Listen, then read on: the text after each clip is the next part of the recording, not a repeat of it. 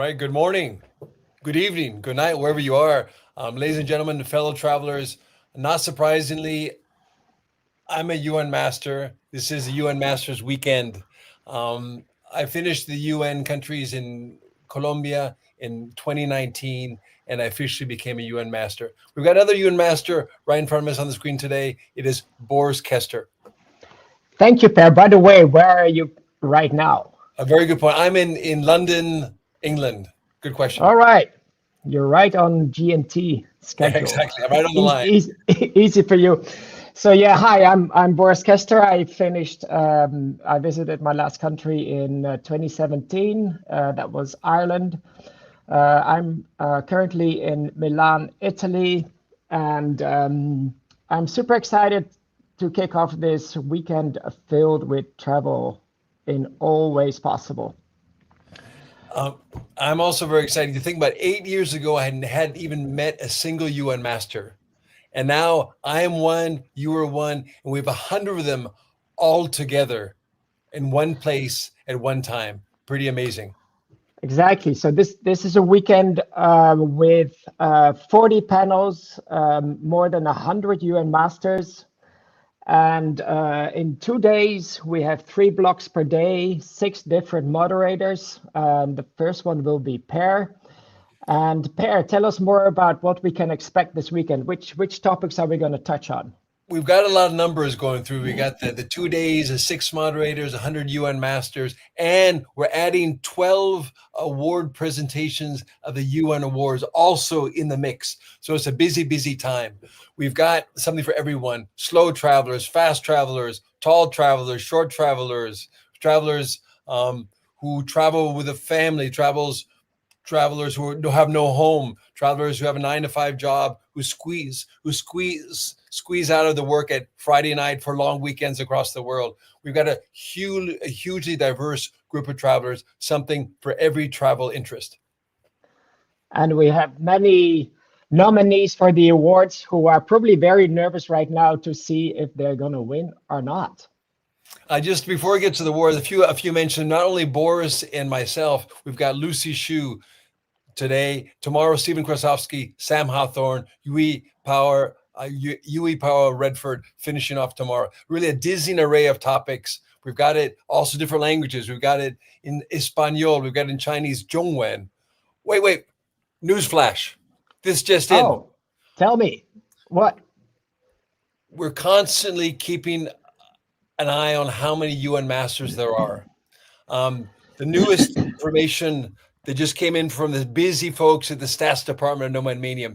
Now there are 501 total claims for UN masters that we know of as of today.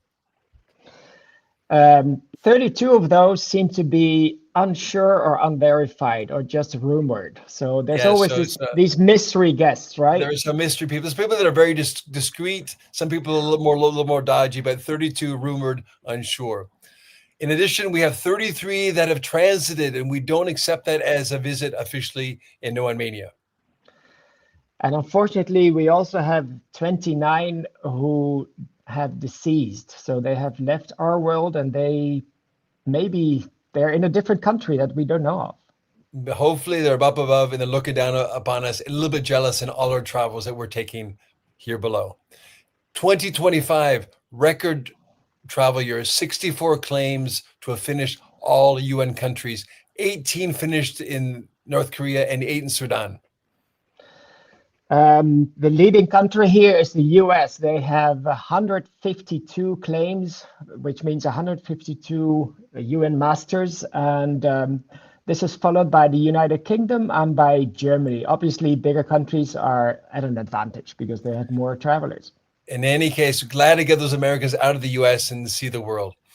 We have, as far as we know, there are those at 192 countries. There are 37 people just waiting to get across the finish line. And each of them are waiting to do North Korea. Perhaps they'll join the North Korea marathon next year. And I'll be happily presenting a few of those who are only one country away of becoming a UN master in a few hours. So tell me more about the awards, Per. You know, the Oscars have an award, right? Why can't we, the travelers, have an award? The Oscars have been around for 96 years. Nomad Mania more modestly for 5 years.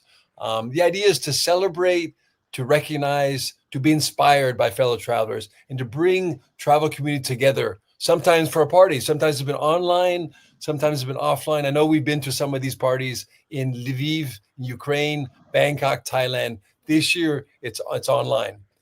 And there's 12 categories of awards. There's 6 which are done through an online vote of the community, and there's 6 which are done within the hallowed hallways and inner sanctum of the Nomad Mania organization. The first 6, which are actually online, are Best Digital Travel Creator. Past winners have been Eva Zubek, quite well known 4 or 5 years ago, even better known now. She has a program called Super Skilled on National Geographic YouTube channel. Omar Knox, super positive guy out of Overland Travel, and very country-specific traveler, Kupanuk Olsen from Greenland. Most intrepid traveler, Jacqueline Kuntz, not a very filled out map, but the places she goes to are truly deep and meaningful. And what can we say about 93-year-old Jo Ryan? The fact that she's alive is a blessing. The fact that she gets out of bed is a super blessing. The fact that she still travels at age 93, absolutely amazing.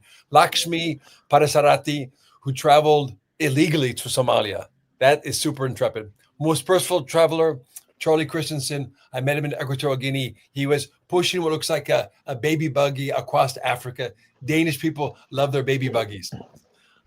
Biggest LPI travelers, low passport index. Us privileged people, Northern Europe or the US, we complain about visa hassles. Our visa hassles pale in comparison to people like Pong from Thailand, Malia Farouz from Bangladesh, and Wasim Alash from Algeria. Biggest traveler. Everyone's heard of Tor Peterson. He won it 1 year. Even tougher sometimes is a couple traveling together. Ruslan Margolin finished the countries, met the love of his life, and now he's taking his love back to the same countries, helping her finish the 193. Last but not least, there are those who travel and those who try to share their travel experiences in written form with their fellow travelers. Lily West. And last but not least on this list, our very own Boris Kester.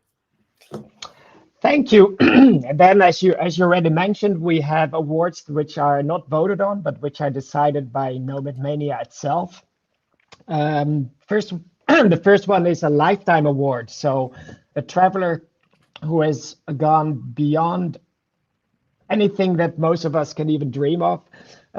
Former winners are André Brugiroux and Rauli Vertanen, which is supposedly the first ever human being to have visited every country already back in the 1980s.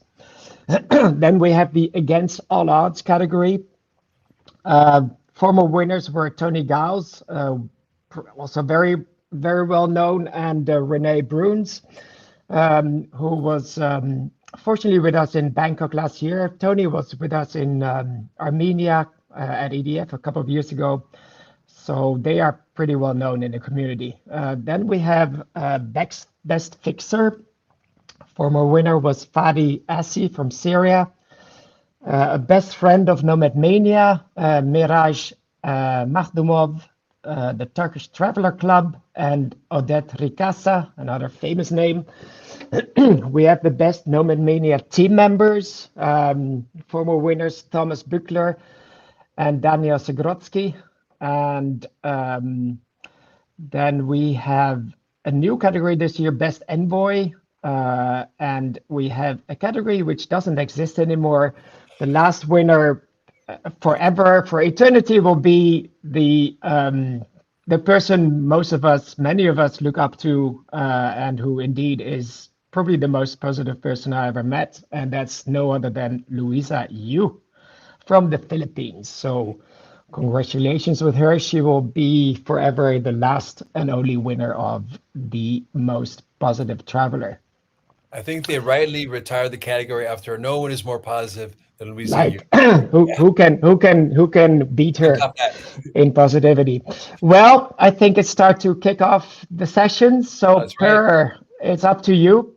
I will meet you in a few hours. Wishing you good luck. I'll see you on the other side. We just got 5 panels to do. Then I'll do a little debrief with you at the end, and I'll let you get to work. Okay. Fantastic. I'll see you in a bit. Tot ziens. Enjoy. Tot ziens. Okay, thank you. Bye-bye. Okay, I just want to mention one thing. I was looking through my panelists, and I've got like 32 people. Unluckily, I don't have Louise in my panel. I have 3 women in my panels only, but we got another 20, 22, 23 more women in the panels as the days go on. So much looking forward to all these interesting people and their interesting stories.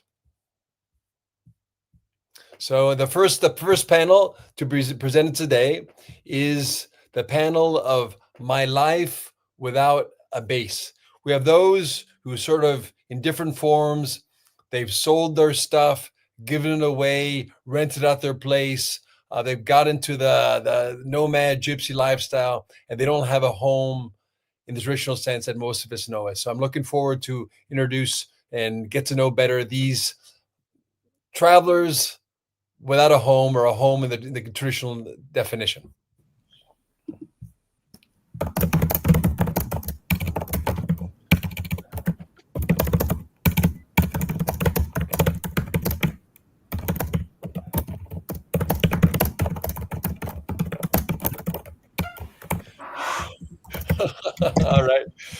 All right. Good morning, good evening, ladies and gentlemen. I think I've met most of you in person except for Christoph and Prasanna. Welcome. Make sure you get all your mute off. You've got your mute still on. We want to hear your voice. Looks like I know you're Norwegian, but you look like you got in the Swedish, the Danish sort of hukka fikka coffee. Yes. Coffee coziness. Yep. Let me just kick off this by asking those to introduce themselves and say the following. First, their name, the country they're from, what year they finished, and in what country, and where are you currently? Where in this big, beautiful world are you now? Let me start with Christoph, who I haven't met in person first. Christoph, you can kick us off. Yes, good morning. I'm Christoph Feuermann from Germany. I also have a Vanuatu passport. I'm currently at my vineyard in Mendoza at the Uco Valley in Argentina. Okay, thank you. And Pekka Hauskatavat, I think I met you once in an event a long time ago. Maybe it was a TCC event somewhere, or someone with your same name. In London. Probably. Oh, in London. Okay. Yeah. I'm in Hong Kong at the moment. I don't live in Hong Kong. I live in Malaysia at the moment. I was born in Finland. I finished the countries in 2006 in Kiribati. Okay. And so and Jörn, you there in the cozy cafe house? It could only be a cozy cafe house in Norway, right? Or not? No, it's not. So my name actually I go by Bjorn. Okay. Online I go by Vagabjorn. Okay. So I'm a vagabond. I'm actually sitting in Porto in Portugal in a hostel where I've checked out. It looks sort of cold there though. It is actually. I came from Azores yesterday, much warmer. So it's adjusting. So I finished in 2019 in March, having Seychelles as my last country. Yep. Let me say, I finished in March 2019 also, on March the 3rd. What date did you finish? 13th, so 10 days after you. 10, almost the same. Okay, thank you. Konstantin, please. Hello, good evening. My name is Konstantin Leorik. I'm from Ukraine. I finished, let's say, all my countries in February 2024, and it was Samoa. And I just arrived from Chiang Mai, northern part of Thailand, to Pattaya. I just entered my room 7 minutes ago. Okay, welcome. Prasanna, you can turn off your mute there. Prasanna, welcome. Yeah, thank you. So I am currently living in Uganda, Kampala, but I'm traveling now. So I'm in the southern state of Kerala in India. That's where I'm based out of. I am very close to you guys, Per and beyond. I finished my 193 in the January of 2019, just 2 months before you guys. And that was in a country called Pakistan, which is, I grew up in India. Yeah. That's my neighbor. And that was the last country and the hardest visa ever for me to get. So I finished in Pakistan. Yeah. Okay, last but not least, Mauricio, thanks for phoning in from Timbuktu. Hi, nice to see all of you. Great, it's great to be here. It's a great honor. Thanks a lot to NomadMania, Harry, Oris, you, all of you. This fantastic travel club. Of course, it's not the only one, but I really love all of them, and NomadMania has a special place in my heart. So thank you so much for inviting me. You can maybe just mention what was your final country, what year? Oh, yes. Okay. Yes, my final country was Suriname in 2004, just before my 29th birthday. So I was 28 at the time. And that got me into the Guinness record in 2004. It was then printed in the 2006 edition. I was at the time the youngest person to have visited every sovereign country. So yeah, that was in Suriname in 2004, February 2004. So Mauricio's from an old generation. Okay. So the theme of this panel today is about life without a base. And that means different things to different people. So what is it? I'm going to ask each of you, what does it actually mean, life without a base? Does it mean that you've sold your place, you've given everything away, you become a monk, you live on a sailboat, you live in your mom's basement temporarily? What does it all mean to you? Christoph, you can start off.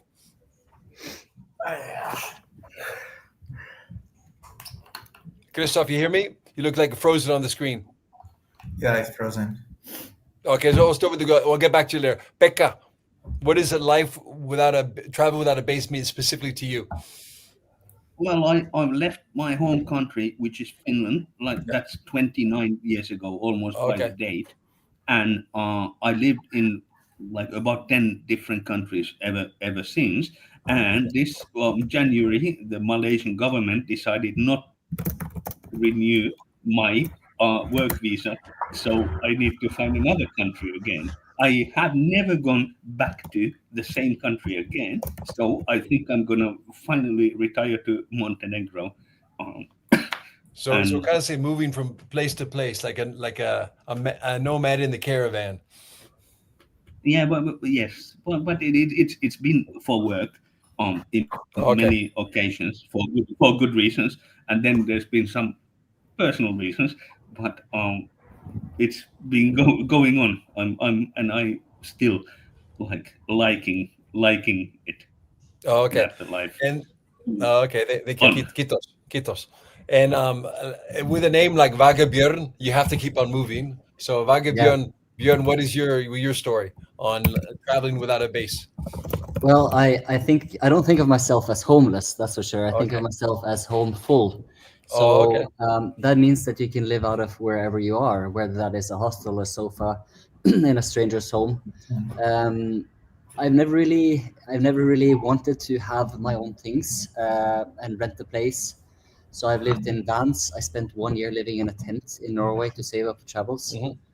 And then shorter times at my parents to save up for travels. And that's been my privilege and my secret to being able to afford all these travels for many years, moving around. Because if you have doubled expenses of your apartment in your home country and then on the road, obviously that's double the cost. Especially if you're paying Norwegian rent prices. Yes, exactly. Okay, Christoph, you're back with us. What do you say? Well, how do you define your traveling without a home base? What does that mean to you?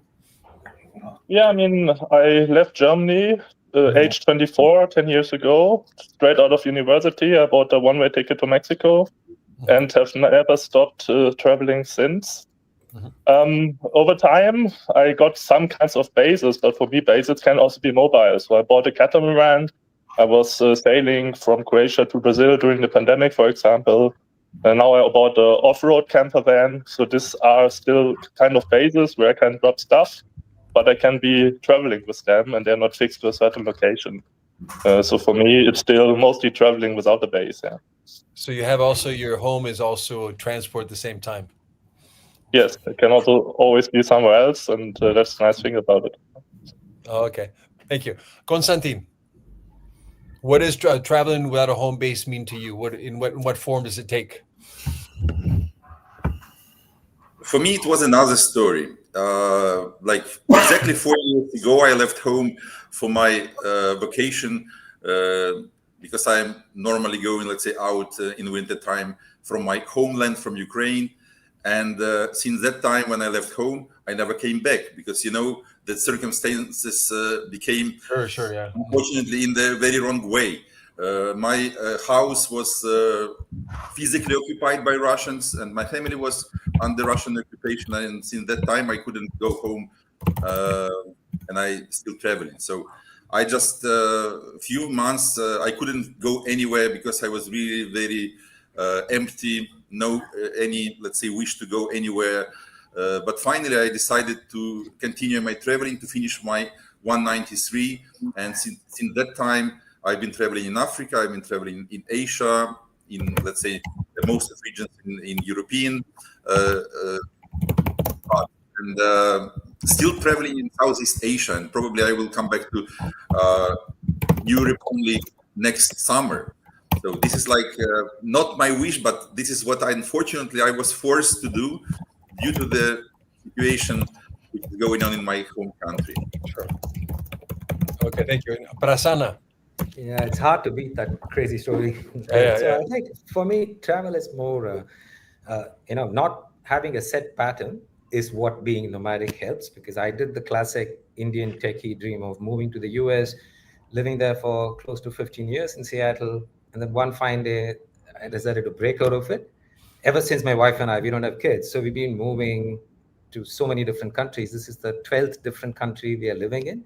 So yeah, it gives a new opportunity. Now we are living in Africa, so we can explore parts of Africa, which we never did.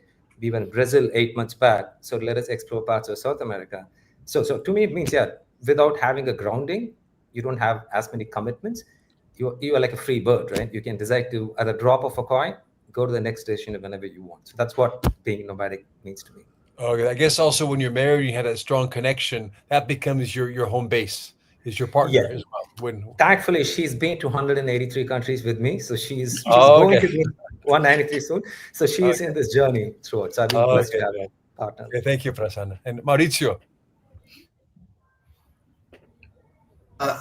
From age 14, not only I moved to the UK to study, not in a boarding school, but actually on my own, but also I started traveling very intensively. I did 3 interrails between age 15 and 16 within Europe, and I started traveling alone to Chile, to Russia. And then when I was 17 to 18, I had a gap year, and I spent prolonged periods of time in literally, I think, every continent, or almost every continent. And I loved it. And I thought, wow, I just want to be on the road the rest of my life. I kind of liked it at that time. Then I discovered that this comes with challenges. Then I started working for an international organization, which means I'm posted in different places for periods that can go from 6 months to 3 or 4 years. And I'm in a funny situation because I do have properties, but of course I'm not rich to just keep them empty in case I pass by. I have to rent them out. So I don't actually have a real base at the moment. I'm now speaking from my mother's home in Milan, where I am a guest. I'm currently assigned to New York, where I have an apartment. It's actually a studio. It's really tiny. That may be where I live now, but it's not really a home, a place I feel home. And before New York, I was in Angola, and that also was a nice apartment, but didn't feel home. So to me, being without a home means that I might have homes that belong to me, and homes where I'm renting while I'm working there, but at the same time, unfortunately, I don't have a base. And that's not only about logistics and where you put your stuff, your books, your souvenirs, but also emotions. So I have friends scattered all around the world, including many of you from the travel circles, and including from my circle, from my work circles, from my organization. But at the same time, I don't have close friends here or here or here. I might be, but anyways, not much. Well, anyway, that's I think to build on what Vagabjörn said, I think a lot of us are actually sort of homeful, not homeless. And I think maybe it's safe to say that few of us actually feel 100% home anywhere, but feel like 90% or 95% at home in a lot of places. True. And we go easy in the comfort zone in certain places, but there's no real place where you feel 100% at home anymore. Unfortunately, for better or for worse, that's just our fate. Yeah. Okay. Now, if we sort of rewind, like all of us are are where we are today, November the 22nd, 2025. If you imagine many years ago, we probably couldn't imagine that we have led the life we have. And there's got to be some unexpected advantages and unexpected disadvantages of the lifestyles of being without a fixed home. And when I say unexpected, is that there's certain, everybody knows the pros and cons, advantages and disadvantages of having the life that you have led. What are the unexpected things you could possibly share about this unexpected advantages or disadvantages? I'll start with Christoph. Anything that people normally wouldn't think of? Yeah, I think a very advantage was that you're very flexible in terms of like international crisis. For example, when the pandemic struck in March 2020, I was in Socotra, Yemen. And we were evacuated with the last flight to Cairo, and the next day Cairo was closing down the airports. So I was awake all night and just thought what I'm doing. I'm flexible, I can go everywhere. Oh, so the next day, I went okay, where is it? Dubai, Brazil, Panama. I didn't stay in Panama, I went to Mexico. I had a fabulous six weeks in Mexico. Once Mexico started, I went to Sweden. Had 6 fabulous weeks in Sweden. Then as Sweden was too cold, I went to Croatia. Yeah. So basically I traveled throughout all the pandemic. I couldn't really visit new countries for like almost a year. Yeah. But I was traveling and enjoying a lockdown-less life. Yeah. Oh, so basically like all options were open. All options were on the table. Once you decided, okay, where's the best place to be? I'm not tied down. Becca, what do you think? Unexpected advantage or unexpected disadvantage? I haven't experienced anything like unexpected. It's been going with the career or with the heart. Now let's see what happens with Montenegro. Okay. So what about Vagabond? Is there something that you wouldn't normally have thought about as an advantage or disadvantage, and most people wouldn't think about? I can't think of anything on top of my mind now, but one of the obvious ones is the flexibility, as Chris was saying. Sure. But a very hard one that you sacrifice one of the costs of this lifestyle is the fact that it's difficult to maintain relationships with people as well. Yeah, I think also what happens is that other people that have that same situation, you connect with them because they understand the same thing of missing those relationships. We all identify with that same disadvantage. Konstantin. I also agree this, let's say, gives a lot of flexibility because now, let's say, without, let's say, having a base, your base is actually next country or next destination. This is like, at this moment, I travel to most countries and I stay the maximum time I can stay in the country. So it is also kind of slow travel, which is also good. Like I'm staying 60 days in Thailand, 30 days in Cambodia, another 30 days in let's say Indonesia, and so on and so on. So I'm not in rush. So I'm slowly going to countries I visited before. So it's like my third or fourth or fifth time in the countries which I love. And from that point of view, I think when you are flexible and you are free, and it gives you really opportunity to enjoy life in different way. Oh, okay. So Prasanna, anything sort of over time you realize is an advantage or over time is a disadvantage? Actually, very interesting things. One is like what Christoph said, like my wife and I moved to Singapore to take a new kind of a gig, and COVID just started when we entered, and we checked into a hotel, and Singapore was one of the super strict countries about the whole thing. So we ended up spending a whole year, almost like 11 months and some 20 days, stuck in a double room in a hotel.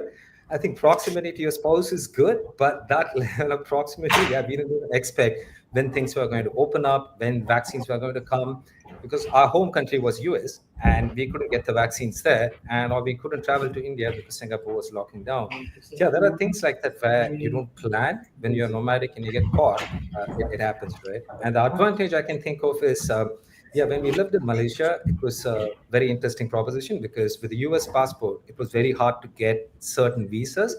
And Malaysia being an Islamic state, we were shocked that every Islamic country had a consulate there.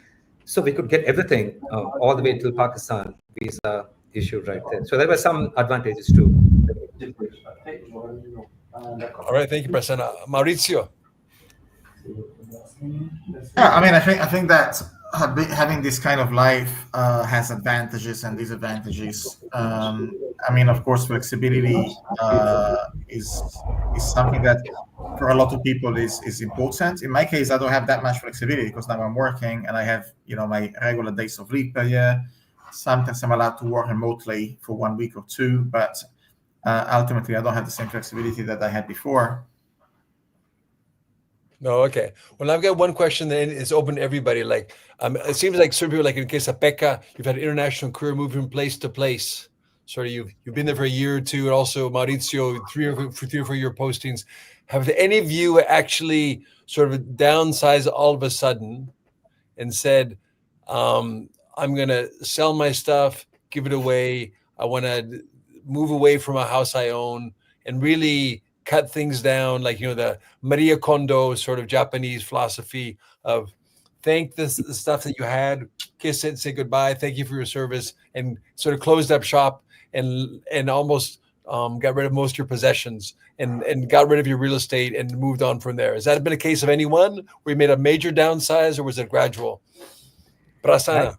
Yeah, I can say, yeah. So we used to live in a huge single family home in the US. And ever since the last 10 years, we consciously decided to not sell it away, kiss them goodbye, put them into a storage.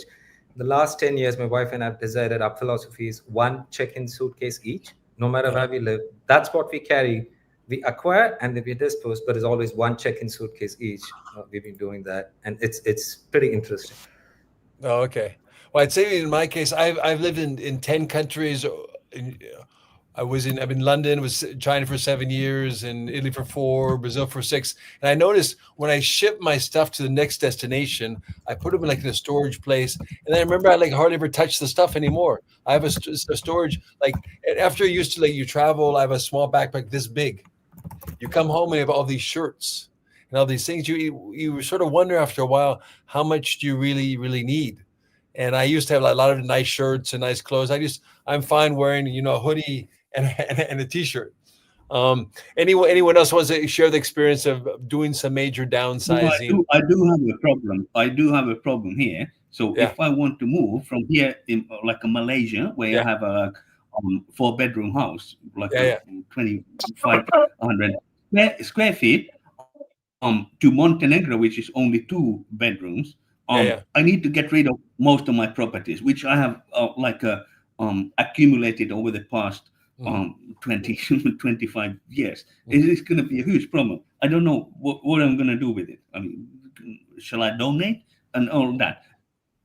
And there's an 11-year-old daughter also joining me. So what she wants to do, what I want to give away, that's a huge challenge, and it's a great question you're asking there. I've got sort of a tougher question now. I think it's something on the horizon for all of us to a smaller or larger degree. We all have friends that stay in their hometown and they have their friends and family close by. And as they get older, I mean, if you fast forward 30, 40, 50 years, we're all be old people. You have a community around you as an older person. And the more you postpone choosing one place to put down roots, the more difficult you are really integrating a community when you're an older citizen. In many cases, we're all young at heart, at the very least. Sometimes the body is weak, but the spirit is strong. What are your thoughts about, let's say 20, 30, 40 years ago? Would you go back to your home country or where you grew up? Was there a second country you would choose? I'm just going one by one. Is there one place you'd move back to in 20, 30, 40 years when you finally have enough of moving around? Christoph. Yeah, I don't really. That's a big problem with the relationship stuff. It always depends how you work on it, of course. Yeah. So for me, after I left university, my relationships not only quantified, they also went qualitatively much better. And I got so much friends now also moving around the world. They're also semi-nomadic at least. Many have 3 bases they commute to from each other. So it's easy to catch the other people a couple of days or weeks a year on multiple occasions. And you have great relationships forming over the years. And most of those people won't come back to their home countries as well. So, for example, I made a couple of events each year where everyone from my friends and deeper network can congregate. So that's a great way to stay in touch over the years and don't lose connections to certain people who you might not be able to meet while you're traveling. Yeah. Oh, okay. Well, I guess one option is you connect with other people with the same lifestyle, and you have so much in common. Although one day, if one wants to settle down in one place, that's another option. People, it's like they think maybe eventually one day I'll go back home. Hopefully, Konstantin will come back soon for you the day you go back home. But let's say I hope so. I hope so. This is like when you ask about downsizing of your life. My size was downsized to only one rucksack with me, so I lost like everything, like my cars, my garden, my beautiful house near Kiev, and so on and so on. My beautiful paintings from all over the world, my masks from Africa. So, and I'm still traveling with the same backpack all over the world for 4 years, and I can tell you that you can survive with this one. So you can live without, let's say, your big house. You can survive without your collection of antique and books and everything like that. So this is what I experienced, and this is like, unfortunately, I don't wish it to anyone to experience that what I have, because it's another story. But of course, my wish is to come back home.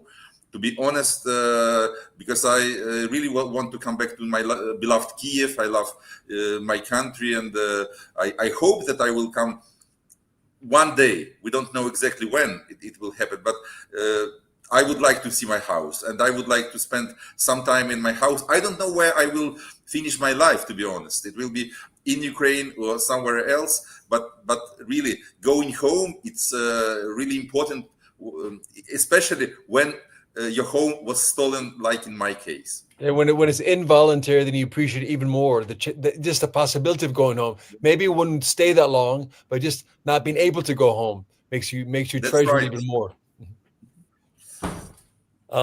Becca, what do you think? Do you think you eventually one day will settle back into the local neighborhood in Finland and reconnect with your roots after so many 30 years being outside of Finland, or your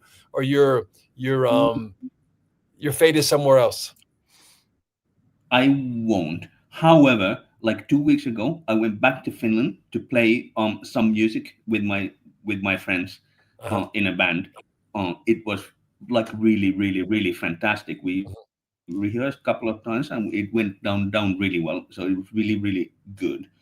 However, I'm not gonna live in Finland ever again. That's like ruled out.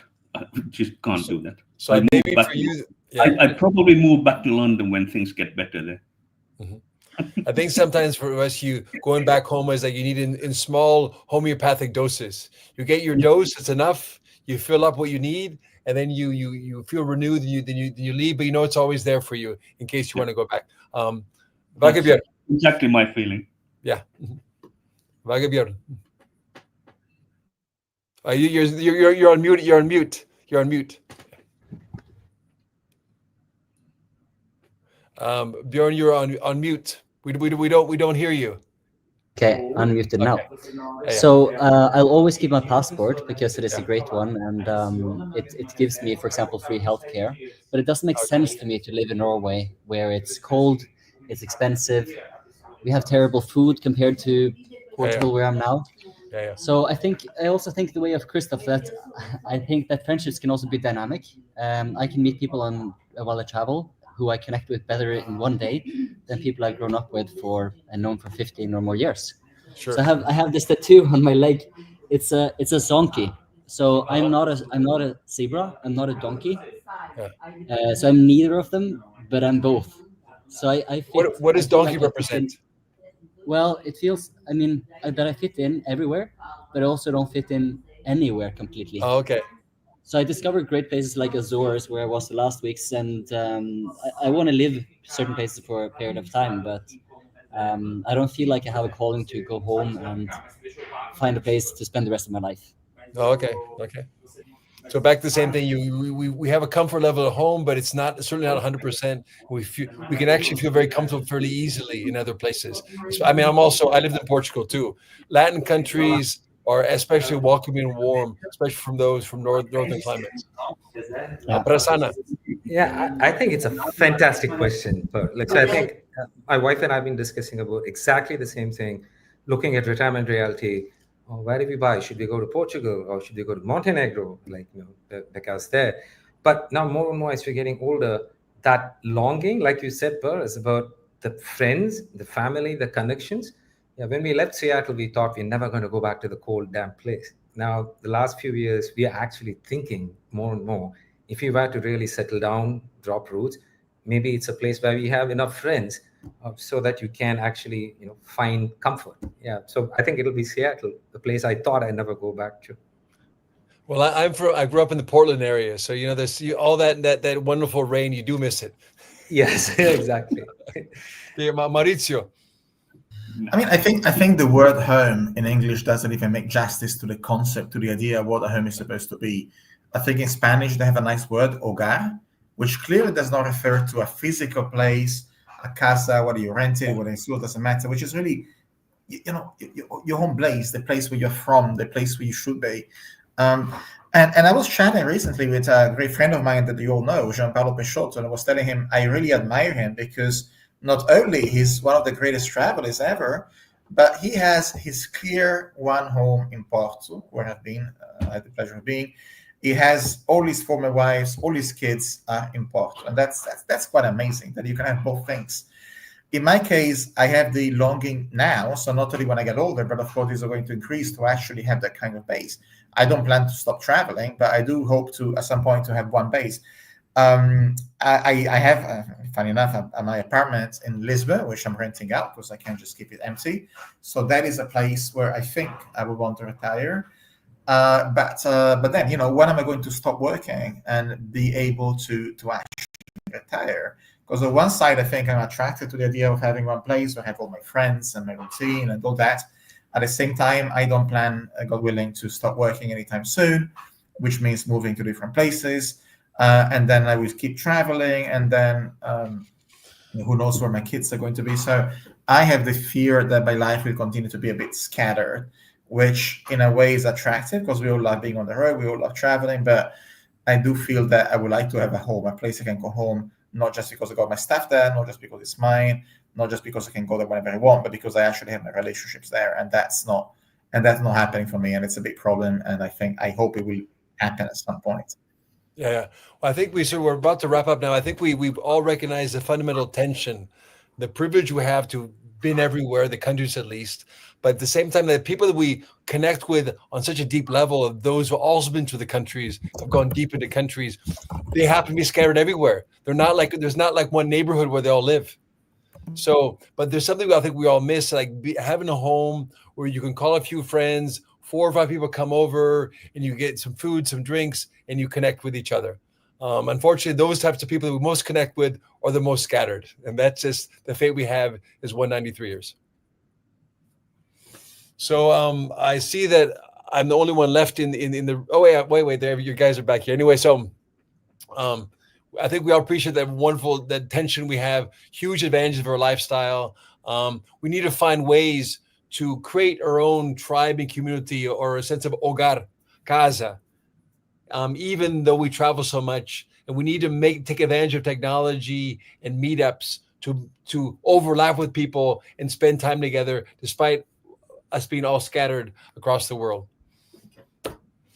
So I think that's I think we've reached our time. I think we're very, very, very punctual. 11:45. We've got like a lot of panels today. I'm doing 4 more panels myself. But I really, these are the type of conversations that you over dinner, a few drinks that go long in the night. Unfortunately, we had this very short time. We have a pretty full panel of people. But I appreciate you guys sharing, and I hope to see. I met most of you in person, and I hope to meet the rest. And Christoph, Prasanna, at some time in the future, inshallah, we meet all sometime. Good food, a few drinks in our hands. Thank you for coming. Nice meeting you all. And happy travels, Christoph. Until we meet. And Prasanna. Firme. Okay, Christoph.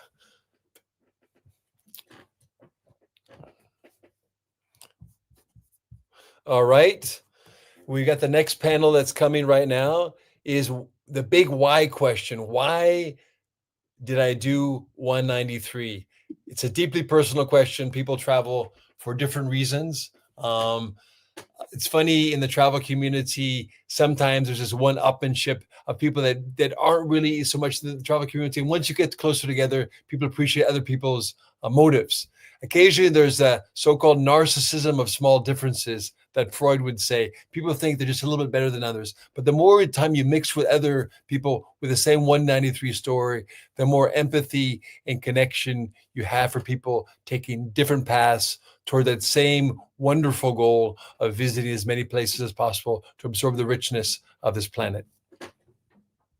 So we're starting pretty soon on this. On the second one, we got another full slate of people, 6 in total, that are slated to join us, and look forward to have them join the panel very shortly. Here we go. Lorenzo, Dancel, I met all of you in person except Tudor, Clay, and Fabio. Ciao, Fabio. Ciao. I think we were maybe we're in Jim. I met in Sudan back 8 years ago. Lorenzo, I've met in person. Nicolas, we haven't met in person yet. Dancel, I just met in ETF in Bangkok. Yeah. I think let me just check if anyone else that should be coming. I think we're full up here. Okay. Well, before anything else, thank you all for coming. You're all in different geographies. Some of you are probably between flights. Fabio looks like he's on the move. Thanks I am. Thanks for joining us. Tanzas look like she's ready for a romantic evening. No, I'm at home, but it's a reflection of the light. It looks dark here, but it's daytime in Amsterdam. I'm sure a few have met each other, but I'm just going to ask you all to introduce yourself one by one with the following elements. First, your name, your country. What was your final country in what year? And where are you right now at this exact moment? We'll start with you, Lorenzo. Ciao, buongiorno. Lorenzo Riccardi, from Italy. I finished in 2020 in Trinidad and Tobago, and I'm now in Beijing, the capital of China. All right. And another Latino, Nicolas Maza. Please introduce yourself. Hola, my name is Nicolas Maza. I am from Venezuela. Right now, I am in Las Vegas in the F1. It's 3:49 in the morning. So I'm going back to Venezuela after this. All right. And you finished. Oh, my final country was North Korea, March of 2025. Okay, so you're in Las Vegas earning more money for the next trips, the next 193. No, I'm spending more money. Okay. All right. in the okay, you're spending. Okay, Fabio. You got to turn. You're on mute. Ok, sorry. Non si capisce un cazzo. Okay. Adesso vediamo. Fabio Cal from Milan, Italy. Currently Nassau, Bahamas, on the way to the airport to go to Jamaica. And my last country was Yemen in 2017. Okay. Thank you. We got Guy at 3 o'clock in the morning in Las Vegas, you to the airport. You guys are dedicated. Appreciate it. And Tansel, they're in the dark, dancing in the dark. Yeah, well, it's daytime. I'm Turkish, first of all. And I have completed my 193 just recently. I'm the new kid on the block, July 2025, and Seychelles. And I intentionally kept a nice one so friends could join and we could all celebrate it together. So I'm a fresh UN master, and I'm currently based in Amsterdam, and I'm at home, and it's daytime, but it's a little bit dark and rainy here. That's why it looks dark, but it's daytime. In Turkey, there's much more sun, I'm sure. Yes, there is, especially during this time of the year. I want to be back home. Okay, and Tudor, you got the mute on. Okay, here we go. Yep. Hi, I'm Tudor. I'm from New Zealand, and my last country was Angola, and it was actually on the 22nd of November in 2017. By total coincidence, was the anniversary of when Angola joined the UN. Oh, very, very, very apropos. Thanks, Tudor. And Jim. Yeah, I'm Jim Loudon. I'm American. My final country was Syria. back in the middle of 2024, basically just before the Assad regime fell. So sort of interesting to be there right before that happened. I'm currently in kind of rural Maharashtra, India. Okay. Let me a little quick point about Jim. Jim was in his last country, Syria, for a long time, and there was a Nomad Mania trip that was going to Syria. And I said, he's a loner traveler type like many of us. I said, like, why don't you join a trip to finish the last country with people that actually appreciate what it is to finish the last country? So he finished up a Nomad Mania trip to Syria. Yeah, it was a good choice in retrospect. Yeah, I mean, I did most of it either by myself or with my friends, not on any group tours. So it's sort of weird to finish up on a big group tour, but it was awesome because I was among people who actually appreciated what it meant. So for that, I appreciate the opportunity to be on the Nomad Mania tour. So. Okay, so that's enough of the intros right now. I'm just going to ask the topic of this panel is like, why did we do 193? But the first sort of easy question, little softball question for everybody is, when did you first realize there was a 193? In my case, in 2013, I didn't even know how many countries there were. And I met some guys that talked about 193, and that was in 2013. I finished the countries, let's say 6 or 7 years later. So we'll do one by one. When did you first hear about the 193 list? And then how many years after that did you actually finish the list? Okay, let's go over the top. And Lorenzo. Yes, I think I was in Kazakhstan with some friends, and we were, of course, talking about traveling, exploring the world. And a friend of mine started to say, you probably can visit every country in Asia since your passion, your interest, even my profession, because I do assist companies investing in China, in the Far East. But then I started to think that Asia includes Afghanistan, Syria, Yemen, a number of very complex countries to visit, to travel. And then I started to, let's say, go more deep, learn more. And then I got the information about the 193 countries. I started to see other travelers. I tried to contact other people to share tips, ideas. And then I think the key moment was when I reached 100 countries. That is, I think, the threshold to be able to complete 193. Okay, thank you. Nicolas.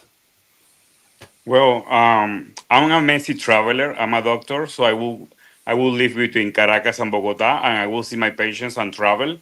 And suddenly, one day, a Cuban friend told me why I was repeating countries. I went to Italy 23 times, US 60 times, many countries. And I said, when you're gonna finish? And I said, I'm not planning to finish. But then everybody started to tell me, you have to finish. So I start to check all these lists and the 195. I finished in North Korea with a shirt that says 195, and I have one that says 193, and I have, but at the end, it was interesting because I didn't know about all these countries, you know. My idea was only to visit Thailand. That was only my purpose in life because my father died when I was 5 months old. I have an open heart surgery at 6 months.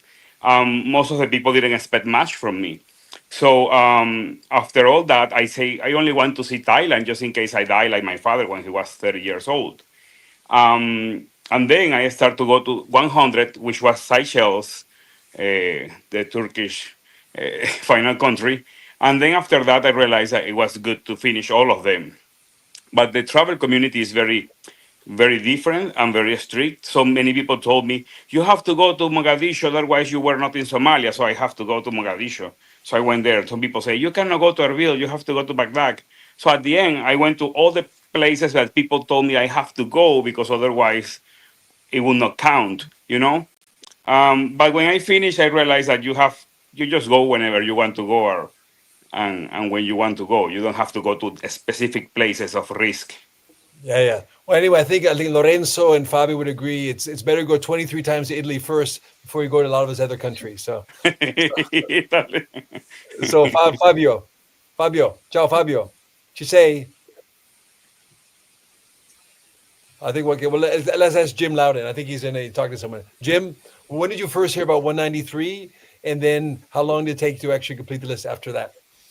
So I was just thinking about this. I didn't really hear about the 193 when, so I grew up abroad in a few different countries. But when I was 19, I studied abroad in Eastern Europe, Budapest, and every weekend you could just hop on the train and really cheaply visit another country. But that was 2003, so there wasn't Nomad Mania, there wasn't MTP, there wasn't anything like that. So I didn't really hear about it, but I believe that I got the idea to do it just when I was living in Eastern Europe for 6 months at the age of 19. So. All right. Tudor, what about yourself? When did you first hear about this 193, the magic 193 number? Then how long did you develop your idea of travel after that? Sure. Well, I was relatively lucky to go to North Korea. I think it was 2012, and met one of the tour guides there, an American guide, been to about 100 countries, which at the time I'd never even thought about you being able to visit that many places. So I went back to New Zealand and had a look, and I actually found Boris Kester's blog, which was pretty much the only blog online at the time about this sort of travel. And I think he was up to maybe 140 or 150 countries at that time. And that was the first time I thought, this is actually achievable. So I was in a position where I said, hey, it's probably going to take 6 or 7 years to do it. And I literally sat down and went, hey, it's achievable. And basically just set out from there. And it took about 6 years of part-time travel from New Zealand to finish. Okay.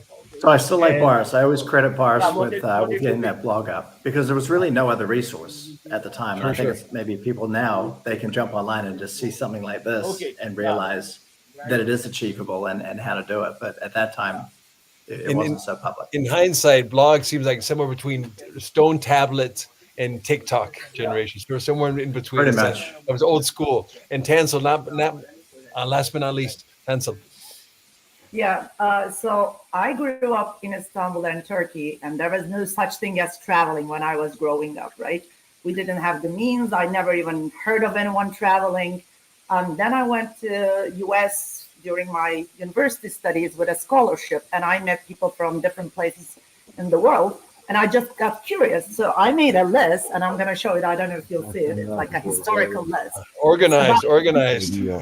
23 years old. I printed this. I made a list of all 193 countries that I never thought I would just travel them all. It wasn't the purpose. I just wanted to see what is there. And then I started like going to a few places around there and just highlighting them. Just wanted to see more of the world. And then I remember when I was traveling between school and back home Turkey, I was taking the last page of the travel magazines at the airport. That was the only thing that could show you where the flights were going. And I was studying them, reading what other countries are there and what can I do. And I never reprinted this paper, so it's still 20 years old. And I started going one by one. Then just recently, actually, 2017, 18, around that time, and I moved to Amsterdam for work. I was meeting more international people, and a friend of mine invited me to North Korea, and he said, well, you travel quite a bit for work, and also you love traveling, you want to come to North Korea? I said, fine. So I started meeting all this world of travelers. I didn't even know there was such groups or blogs or nothing. I was just doing my own thing. And then it gave me access and the possibility. And I think then unconsciously, I was like, yeah, maybe I can do it. Look at that. There are people who are quite advanced in their numbers. I was about close to 100 countries back then. And then the last 8 years or so, I think I said, yeah, I can do it. And I became the first Turkish woman to do so. There was no one else before me. So I'm very proud about that. And I'm even surprised myself, like, how did I do this? Okay, what a wonderful analog paper souvenir you have. Yeah. I hope you take a picture of it. Take a picture of it. If you ever lose it, you at least have a picture of that. No, I did. I made a video document. of it live when I came back from Seychelles, my last country, in July.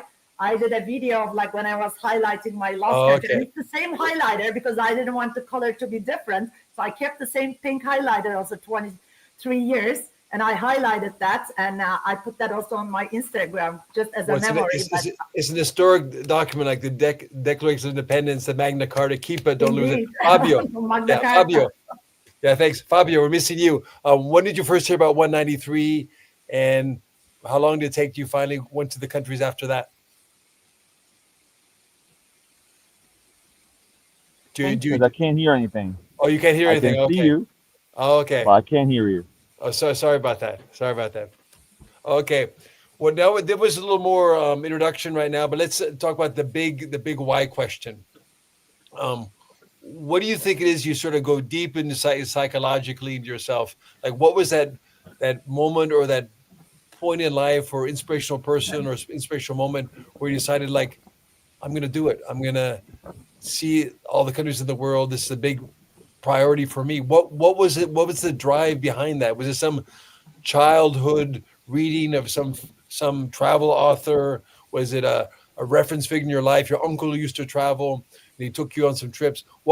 Can you attribute one or two things that actually explains this deep obsession to go to every country in the world? What was this biggest driver of the why? Lorenzo.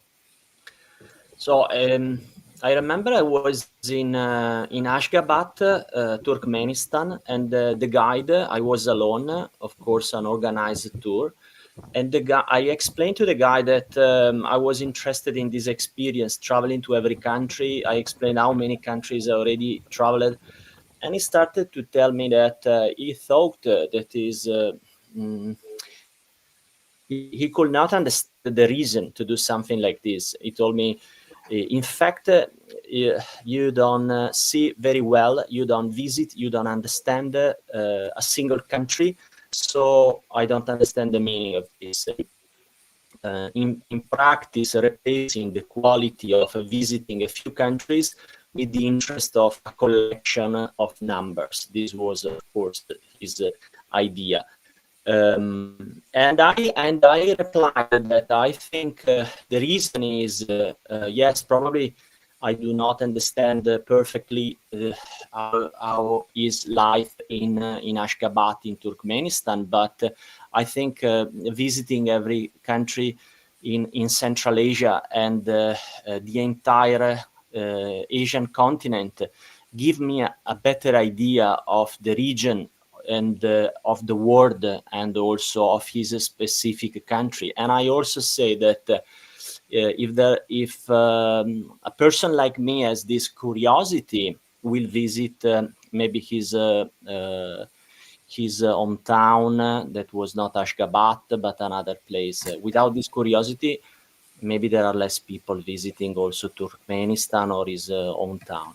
But this is just to say that the idea was the interest in understanding better the world. I don't think we have a clear understanding of a single country, but I believe we understand the regions, continents, and the world better. So it's a modern way to do a world tour. While the reason that I promoted to link to my profession, I named 200 economies, and I promoted the idea of a better understanding of emerging economies, new countries where to invest. Again, because of course there is not only, let's say, the key market, but there are minor economies, emerging markets, frontier markets that are interesting. But this is mainly to communicate in a effective way my passion is traveling with my profession that is advising on investing in China and in the Far East. Okay, I think it's actually a very good point, Lorenzo, that like when you visit Turkmenistan and then you also visit the other countries of the region, each one sheds light on the previous experience. So when you do a region, maybe it's a short visit, but then you go to Uzbekistan, you go to Tajikistan, and the things that are similar and the things that are different. You're constantly learning about the country you just went to by visiting its neighbors. Okay, Nicolas, what do you say? The big why. Well, in my case, it's because once I found, after my father died, many years after that, I found 3 magazines. One has Venice, one has Egypt, and the other one has Sevilla. I found like a book, an agenda, when he wanted to go to Europe, but he canceled that because of my open heart surgery. He could not make it to know that I survived the surgery. So when I saw that, I say, oh, my father died and he had plans, and he could not make it. So I say, I will see all the countries in the world. But then when I went to medical school, in Venezuela it's free, I didn't have a bed. I didn't have money to go even to take a bus to see my mom. So I have to sleep on the floor. I didn't have a washing machine. I didn't have a freezer. But I was the best student in the country. I didn't know what to do. And I say, I will see all the countries and I will see in 5-star hotels. And I don't know how, when I finish, I never charge a patient more than $4 in my life or $5. I decided to go only work for the poor people, the people that need some help. And that's why I stay in South America. I'm the 5th Hispanic American to finish all the countries, but maybe the only one that live 95% of his life there. So I feel like, in my case, I'm a minority, but I'm also like an image, or I try to the people to get encouraged and travel, and even that my country has many problems. I always tell the Venezuelan, I went to 78 TV shows in Miami, Colombia, Venezuela. I tell people, it doesn't matter what life brings you. It doesn't matter if you have problems. It doesn't matter if your country has problems. You can make it. I mean, but you have to give something to the world. In my case, my conviction was to travel, but always see the patients. Yeah, very good. And also, it's like homenaje to papi. It's an homage. Yeah, I say it was like my father's dream. Yeah. So the Miami TV shows, they asked me, what your father think about you? And I think that he will be happy and proud. But sure. I'm sure he is. He's watching from up above. Okay, Fabio, I think we can't communicate with Fabio. We'll go to the Tansel next. Sure. For me, it was never making the list consciously, right? It was seeing more of that list. So each time I was going to a new country, I was feeling, oh, I'm a new person now. I learned, I grew, and it became like opening a gift box. And each time I had these butterflies in my stomach, what is waiting for me? And I am missing that feeling. And then I found myself going just to the next place. And only when it was like really close to finishing it, it became about, okay, let's just finish it. And now that I finished all of it, I understand how it all started, because it was never about completing a certain check mark. It's just being there, living a different type of life, even for a period of time, that makes you a completely different person. And my understanding of the world has changed with that. So I appreciated the journey. Well, it seems like the driver is curiosity, and every country was a new box. We're allowed to explore more curiosity. So a box of surprises. And I felt like I have lived 1,000 different lives by just being in different cities, different reality, even for that limited period of time. And I feel that I miss that feeling when I come back home. And when I'm away, I miss being home. So it's always that dual reality. But I'll keep it because I still miss having that feeling of new place. Yeah, sure. I think we'd all relate to that. Tudor. Yeah, I think I'll just copy Tansel's answer. Actually, that was pretty much what I was going to say. Was, I kind of felt like it was a high school project. So everywhere that I went, I was primarily looking for museums, national museums, and then later on looking for craftspeople or antiques by people who are maybe the last maker in the world of a particular thing. So it was sort of, it was kind of like project based and fun. And then you turn up and it's almost like you're doing the activities in each place, like a game show. It was just fun. Everywhere I turned up, and it was that enjoyment. But definitely it came from being childhood, having all the National Geographic maps. I'm sure some of the other people did. Sure. But no, it was just one of those things. So it wasn't like I have to be on Instagram and I need to get all of this done. It wasn't that. It was more just it was just so much fun, that exhilaration of going somewhere new and saying, wow, how am I going to find this? Or read something in the museum, read all the articles. So I was kind of a little bit academic. Yeah. And then when I'm going back and revisiting places, it's more just completely chilled out and see what happens. I've got to confess, I'm also a National Museum nerd. Go to the country, go to the National Museum, dive into it. If you can spend 2 or 3 hours just diving into what's unique. Of course, at the beginning, it's always the Paleolithic period, which are the same to all the countries. The first part, talking about rocks, I'm less interested. I'm interested like in more modern. Not so much. I'm a total more like the national, how they became a country museums. I'd describe as more interesting. The caveman period seems pretty common in most of the countries, it seems. Okay, Jim, what was your inspiration? What was sort of what drove the big why for you? I think there was a few different things. One is I grew up in an expat family, so I spent most of my childhood not in the U.S. So to some degree, I've only really ever felt normal if I'm a foreigner in another country. So every time I would come back to the U.S., I would immediately start thinking about going back out again. And as I said earlier, when I first sort of realized I wanted to get to all of them, I was 19, and so there's a bit of a coming of age sort of thing too, where you realize that you have the power to actually go to these exotic, amazing places and learn and see. There's the feeling of being an explorer.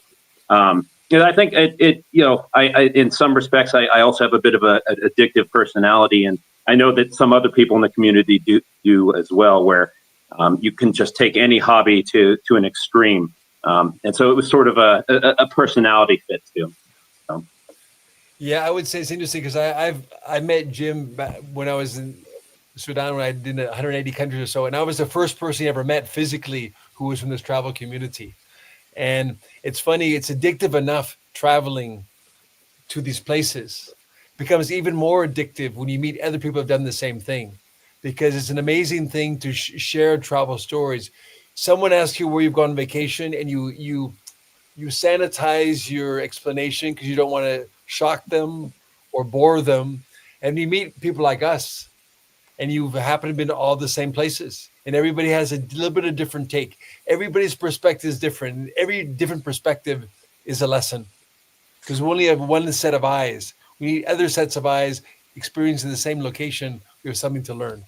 So really, it's a real treasure to be connected with other people like us who've seen similar things, but with different eyes. We're sort of wrapping up here. I've got we're on schedule. I want to appreciate you all for being really good and respecting everybody else's time. One last question for anyone out there. We all start this journey, and we expect certain things to happen, and we expect certain benefits of 193. What is one really unexpected thing about having the excuse to go into all these countries that you didn't expect when you first started the quest? Anyone? I can jump in. I always worked for private sector. I had responsible corporate jobs with 20 days, 25 days of vacation. And I have done all of this with those limited vacation days. Yeah. And the change in me was that I don't want to do this anymore. I have seen the world with a lot of different difficulties about women's rights, climate, and poverty. And now I'm moving into nonprofits. And that is the change that I didn't expect that would happen. It was only about seeing and observing. And now I have this strong feeling and urge and a calling to do something about it. So that's wow. So they changed the trajectory of your professional life. And Jim, what were you going to say? Yeah. Well, I mean, I met you. You were my first extreme travel acquaintance at country 188, I think. So kind of at the finish line. So I didn't expect to actually meet anyone else in the community. So for me, actually, an unexpected benefit of this is being able to participate in panels like this, knowing other people. It's just really kind of fun. So, yeah, I think it's a real blessing. I mean, travel itself is a blessing, but especially since we travel a lot by ourselves, but sharing the travel stories with people who can actually appreciate those travel stories, that is a super treasure. That's why it's a real blessing to be connected with all of you. And thank you for your contribution today. And those who haven't met Fabio, I hope to meet you and actually hear you next time. Tudor y Papi, Nicolas, nos vemos a algún lugar del mundo, porque el mundo es como un penuelo. So hopefully those who haven't met Tudor, I'm going to meet you wherever you are. It's a small community. We have so much in common, and we have so many stories to share, lessons to learn from each other. Thank you very much. Cool. Thanks for hosting us. Thank you for having us. My pleasure. Bye. Until next time, guys. Somewhere, somehow. Good to see you, Jim. Cancel. Thank you.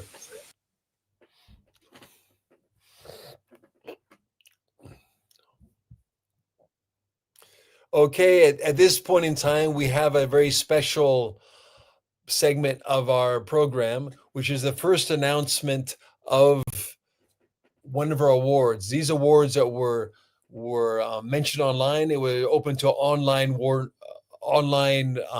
voting process.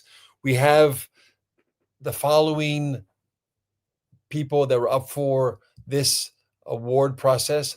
Qasem Hatto, Jordanian Palestinian, known as Ibn Hattuta.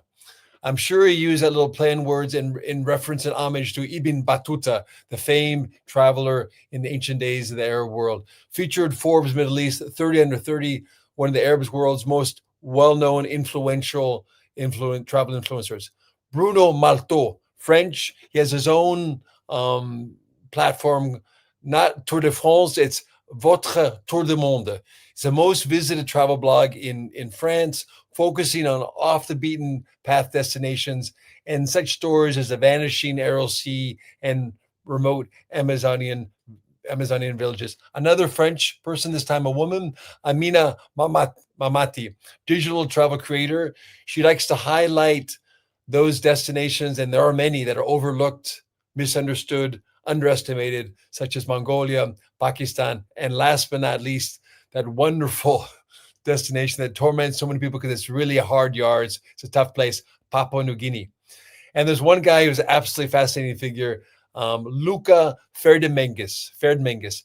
He's called the German travel guy. 195 countries, he says, 193 plus 2 more, finished at age 23. This guy is not only a talented producer of content, this guy is a world-class juggler. I researched this guy. I said, and I asked, ChatGPT, I found out, what does it mean to be a juggler?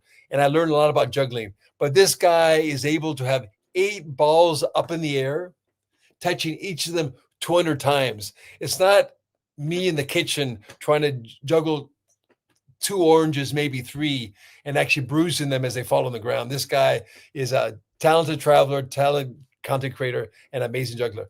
And the woman from Djibouti, Sarah Said, who founded her own incoming agency called Uncharted Escapades, which focuses on Djibouti and also shining the spotlight on Djibouti. Djibouti is a very small country, but she's devoted herself to create travel content to help her business, but promote the beautiful country of Djibouti, and also travels outside of Djibouti to highlight the challenges of those who travel with a weak passport. I mean, how privileged we are in the US or in Europe or, Singapore, UAE, with a powerful passport is something we should be grateful for every day. And there's a Cameroonian named Ago Tiara. He's Cameroonian, but he's based in Dubai, and he has a travel platform called The Lens of T. T referring to his last name, Tiara. And his goal is to inspire people, especially young people, to embrace the joy of discovery. A lot of interesting faces, stories from around the world. We're lucky that people are producing content and inspiring more people to travel and see this big, beautiful, amazing world of ours. We have a winner already, and it's possible he'll be joining us, and I'd like to introduce him and meet him in person. And if you could, if he's in the back room, we can bring him on. If he was able to make it, he's on a flight somewhere, wherever, he won't be able to make it. But let me give a big mabruk, a big ahlan sahlan merhabtain to our friend from Jordan, Palestinian, Qasem Hatto. He is the winner of the 2025 award for content creator. Congratulations. You produced some amazing stuff. You're sharing the beauty of this world, especially among those in the Alam al-Arabi, the Arab world, and getting people more inspired from that part of the world to travel more and more. And it's important for the travel community to not only have the same voices of North America, Europe that travel, but Asian communities, Arab community, those from all around the world. This all contributes, not only when we meet people in their countries, but we meet them when they're traveling as well, interchange lessons, talking together, learning from each other. Big mabruk, big congratulations to Qasem Hatto for his award of the Content Creator Awards 2025. Congratulations. Okay, the next panel today will be something that we all have, and we a little bit spoiled those who have American passports, European passports, visa nightmares. Our visa nightmares pale in comparison to the visa nightmares of those who come from previous award winners of the LPI index, Thailand, Bangladesh, Algeria. It creates a whole different level of character to fight through the visa struggles. All of us do. They're on the road to 193. These guys have it tougher 2, 5, 10x more than we do. So big respect to them. And we're going to be sharing this next panel, Visa Nightmares, for those who have, luckily, they've all finished 193. So every visa nightmare has a happy end somewhere. Some people have visa nightmare that never finishes, but all the ones in this group actually finally did get their visas because they finished 193. Thankfully for that. Okay, we can bring these people on now, the visa nightmare, the nightmare folks, who luckily, I know I recognize some faces here. Luis Philippe Gaspar has my absolute favorite visa nightmare story of all time. I don't know if he's going to share that one. Philippe Chu, I haven't met you in person. Flavio, we've already met you. Piacere come sempre. Let's see if there's anyone else coming on this. I'm signed up to share my own visa nightmare, just because it's always nice to share one's pain and suffering with others, because the pain is divided among others and it somehow feels less painful. Okay, we'll just start off with, just with the people that are present now. We've got double team from Portugal, Miguel and Luis Felipe. I met Miguel in Saudi Arabia just by chance when he was traveling with Luis. Flavio, I met also recently in a travel conference. Philippe Chua is a new entry in the travel community, I think, becoming recently a 193er, I understand. But let's start off with you, and please, for everybody, say your name again, pronounce the way you prefer, and what country you come from, the country you finished on, what year was that, and where are you at this very moment, Philippe? Okay, hi everyone. By the way, this is recorded, right? This is recorded, yes, exactly. Okay. My name is Philip Chua. I'm from Singapore. I finished 193 January this year. My last country is Sudan. Luckily, the Sudan opened up for Port Sudan. Not the best city that I wanted to go to for Sudan, but somehow, just to complete the 183, I went to Sudan in January. I'm now in Sydney. I just finished my tour in Tasmania and now staying at my sister's place in Sydney before going back to Singapore in a few days' time. Congratulations, you're freshly minted 193er. Yes, I've been traveling actively since 2008 when I retired. So I've been traveling for the last 16, 17 years. I've never heard of any such platform like Nomad Mania, NTP, every passport stamp until 2 years ago when someone introduced to me. So for longest time, I have not met anyone or actually, know there was such a community out there. Oh, so welcome I've been welcome to the community then. Yeah, all right. So you want me to carry on about the visa or introduction?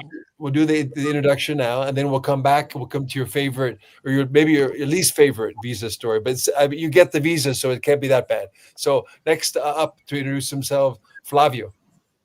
Hi everyone. Yeah, my name is Flavio Ferrari with double R, so that's pronounced correctly. You usually read it and don't listen to it. I'm Italian, of course. I finished in 2022 on the day of my 45th birthday in South Korea. Very easy one to invite friends and family. And I've been traveling for more than 10 years. Yeah, I began in 2012 around. It has been 10 years almost nonstop besides COVID. And right now you're at home? I'm in Kenya since a few months. Okay. Training for the marathon at 2,300 meters in the famous location called E10. But my marathon training pales compared with the streaming you are going to make for 48 hours straight with more than 100 people. I might say that's a real marathon. Huh? So you train with the Kalenji up there in Kenya? I'm training with the Kalenji. Kipchoge is here. There are more than 50 gold medals here around me. Next room here, there's the winner of New York. Wow, respect. Wow, that's a great story.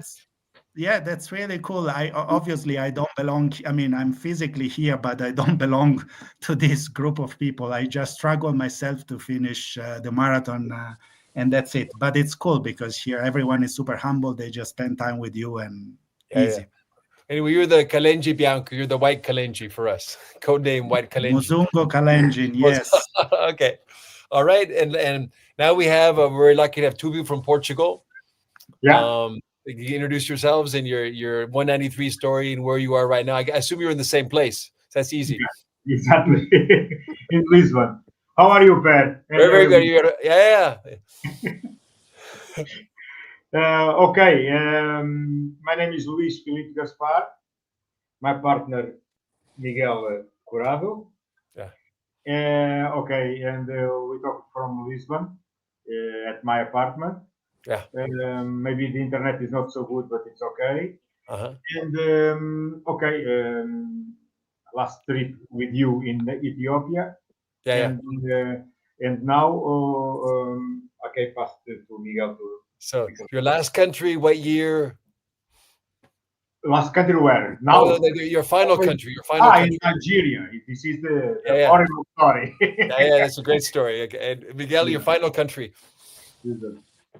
Hey, Per. Flavio. Good to see you, Miguel. Good to see you, Per. Good to meet you, Flavio and Philip. I escaped home and came here to home and the kids where there's chaos, you know, a bit African style. And I'm in exile here at Luis house, which is a better place for broadcasting. I finished in 3 years ago in a beautiful place that is Nauru, which is a country that is made of guano, essentially, as you know. Bird shit. So exactly, the words out of my mouth. And that was actually a visa nightmare in itself. Although here we'll be talking about one shared visa nightmare that we have for Nigeria. Okay. And then I will go into a Russian visa nightmare. Okay. So plenty of nightmares. We're all going to sleep very badly tonight. Anyway, so we'll save that. We'll save your nightmares for the end. We'll go back to Felipe and ask him about his visa nightmare. Then we'll do Flavio, and then we'll wrap it up with our Portuguese nightmares. Okay, Philip, you can tell us your visa nightmare. It's not really a nightmare. Okay. Singapore is the. You've got a great passport in Singapore. We are supposed to be #1 passport in the world, but for African countries, it's always a challenge. Unlike you live in UK or you live in Germany or France or somewhere else, there are a lot of African embassy representation. So in Singapore, there are very few African embassy representation. So getting into Africa, I do enjoy my travel every single time. What I hate most is applying for visa. So that turns me off.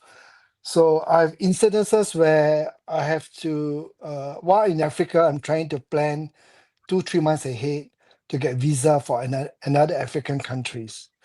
So I have a couple of situations. One, I was in one, not to mention the name of the country, but I was trying to get into Equatorial Guinea and have to pay something like 400 euros for a 3 months visa because I couldn't go until 2-3 months later. And that's probably the most expensive visa I ever paid in my life. Where did you pay it? In what country? I better not mention. Okay, sure. Okay. To protect the non-innocent, to protect the people that aren't innocent. I said, is this live recorded? Okay. So there's one incident. Another incident was applying visa to Mali. All right. And so I went to one Central African country embassy, full embassy, and they declined my application. They refused to give me. And while I went to another nearby country, and this time it's a consulate general. That means it's one level lower. All right. They are not full embassy. And surprisingly, I got my visa. So the lesson to learn is that, you know, if you can't get it from the the typical full embassy, tried the consular general, and I got it. So was another surprise. And the third time I could share with you is to Iraq. Iraq was in transition from visa application to online, and my trip with Lupine was in the transition period. So I couldn't get my visa until 2 days before I leave. I still didn't get my visa, so I didn't go for the tour. But Lupine was very good. I got my visa the week after, and they offered me a personalized tour. I missed the group tour, but I got a personalized tour. So that was a blessing in disguise in case of Iraq. And the last African country which I had problem with was a country where I got my visa, I went in, and they insisted that I have to pay $40 or $25 or $30 for a visitor stamp. I said, what? I already got visa. Why do I need to pay another X dollars for a visitor stamp? So they hold me up for half an hour. And ding dong, ding dong, ding dong. And I saw everyone was paying it. At the end, I paid for it. And what they do? What country was that? Can you reveal that? That's Gambia. Oh, Gambia. Oh, okay. And at the end, the stamp was "Welcome to Gambia." Oh, but everybody else was paying it too. Yeah, every foreigner was paying. Oh, okay.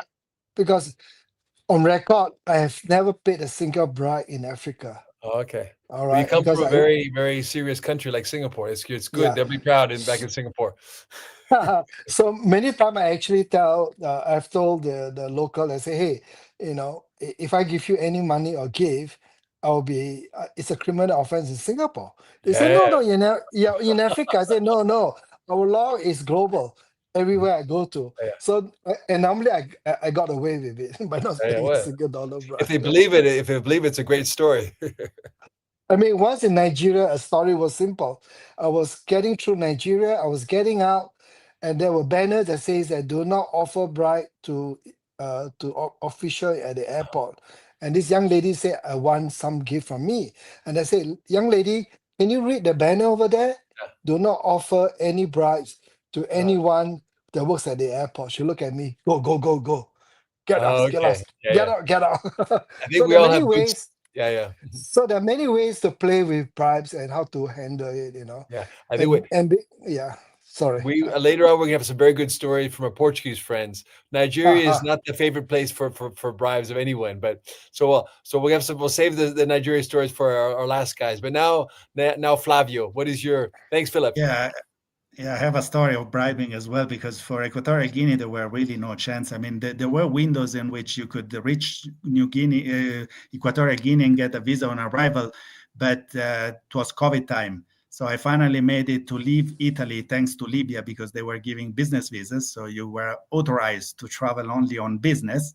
And I rushed all the embassies in Rome. I'm lucky. Rome is the city with the most embassies in the entire world, thanks to the Vatican and the Food World Organization as well. So we have more than 400. So I rushed to the Equatorial Guinea embassy to get the visa, but it has been denied. They wanted a document that it's impossible to have, like an invitation from the Ministry of Foreign Affairs and whatever. Now, you introduced us as by comparing with people with low index passport. Now, I'm lucky enough to have an Italian passport, to live in Rome, the city with the most embassies. And even more, I have a friend who works for the Vatican. He is from Spain, so he has good connection with Spanish people and the Spanish-speaking people. And he made it through the Archbishop of Malabo. So this guy signed me a letter in which I wanted to offer some devotion in the Malabo Cathedral that was burning the year before. It has been caught on fire. And despite all those privileges, the outcome was declined. No visa for me. So probably he didn't have a very good connection with the government himself. Anyway, the only other option was Douala in Cameroon. But the Cameroonian embassy in Rome give you only single entry visa if you've never been to the country. And I needed to be in Cameroon to tour around and to ask for the Central African Republic visa.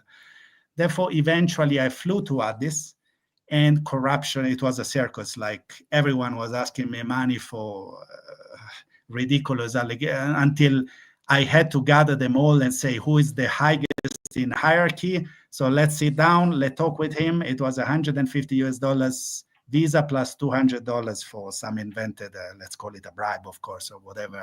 And these are very hateful. You really despise it, because when it's poor people along the road, they need to make a living. We know the government in Africa is not paying those people, police officers and people who work for the government. But this one was clearly a rich guy with more money than me, wearing a suit that I cannot afford. So it was really one of the most corrupted countries.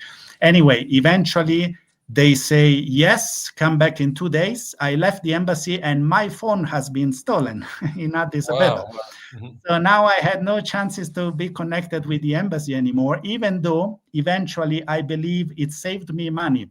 Because when I knocked on the door the day after asking if the visa was ready, because I couldn't phone anymore, I couldn't be enriched, the secretary told me they called me 1 million times, so I guess to ask for more money. But unwillingly, I played it very cool. Like I looked like a guy who is not willing to give a penny anymore. That wasn't true, just I didn't have access to my phone.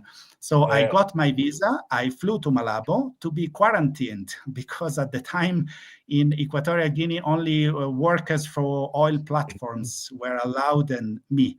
So I've been quarantined for 5 days. I have to pay for 3 PCR tests, being stuck 5 days in the embassy, and then eventually I had 4 days in Malabo. So that's kind of, despite all the privileges, it's kind of a nightmare.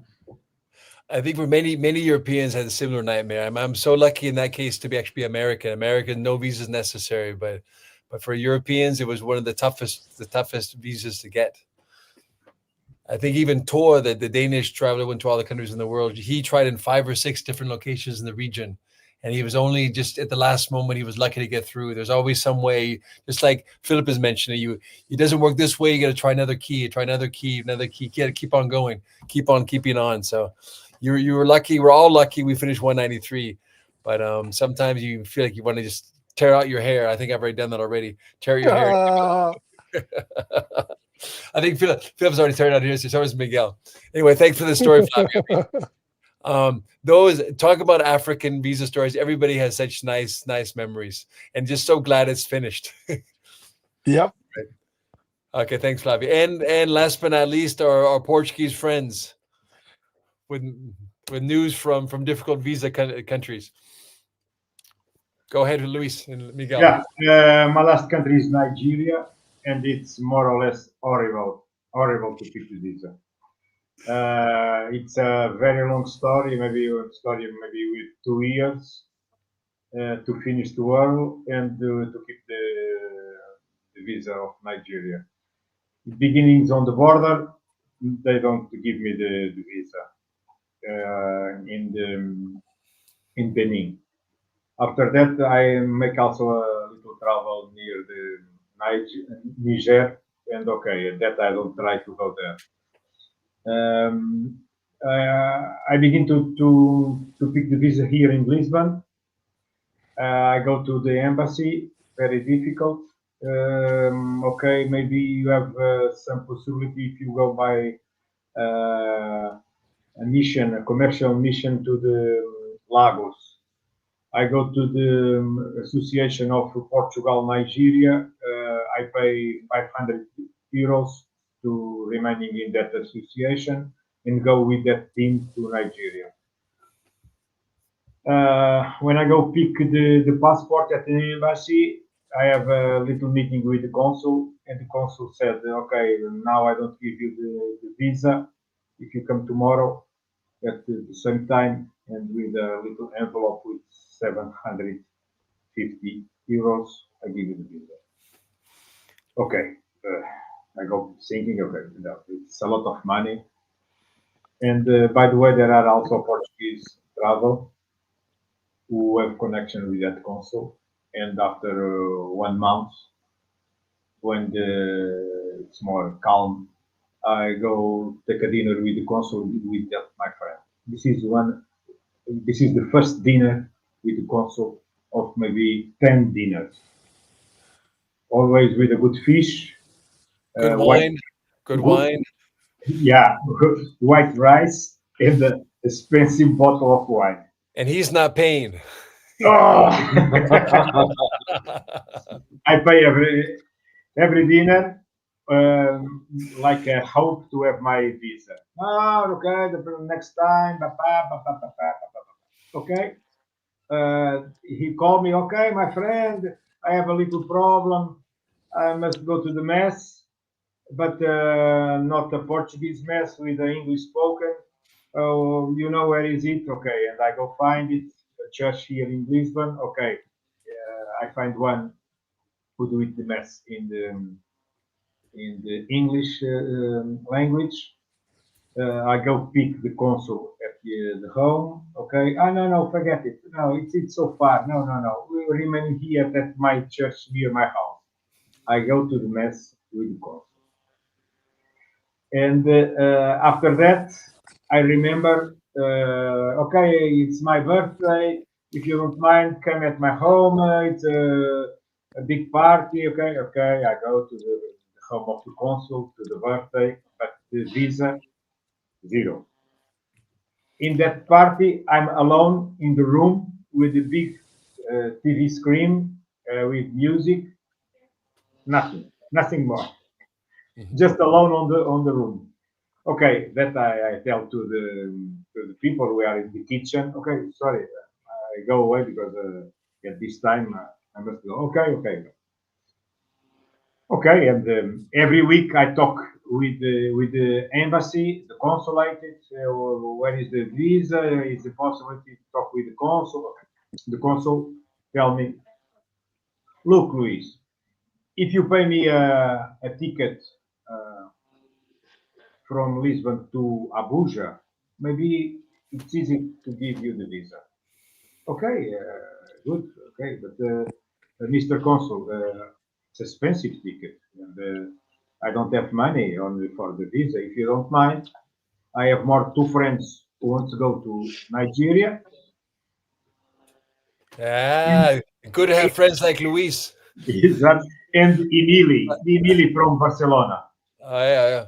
And okay, if you don't mind, give the visa for these two friends, and we share the ticket in three people. It's more easy. Okay, there is no problem. Okay, I buy the ticket, but I buy the ticket in 24 hours planning. No, if they give me the three passports with the visa, the ticket is valid. Okay, I go to the embassy. They give me the three passports, Miguel, me, and Emily, and okay, the ticket is here, it's clean. After we have the ticket, the visa, okay, we program the trip to Nigeria, okay, and after maybe 3, 4, 5 days, I don't remember, maybe 1 week, he called me, Luis, I'm so sorry, but this is not a good ticket. No, it's a valid ticket. Sorry, no, it's a economic class. Yeah, what do you mean economic class? Come on. Economic class. Yes, I always travel in the economic class. Yeah. No, sorry, Luis. I want a business ticket. My position, I like a consul. I don't go to Abuja in the economic. Sorry. Yeah. Okay, consul. I'm so sorry, but I don't have money to pay the business ticket. Yeah. And this is more or less the story to have the ticket to go there. Miguel, Emilio, after go to Nigeria, okay, we have a good travel there and finish the story. I've heard this story before a number of times, and I've told it a lot of times. So it's my favorite visa travel story. But we're sort of finishing up now. But I want to hear, Miguel, do you have any of your own specific travel stories? I do have. So I was part of this one. This was actually initially the one that I was going to tell for Luis also decided to come. I actually enjoyed the fish dinners. At least the cost of like good food. But I'm going to tell you a story about Russian hospitality. Well, let me just say, Miguel, we only have a few minutes left. Okay, I want to hear the story. Just want to, just the key points. The key points. Okay. So first, I need to agree with Philip on the Equatorial Guinea visas. I also had a hard story there with stonewalling from embassies. But then, in an African consulate of Equatorial Guinea, I found one rare, honest Equatorial Guinean diplomat. Very And rare, very rare. Yes, he was honest in the way that he told me that he was there in that embassy and he could not get laid. So he needed to pay for prostitutes. Oh, okay, he was And honest he about said that at least. he would give me the visa, no documents needed at all. I just had to pay for the prostitutes. Well, okay. So it's very candid. Okay, so then the Russian story. This is 1993. Ukraine has been independent now for about 2 years, but they were still using visas issued by the Russian embassies. So I have a visa from 1993 that still says Soviet Union everywhere. There's no Russia or Ukraine mentioned there. And this is 2 years after. And I am in the Ukraine after entering to Russia. And that should be considered under the rules at the time, just one entry into the SNG. However, when I'm going back from Ukraine to Russia, I have a little problem. And what is the problem? I decided to not to fly with Aeroflot, but if you remember, there was an airline, a good airline at the time called Transaero. It was flying Boeing, brand new Boeing aircraft. So I flew Kiev-Boryspil to Moscow Sheremetyevo on the 29th of August 1993 with no issues in Kiev. And when these aircraft arrives in Sheremetyevo, it is raining cats and dogs.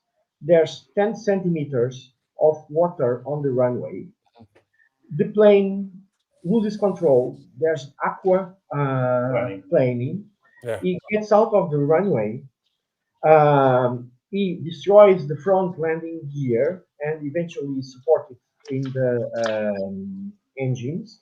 Fortunately, there is no fire. The crew keeps everybody inside the aircraft not to use the chutes for about 20 minutes, when eventually vehicles come, and then we descend to ladders, so there's no chutes. So the only people that were hurt, fortunately, were because of luggage and the idiots that didn't have their seat belts, but nobody died. So eventually, all the passengers are taken to one of the terminals in Sheremetyevo, and then we have the segregation between the probably 100 SNG citizens that were in the aircraft, and they just passed, and the about 20 Westerners that were in the aircraft. So what happened is that all these Westerners had entered SNG with a one-entry Russian Soviet visa, and now they were told, now you cannot come from Kiev to Sheremetyevo, and this is now a international flight. While in Kiev, there was no issues with the border. So, in a really good show of hospitality, we got into a room where all these evil Westerners were detained. And then the border guards sent a committee of 3 people to negotiate with these 20 detained Westerners how much each would be paying as a bribe to enter Russia. So, because now our single entry visas were no longer good. Okay. So then there's a delay, and we are there a few hours trying to achieve a reasonable value. And then eventually new documents are issued for us to enter Russia. So this is beautiful, crazy story. reality. Yeah. So you see, Soviet visa in 1993, which is a very interesting thing. Good quality airline with brand new Boeing 737s. Good maintenance in Sheremetyevo because with the first rains of the autumn, they didn't clear the drains, so there was water everywhere. And then great, yeah. Reception. Well, thanks. Well, sorry, we're a little behind schedule. I wanted to at least give a chance for Benny to appear. He hasn't. We missed him, probably technical difficulties. We're actually behind schedule. We're about to finish. I just want to say welcome. Thank you for coming. Swagata. You just present yourself, your name, your country, the country you finished on, in what year, and where are you at this very moment?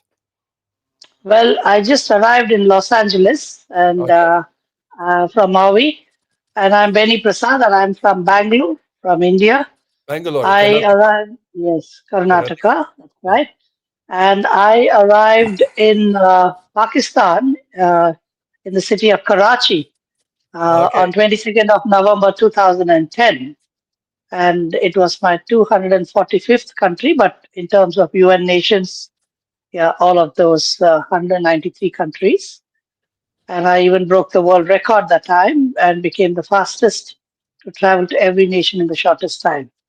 We on a previous panel we had a gentleman named Prasanna V, and he also finished up predictably as an Indian citizen, also in Pakistan, because Pakistan, of course, is very difficult for Indian citizens. Yes, so exactly. luckily they were cooperative in you reaching your travel goals. So. But thank you for unfortunately we have to close off now. But I'm glad you finally joined us. I was wondering what happened to you. Imagine. Well, actually, according to the schedule, I thought it was 4:45. I'm supposed to join, and so I was up, and according to what I calculated, it was 4:45. I'm surprised. Oh, okay. Okay. Well, anyway, it's good to see. I've seen your name mentioned before in your story. It's nice you were able to appear in our panel.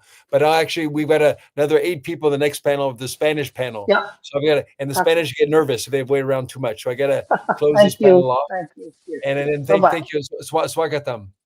Yes. Okay. Thank you very Take much care. Bye-bye. for your stories. Nigeria is definitely a country that causes challenges for our travelers. Thank you. And our next panel that we're starting now is an attempt to honor a very strong represented part of our travel community, which is those from Spain. They have 25 UN masters and a very strong unified community that works together, meets together, and cooperates together, and inspiring each other to travel to all the countries in the world, just like their neighbors next door in Portugal, also very unified travel community. People that have friends within the travel community are inspired to travel more. Entonces, hacemos un bienvenido a los amigos de España.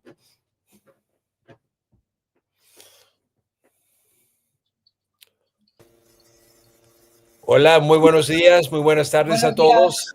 Buenos días, good morning. Son todos de España, me parece, todo la península ibérica. Bueno, yo por acaso viví también en la península ibérica, en Cataluña, en la época de Franco, en el año 73, 74, cuando no se hablaba catalán. Entonces, pero viví mucho tiempo en el mundo latino, entonces ya hablo español. Entonces, como ven los españoles, hay unos que están atrasados para la fiesta, para la parranda. Ya, bueno. como se dice en la Cuba, ya que estamos aquí, chicos, ya que estamos aquí, los que están aquí, vamos a presentarnos poco a poco. Y la gente que más atrasado se presenta después.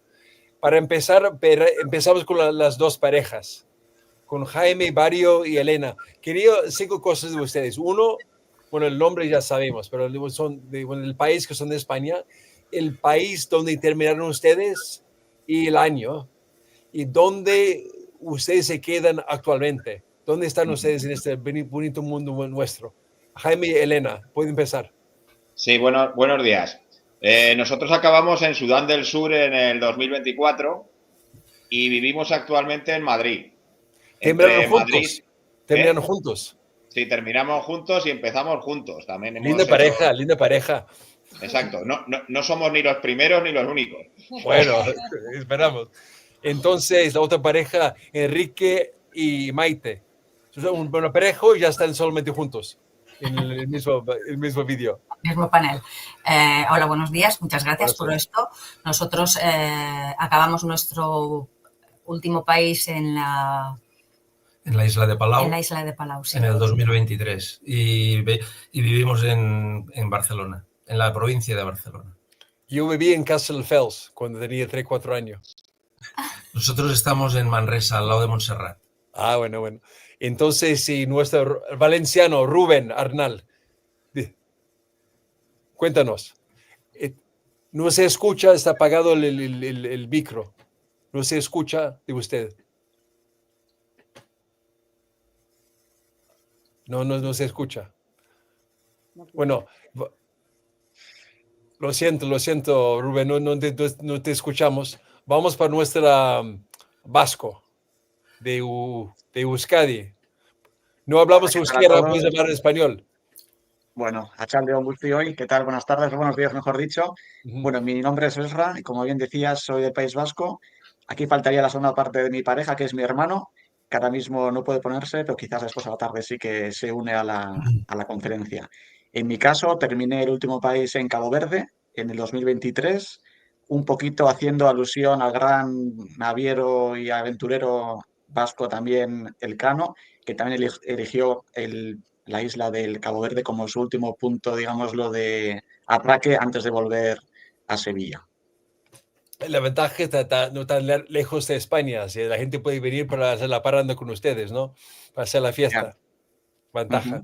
En Sudán del Sur hay menos que van para la fiesta, ¿no? Sí, no, fiesta hay poca, sí. Sí, pero vamos, creo que lo de fiesta no está para todos los que son de España. Yo creo que... Salimos bastante a comer, pero a veces, más veces por la noche porque hace más calor, porque pero... hace buen tiempo, pero tampoco fiesta tampoco me parece... No, o sea, la fiesta integran los países. No la fiesta integran los ese países. En Sudán del Sur no hay muchos invitados que vienen por la fiesta cuando se completa los países. Sí. Menos. Bueno, Rubén, ¿no nos escuchas?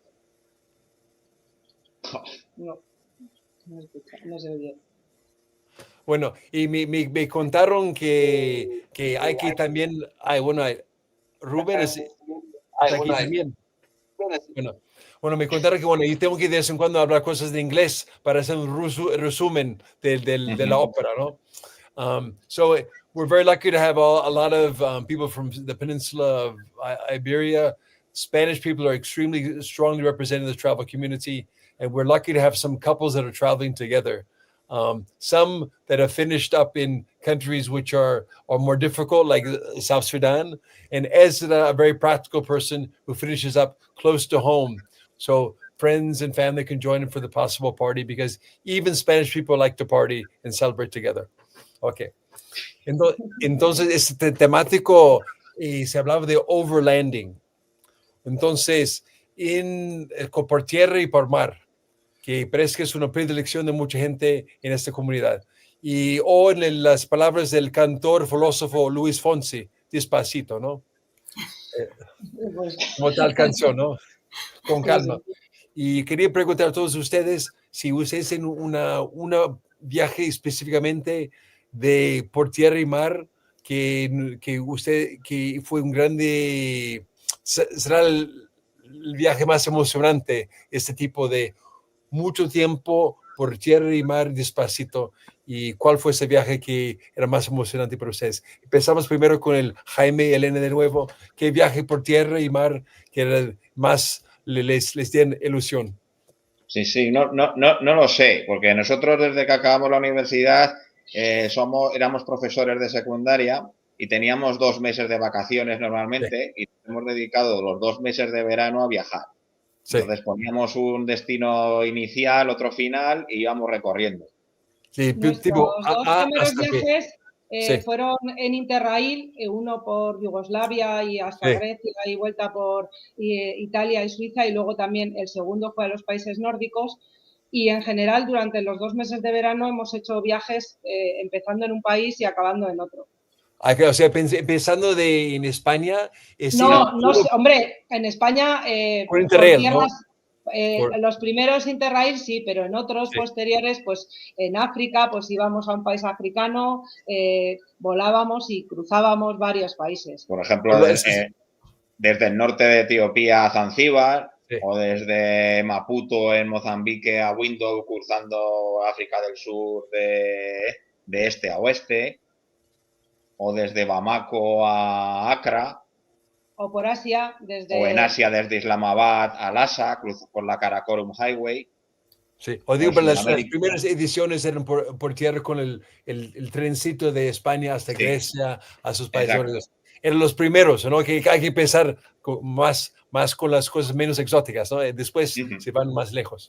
Exacto. Y Enrique y Maite, ¿hay algún viaje por tierra que era muy especial para ustedes? Para nosotros fue muy especial en el año 2000 porque cruzamos toda China y lo hicimos por tren, por bus, por coche y además con el aliciente añadido de que iban nuestros hijos con nosotros. Qué lindo. Y entonces fue un viaje, para nosotros fue muy bonito verlo. Sí. Tenían 13 y 16 años y empezamos en Pekín y acabamos en Tashkent. Queríamos ir hasta Bujara, pero era la época que tuvimos muchos problemas con los visados. Un comentario de cuando llegamos a Kazajstán, pues ningún problema. O sea, en principio nos dejaron pasar Kirguistán porque hicimos los visados en Rusia. Y era el momento en que cayó el telón de acero y, bueno, que se separaron los países y tuvimos muchos problemas. Entramos de China a Kirguistán sin ningún problema, con el visado ruso de Kirguistán. De Kirguistán llegamos a Kazajstán con los críos, con los chicos. Llegamos a Kazajstán, llegamos a la frontera y nos dicen que volviéramos para atrás. Vale, total, pagamos y llegamos a la de Uzbekistán. Llegamos a la de Uzbekistán y tampoco nos dejan entrar. Con los dos críos un sábado por la noche. Que volvamos para atrás. Volvemos para atrás y el de Kazajstán nos dice, no, aquí no entráis. Volver al de Uzbekistán a ver si os dejan entrar. Pagamos. Bueno, después de hablar sí conocíamos a alguien y sí que los conocíamos de otros viajes, a gente de Tashkent. Nos dejaron pasar hasta Tashkent, pero sin visado. Y ya nos avisaron que en el aeropuerto cuando saliéramos tendríamos problemas, evidentemente. Nos cogieron a los dos, con los dos críos en una habitación, que si no pensábamos, que si no, bueno, lo que sea. Lo de siempre, al final nos dejaron marchar. Pero la idea era de que el hijo pequeño, porque la chica ya había estado en Samarcanda y Bujara, pero era que mi hijo estuviera en Samarcanda y Bujara y no pudo estar porque en Tashkent ya ahí se acabó y volvimos. Y fue un viaje muy especial por lo de los críos. Eso era muy importante. Porque vaina que, bueno, más fácil sería en una Unión Soviética que no había las fronteras internas. Pero después complicó la vaina que se paró todo y hay tantos visados para hacer. Sí, esto estuvo complicado, pero bueno, una experiencia más como todos los que estamos aquí, que hemos tenido unas u otras. Todos hemos tenido experiencias. Yo también tengo esta pasión por viaje por tierra en inglés, que hay una expresión muy linda que es slow and low. Como despacito, como dice el filósofo Luis Fonsi, ¿no? Despacito. Entonces, ¿de qué nos cuentan? ¿De qué nos cuentas? También, como comentan mis compañeros, al final yo pienso que el viaje por antonomasia es el viaje por tierra, ¿no? El viaje que tomas el tiempo para explorar todo realmente con calma, disfrutando, sin ponerte ningún tipo de límites de que tienes que estar en el día X en tal sitio. Y yo, si tuviera así un poco que decir un viaje que realmente nos marcó, sería también el viaje por tierra que hicimos en la costa del este africana. Comenzamos en 2021 en Senegal, en Dakar, y nos propusimos recorrer por tierra sin ningún tipo de plan previsto por antes, desde Senegal hasta Gabón.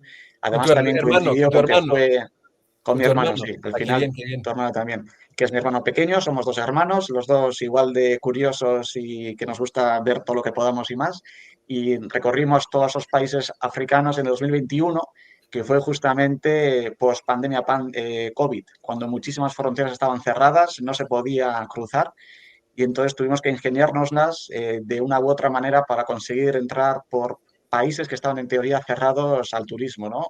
Recuerdo como también estuvimos varios días en Guinea Ecuatorial, estuvimos también en Costa de Marfil intentando buscar la forma en que el embajador nos diese el documento del laissez-passer para poder cruzar la frontera, que estaban en teoría cerradas, y fue la verdad que como todos los aquí también presentes, ¿no? Recordamos esos momentos como que son realmente difíciles, pero una vez los consigues es los que más satisfacción te da, como haber podido conseguir todas esas sí, esas experiencias, ¿no? Por tanto, que si tuvieses que hacer un viaje por tierra sería sin duda África, que África quizás es el último reducto que aún nos queda a los viajeros como para poder viajar como antiguamente se podía hacer quizás. Al final también mi hermano y yo siempre intentábamos viajar siempre sin internet, sin ningún tipo de, bueno, pues ayuda un poco que nos facilita hoy en día todas las tecnologías y sin duda fue un viaje muy bonito. Sacrificado, cansado, perdí yo pienso que 10 kilos del estrés y del nervio, pero fue un viaje precioso, la verdad que sí. Toda la parte occidental de África, las Guineas hasta Gabón desde Senegal. Sí, este tipo de viaje tuvo una energía especial, es como sin prisa, pero sin pausa. Eso es. Y Rubén, ¿ya estás? ¿Nos escuchas? No. No. Ay, qué pena, qué pena. De vez en cuando los dioses de tecnología nos ríen, ¿no? Bueno, pero al menos sentimos tu energía valenciana. Buena onda. Entonces, una preguntita. Bueno, esta es una pasión para todos nosotros, del slow and low por tierra, por mar, despacito. Pero yo tengo una pregunta para ustedes como españoles. Que mi madre es danesa, papá es yankee. Yo nací en Alemania, después complicó la vaina. Entonces soy más nórdico, del norte de Europa. Pero me gusta la energía latina. Me encanta estar con gente del mundo latino, ¿no? Pero entonces quería preguntar por ustedes como españoles, viajando para lugares muy distantes, ¿qué historia interesante en encontrar un español en un lugar más perdido del mundo? De repente estabas en el lugar de África y plantó un español, así, de repente. ¿Alguna historia así? ¿Me están escuchando? Sí, escuchamos. Nos encontramos en Perú con un amigo. Sí, nosotros fue el primer viaje grande que hicimos, por decir algo, que fue en el año 80 que fuimos al Perú. Sí. Y yo trabajaba en una empresa, y Maite en otra, ¿no? En una empresa que había entre 600 trabajadores. Pues vamos a Perú, el año 80, ¿eh? Voy al lavabo y en el lavabo me encuentro un ingeniero de mi empresa que estaba allí en el lavabo haciendo el viaje de Perú. Y estoy hablando del año 80 y españoles, el resto del viaje que costaba mucho. Y bueno, pues hicimos el resto del viaje juntos. Fue una casualidad. Es igual que en Tokio, por la noche, nosotros íbamos los dos solos y había un grupo de españoles, ya me explicarás, de noche en Tokio, y me encuentro una mujer que le digo, ¿qué haces tú aquí? Era una trabajadora del Banco Bilbao Vizcaya. Y me la encontré en Kioto por la noche, increíble, pero de encontrarlo. Y salvarnos españoles, no, pero ha habido otros personajes de otros países, como por ejemplo cuando acabamos el mundo, cuando las dos últimas islas que nos quedaban, Micronesia y Palau, resulta que ya llevamos una semana de retraso por un ciclón, llegamos al aeropuerto para hacer el penúltimo país, viene el avión de Miami, no sé si me oís, pero se nos ha ido la pantalla. Sí, ahora. Venimos, viene el avión de Miami y el capitán comieron mal la comida y el avión no sale. Nos dice, quedaros aquí. Nos vamos al hotel y a las 6 horas nos envían un mensaje corriendo que subamos al avión. Pero el avión se salta a Micronesia, nos lleva a Guam. Y de Guam nos tenía que llevar a Filipinas. No, perdón, a Japón y a Filipinas. O sea, faltando los dos últimos países del mundo, no los podíamos hacer. Y encontramos un alemán que trabajaba para una compañía aérea y empezó a mover hilos por allí con el ordenador. Y de Guam volvimos otra vez a Micronesia, Guam, Guam, Palau y para casa. Pero posiblemente ha sido, de todos los viajes, y eso que hemos visto matar gente, tirar una granada en Cachemira, eso, pero fue el momento más difícil de todos, porque es que teníamos que volver a casa y vive en casa la madre de ella que tiene 96 años. Llevábamos una semana de retraso pidiendo por favor que se quedaran a cuidarla. Bueno, te lo digo, agonizante. Estrés. Sí, buenas. Sí. Pues ese viaje. Bueno, Jaime y Elena, ¿tienen alguna historia de estar en el lugar más perdido del mundo y encontrar más un compatriota de España? Tenemos, pero no en un sitio perdido. Estábamos haciendo nuestra primera vuelta al mundo, habíamos cruzado el transiberiano por Rusia, y después habíamos tomado un vuelo en algún momento a Hanoi. Y entonces en Hanoi, Vietnam, le escribí a un amigo mío, un amigo mío me escribe por WhatsApp y me dice, ¿dónde estáis? Hacía 2 años que no lo veíamos y nosotros le decimos, en Hanoi. Y responde, pues yo también. Y estaba en un hotel a 100 metros. Hacía 2 años que no veía a ese hombre. Y entonces ahí estuvo. En las Islas Marshall también me encontré con Alberto Campa, un viajero español bastante conocido. En el Reiner Hotel en Majuro. Sí, en Majuro. No en el hotel. No en el hotel, en el aeropuerto. Nos Al íbamos, famoso hotel donde quedan todos. Sí, y después nos hemos encontrado algún mexicano en Baja California y después lo volvimos a encontrar en Ho Chi Minh, pero la probabilidad de encontrarte con gente alguna vez es alta. Lo que no sabes es con quién. Qué bien. ¿Se oye ahora? ¿Se oye ahora o no? Ok, súper. Se oye. Bueno, yo quería hablar un poco en inglés para explicar lo que hablamos un poco, un resumo rapidito. Es decir, some great stories here so far, and one thing, a common theme is the value of traveling people that you love and care about. Family trip, Enrique and Maite traveling from China to Central Asia with such a precious trip because with their children, age 13 and 16. And Ezra has his own very special story because he has travel partners like a brother. He is his brother, and they both finished all the countries. And sharing a story of being brother and brother your entire life, and also sharing all those travel stories makes that connection. How can you be closer to being a brother? By traveling to all the countries, or most of the countries with your brother. And what a special connection. And then I asked some small world stories. I said, travel overland is a great thing, and it's something common to all of us. But this whole thing of like running into people from home, Spanish people in the middle of some unexpected location. With story, Enrique and Maite met people in Peru or in Tokyo or different places. They total surprise. And I always have loved the energy of Latin people. And I imagine for Latin people traveling somewhere, and the emotion of meeting someone that comes from home is even stronger than for other nationalities. The U.S. is a big country. Many Americans meet Americans traveling abroad. There's very little emotion. But if a Spanish person meets another Spanish person, it's a very special thing. So that's why I was curious about that question. So Ruben is finally with us. ¿Se me oye ahora? Sí. Qué bien. Ahora sí. Valenciano. Menos mal, ¿no? Entonces, El Rubén. segundo portátil, un portátil, el teléfono, el Bueno, segundo hacemos de portátil todo. Así, que pruebo. el trabajo es todo improvisar. Bueno, en 2 minutos, yo cuento mi historia un poco en 2 minutos. Cuéntanos. Soy Rubén Arnal de Valencia. Es una pena, estamos aquí perdiendo a Xavi Cortal, que está en Kazajistán, y Carlos Useros está en Australia. Seguro que tienen problemas técnicos, una pena, pero bueno, están en espíritu.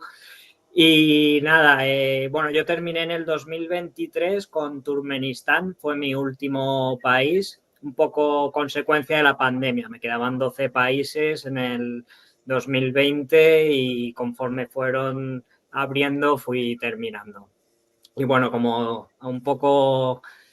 prefiero viajar por tierra. De hecho, fui el primero en elegir este panel y bueno, he hecho como grandes viajes de 10 meses y medio, 7 meses y medio. También, el campervan, ¿no?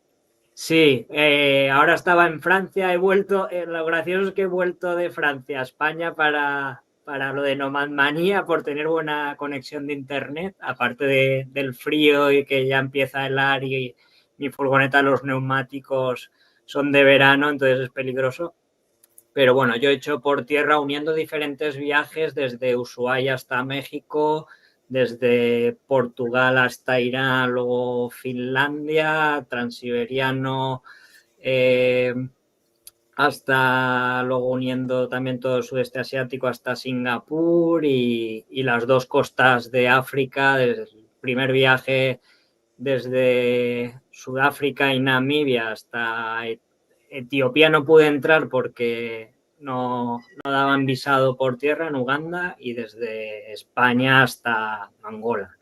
O sea que prefiero viajar por tierra antes que volar, como he hecho grandes viajes sin volar.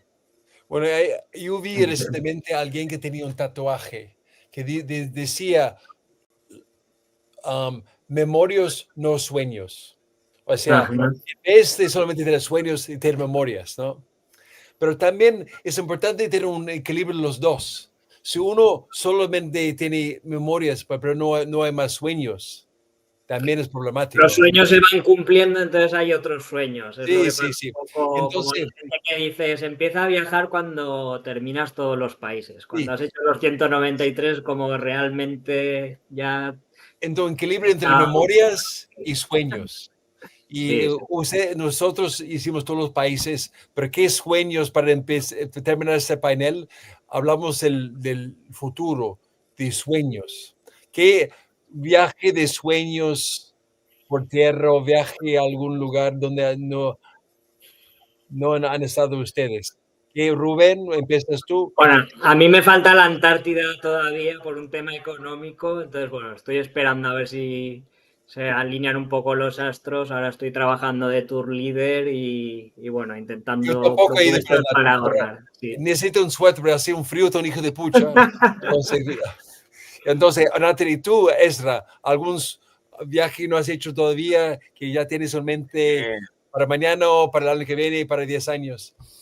De hecho, también como comenta Rubén, mi sueño es terminar también en la Antártida con mi hermano. Teníamos de hecho pensado hacerlo quizás este año, ahora en diciembre, pero resulta que mi hermano va a ser padre esta semana que viene, por tanto hemos tenido que posponerlo quizás para el próximo año. Pero digámoslo así, relaciones familiares. Pendiente. Sí. Eso Vamos es. Entonces, juntos. quizás vendrá un tercer viajero a la familia y entonces ya serían tío, padre e hijo, pero la verdad que sí, como comenta Rubén, la Antártida, y quién sabe, también de nuevo como comentaba, por tema monetario, si algún día podamos ir al Polo Norte y Polo Sur, pero eso ya es como un sueño que ya se verá, pero al menos Antártida sí que nos encantaría poder, eso es. Mientras tengamos sueños hay esperanza y hay ilusión, ¿no? Por tanto, no dejarlo jamás que mueran e intentar algún día poder realizarlos. Pero a corto plazo sería Antártida y poder, como no, repetir lo que realmente nos gusta, lo que hemos disfrutado y lo que realmente nos hace seguir queriendo viajar, ¿no? Que es conocer nuevos lugares, culturas y también. Sí. Eso sería quizás mis sueños, sí. Perfecto. Y Enrique, Maite, sueños para viajes del futuro. Lo mismo que ellos dos. ¿En serio? Organizamos un viaje ahora mismo todos para el próximo año. Estamos esperando tiempo, ¿no? Hay que tener el tiempo, ¿no? El tiempo del tiempo. Estamos esperando a ver si para marzo hay alguno de esos billetes de última hora que sea más asequible, porque es que si es el billete normal nosotros no vamos a ir. Entonces estamos esperando se puede ir por Ushuaia después a ver si surge algún... Sí, nosotros lo tenemos que hacer de aquí mientras tengamos la suegra en casa. No tenemos que esperar a ver si sale algo. Si no, vamos haciendo otras cositas más cortas, pero mientras esté mi suegra en casa, viajes largos no puede ser. Está bien. Entonces, Jaime y Elena, ¿algún sueño de un viaje para venir mañana o 10 años, un año por el Polo Sur para darte como los demás o por dónde? Pues bueno, la Antártida también está ahí para impresionante, pero bueno, ahí queda, por Argentina tenemos ya previsto una visita, partes de Brasil del norte que no hemos visto, hemos cruzado todo Asia Central, pero por la parte sur no hemos estado. Queremos cruzar por la parte norte de Kazajstán y enlazar con China, en fin, alguna cosa por ahí, por así. Un cruce desde China del Sur hasta, pues eso, Kazajstán y también por el Cáucaso Norte, que hemos estado en el Cáucaso Sur, pero el norte está un poco desatendido. No, es el caso, parte de Cáucaso del Norte está complicada la vaina. Ya.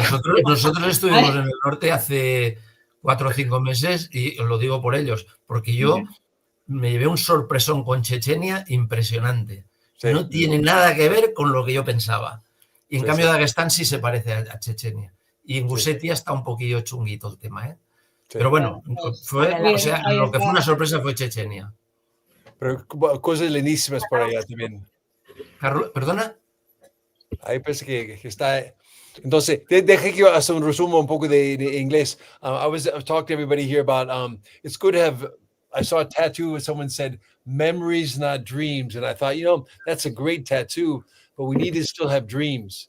And so I said, what about dreams of future travels? And it turns out all of them have at least one dream in common, is going to Antarctica. I haven't been there either myself. Funny, some people, they say, I've been to 30 countries and 7 continents. But we've been to all the countries and not to the 7th continent.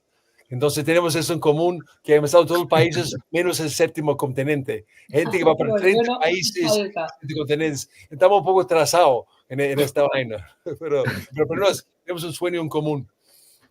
Está muy lejos. Entonces, me parece que estamos terminando ya nuestro horario así, pero yo muy feliz de poder participar en este panel en español. O sea, nosotros también. Sí, o sea, mi madre era un gran aficionado de España. Entonces, ella se fue para Mallorca en años 60. Después yo aprendí español con 10, 11 y mi madre me llevó para España cuando tenía 8 años, 11 años, 14 años. Gané esta simpatía, esta pasión para España también. Y una cosa que viví sobre esta interacción también, viaje con personas queridas. Con su hermano, ustedes en pareja. Viajar es mucho más que en fronteras políticas.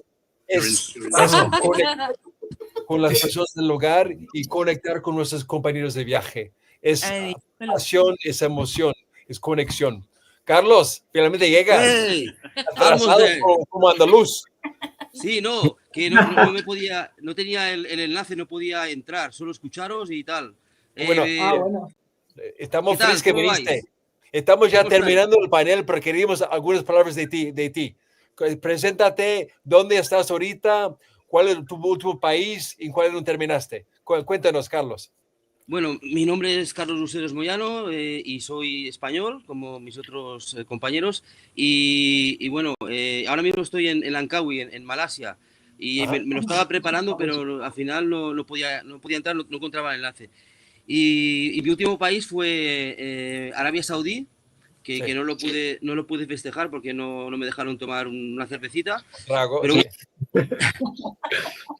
Pero bueno, aquí estamos, ¿no? Con esta gran familia de pequeña familia de grandes viajeros, ¿no? Entonces, yo como no español digo que vive España, que vive la comunidad española. Yo veo la comunidad súper unida. Y evidencia esto, 25 españoles ha hecho todos los países, en parte, pienso en grande parte, por la colaboración, por esta conexión emocional entre los viajeros españoles. Y unidos serán jamás vencidos. Así es. Y viajar es conectar con personas. Quería comentarte que hace como 9 años atrás, en 2016, cuando terminé con Arabia Saudí, éramos solamente, si no recuerdo mal, 5 españoles, y en 9 años ya somos 16 más. O sea, que es increíble el auge, ¿no? La gente como se ha activado, incluso después de la pandemia, ¿no? Parece que todo el mundo haya salido a descubrir. Como conejos. Sí, más o menos, muy rápido, exacto. Sí. Hombre, es más fácil viajar ahora. ¿Cómo dicen los obstetras ginecólogos? Dice, parto con dolor. Pero partimos del grupo con dolor, ¿no? Porque la energía está muy buena con la comunidad española, pero ya vamos para la próxima panel. Espero conocer a ustedes en persona. Ya conozco a Rubén. Espero conocer a ustedes y los demás españoles de comunidad de viajantes, que es un grande grupo con buena energía y buena vibra, sin duda. Bueno, muchas gracias a ti. Un abrazo y buenos días por ustedes. Saludos. Hasta la próxima. Okay. Un abrazo. Okay. Okay. Un abrazo. Abrazo. A la próxima. Chao. So we're a little bit behind schedule now, and we in true Spanish form, we got the connection is so strong. It's hard to stop talking when you're with Latin people. But we finished a little bit behind schedule, and now we've gone from this bright light energy of the Iberian Peninsula from the Spanish to something a little bit darker. We're moving on to the world of dark travel with our dark travelers that are coming in from the dark into the light. All right. All right, we're just going to start now, and people that will appear will introduce them later. We're going to start off the very beginning. Just everybody introduce themselves. I've met Leonid before. I've met Matt before. I haven't met Ron in person, and I want to start off and ask you your name, how you pronounce it, what country you come from, the country you finished on, and in what year, and where are you specifically at this very moment? I'm in London, England, and we'll start with you, Matt. Go ahead. Good morning, everyone. I'm Matt McCaughey. Good morning. I say good morning because I am in Texas, where I live. I finished, I think it was 2024, in Syria, and that whole country, or certainly the outskirts of Aleppo, could be considered a dark travel destination in itself. We're going to get into the specific dark travel anecdotes at the end of the presentation. I'm looking forward to them. Ron Perrier, you look like you're someplace all bundled up, maybe in a camper van. Exactly. Good guess. Okay. Yeah, I'm Ron Perrier, or pronounce it now, Ron Perrier. I told you I was raised in Western Canada, where we don't speak French. So my last country was Tuvalu in October of 24.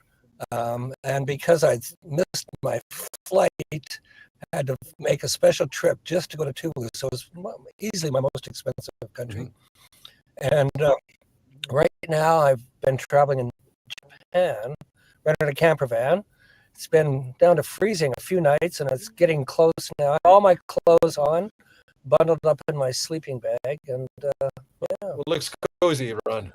Okay. Sort of. Okay. I'll get to your dark, cold travel later on in a moment. But first, you do the fun introduction. Jason Mayfield, I just saw you this week. It's good to see you again. Jason, you hear me? You look a little bit frozen there. You look almost as frozen as Ron. You hear me, Jason? Okay, we'll go to Leonid. I haven't seen you since São Tomé. Good to see you. Hello. Just here, you say your name, country you come from, where you're right now, and what was your last country and what year? My name is Leonid Khokhlovich. Right now, I'm in Ukraine. What city are you in? In Zaporozhye? In Dnipro. It is just 100 kilometers from front line. So, and actually, we have blackout every day. We have bombing every day. In my office, I changed my windows twice because of Russian bombing.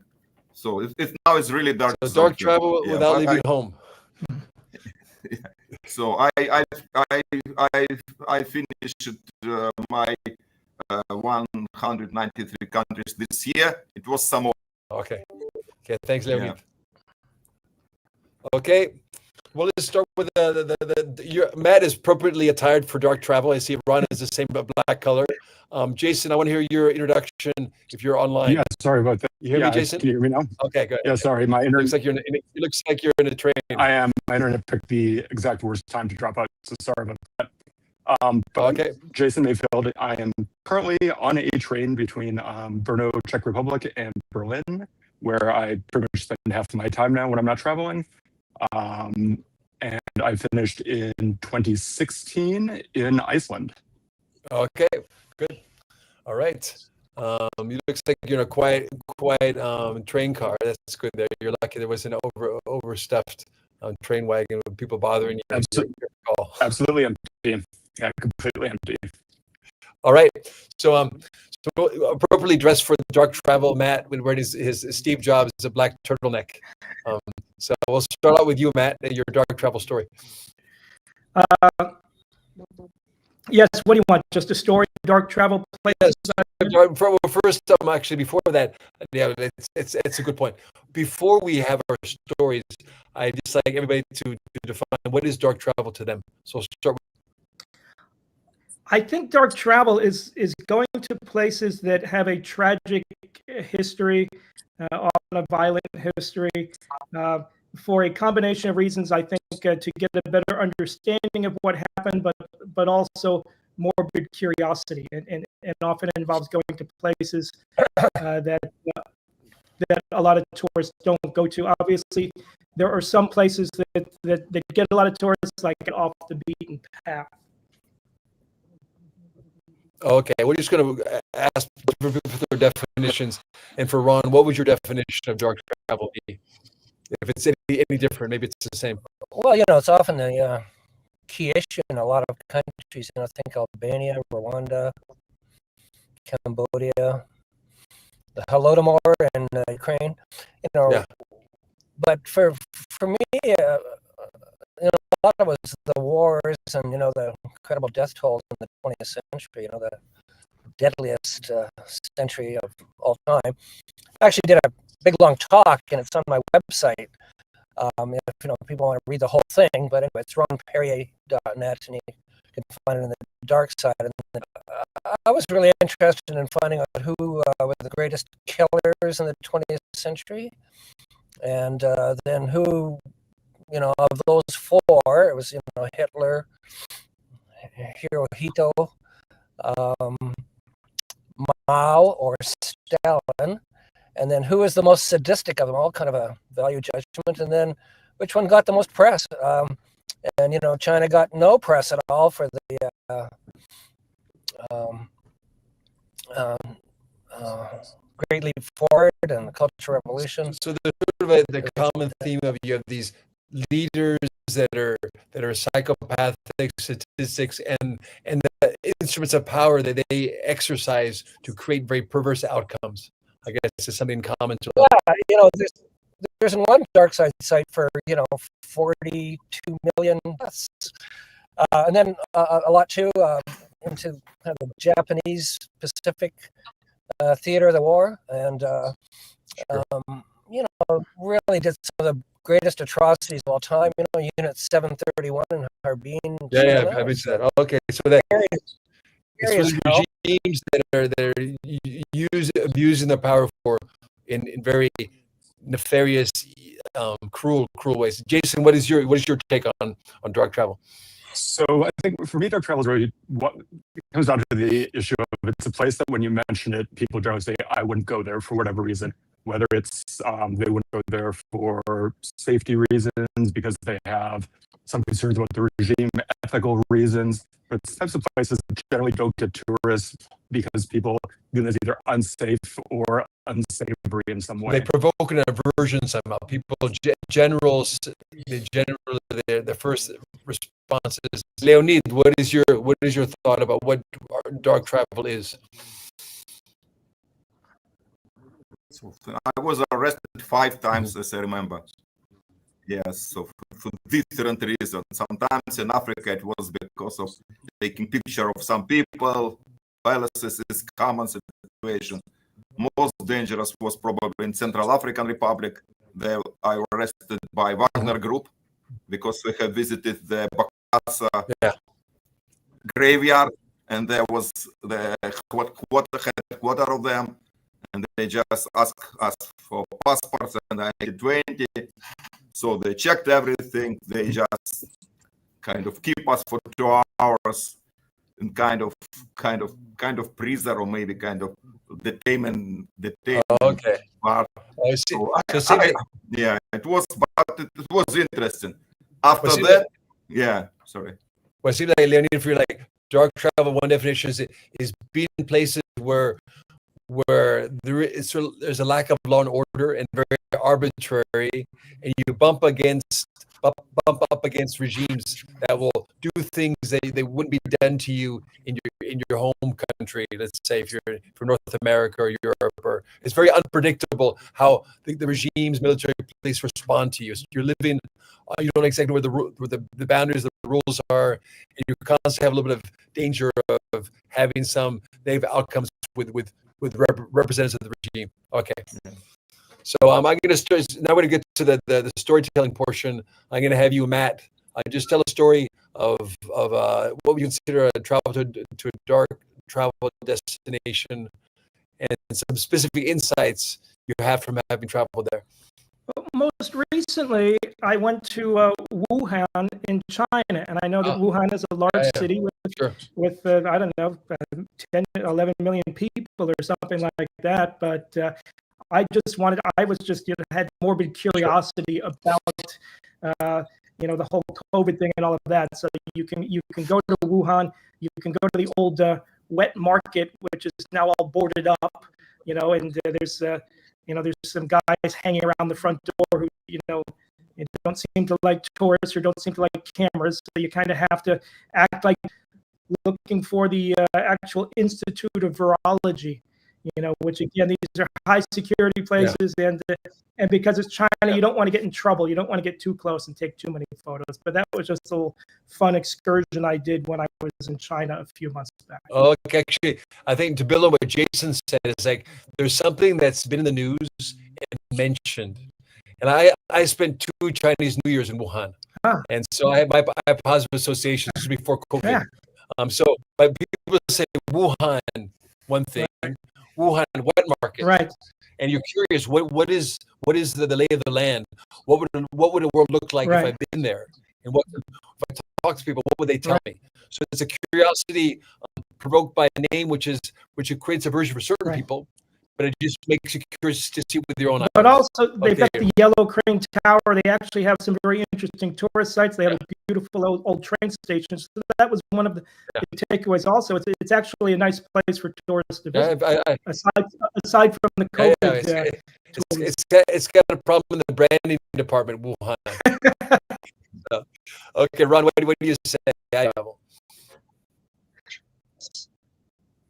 Introduced, I didn't really think about it, but since that, and I'm a true nomad maniac. I'm number 2 in the general ranking, and was always number 1 in the dark side until this guy from Austria passed me.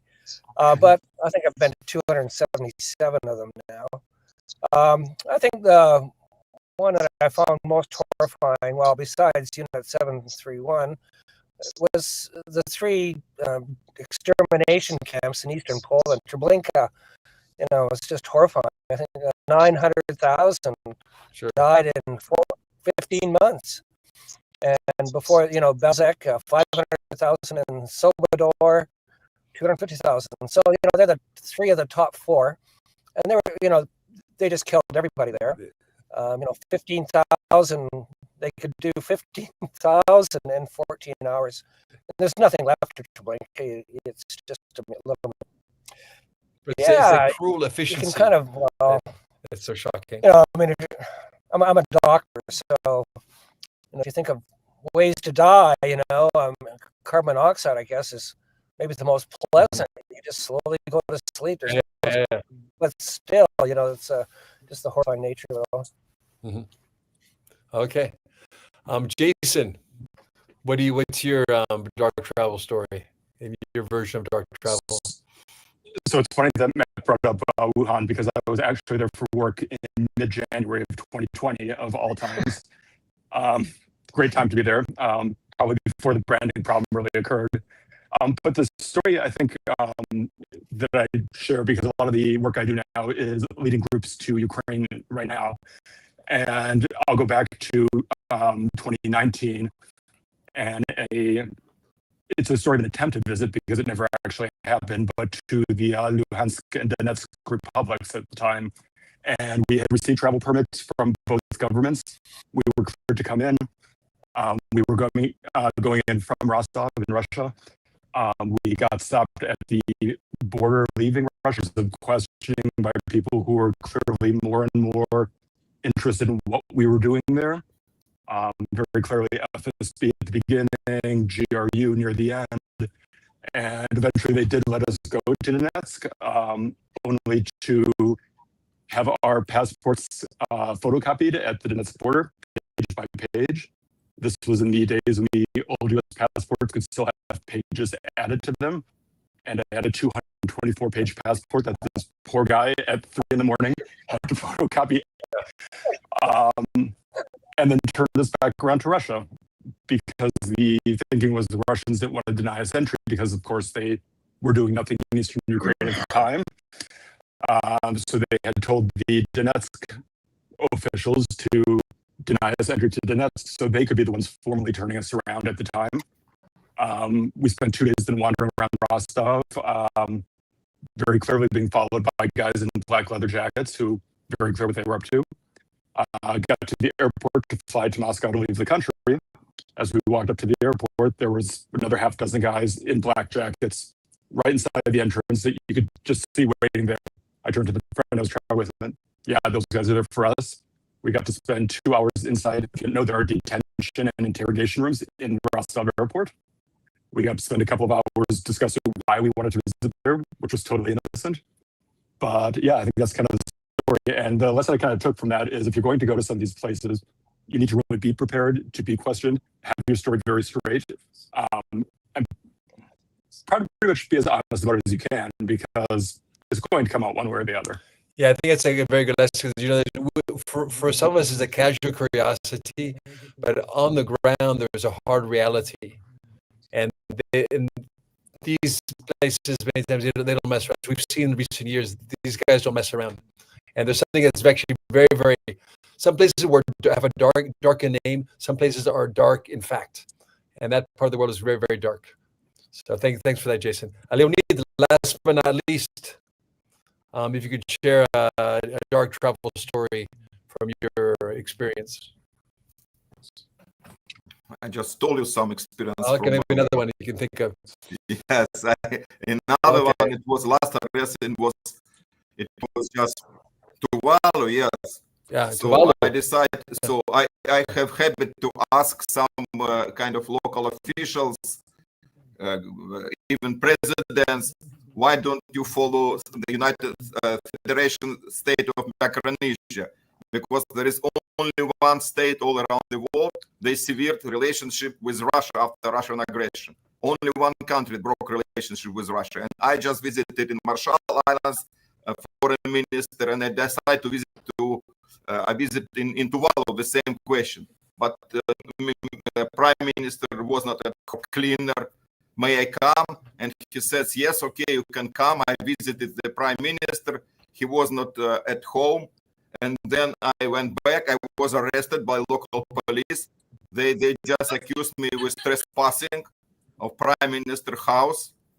But thanks to God, I took a selfie with this guy who was kind of cleaner.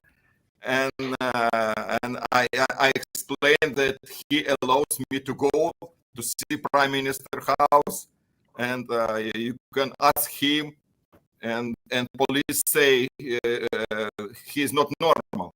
Mm-hmm. I said, but it's not my guilt. Mm-hmm. You can go and arrest him, and they say we cannot arrest him because they had this investigation, and they just released me. It was good because my flight was just maybe 1 hour after this arrest. So, but it's also a nice story about kind of illegal trespassing. Well, I guess they were happy to get you outside the country, so they said, "We'll just take the flight, we'll get rid of you." They have a small prison in Tuvalu. Yes, I visited also. I visited this prison. I took picture with this. There are two guys there. His name is Nelson, and he is from New Zealand. He was arrested because of murder. And he said, "I'm innocent, of course." But I took picture with him. I took picture with him as local guard, and also I connected with him by Facebook, and so it's written. Okay, thanks, Lena. I think part of the lesson of Leonid's story is that things can go dark pretty fast, even in the tropical. In certain countries, it doesn't take much at all for the authorities to go after you. In Tuvalu, even happened then. But I think for me, actually, I think about also as I define dark travel. I think for me, a little bit like Jason's definition. You hear a name which has this bad sound, a bad ring to it. You always want to be curious about how can you compare your impression of something to when you actually go there and see it face to face. I think it's a big motivator for us in dark travel and travel in general. We hear a name, we want to not be just convinced by the narrative we see through different outlets, but see with our own eyes and decide for ourselves. I think it's bigger stakes when it's Can I jump in on that one? Because I think for me, that's what it really all comes down to, which is my interest in going to these places that you can hear a name in the news, you can hear whatever the big stories in the news, whether it's the war in Ukraine right now, whether it's the genocide in Rwanda, you hear the story, but you don't think of the million individual stories of the people that live there day to day and go about their lives. And for me, that's really what I try and focus on when I visit these places is, sure, we all know the big story, but what are the million sub-stories of the people who, the kids going to school, the people having relationships, getting married, all of this stuff that's going on that never makes the news, but it's still going on day to day because people have to live there. So. Which is a little bit of the comparison. You have statistics, and then on the ground you have individual stories, and you can map individual stories over the events, and then you really can relate to what happened. I think actually we're going to be finishing up pretty soon to keep on schedule. But if you have any last insight or comment on dark travel you think we haven't brought up so far, anything that the conversation has provoked about dark travel in general, it's sort of a dark topic, but it's a thought-provoking topic at the very least. Anyone makes a last comment on dark travel? I just have one comment. You mentioned places with scary names, but one great place that people can visit is Devil's Island in French Guyana. That has a very scary name, but you can go there on like a party catamaran, and then you walk around the prison, and it's a lovely place as long as you're not in the prison, I think. And there's also, those who like cinema, there's old Steve McQueen movie with Devil Island, Papillon. That's right. And there's a newer one with Rami Malek, the Egyptian American actor. He did the one for Bohemian Rhapsody. He played Freddie Mercury. So there's two. There's an older version, the younger version, Papillon, which takes place on Devil's Island.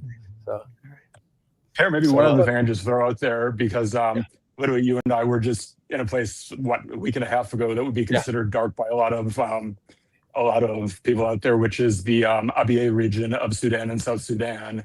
And I think one of the things that really struck me about being there was just how interesting and curious everybody we encountered was, and how easy it was to actually, I find in a lot of these places, especially the ones that have oppressive regimes, people are North Korea being the prime example, people are very, very reluctant to talk to outsiders. Whereas in Abyei, the exact opposite was the case, I found, which every kid wanted to come up to us. Where are you from? Why are you here? Tell me about your country, all this stuff. So it really reminded me of what I was saying earlier, just how much some of these places can be really normal once you get on the ground. That's very true. I mean, it's beyond the geopolitics and the statistics. It's just individual stories of people trying to live their lives. All right, gentlemen. Ron, you have one last comment? Ron, go ahead. Yeah, how irrelevant travel advisories are. They're almost comic relief. I was in Afghanistan where I wrote my travel book on my website, and it's maybe the safest country in the world right now. You've got a Taliban with a AK-47 every 100 meters. Well, it's better the Taliban protecting you than trying to kill you. Well, exactly. Our Socotra, Yemen. I mean, people always say Yemen's bad, but Socotra's maybe safer than Afghanistan. So just travel advisories and how people, judge their travel by them, and just how meaningless they are. Some it's obvious, Sudan, Haiti now, a lot of the Sahel. There are lots of bad things happen there, but most travel advisories are pretty irrelevant. But with the build on your point, it's like sometimes you have a name like, let's say, New York City. There's some rough areas. And then you go to Upper East Side, or you go to, in countries there are safe places, unsafe places, but there's one umbrella word for all of the same country. So safe places, unsafe places in the same country. If you want to get robbed, you go to Barcelona or Rome. Oh yeah, sort of. If you don't need that wallet, you can leave it there. Yeah, right. Or I had a great story in Shanghai where I was extorted $6,000 US, and how that turned out is hilarious how it all came out. I ended up making $4,250 US when the bar tried to buy me out from the police station. So Wow, that's a good story. But anyway, we unfortunately the format is just pretty short. I mean, these are the type of stories you need, like a good meal, a few drinks, and talk late into the night. Unfortunately, just more of a meet and greet, this type of format. So I appreciate I've met everyone except for Ron. Maybe one day I'll meet Ron as well. But I want to wish you happy trails to all of you, and until next time, inshallah, somewhere somehow. All right. Thanks for coming. See you in Brazil. Okay, right. I'll see you. See you guys there. Take care. Good to see you. Bye-bye. Well, that was the fifth of my 5 panels, and it's good. Time goes fast. I mean, there's so many faces, new faces, old faces, but so many stories. I mean, travel is all about connection with people, telling stories, listening to stories, sharing, learning lessons. Unfortunately, this format, 32 by 30 people or so in 5 panels, it's gone very quickly. And I think we got Boris. He's going to come over, take over the shift pretty soon. I'm going to be passing on the baton to him. Here I am. And there he is. There he is. I just saw you a few hours ago. Are you a wiser man after these panels you moderated? You know, it's these types of short encounters online. It just remind us how lucky we are in this world of online, offline. It's the offline contact, meeting people and talking for hours and hours and hours. These are like small little snippets that makes us hungry for more like offline time with people with travel stories. Great. Well, I imagine you're ready for some rest now, because it must be pretty intense for 3 hours. Well, I'm actually going to rest a bit, because this last topic was dark travel, and then I think I was talking to you before. You said, "Wait, I've got a dark travel story." I said, "Well, let's save it for the baton handing over portion, and we'll kill some time. Tell us your dark travel story." I have a different one. I was listening to your last panel, and I was thinking of a different dark travel thing I did, which is diving the wreck of the Coolidge. So the Coolidge was used to be one of the biggest cruise liners in the 1930s, and in early 1940s, the U.S. Army turned it into a military Navy ship, and it ran aground on American sea mines off the coast somewhere in Vanuatu. So you can dive it, and it's crazy, because it's this whole huge cruise liner went down just off the coast. So it's really easy. You just walk into the water and you go down, and you can see everything as it was. So you can see all the quarters, you can see the kitchen, everything, all the utensils are there. You can see military vehicles, you can see clocks, you can see a lot of stuff which is just as it was in 1942. So it's let's say a different kind of, because it's a wreck. It was a disaster. Fortunately, no one died, so all sailors were saved because they were just able to swim to shore. But still, it's kind of a special kind of, other than the war sites or disaster sites or volcanoes. I mean, there's I was thinking about dark travel. There's so many cases you can do, and I thought this was a different one. This is an underwater dark travel destination. What's funny, sometimes these boats are very much sort of frozen in time, and they're Exactly. under. You go in there, and there's people lived on these boats, and they didn't take other stuff with them. And if you forage around, like they say with the Titanic, you forage around, and like there's this time capsule of what people had possessed, what they used at that snapshot in time when the ship went down. Yeah, well, we had this, I forgot the name, but these guys, what was it, last year, who tried to reach the Titanic wreck, and they themselves were then in an accident. But so yeah, that's the price you might pay for dark travel. So, well, off you go, I would say. Oh yeah, you cut the dark travel segment. Did you catch any more of the sessions in the morning? The good thing about this is that we got this all recorded, so people can exactly watch what they want. They can skip over the portions less interested in, and they can just enjoy it on their own time zone whenever they're ready to watch it. It'll be all on video, so that's a good thing. Exactly, and I think this will become a unique source of inspiration and information for any travelers, because where can you find more than 100 UN masters talking about all the nitty details and things they learned, advice they give. I mean, this will be a great resource for everyone wanting to travel in the future. So even if you're not an extreme traveler, you will probably find a lot of things to direct you to places that might excite you and surprise you. Right. Yeah, I'm going to be signing off in a minute, but I just want to say one thing. It's a pretty amazing thing to get 100 UN masters in one place at one time. There's so many independent travelers. And I think, you see these travel conferences, getting people organized. And you've been on trips with people that are well traveled. Everybody does their own thing. It's a little bit like herding cats. Cats are meant to be herded. So try to get them organized, get them online. And it's been a huge effort by Nomad Mania to get everything organized. 100 UN masters all together. And I look forward to the future, get more and more UN masters offline as well. Connect, spend more time talking over a good meal with a choice of beverage, beer, wine, or something harder or softer. Fortunately, there's always more events where we can meet offline. So I think we are definitely going to meet in Brazil next year. Another big Nomad Mania event. So looking forward to that. So off you go. Speaking of offline, Lamley, pass the baton to you officially. It's all yours. I'm going to go to the bathroom and get a bite to eat. It's been a busy morning. Okay. Good on you. Okay. Enjoy the rest of the way. See you soon. Bye-bye. Field seeds. Thank you. So so here we are, the second session of this huge weekend with more than 100 UN masters.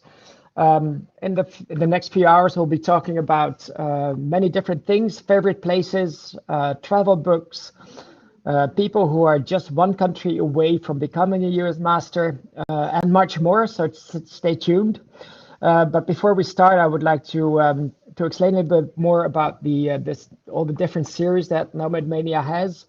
Obviously, Nomad Mania has the 193 UN countries, but apart from that, on top of that, they also divided the world in currently 1,301 different regions, and this is based on territory, population, cultural importance, economic significance, and tourist appeal.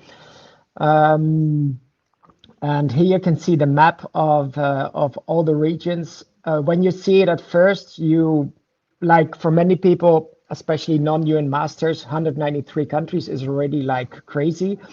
But when you see and when you zoom in on all these regions, then you become almost dizzy because there's really so much. And believe it or not, but there are people who are pretty close to finishing all these 1,301 regions. Now, Nomad Mania is currently working on expanding this. So here we go.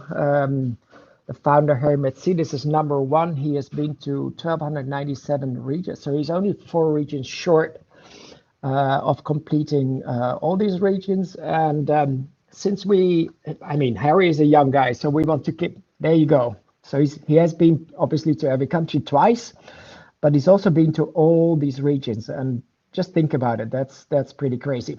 But to keep Harry busy, because he's in his early 50s, so he has probably still another 50 years to live. So Nomad Mania is currently working on on expanding the number of regions. So stay tuned in the next months. This will be a democratic process, so people will be able to give their input. And there will be more than the 1,301. On top of that, Nomad Mania has their regions, which stands for Distinctive Alternative Remote Extremes. And when you look at that list, you really see, and it's coming up here, you will really see very remote places. So this is basically, it serves as an inspiration to visit, as it says, very often remote and extreme places. So exclaves, enclaves, islands, you think about it, and it's all in the Dare list. The Dare list is very dynamic, so you can always propose new entries. So it's an ever-growing list, and this will keep you busy for for years to come. Then apart from Dare, or this is where you can suggest a new series item. Apart from that, there's also a slow index. So this is to promote people to travel slowly. It basically calculates, you can indicate how long you have been in which country, and like how many days, and it will reward you. The longer you stay, of course, the more points you get, and the higher you will be on the slow list. So this is to because some people are traveling very fast, but we also have people traveling very slow, and they will be rewarded by a slow category. And actually, one of the panels in the next few hours will be about slow travel. I'm really looking forward to that one. Then we have the Yes Index, stands for the years elapsed since, which basically shows it's an indication of how long ago you were in which place. So it is there's a whole calculation also, UN countries plus Palestine, Taiwan, and Kosovo, and well, this is the calculation for Orest, and you can see that his ranking on Yes is 2,381, which in itself doesn't mean anything. You can find more information on Nomad Mania's website. And to sum it all up, there is the TBT, the Biggest Travelers Index, which is basically all the other indexes combined. So UN, Nomad Mania, TCC, Deep, Slow, Yes, and everything else all combined into one big overlapping score. So that's for the Nomad Mania website, and now I would like to start with a panel I'm really looking forward to, which is about my favorite places. So we are inviting a couple of UN masters, and I'm really curious to hear because I'm expecting some nitty-witty secret suggestions of places to visit. So let's bring on the UN masters, which signed on to be on this panel. I would like to ask everyone to give a short introduction. So say your name, the country you're from, the place that you're currently in, and also your last country and the year you finished, the year you became a UN master. So first off is I see Ravi. So go ahead. Hi guys. So my name is Ravi. I hail from India, but I have been living in the USA for more than 3 decades. So the last country, my last country was Venezuela, country 195, and I completed it last year, 2024. And I was in Riyadh yesterday, and right now I'm participating from Dubai. Okay, thank you. Thank you. Next is Glenn. Hi, I'm Glenn. I'm Filipino American, and right now I'm here in Florida. I finished 197 this past September. My last country was Cape Verde. Just to clarify for viewers, there's different, like you can talk about 193, 195, 197. So 197, I suppose, is 193 plus 4, which is, well, you say it yourself, is Vatican, Kosovo, Palestine, and Taiwan, right? I assume. Yes. And 195 for Ravi would be 193 plus which two? I mean, Taiwan and Kosovo, but I've done the 197 as well. So. Oh, okay. There you go. Yeah. Well, just to clarify. Yeah. So thanks for that. Next on is sorry. And Glenn, where are you calling from now? I'm in Florida. Oh, in Florida. Great. Yeah. Is it still warm? It's cooling down, but it's probably still warm compared to a lot of other places. So it's getting more livable, maybe. Yeah. Well, you're used to it. I mean, Yeah, I'm for the used to it. Philippines, you. Exactly. Well, thank you. And then we have Jan. Come in. Hey, Tell us more about yourself. everyone. Of course. Hey, everyone. Hi, good to see you, Boris. I'm Jan. I was born in China, but then assembled in IKEA. Grew up in Sweden, that means, and eventually found myself as a transplant to Singapore. So I heard rumors or reputation about Basant. So look forward to hear more from you and see more of you in Singapore if that ever happens. Currently, I have a dead giveaway here behind me. This Merdeka 118. So I'm on a work trip to KL. Not very far or exotic from Singapore, but it's great to be here. And I completed my last country back in 2022, rode the COVID wave of being a digital nomad a bit, and completed it in Eritrea, which was like traveling back to the 90s. So that was a special experience. Great, thank you.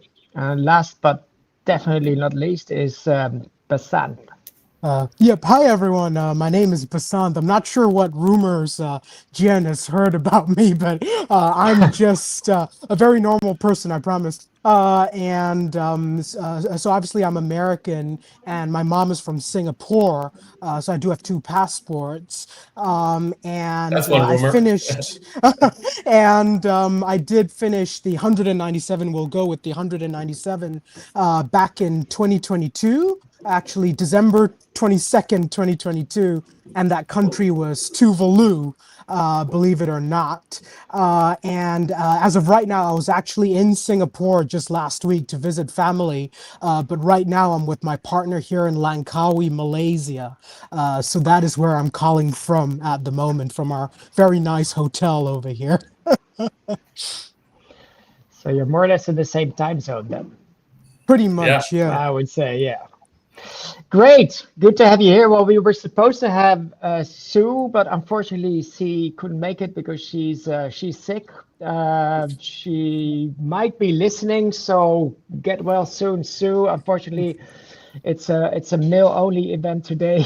But, so we have until 2:30 UTC, which is another 22 minutes. You're the 4 of you, so just keep in mind, because I'm sure you're gonna, I really hope that you're gonna talk a lot, but keep in mind that our time is a little bit limited. So let's kick it off. I mean, who wants to start? Because now everyone is dying to hear your favorite places. I mean, you're all UN Masters, you've been to every country, and some places you like, some places you don't like, but there are just those few little jewel places or pearls that you probably want to come back to. So who wants to kick off with their favorite spot on which they encountered on their travels? I can start. Sure. Well, even to come up with a short list of the favorite places, it may take 2 hours to talk, but I'll try to. I know, exactly. Make it as short as possible. I've been to many volcanoes, but my favorite volcano is Mount Yasur in island of Tanna in Vanuatu. Somehow I really loved the experience, the back-breaking pickup trip on the stones when I went. This was maybe 10 years ago or 15 years ago. And then I also was lucky to rent a chartered plane, and we flew over Mount Yasur, and then hiking to the rim of the volcano was really a thrilling experience. I've seen other volcanoes. Nothing felt as impressive as hiking this particular one. So that would be one of my favorite places. And since I was born and raised in India, and unfortunately, India doesn't have great relations with Pakistan ever since both countries have been born. So for an Indian guy, getting into Pakistan is a whole thrillsome experience. And I've been to every state and every province in Pakistan, which no other Indian can do. I mean, with a different passport, yeah, of course. But what I mean to say is somebody of Indian origin, born and raised in India, it's a whole thrillsome experience. So my favorite parts in Pakistan is the Gilgit-Baltistan area. So in the Indian map, it shows up as India. In Pakistan map, it shows as Pakistan. Of course, it's in the control of Pakistan. I've been to places like Raka Poshi Mountain. This is in the Nagar Valley between Hunza and Nagar. And this happens to be one of my most favorite spots. Indian Kashmir also has a lot of mountains, but somehow the Pakistan side of Kashmir, which I can't say as Pakistan because it's technically India for the Indian administration. So in that Gilgit-Baltistan area, I found many gems like Atabar Lake and Punjab Pass, which is the land border between Gilgit-Baltistan and China. I'm trying to summarize very fast, and then we can come back. And another place that I really love is Bhutan. For most people, getting into Bhutan is quite an arduous and expensive task, but there are spots in Bhutan, especially eastern Bhutan, that not many people get to visit. And then, so Bhutan, I don't know if there was a Shangri-La, but I think Bhutan is the real Shangri-La. So those are my 3 favorite spots or thrillsome spots or whatever you want to say. There you go, guys. Thank you. Thank you. I just want to jump in to add two additional tips for, I completely agree with you about the volcano. What I did was I spent two nights in a tree hut at the foot of the volcano. So you're just next to it. Yeah. And the good thing is that you can, first of all, you sleep in a tree hut, which is already an adventure in itself. You really climb a ladder and you sleep in the top of the tree. And then in the evening you go down, because most people go to the volcano and like to see sunset, and then they stay 1 hour and they go back. But when you stay I stayed in the tree as well. I stayed in the tree. Exactly, because it gives you the advantage that in the evening you walk up. It's a short, because it's only 400 meters high, so it takes probably 45 minutes to an hour. You're up on the volcano and you have it completely to yourself. There's no one else around, and you really appreciate it, because there's people who haven't been there. There's eruptions every few minutes, so you just wait for the next one, and it's an absolute spectacle.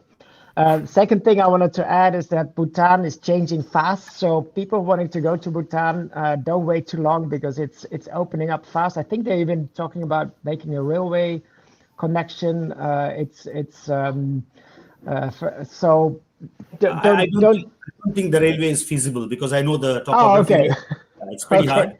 Yeah. And one point to add is it was $200 for non-citizens or non-Indian, non-Bangladeshi. Yeah. Now it's only $100 per day. So that's a scale down. Oh, wow. And I'm going to Bhutan in 3 days again, a third time. Wow. Yeah. Great. Okay. Who's next? All right, I can sort of like go next, if that's okay. I do echo what Ravi said earlier about the fact that it's very difficult to choose a specific country simply because, countries are great for different reasons. If you're looking to relax, you can go to Greece or Spain. If you're looking for a proper adventure, go to Eritrea or North Korea. But I will pick about 2 or 3, like what Ravi did. I'm going to start off first with a country that, to me, has everything. It's got beautiful beaches, wonderful mountains, delicious food, and some pretty spectacular natural and historical sites. And that would be Peru for me. It's really not an expensive country either.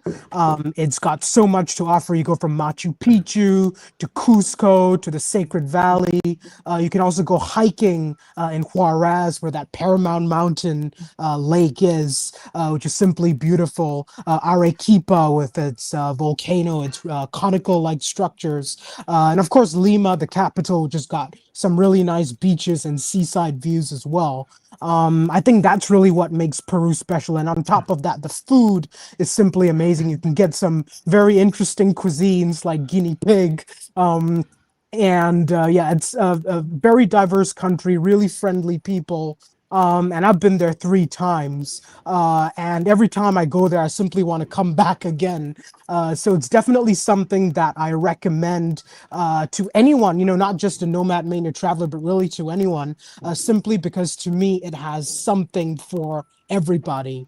And that's why Peru's basically number 1 for me. A second country that to me is, in fact, a little bit underrated, but is really nice as well. Similar to Peru, it's really diverse. It has something for everybody. That would be Indonesia.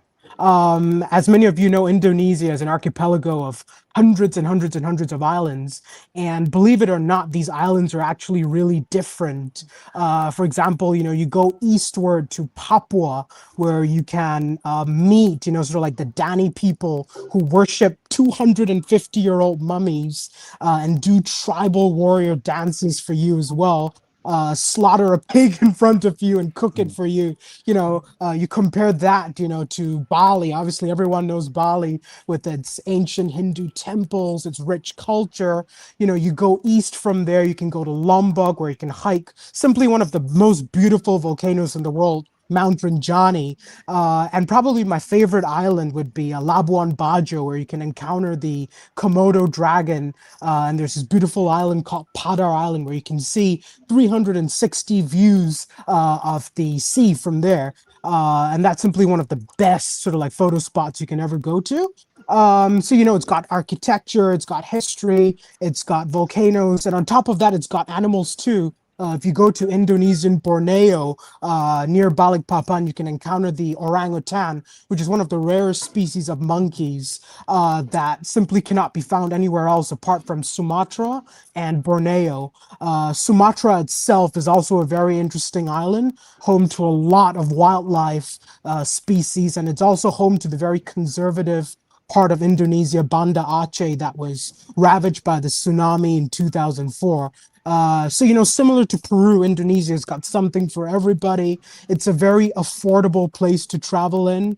And to me, it's actually really underrated because a lot of people, they just go to Bali. My partner herself last year, she went to Bali twice in a year for 2 weeks. She's from the UK. And I was kind of like, you should be going elsewhere. Go to Lombok, go to Labuan Bajo. It's so diverse, Indonesia.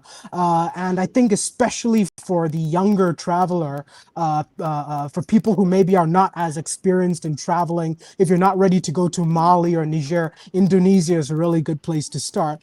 And the third country I'm going to pick, it's probably going to be a bit of a controversial choice.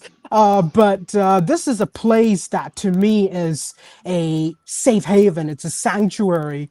When I travel in the Middle East, sometimes it can be a little bit stressful. Like I just got off a Nomad Mania trip to Syria with Harry, to Eastern Syria. I think you might know about it, Boris.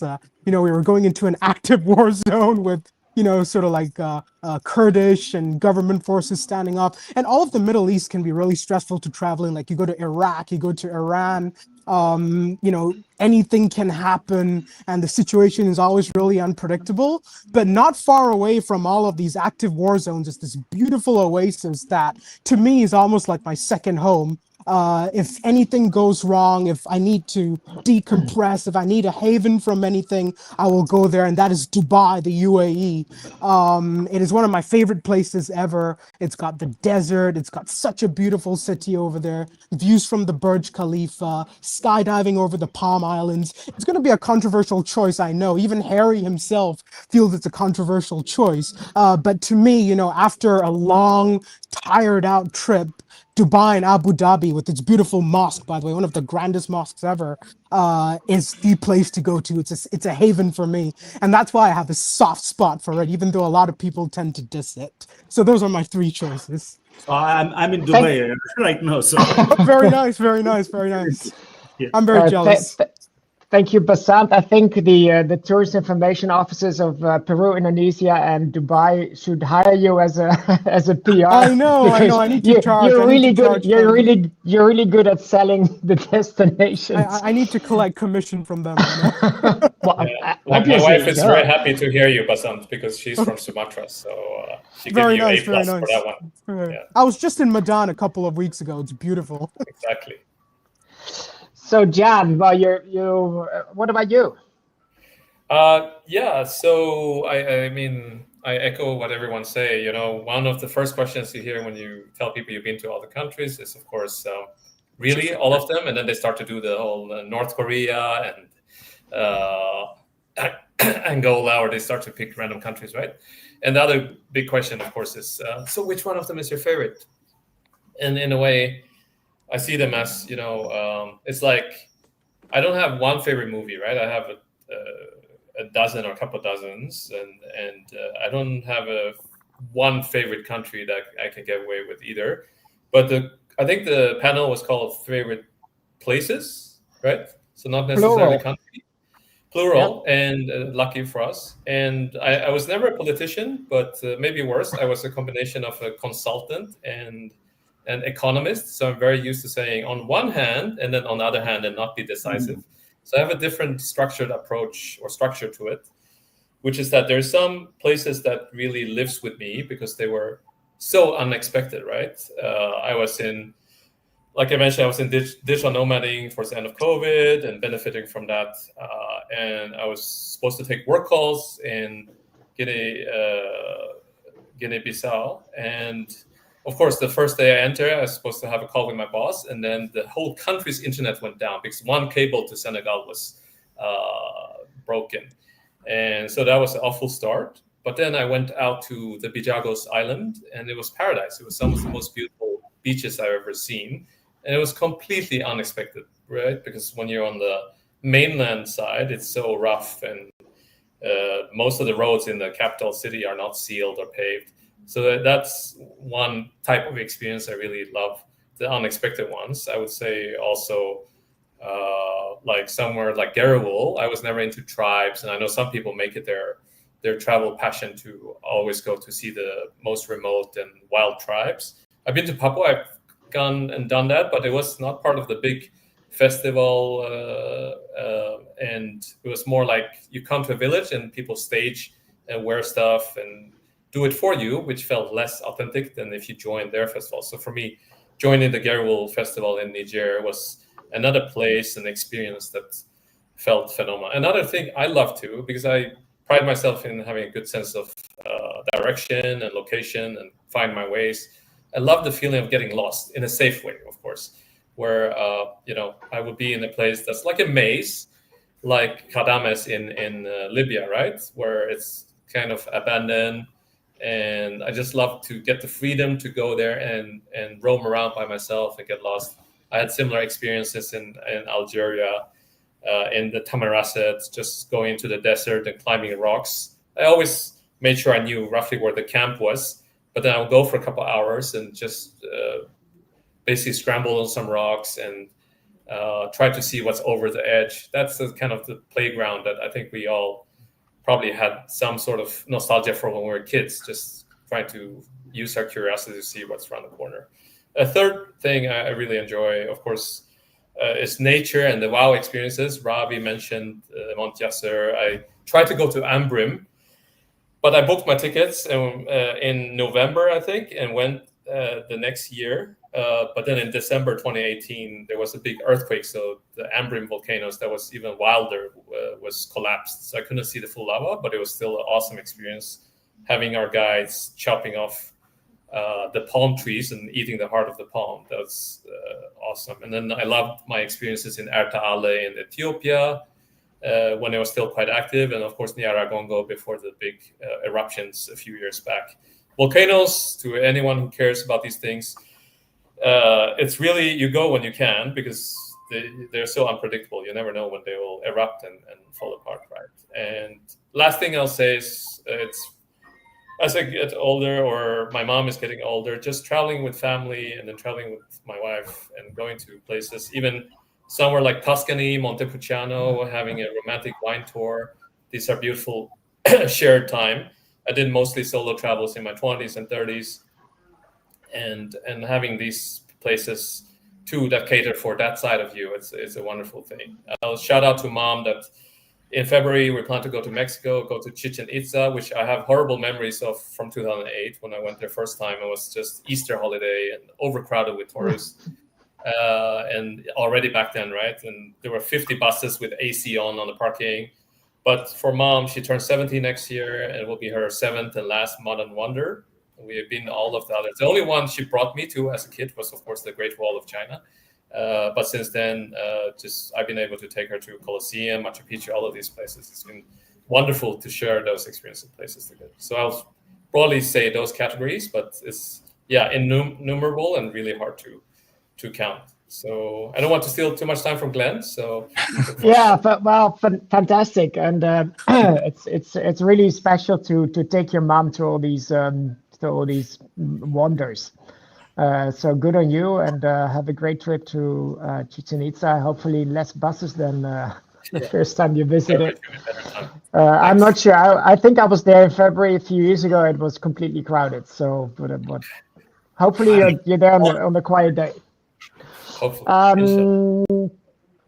off to Glenn because we have only 5 minutes left. So, but Okay, no problem. you surely have also at least 3 favorite places you want to share with us. Yeah, definitely for me, I think what's favorite for me is the memories that I have that stand out the most and the experiences that I've had. And a lot of those were more in the early years of my traveling, the easier countries. I would say probably Brazil was one of my favorites because of the overall experience that I've had there. As a newer traveler, things are so fresh and are so new. And I went to Carnival that year, and to me that was amazing. The experience, the people, everyone was so friendly, and just the living life, partying and having fun. Seeing the Christ Redeemer, all that stuff was like, wow, it's amazing. So that still stands out to me. After seeing, so many places after that, it still stands out to me. I still have friends there that I've met there that we still talk, and this was 10 years ago. Yeah. So again, like the memories, the experiences that I've had in Brazil and seeing Iguazu Falls and things like that, to me, that still stands out to me. Another one would be Japan because, again, I was still a newer traveler back then. Seeing the culture, seeing, eating the food, meeting the people, seeing the tradition versus the modern. I thought that was like, wow, that's so cool. That was also like 10 years ago when I did that. So to me, like I said, the memories that I have, it still stands out to me, like meeting people, doing the things that, I always wanted to do when I couldn't travel back then when I was younger. So that also stood out to me. And then, like you said, it's very hard to pinpoint, your favorite places. Every place is unique. Like you guys like Indonesia, Peru, Pakistan. I loved Pakistan.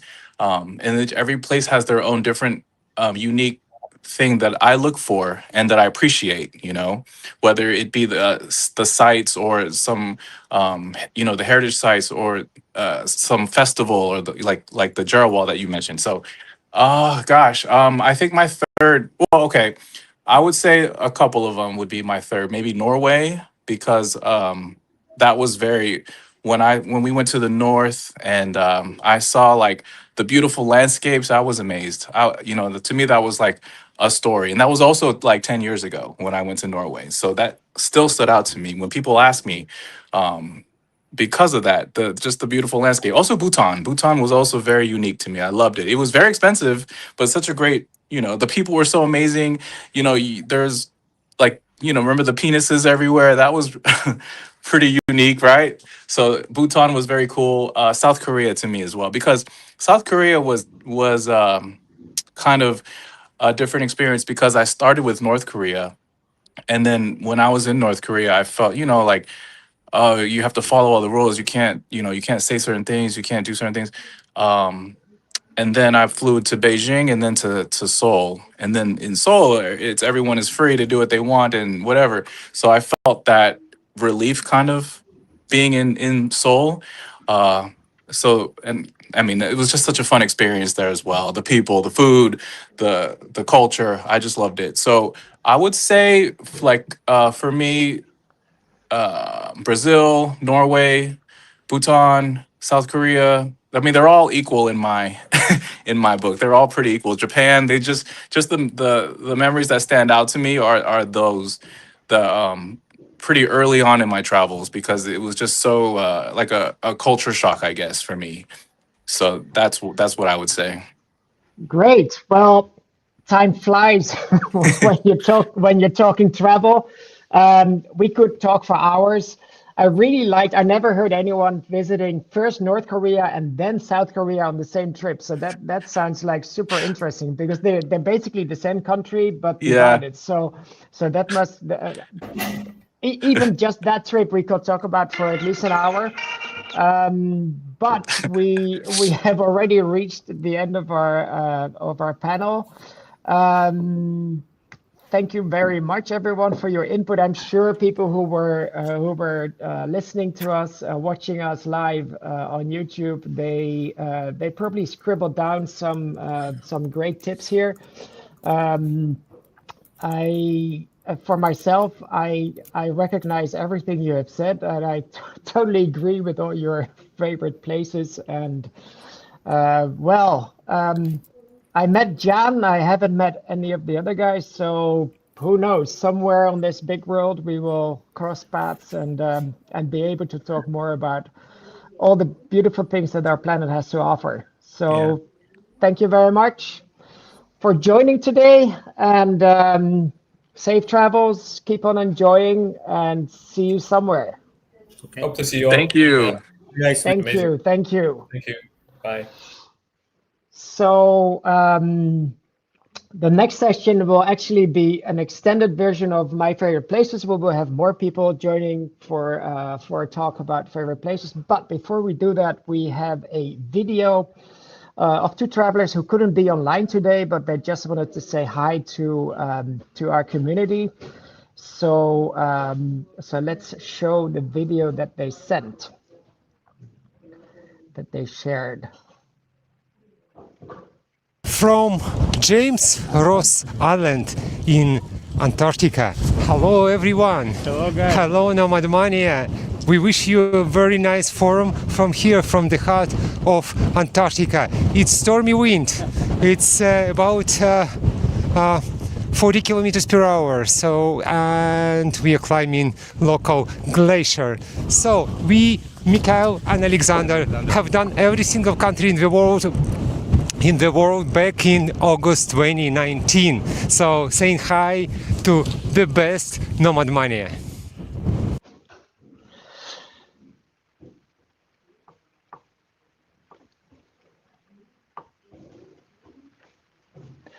Well, too bad they couldn't be live, because that was fantastic. It only shows the span of today's event. We even have a message coming all the way down from the seventh. Well, for most of us, the seventh and last continent, Antarctica.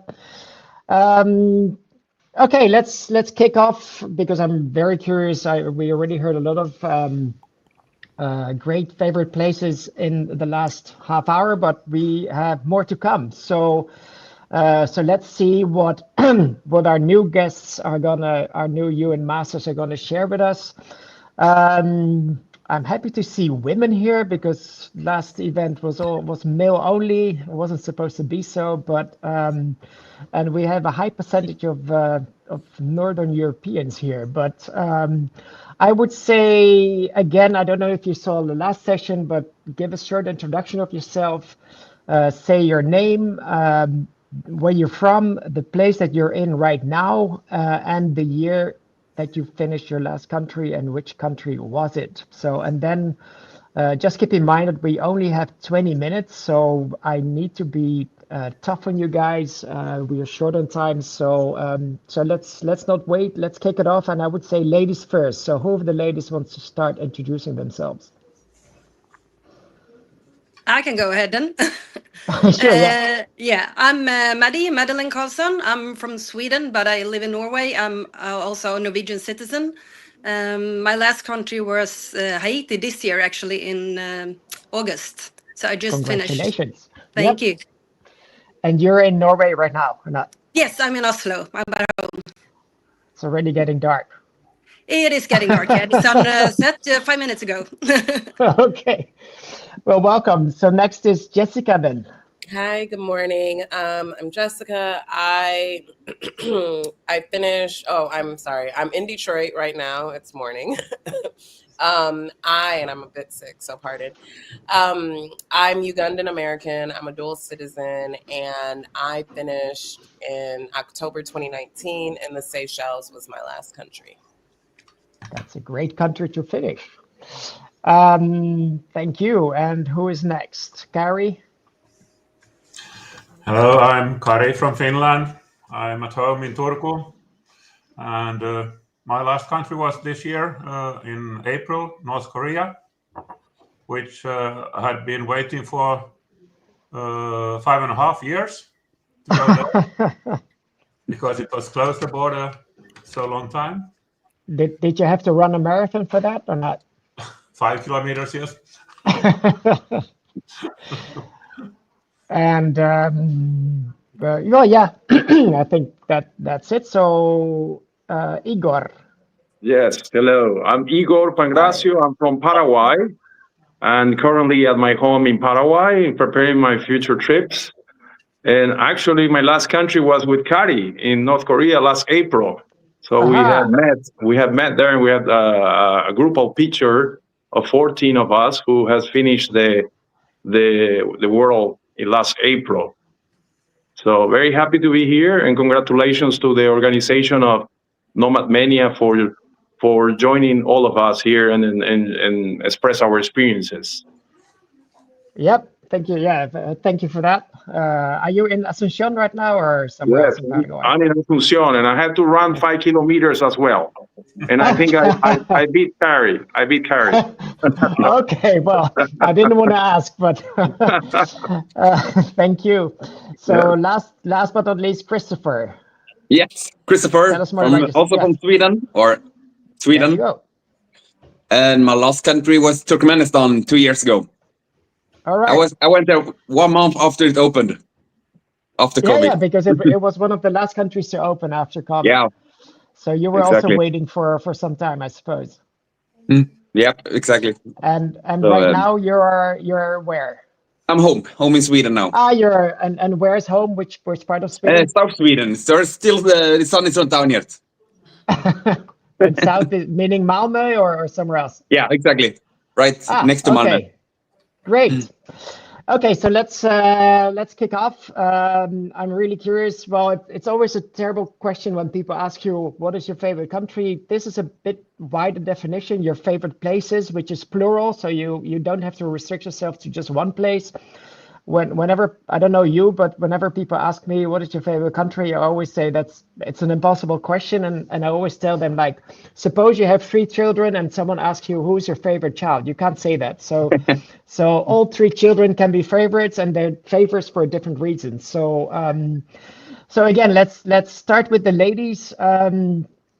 Please share your favorite places with us, and just try to keep it short because we only have 12 minutes left. So who wants to start? Jessica is dying. I'll start. Yeah. I think, like you said, it's so impossible. And I do a lot of like media interviews, and I always tell them, don't ask me that question. Exactly. Change at any given time. I've been to, I think now almost 70 countries more than once. I've been to like 10 countries more than 15 times. I travel regularly, but I would say some of my favorite places are Kenya, Senegal, Brazil. I just came back from Brazil, Italy, Japan. And then of course, it's like, if you break it down to like, what are your favorite beaches, for example, then I would say like Anguilla or Zanzibar, or Comoros, which I think is, one of the most incredibly beautiful countries in the world. What about Seychelles, your last country? I actually don't think Seychelles has some of the best beaches in the world at all. Okay. I think Digue was nice, but I think that, in my opinion, I think the beaches of Comoros are better than Mauritius and Seychelles. So so I think to that end, all of us have experienced a lot. And I find that some of these world's best lists, I'm like, those aren't the best though. Because even like Tuvalu has better beaches than Seychelles, in my opinion. So. And without the tourists. Exactly. And without the infrastructure and hotels. So great. So anything else you want to add? Oh, no, I think just for me, like the places that I find myself going back to, it's more about the people. I've been very fortunate, and throughout I've lived in 5 different countries. I worked for the UN, and obviously I travel still pretty regularly. And I'm very grateful that I've been able to like build these little communities all over the world. And that's why I keep going back to places. So it's not about the way it looks or anything like that. It's like I have little homes in all of these places. Well, isn't that maybe the best reason to travel in the end? Mm-hmm. Yeah. Right. And that's a very personal thing. Mm-hmm. Yeah. Because it's your experience and your memories and your links with people and places. So exactly. Thank you. So then Made is next. Yeah, I will definitely second Comoros. They have beautiful beaches in a country that most people don't really know about. But my favorite places, if I have to list some, I would say Easter Island. I wanted to go there for so long. I went 2 years ago and I absolutely loved it. And with all the Moai statues, and also they have a great beach and all the people there, it's absolutely amazing. Madagascar is one of my favorite countries, so of course that's going to be on the list, with all the national parks, especially Salo, with the ravine that you go into, you swim in the lagoons, you get all the lemurs and everything. And also I want to highlight Socotra. I really, really like Socotra with all the amazing trees, the amazing people, and yeah, the nature there is just wild. And also very beautiful beaches. Yeah, definitely. And we Scandinavians like our beaches, so yeah. Yes, yes. Sandy beaches. Yeah, sandy beaches, definitely. Great. I really like the Comoros one because I know many travelers who are like hesitating about going to Comoros. They think it's like it doesn't have a very good reputation for some reason, and then so it's really good to hear people talk positively about Comoros, and rightly so. But for many people, it's like, yeah, well, I have to go there because it's a country, but if it weren't a country, I wouldn't go. But so thanks for adding that to people's list. Guys, who wants to follow Mada?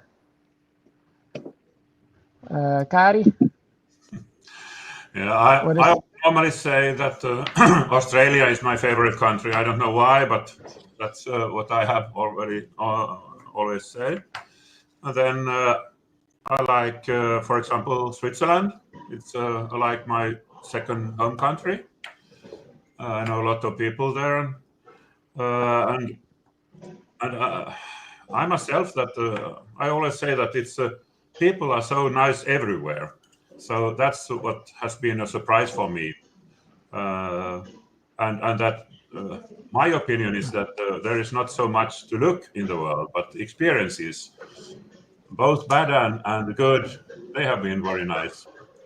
And other countries which I have liked, I like many countries, but Bolivia in South America I like also. And one surprise was Myanmar, which I also liked. Fiji also.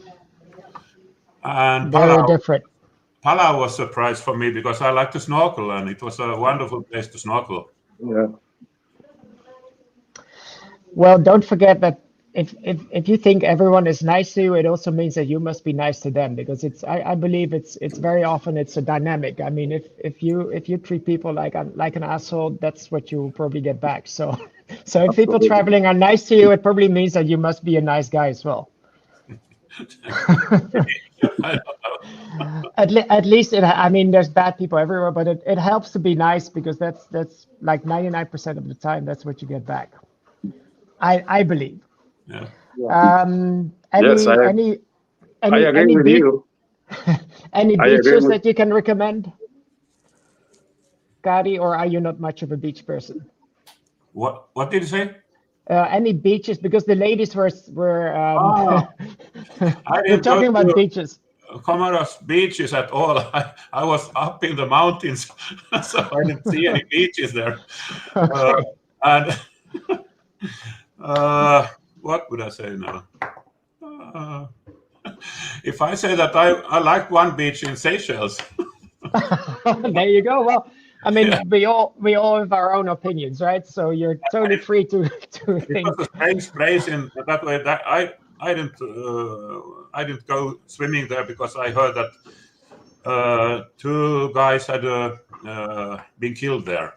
There is some kind of I don't know what is called in English, that they drowned. Oh, okay. Wow. Yeah. That's near the beach. Well. Yeah. And there was no warning about it, so I was surprised when I heard the story. Yep. I would say Quitos and up to Paraguay. Yes. Okay. So talking about beaches, I think I'm coming from a landlocked country, but I have many countries in South America and had the chance to live in Brazil and Argentina. So, but actually, I have a experience back in the 90s. I spent a week in a beach in southern Sweden, Ängelholm, and it wasn't bad actually. But obviously, compared to tropical beaches, is completely different. It's a different experience. But talking about countries or regions that I favor myself, I'll try to go by continents, and I'll start with South America, which is not talked much about. But I would say South America has it all, basically. Having traveled all over the world and living almost 20 years abroad, I'm living back in South America, and I would say South America is an amazing region, and countries like, especially because of the people, the way the people are, and like my country, Paraguay, for instance, is not very known in the circuit of traveling, but I might be biased, but the people here in Paraguay are probably the best, amazing, hospitable, very friendly. They treat you really nice. So I definitely will live in Paraguay for the rest of my life. But if I have to choose to travel all over the place, I would say that in Europe, I will definitely go. If you invite me, I'll go to the Mediterranean countries. I'll go anytime to Italy, Croatia, Spain, Greece, Portugal, even Montenegro. If I go to Asia, I like Uzbekistan. I really like Myanmar as well. I have great experiences in Myanmar, not many tourists, and the people are very friendly, besides from politics. And then like love Japan. And if I will say in Oceania, I will go for Samoa, very green, nice beaches, wonderful people, great people experience. And Vanuatu, Palau was amazing for snorkeling. And then going back to South America, there are many, many beautiful places here, like Fernando de Noronha in Brazil. Is a eco reserve. If you have the chance to visit, or maybe you already visit, it's a wonderful place. I lived in Brazil for 5 years. Wonderful people, and the place is amazing. Like my colleague from Sweden said, Easter Island, what a place. You have a different energy, amazing history. And then, of course, not forget Galapagos Islands. What a place, Galapagos Islands. It's so different islands to visit. You have to spend quite time. You have to go slowly, a slow traveling in Galapagos to enjoy the place, basically. And of course, the Amazon basin. It's a huge place, very important for the world. I mean, 25% of the forests in the world still there. And you got Manaus, the Manaus region. You can travel from there. Belén, Santarém. Amazing areas, and not forgetting also Argentina. I live in Argentina as well for 3 years. The Patagonia, the Argentinian Patagonia, and the Chilean Patagonia, amazing places to visit. I just came back 2 weeks ago from a trip to the Desierto de Atacama, the Atacama Desert, and I traveled from Atacama to Argentina by bus, and it was an amazing experience. Highly recommended. Beautiful views, and the people really, really nice, and of course the food really, really good. So basically, it's difficult to shortcut all the beautiful places and corners in the world, but I will have to say that some of them are already mentioned. That's a great list. Thank you, gracias. And then we come to Christopher. I'm really curious about you. I say you can't compare everyone, but I'm a hiker, so Nepal is my place. Fantastic. And any specific hike? It's flat, so I love the mountains. Any specific hike that you did there that is your favorite? I just did a touristic one. I did a touristic one, Everest Base Camp, but that was amazing. And I plan to go back next year. So, and I just get. Yeah. Sorry. Favorite beach? I take it short. French Polynesia, I think. Yeah. Do you agree that the beach in southern Sweden is good? Good. Yeah, good. Very nice beach. But the bad thing is the summer is just 1 day. So. No, I wanted to add that I just came back from Manaslu Trek in Nepal, and I can totally recommend it. It's much less touristy than Everest Base Camp or Annapurna, and it's beautiful, and it's in a Tibetan area, so you also get a lot of culture. It's not just hiking, but also Tibetan villages and temples and everything. So How many days? 13. Well, 11 days hiking and 2 days transportation up and down from Kathmandu. So, and what else? I'm sure you're not done yet. You must have more on your list. A favorite beach. I like that area, French Polynesia and all those. And like hidden spots. I would say Sao Tome was amazing also. I just wondered exactly. The beach there was.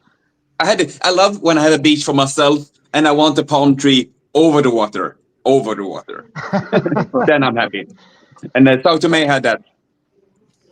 Sao Tome for me was one of those countries where you're looking around, and at least when I was there was like almost zero tourism, and I was like, why does no one go here? Because it has everything. There's no malaria. They ban malaria.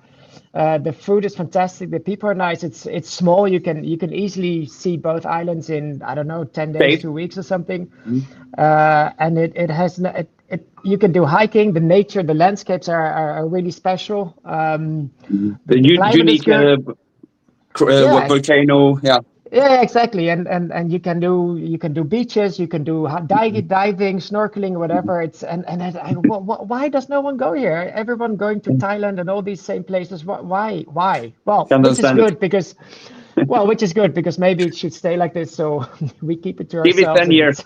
It's more. Give it 10 years. We'll see. So apart from beaches, anything else you want to add? Because then we need to wrap up, unfortunately. Favorite city, I think Hong Kong. There you. Yeah. Thank you. I was wondering why no one was mentioning. Yes. Yeah, and Hong Kong is way more than just a city because it also has a lot of. I just wanted for you. Fantastic. Yeah. right in the city. Guys, unfortunately, I mean, we could talk for hours easily.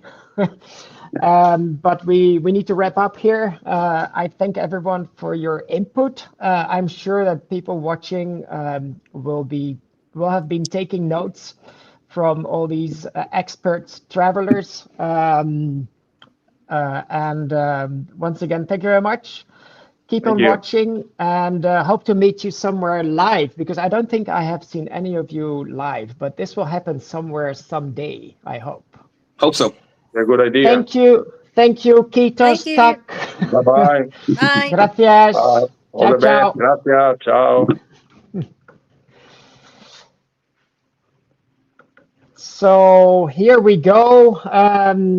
This was a lot of information, a lot of tips on fantastic places that I don't think anyone will not like going there. So and now we will take time to a new panel, which is slow travel. So this is about people who are not rushing to tick off countries as fast as they can, but this is about people who take their time to really, well, this is what I imagine, to really discover a place. So let's bring on the next panelists and let's see what they have to share. We have Jaime and Hello, we have Ana. Hola, ¿qué tal?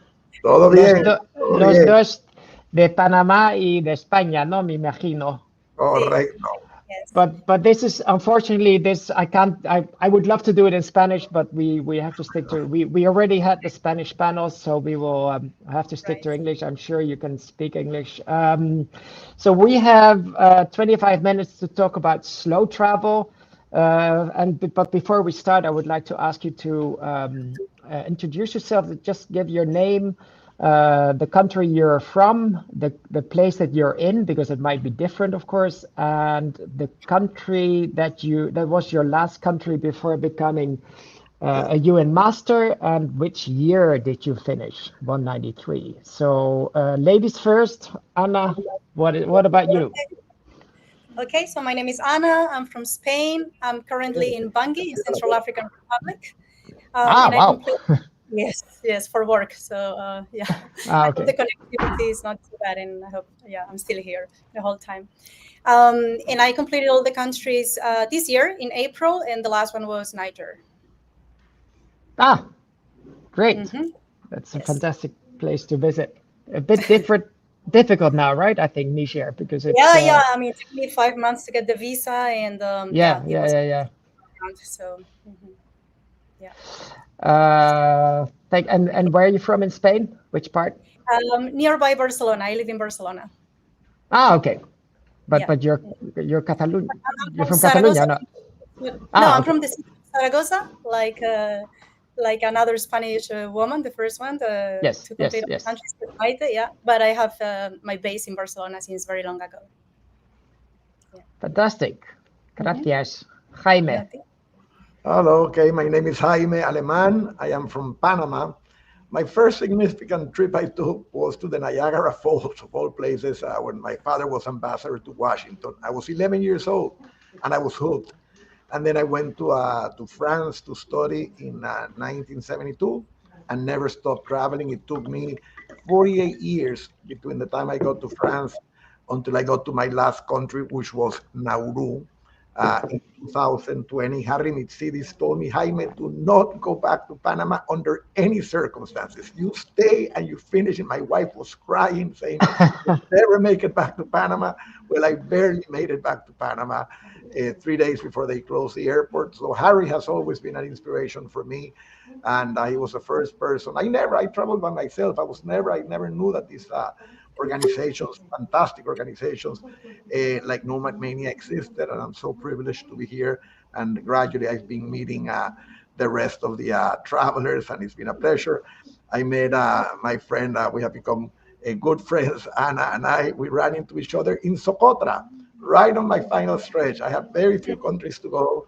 And then all of a sudden I see this very nice woman with a beautiful smile. I was with my daughter, and then she never wrote to me until she saw that I went to space. And then that day she felt like, oh, I better stay close with this guy. So she contacted me, and we've been trading notes ever since. So where are you right now, Jaime? I was on my beautiful island in Contadora Island, Panama, but I'm terrible with technology. So I flew back early this morning to be here in my office with my technology people, so that I could be sure not to fail my dear friend Harry and the rest of the Nomad Mania people. So here I am, and I will be here for the sessions this afternoon as well, and also tomorrow. I love Nomad Mania. You guys are fantastic, and it's great to meet all these wonderful people through you, and all people with crazy stories and fantastic stories. I know. It's really exciting. Well, that's what I call true dedication. You flew all the way to your office to have a good connection, to be online. We just saw your website, because for those of our people watching, I just want to say that Jaime is, out of all the UN Masters that we have here this weekend, Jaime stands out in that he's not just a UN Master. He has been to both the North and the South Pole. And he has also been to outer space. So that makes him, are you the only one, or are there two now? I was the first one to do it. You were the first. 31st, and then Arby, who I've never had the honor of meeting personally, but I hear he's a fantastic guy. He did it exactly a month after I did. So I think so far we are the only two, but I'm sure there will be others. I'm sure there will be others, but there's only one first, and that's you. Yes, so, exactly. It's an honor to be the first one. And you really need to meet each other. I met him in Fergana at the Nomad Mania event this year, and it would have been great to have you there, because but it will happen. I mean, we are all on the move, and sooner or later you're going to meet. Maybe in Brazil next year. Exactly. I will be there for sure. So hopefully we can meet then.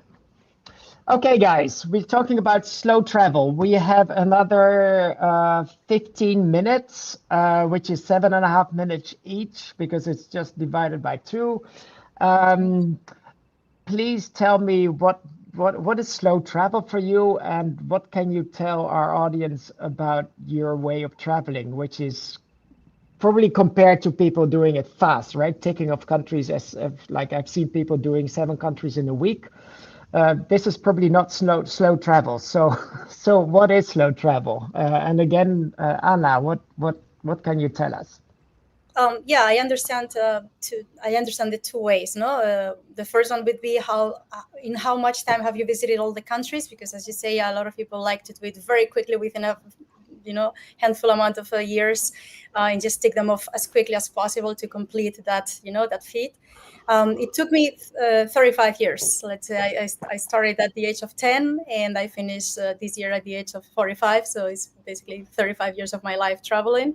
Obviously, I haven't devoted those 35 years only to traveling. I've traveled as much as I have been able to, but at the same time, I have been working, studying, obviously, having a life. No, so that would be one of the aspects of slow traveling, and the other one would be once you're in a place, try to obviously absorb as much as possible, visit every corner possible that you wish, and then do it in a slow way. Obviously that's not possible always due to time limitations, etc., budget. But every time that I can, I try to enjoy as much as I can a country. And a very common question is, have you ever visited a country twice? It's like, well, of course, hadn't I been to a country more than once, I would have finished at the age of 17, like everyone else, who likes traveling. So obviously there are many countries that we repeat constantly many times. Sometimes even within the same country, we go to the same places, like, for example, I don't know how many times I've been to New York accompanying friends or family because they want to see New York and they want to see, the classic highlights and the classic places. So obviously when you travel slow and you don't do it just to tick off the list all the countries, you visit the countries several times, the same places, you live in them. Sometimes, like right now, I have been to this country, Central African Republic, as a tourist 2 years ago, and now for work. So you experience different situations, and obviously you have a complete different experience and picture of each of the trips.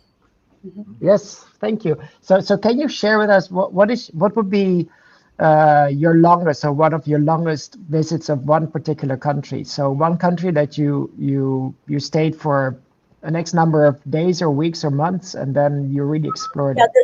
The longest one only as a tourist, that I was not living there, and therefore I was living there for studies. It was Australia, 4 months. Mm-hmm. Wow. Exactly. Yeah, and that's a big country. So it gives you need time to see it properly. Absolutely. Yes. Mm-hmm. And how did you travel around Australia? How did you go around? Everything. So, by land, by car, renting the car myself, taking organized tours on buses, with more tourists, by boat and by plane, camper van, everything, a bit of everything. Mm-hmm. Fantastic. And was there ever a moment where you were talking about restrictions? I mean, slow travel is not always possible because of, budgetary reasons, or maybe visa restrictions or anything. Can you give an example of that, where slow travel for example, possible? Sudan right now, it's very difficult to get, or very unsafe to get out of Port Sudan. So I just visited it this year. It was my 192 country. In February this year, and I could only go to Port Sudan just for 1 day. 1 day in the country, 1 day, 2 days to get in, 2 days to go back, and 1 day in there. Of course, I would have loved to go to the capital, see the pyramids, everything, but right now it's just not possible. So, a few countries, of course, I have had to visit them like everyone else quickly due to the restrictions, either because there is a war or because you just don't have more holidays, than the ones that you have. In any case, I think that it's always worth to just do the trip. That sometimes people say, oh, you're just going to this country for 3 days. I'm like, well, that's the availability that I have, in between dates. That's what I can take off. So of course I'm going to take the opportunity and go visit it. And another time, I'll do it slower and, more in detail. Mm-hmm. Of course. I strongly advise you to keep Sudan in the back of your mind. If hopefully in the future the situation will improve. I was lucky enough to spend a month in Sudan. I'm a slow traveler myself, and it's absolutely stunning and fantastic. It's really tragic what's happening right now. I saw even Khartoum itself is destroyed for a large part, and it's really sad to see, but if ever things change and things improve, strongly advised to go back because it has so much to offer. But unfortunately now most of it is off limits. Well, absolutely. And something that is also very interesting is to visit a country after, I mean, for the second or second time normally, after a lot of years, and Jaime, I'm sure that he has a lot of these experiences. Like, for example, the countries that I was in when I was a little girl, obviously with my family, like around 10, 15 years old, let's say Tunisia, Ghana, Ivory Coast, etc. And then you go back to those places 20, 25 years later. It's really, really moving and impressive to see how much it has changed, obviously, and to compare, your first and your second experience. For example, China, I was there in 99 with my family for the first time. And then in 2006, I went there to work in the Spanish embassy for 3 years. And then I went back in 2014 just to visit my friends because I was living in the Philippines, so I was nearby.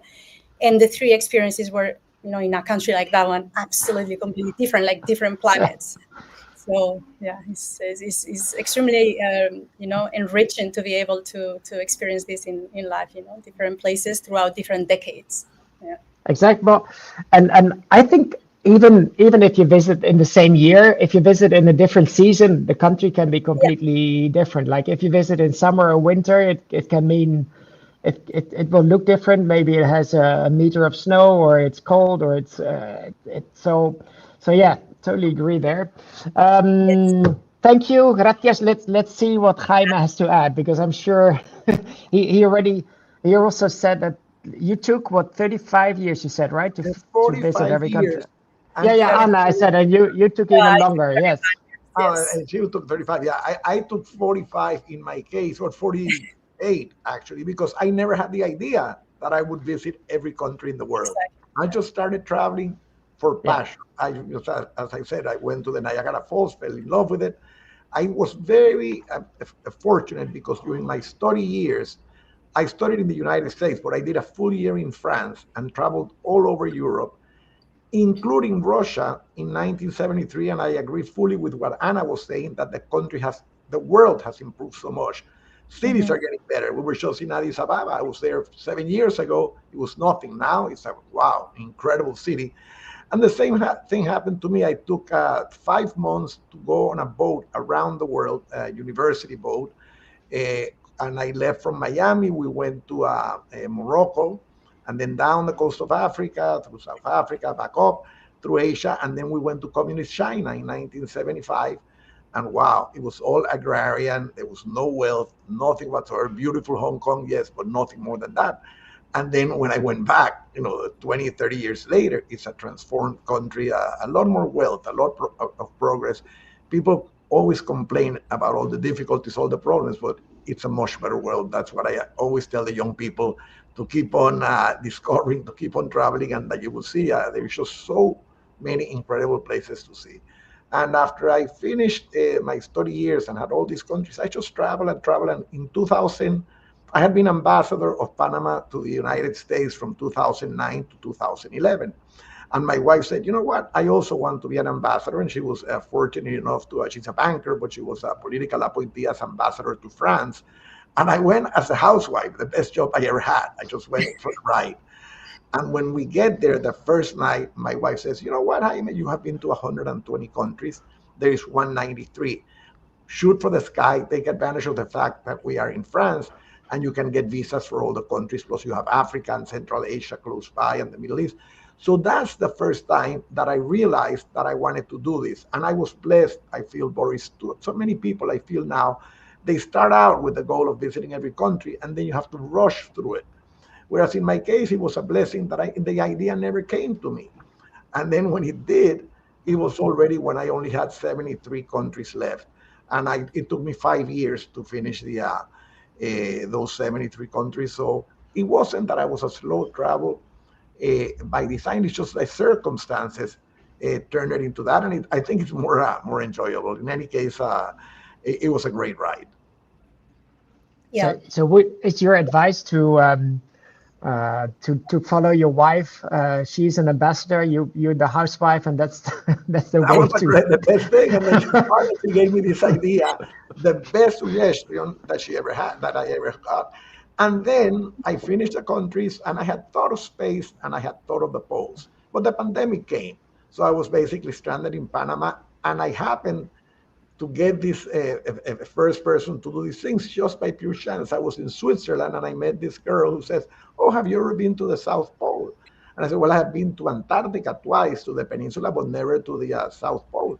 And I said, "Well, I can take you to the South Pole. I can organize it for you." And she did. And last year, I went to the South Pole, but still no idea that I was going to get this triple crown or whatever they call it, the Grand Slam. I had scheduled already a trip to the North Pole.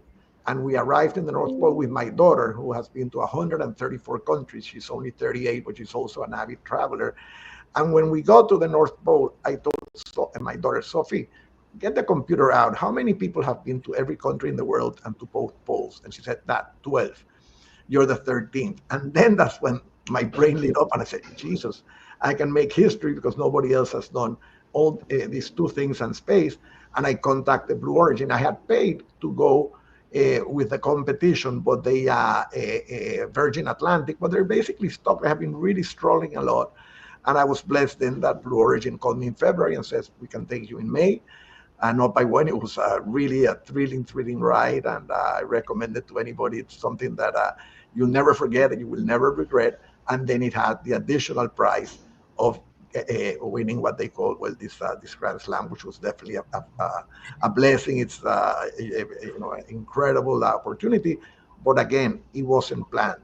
It happens. So that's why I tell a lot of the young people, just keep traveling, keep exploring, keep discovering, keep on making friends. And don't rush it. Yes. Don't rush it, right? Yeah, exactly. Take your time to.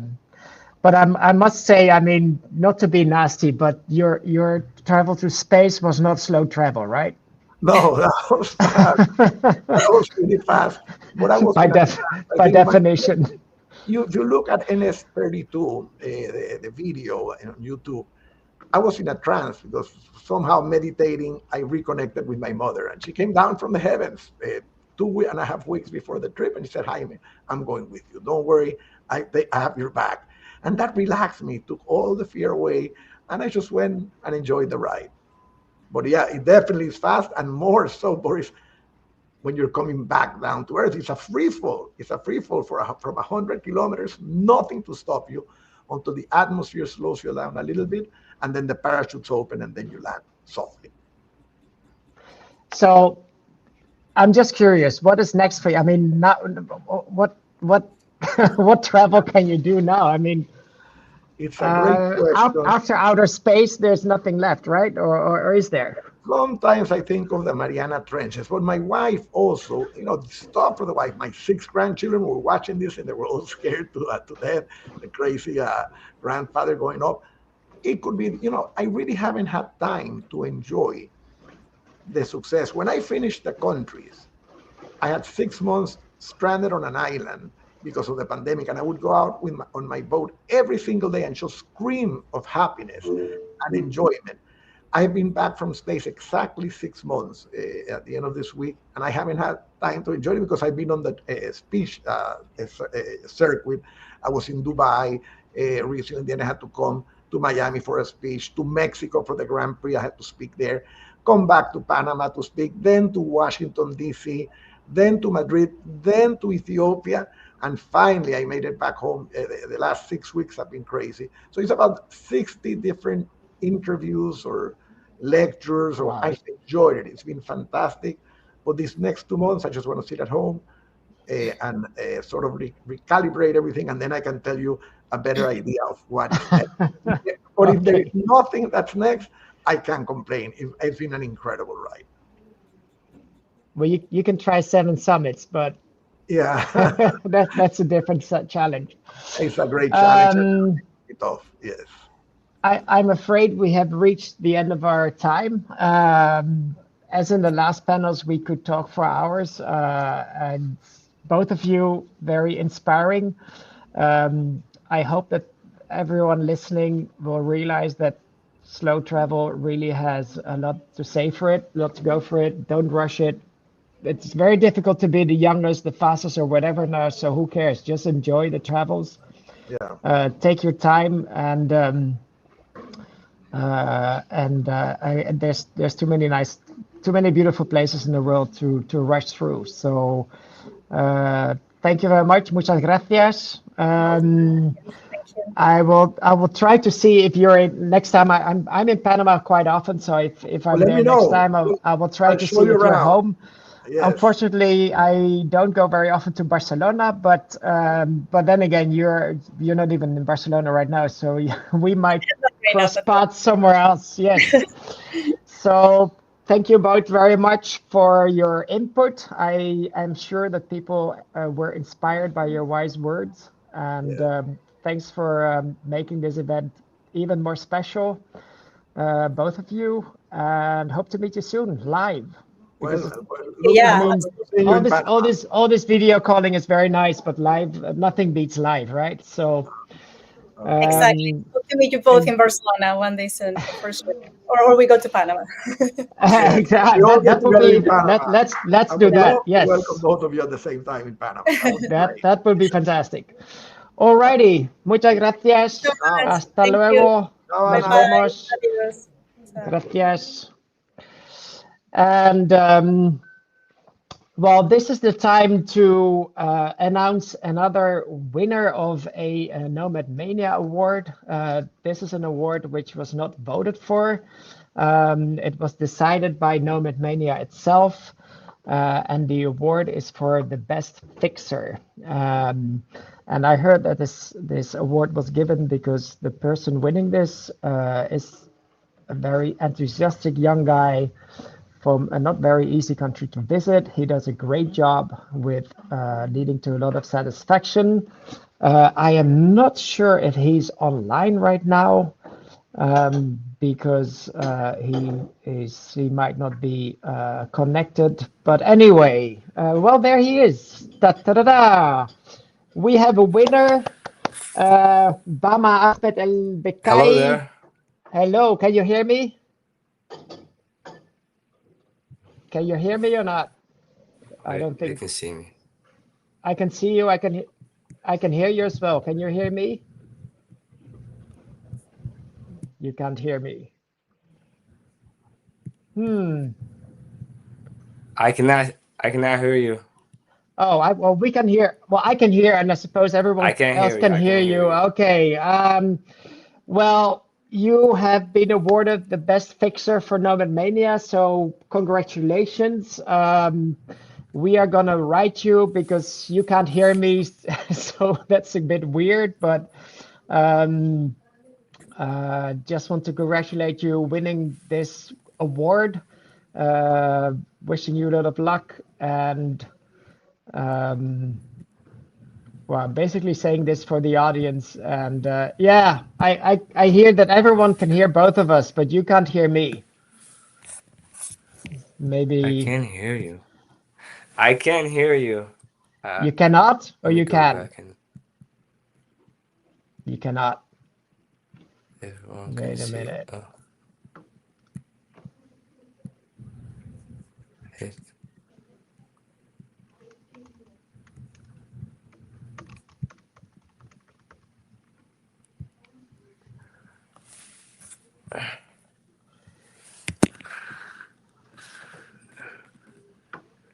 Wait.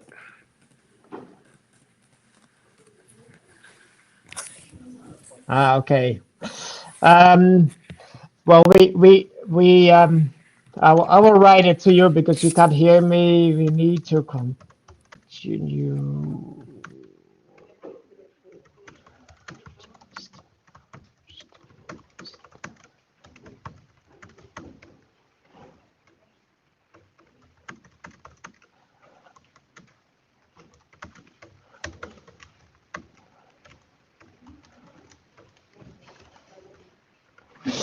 Okay, I just sent a message to Baba. Unfortunately, he couldn't hear us, but for the audience, can you hear me? There you. Can you hear me now or not? Oh yeah, can you hear me? No, I cannot hear you. Okay, Wait. but you can hear me, right? Yes, I can. Okay, Okay, well then it's reverse. I cannot hear you, but you can hear me. I just announced you as the winner of the Best Fixer Award for Nomad Mania for 2025. So big congratulations to you.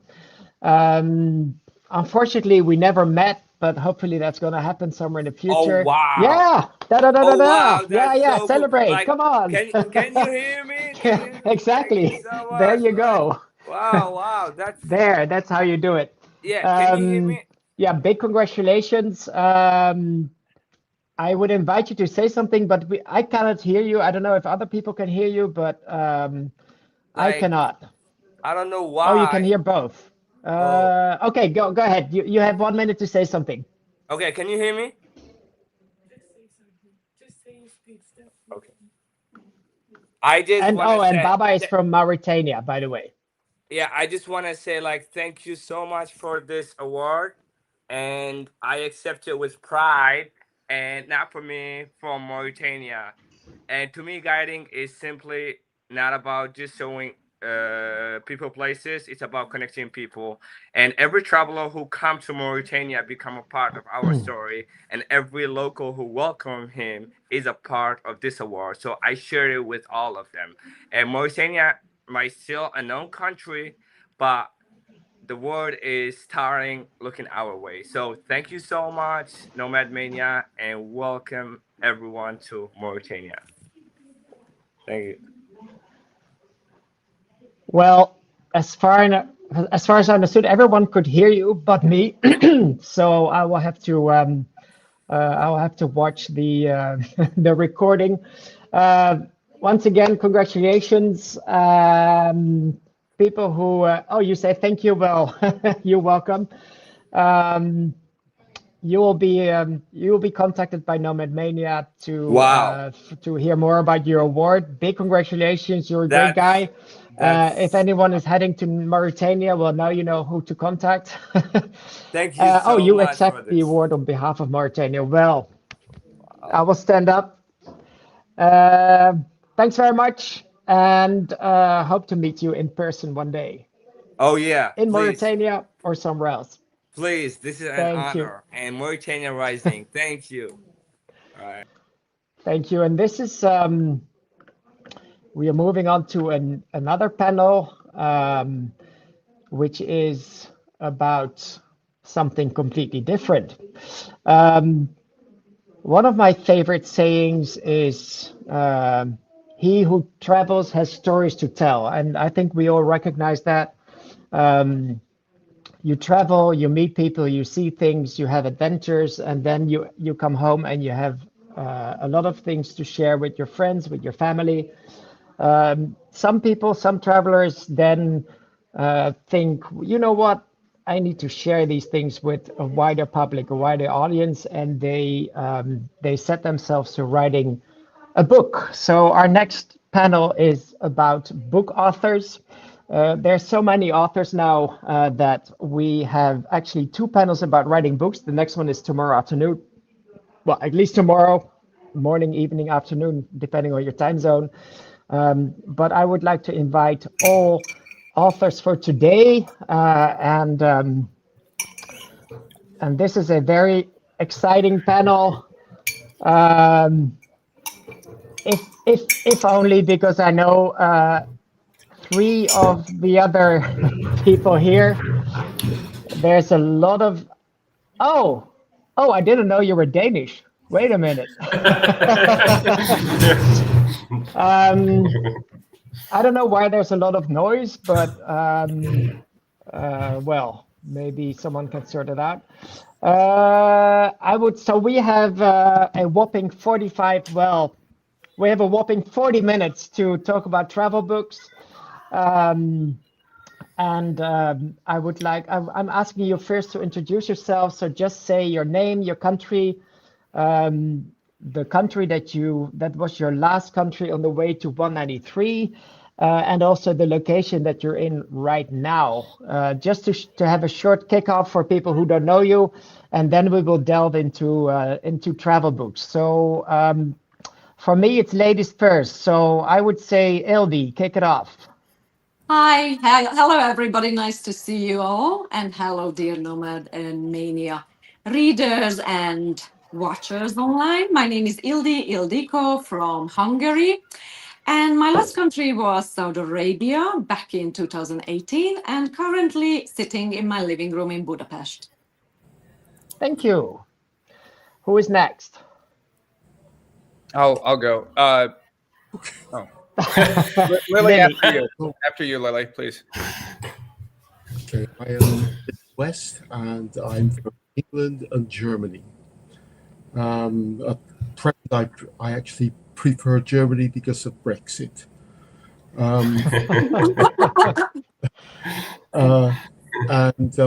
I should have been in the slow travel group actually, because it took me 49 years to reach Equatorial Guinea, which was my last country. Presently, I'm in Kamakura, Japan, where I've been living for the last 50 years. And which is where we met, Lily. We did, yes. That was a very memorable visit. Michael, you were dying to present yourself, so the floor is yours. Go ahead. I'm sure we'll all get a chance. So my name is absolutely. And I'm currently in Detroit, Michigan. My last country was earlier this year, which was Belize. And I'm happy to be here with everybody. Great. And you are from the US, I assume. I mean, assumptions are very dangerous, but you're from the US, right? I am a Greek citizen and a U.S. citizen. Dual, even better.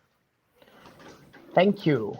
And then we have, well, I mean, maybe people don't know you, so this is your time to introduce yourself, Thor.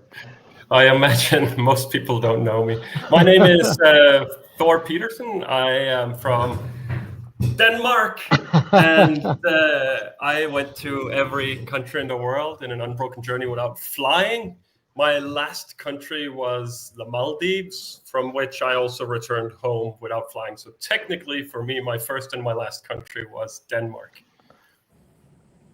That's an interesting twist. Well, since I'm also an author, I will shortly introduce myself. I'm Boris Kester from the Netherlands. I'm currently in Milan, Italy. My last country was Ireland in 2017. And we are 5 authors here. So Harry told me like 45 minutes is way too long to talk about travel books. I think it's way too short. Because I would like to ask you all to shortly introduce your book or books, and just because so travel books for me are kind of a weird genre, because many travel books are basically like diaries, and they can become very boring for people who weren't there. So I'm curious to hear how you decided to write your books. Like, what angle did you pick, and why did you do that? So again, my dear Ildiko, and your book is very recent. Yes, it happened to be next to me. What a surprise! Oh, what a surprise indeed! So tell us, say a little bit more the title, because that was a bit too fast to see for people. Okay. You need to promote your book now. So promotion time. So it took quite some time to publish this book. The world is your playground, and this is what I truly believe in. So the world is your playground, and the subtitle: A Journey from a Small Town to Every Country on Earth Through Stories of Courage, Connection, and Breaking Barriers. I know it's a long one. Well, given the idea that I've been postponing this project for many years. I mean, Boris, we know each other somewhat. Thor, we met as well. And you guys always told me, why don't you write a book? Like, you should be more, revealing your story. Now, procrastination, this is one thing I needed to actually come across writing this book. And it took me, well, a whole winter to actually write it. But the very first story, I wrote it 5 years ago. So I doubted myself so much to actually publish this book that you have no idea, guys. But what really surprised me about the whole writing process, how emotional I became about it. So when you're traveling, through countries, circumnavigating different places, encountering different people on the road, you don't really have the time, at least myself, I didn't really find the time to pause, sit back and reflect and analyze and absorb what just happened to me. So in this book, I basically had an overview of all that life lessons, what traveling taught me. So we all have full of stories. We, always say we've been there, here and there. I wanted to have not only travel stories, but basically a sort of like a spiritual journey as well, beyond the scene, what all these traveling taught me and what others can also perhaps learn from it. So that was the basic idea of the book. So the world is your playground is with one mission, make the world your playground. Thank you. That's very clear. And I was really surprised because we were talking about you writing a book and then you were, and I totally forgot about this whole discussion until suddenly a few months ago, it was like, well, my book is on Amazon. I was like, wait, what? What did you do? Well, I must confess, because I procrastinated and postponed this project. So, I don't know how many years now, that I just kept it as my little secret project. So let's sit down, take the time, slow down, go through my photos, my travel memories, because I don't keep a diary. So for me, it's everything browsing through photos. And that's why it was good actually just to sit down and reflect what just happened. Certain things just become so much sharper when you sit down and you take the time to think and you revisit your memories. You revisit and you think, okay, this book, I could say, certain things resurface, which I thought long time forgotten, but they were always there. Certain, laughter or just meeting some stranger on the road, or like good hug, or like certain food, certain smell or taste. It just becomes kind of like a distant memory. But once you sit down, you take it in, you absorb, and you relive those moments, you realize so many things you actually overlooked, so many little tiny precious moments were there. And you just keep going and you just basically have a whole constant flow of writing. And in my case, the very first story, you're going to laugh. I wrote it 5 years ago. You heard it right, 5 years.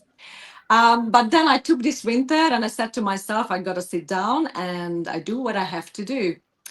And yes, definitely what I didn't really expect that I'm going to really moved by my tears a lot of time. Sometimes I just laughed out of certain stories. Sometimes I just questioned how much I evolved and how much I changed as a person. Because given the idea of I'm coming from a small town, that's why it's also the subtitle of the book, From a Small Town to Every Country on Earth.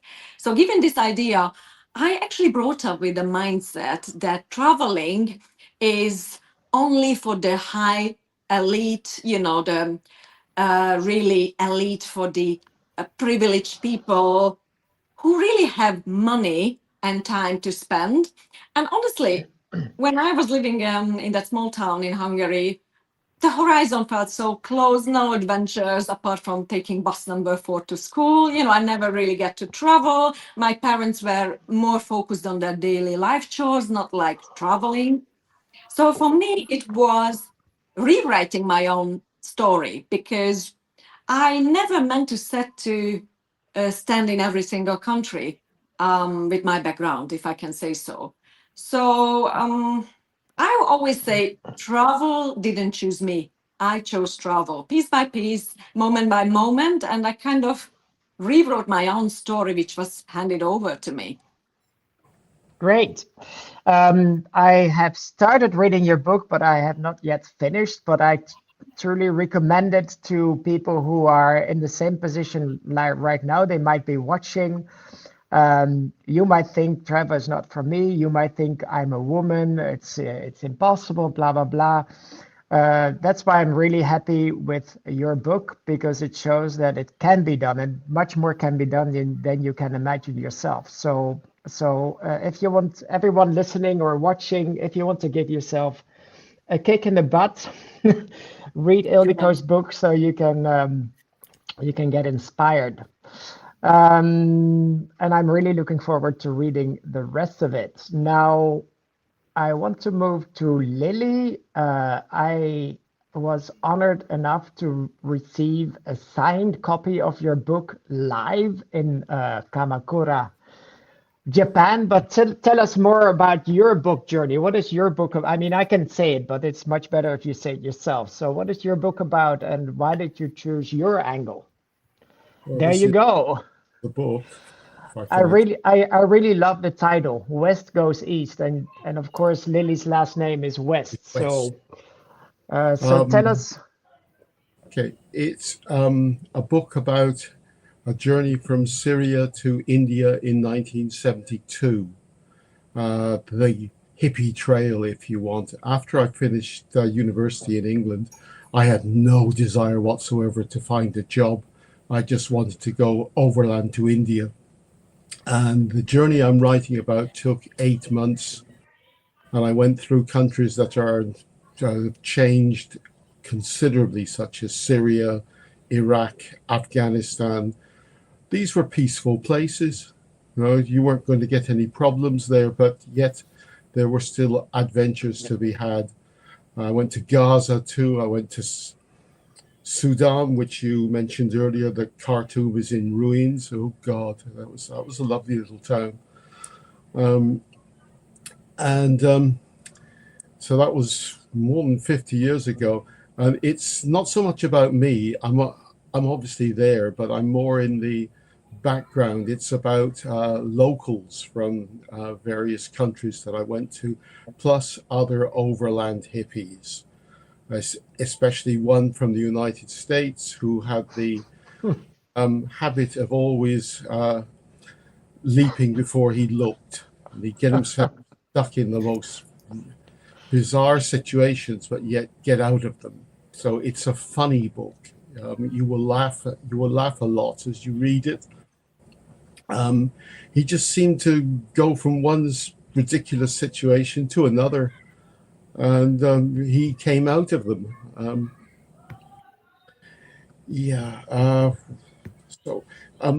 Also, it's about being young. I was 21, and I didn't care what happened. Whatever was going to happen was going to happen. All I knew was I didn't want to live in England. I just wanted to go somewhere else, and I ended up in India for quite some time. But eventually, I moved on to Japan. And I never had any intention of writing a book. And people kept on and on and on to me, including one agent.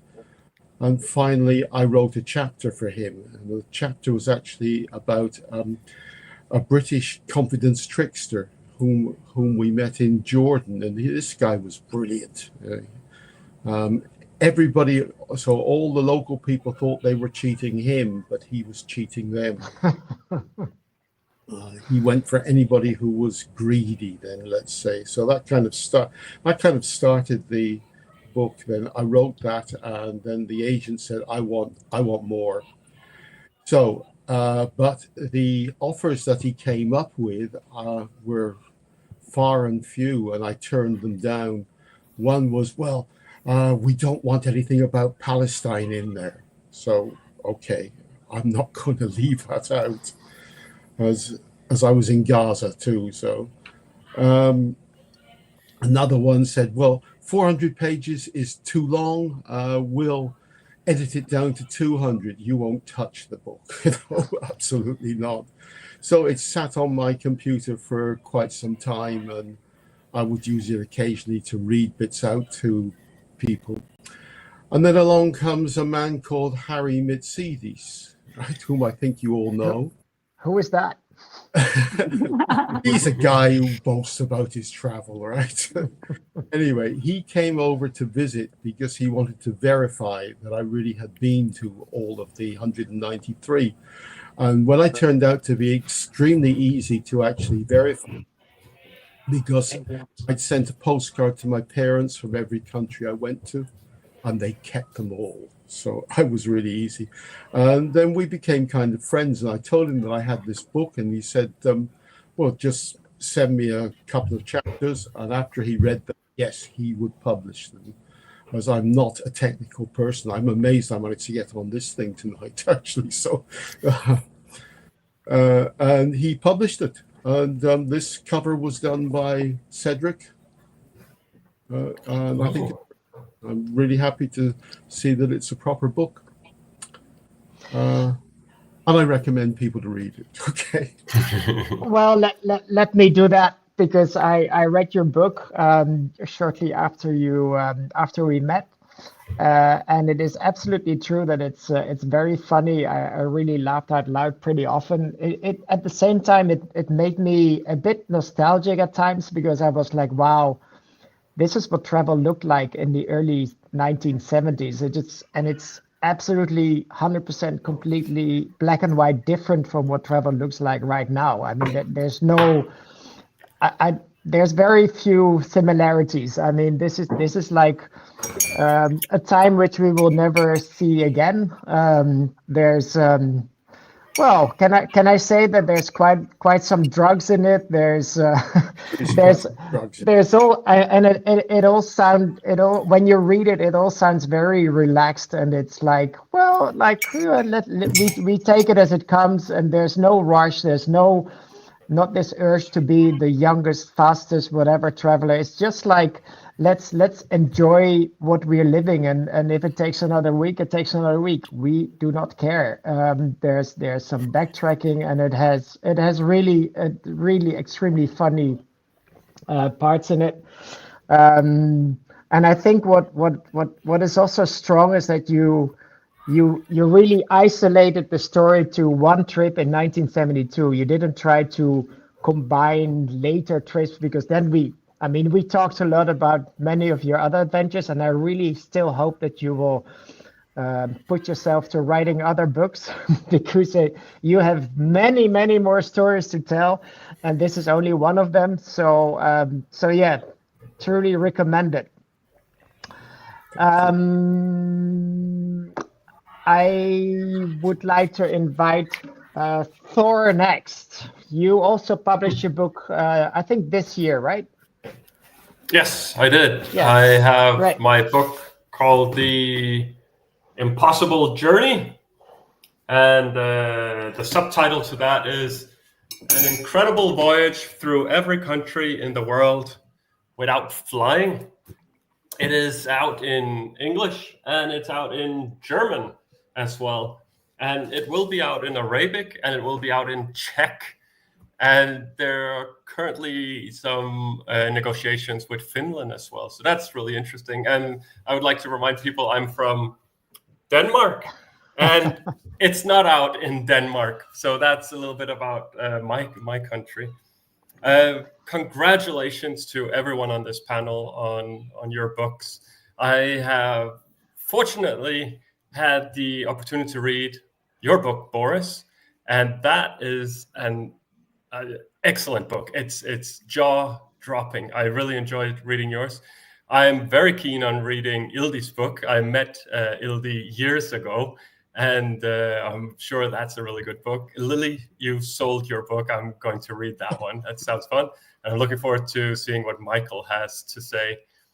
My book is, well, you put it out there. I didn't want to write a book. I left home in 2013, and I returned home in 2023. And for the first many years, people asked me, are you going to write a book? And I said, no. I mean, you walk into a library, you walk into a bookshop, there are thousands and thousands of books. My book is just going to be one among many that nobody ever hears about or cares about. There's no point. And then eventually I got to a point within my travels where I felt that I had something to say, and that I had experienced enough, that I had something to share. My book has now been out for, I think it was published back in April this year. So it's been out for several months, and I get a lot of different feedback. The negative feedback would be that it's not enough about the cultures and the people. It's not a travel guide. It doesn't give advice, and it certainly doesn't have a mention of every country in the world. So if that's what you're looking for, then my book is not for you. But when people are kind to me and give me good reviews, then they say that it's a masterpiece. They say it's the best book they've ever read. They say that they really, really value how honest I am, that I do not glamorize travel, that I do write about the ups as well as I write about the downs. And what I pulled off, I didn't pull it off alone. I was able to go to every country in the world in an unbroken journey without flying because of the kindness of people around the world. It wasn't my achievement. This was an achievement that was brought on by thousands of people that I've met around the world. So I'm very aware of that. And I tried to put that in the book as well. Now, I probably reference about 30 countries in my book.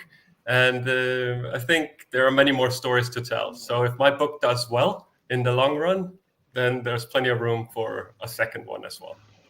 Or you can write a travel guide so people will be happy with your book. Yes, maybe. No, so I read your book a couple of months ago, and it's true. It's and that's why I asked the question. I mean, we all have a different take on writing travel books. I would say if I were a librarian, I would probably put your book under psychology, because it's much more about the. I mean, let's face it. I think we know each other, so I can say it honestly. I think you were pretty crazy, right? I mean, let's agree on that. So and the book really shows the internal struggle you had when obviously you had a lot of setbacks, a lot of hurdles, and then to finish it off just before you were done, COVID struck and you were stuck in Hong Kong for a very long time. So and then people from back home in Denmark were pleading you, why don't you just give up and come home, which would have been the easy way out. I mean, there were flights going back to Denmark, but you decided not to do it. So for me, it's like this guy is really dedicated to his goal, and and he really it reminded me of people hanging with one fingertip above a very deep cliff, and they just don't want to give up that one finger, and you managed to claw yourself out of the abyss, and you made it. So and obviously, I mean, there is, I mean, obviously you meet people, so it's not true that it's not a travel book as well, but no, it's definitely not a classic travel book in that it doesn't say like I had dinner with blah blah blah and we had this and that. Well, maybe in one case it does say so, but this is not what your book is about, and definitely it's not a travel guide. But then again, you never claim it as a travel guide, so there may be, you know what. You can never satisfy everyone, so let them have their thoughts, and we know better. Thank you. So which brings me to Michael. Yes. Hey, everybody. Thank you for introducing your books, my esteemed travel peers. All of them sound extremely fascinating. The last couple of years has been filled with a lot of traveling and not a lot of reading, but I am looking forward to taking a look at all of yours. I have a couple of similarities to, I suppose, all of you in the sense that I had reluctance to write a book as well. I come from the movie industry, 15 years, a film and television director. But the difference is that I have not yet published it. It will be out 2027, January 2027. Harry reached out to me knowing that I had a publishing deal with Penguin Random House, kind of a total accident on the journey that I was taking over the last 2 years. My mission was essentially this: to meet as many people all over the world, go to every country in the world, and ask them one single question. And the question was, what is the happiest moment of your life? So the book is, in fact, a compilation, an anthology of other people's stories, other people's answers to this single question. It really isn't in my own words at all. I may speak contextually, frame the interviews that I conducted with various people, giving you essential background information, things that were interesting about the country and the place. But largely, it is written maybe 70 or 80% of it as it stands right now. I turn in the manuscript to my publisher in 2 weeks, so wish me luck. It is mostly written in the voices of others with their own linguistic idiosyncrasies, with their own grammatical flaws. It's the texture of the way people speak, as we know, when English or the languages that I speak are imperfect to them through translation and or otherwise. So it is perhaps a weird book in that it's not a compilation of my memories, but I've actually recorded all of these interviews on camera or on audio form. Thousands of people distilled to approximately 400 interviews, split between 11 current chapters. Who knows what the publisher will do with their hack and slash technique here. The chapters are named after universal symbols, as I am a visual person, like well, or an ocean tide, or a mountain, giving sort of a texture of the kind of happiness that the people are trying to describe. Of course, I had to come up with a way to organize these, and this sort of metaphorical, perhaps poetic way was the way I decided, because I really didn't want to do it topically. Oh, dogs, motherhood, animals, so on and so forth, right? I wanted to give a meditation on happiness, that there are many, many different forms of it throughout the world. As we know, in sort of language, there are many words to describe happiness. I think there are even more sort of experiences. As many people that are here on this planet, there are experiences of happiness, very unique, different from one another. Even a mother isn't a mother. They may have universal sort of similarities, but the way they tell the story, as all storytellers know, is really the essential quality of the story itself. You can tell Little Red Riding Hood 1,000 different ways, and it will be different every single time. But the structure may be, or the actual beats may be the same. So this is the topic and the theme, and I suppose the structure of my book. It is called The Happiest Moment of Your Life. Every stories from every country in the world. Sorry, that is a rather new subtitle, so I'm getting used to calling it what it is now. Yeah, this is you should see it on the shelves in Spanish and English at least January 2027. Insider tip: try to have it published in Danish so you can reach people in Denmark.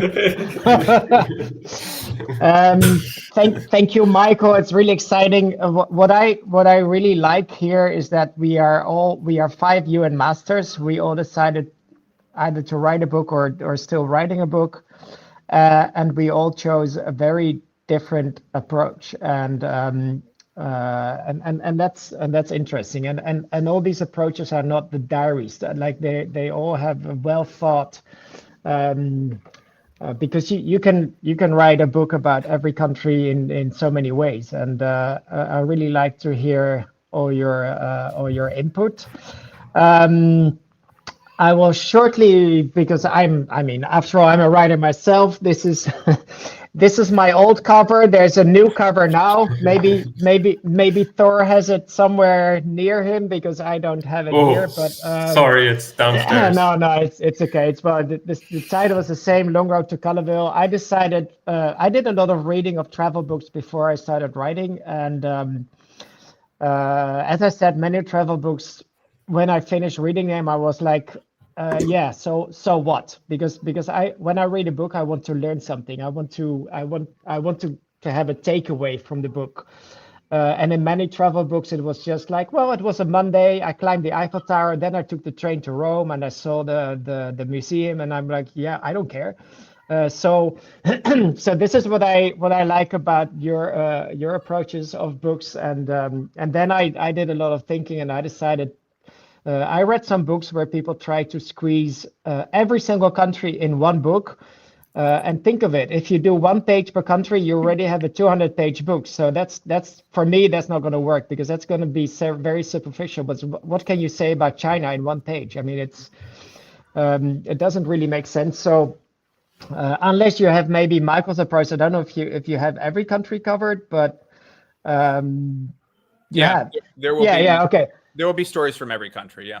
Yeah, but okay, but that's a different approach because you focus on a very specific like a uniform theme for the book, but you cannot write like write about your experiences in 193 countries in a book because that's not going to happen. So I decided to pick 16 countries, 16 adventures, and elaborate on them.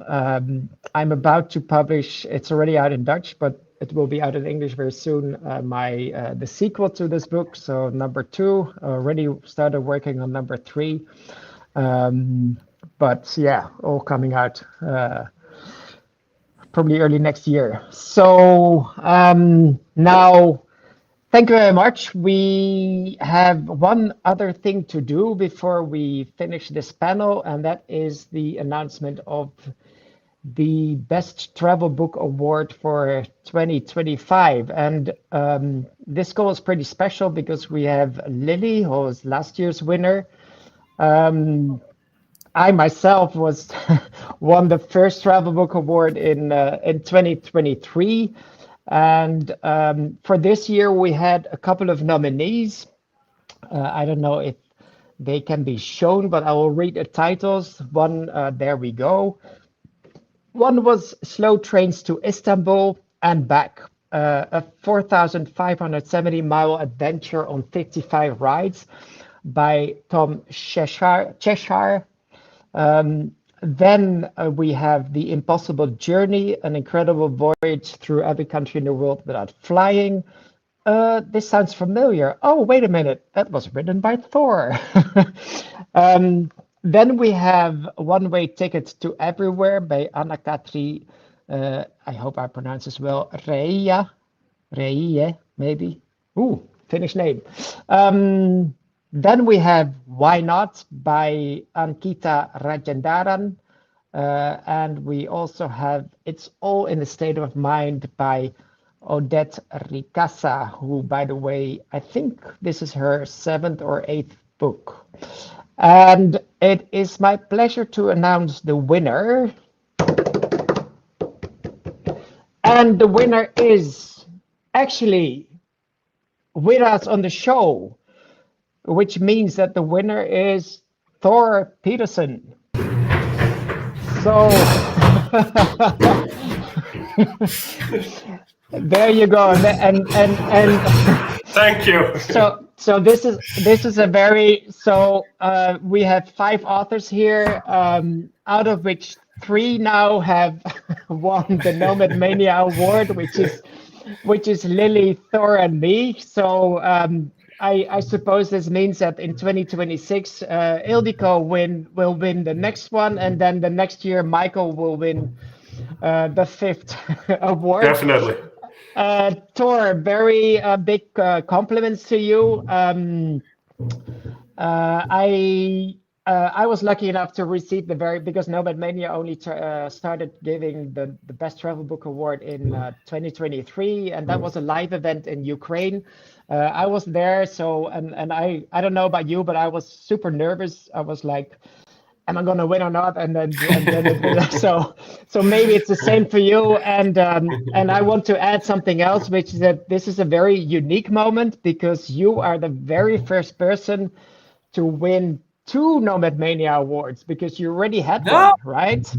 Yes, I have for the, what's the category? The biggest traveler, is that correct? Is that how it's phrased? Well, you won it. You should know.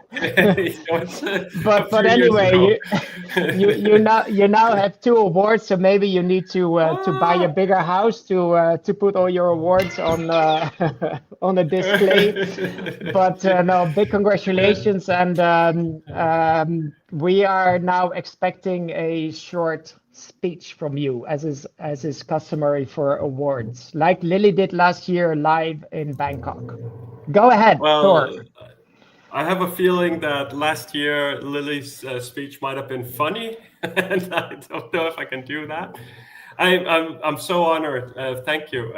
Especially a lot of gratitude to Harry Mitsidis for starting this travel community. I mean, without that and without his passion for award shows, we wouldn't have this. And I'm deeply honored that people chose my book, especially given the competition I was up against. I wasn't very nervous, not because I thought that I would win, pretty much because I thought I didn't have a chance. I mean, these other nominees, I haven't read their books, but their profiles are astonishing, and I'm very curious about them. I'm so happy that my book, The Impossible Journey, is award-winning book now, and who cares about any other award apart from the Nomad Mania Award? The Nomad Mania Award is the award you want if you want to win anything in life. So I'm deeply honored. I'm deeply honored to be in the same category as Lily West and as you, Boris. Especially given that I read your book, Boris, and your book is it's up there. I rated it 5 out of 5. So thank you so much to everyone who voted for me, and thank you to everyone who didn't vote for me, and thank you for this award. Well, you totally deserved it. You're right. This is a big award. Some people call this the travel Oscars. So you basically just won an Oscar, and it's actually your second one. So you can retire now, Thor. Yes. Can we once again see all the participants in the author panel, so I can properly say goodbye to everyone? Because unfortunately we could talk for hours. Unfortunately, it's time to close off and to move on. I don't see Ildiko or Michael, but if they're still online, thank you very much, and also of course Lily and Thor, thank you for being here. Lily, it must be somewhere deep in the night for you, which again shows your dedication. Thank you, and just if you don't remember the name of Thor's book, you just saw it again. You can all look it up, and just to be sure, for everyone who now wants to rush and buy these books, they're all available on Amazon and other outlets. So these are very easy to find. Google them, go to your favorite bookstore or whatever, and order them and start reading, because there's nothing more inspiring if you want to travel than reading travel books. And I think, I'm not sure about Lily's, but I think they're all available as ebooks, right? Or Yes. Lily's? Yes, exactly. So, because if you want to travel light, you maybe want to put them on your Kindle or your e-reader, and you don't have to carry all this paper with you. You can also read them in a digital form. So once again, thank you very much. unfortunately, we need to close. I hope to meet you again soon in Denmark, in Japan, in Hungary, in the United States, or somewhere else. And this brings us to our next panel, which is a completely different topic. I would like to invite the two participants in the LGBT Travel panel, and hello there. So that's quite a switch from travel books to something completely different. I think I've seen Jason before. You were on another panel, right? Just what, a couple of hours ago. Yeah, I did the dark travel panel. Yeah, and you're still traveling. Yeah. I'm still on the same delayed Deutsche Bahn train. Yes. So guys, we only have 15 minutes. And even a little bit less, to be honest. But so let's kick this off. I would like to start by asking you, just give us your name, your country, your passport country, the place that you're in, and your last country before becoming a UN master, and which year did you finish? So, Ognius, let's start with you.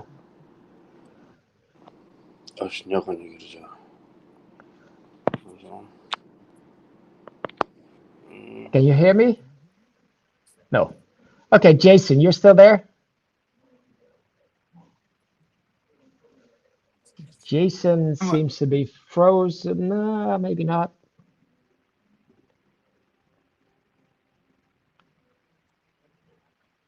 Are you hearing me now? I can, yeah, now you're moving. Yes, go ahead, Jason. Sure. So apologies for that. I'm Jason Mayfield. I finished in 2016 in Iceland. Passport country is the US, and for understandable reasons, I am based in Berlin right now, not the US. And yeah, we can stop there. And right now you're on a train, I think, or yeah? I'm on a very delayed train. To where? Back to Berlin, yeah. Oh, okay. To Berlin. You are not completely clear, so I might sometimes ask you to repeat what you said, because I can't hear everything you say, but can you tell us, I mean, you're saying for obvious reasons you're in Berlin. What are the obvious reasons? So the obvious part is not Berlin. The obvious is why life is. So I lived for 25 years in Washington, D.C., which is not the most pleasant city on the planet right now. And it's not a political thing. It's more of a just general pleasantness of people on the street. Everybody's very, very tense there these days. Day-to-day interactions, people are very short with each other. So it wasn't the most pleasant place to be. So it was a good year to go nomadic for a while. Great, thank you. So we have Ognius back. Can you hear us? I can hear you, but before I couldn't hear nothing, absolutely. But so I. Okay. So I'm just asking you to introduce yourself. Just give us your name, the country you're from, the place that you're in right now, and also your last country before finishing 193, and which year did you finish? Okay, so I am originally Lithuanian, but I live in Iceland. And I have been living there for like last 20 years. And now, unfortunately, for this meeting, I am in Indonesia, in Bali. So it's very late for me. And I was taking the long flight. So I am half asleep. So you have to understand that and forgive me for this. Well, it's not a long session, so you can go to sleep pretty soon. I just want to hear from both of you. Maybe you can start, Ognius.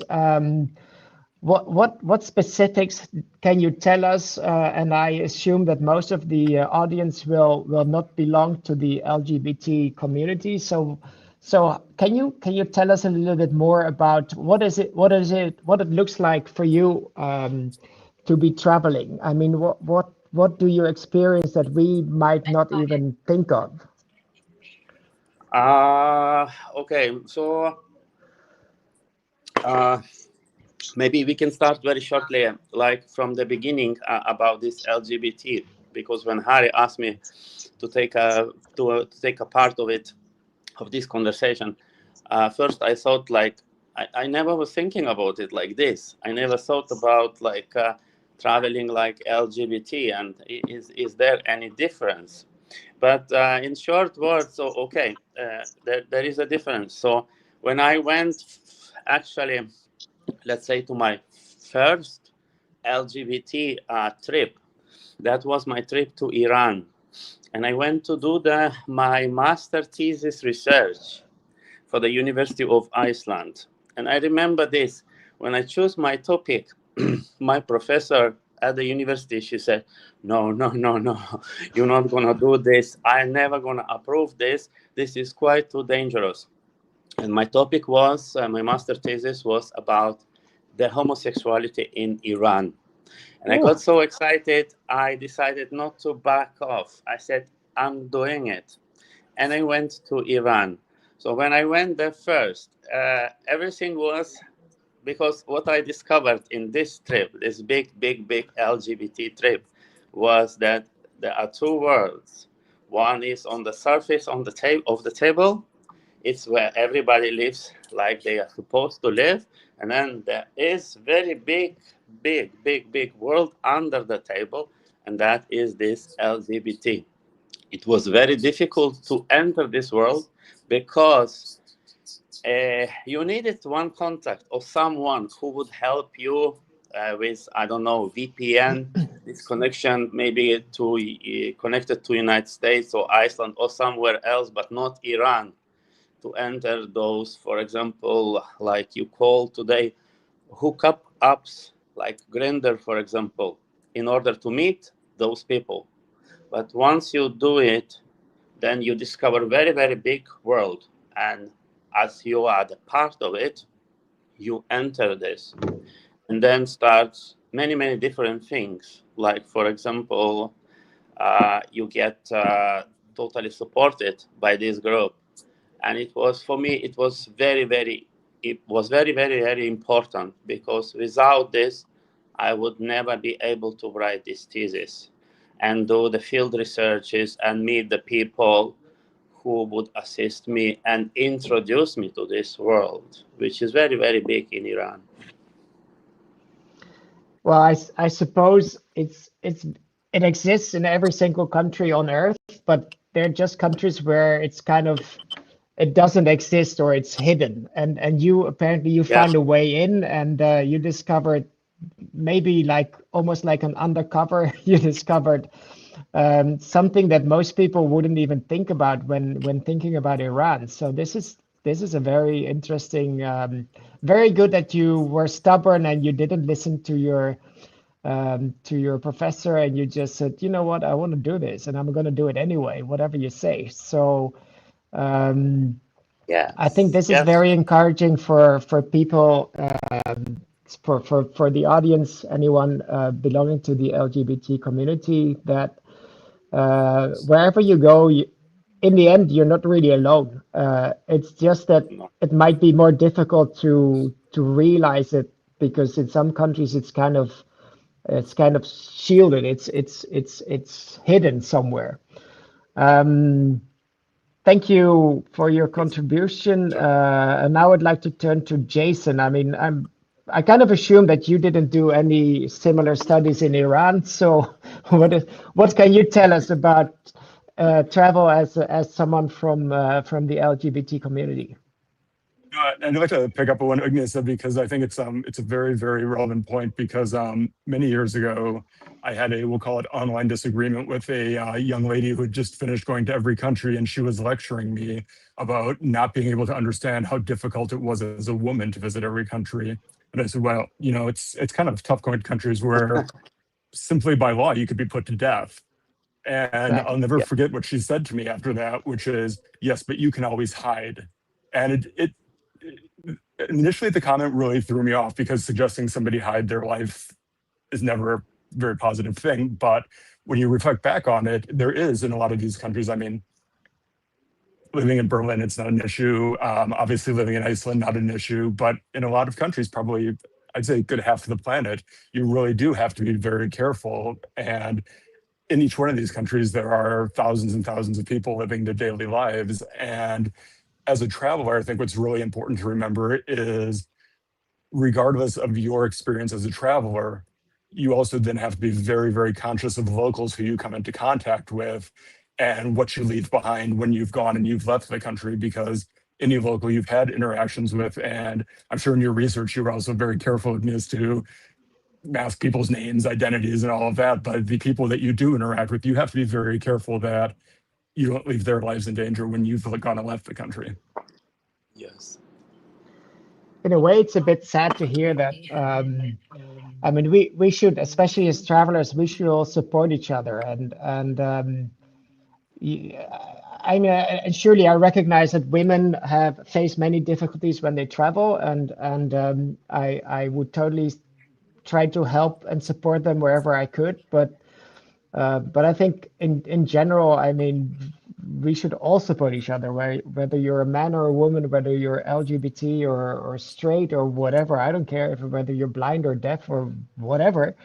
We all have the same passion, which is to travel, which is to see beautiful places and meet beautiful people. And it's a bit sad to me to hear that that someone would lecture you in that way, because but anyway, you got over it. You you did visit every country, and as far as I can see, you're still alive. So no. I debate that based on how I feel some days, but and even more interestingly, probably, I did visit, oh gosh, it must have been most of the first 100 of my countries with my ex at the time. So we went to Afghanistan together. We went to Iran together. We went the entire Middle East, North Korea. And it's very, very interesting, because in a lot of these countries, 2 men sharing a hotel room is just seen as economical. And whether people are in denial or not is another story, especially in the Middle East, where many of your workers come from, Philippines, etc. Most cases, they probably know what's going on, but this level of denial and it's plausible deniability, it's quite interesting to see how it plays out. Fantastic. Well, we could continue talking, but unfortunately, we need to move on with the program, which is good news for Ognius, because you can finally go to bed. What time is it now for you? I think it's past midnight. It's okay. Oh, there you go. Yeah. So thank you for your input, and really, hopefully you made a difference for anyone listening who is also who has like an LGBT background or any kind of background where you might feel that you're disadvantaged to travel, because you guys show that that you still can travel, and that all you need is an open mind and persuasion, and also the realization that wherever you go, you will always find people who who are your peers and who are your let's say colleagues or mates. So you never really, even though it feels maybe sometimes very impossible or improbable, but you will eventually, you will always meet like-minded people. So whatever your background. So thank you for sharing. Is there any last things that you want to add here before we Yes. Go ahead. I was just going to say, I wanted to emphasize the point you just made, Boris, because I think it's really important. I was at another travel event a couple of weeks ago, and listening to panels on women who travel, listening to panels on people with disabilities who travel. I think every community faces its challenge. And like you said, we're all there to support each other. So I think that's the biggest takeaway I had, is that we all face some sort of challenge, and the question is how we react to it. So exactly. Yes. Thank you. And yes, Ognius?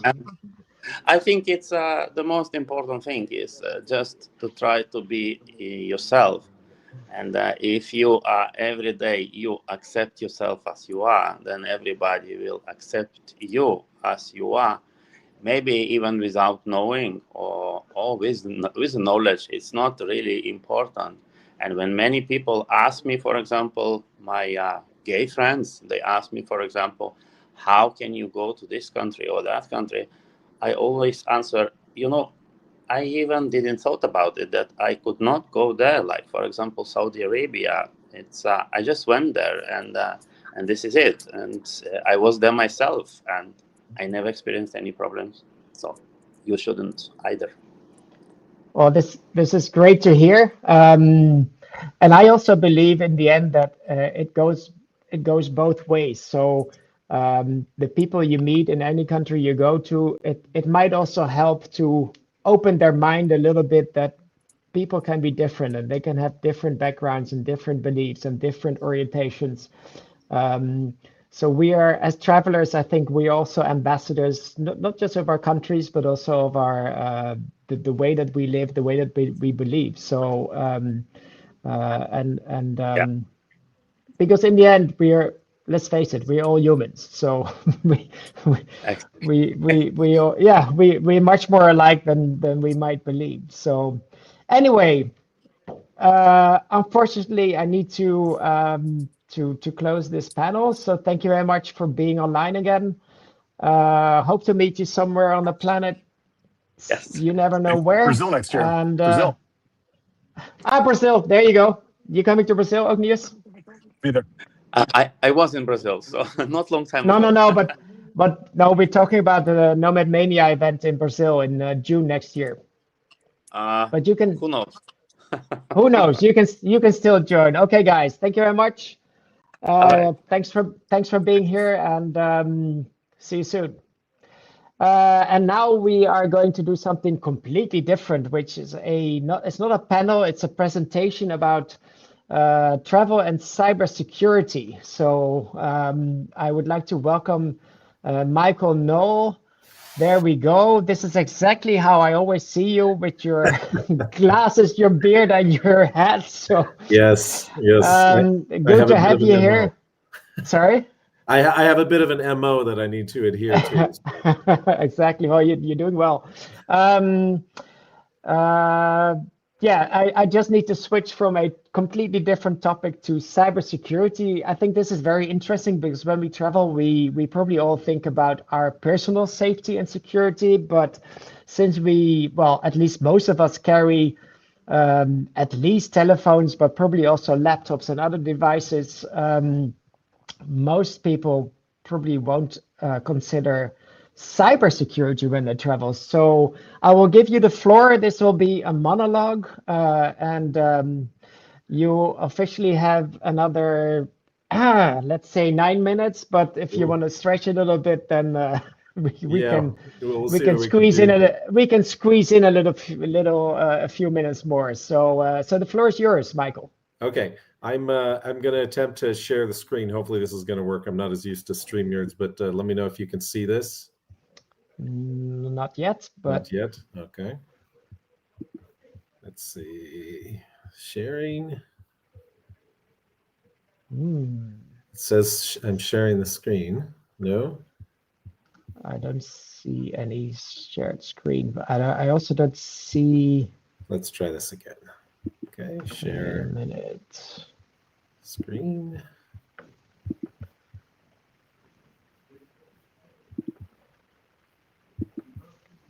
So you have a presentation on your laptop or your computer? I do, device, yes. Which you want to share, yes. Yeah. To be honest, I cannot. There we go. Yeah, there we go. Great. Okay, just let me know. Okay, can you see the slides right now? Yes, all right. We can.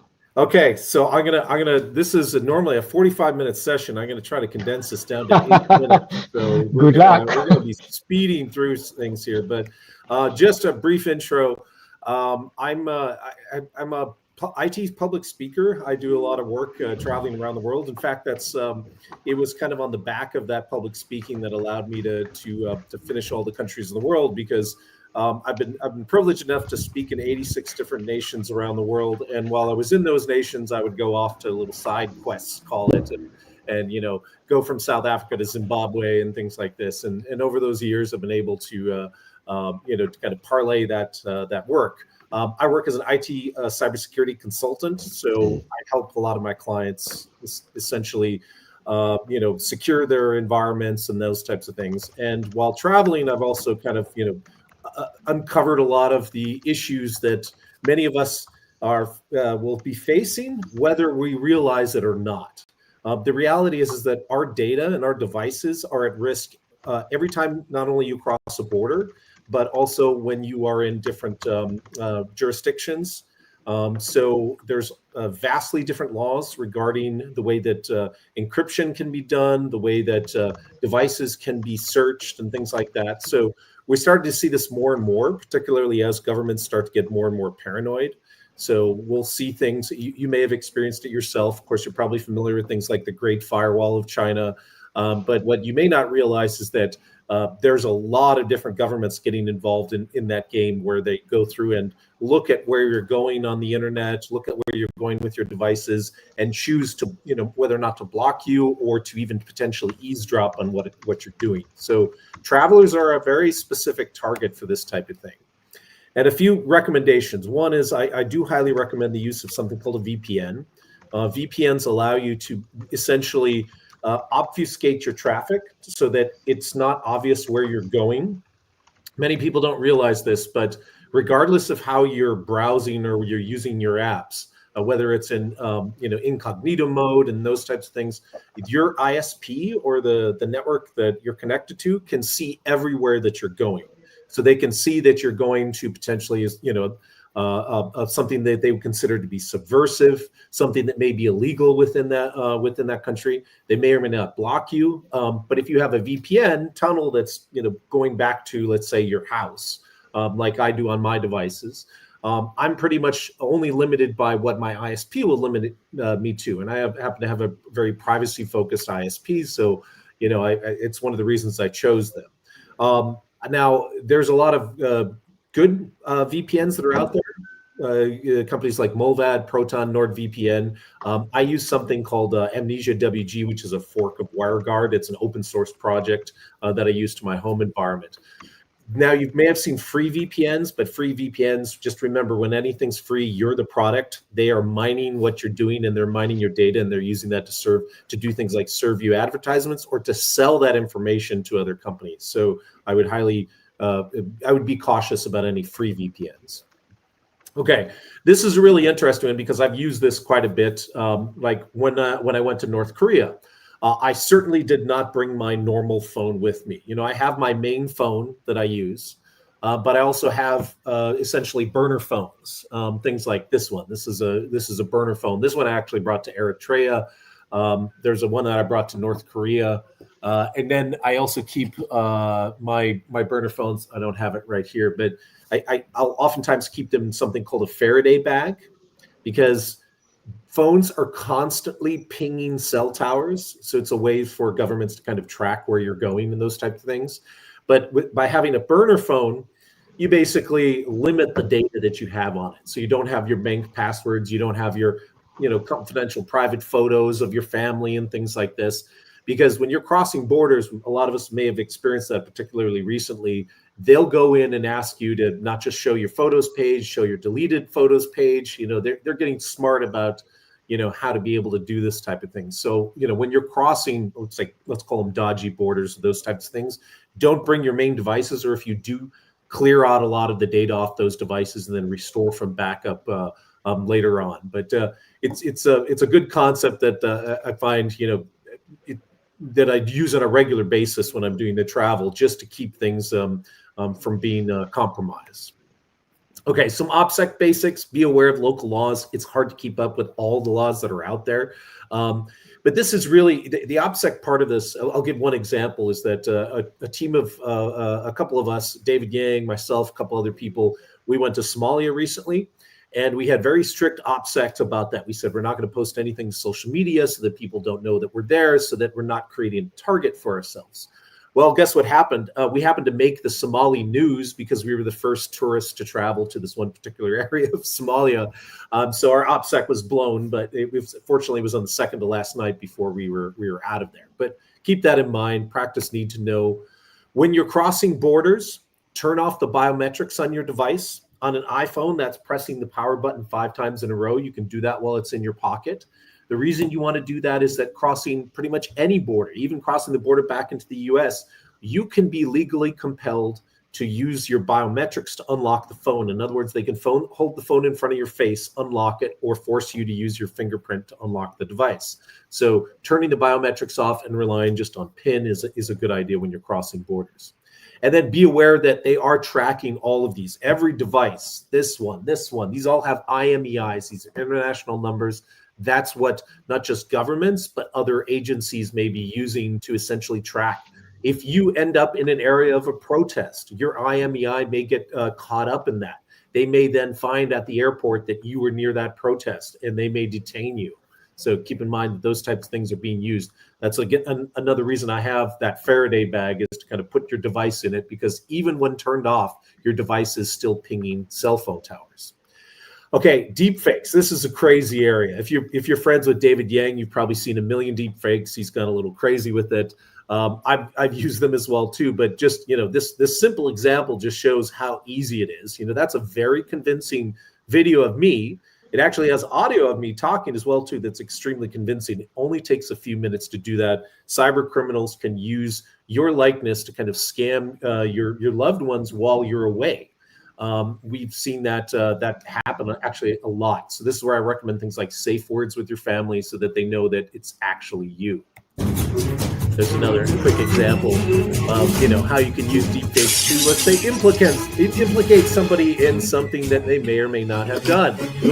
Of course, I made this deepfake before they caught the guys that actually ransacked.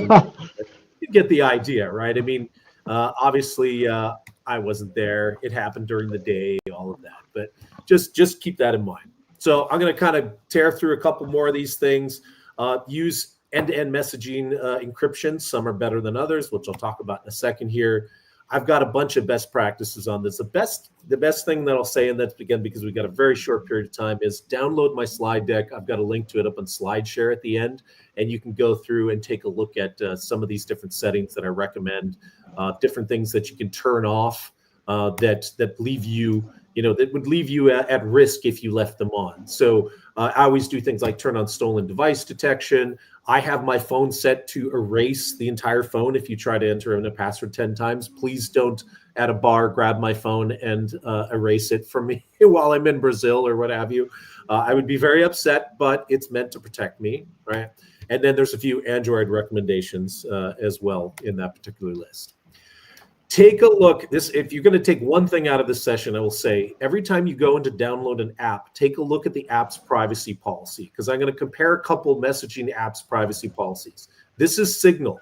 All they do is they take your phone number to create your Signal account. After that, they throw it away. Everything's gone. They don't collect any data from you. Compare that to WhatsApp. This is all the information that WhatsApp is grabbing from you, your location, your financial information, your usage data, diagnostics, etc. And of course, Facebook Messenger is even worse. You look at all of the things that they're gathering. It's essentially everything you can possibly gather from these devices. So it's highly recommended to, take a look and vet out those apps, see what it is that they're doing, and also go through your privacy policies to restrict what it is that people do. So keep that in mind. You don't have to be paranoid about this, but consider the use of things like VPN, restrict your apps, go through your privacy settings, restrict who has access to your location in particular, and use things like Faraday bags if you're really concerned about those types of things. So I'm going to leave it on this page also with a couple deep fakes. These are all fakes. I've been to most of those places, but I just kind of wanted to kind of show you guys how the technology has come along. That's a 2-minute running thing of me in different places around the world. Again, 100% fake. I can show you the real videos, but unfortunately, I don't really have a good videographer team that can make these wonderful videos like that. But it just shows how far along we've come with technology. But that's also kind of a scary thing, is how easy it is for me to just kind of fake that I've been to a place. It's something to consider when we talk about verification, by the way.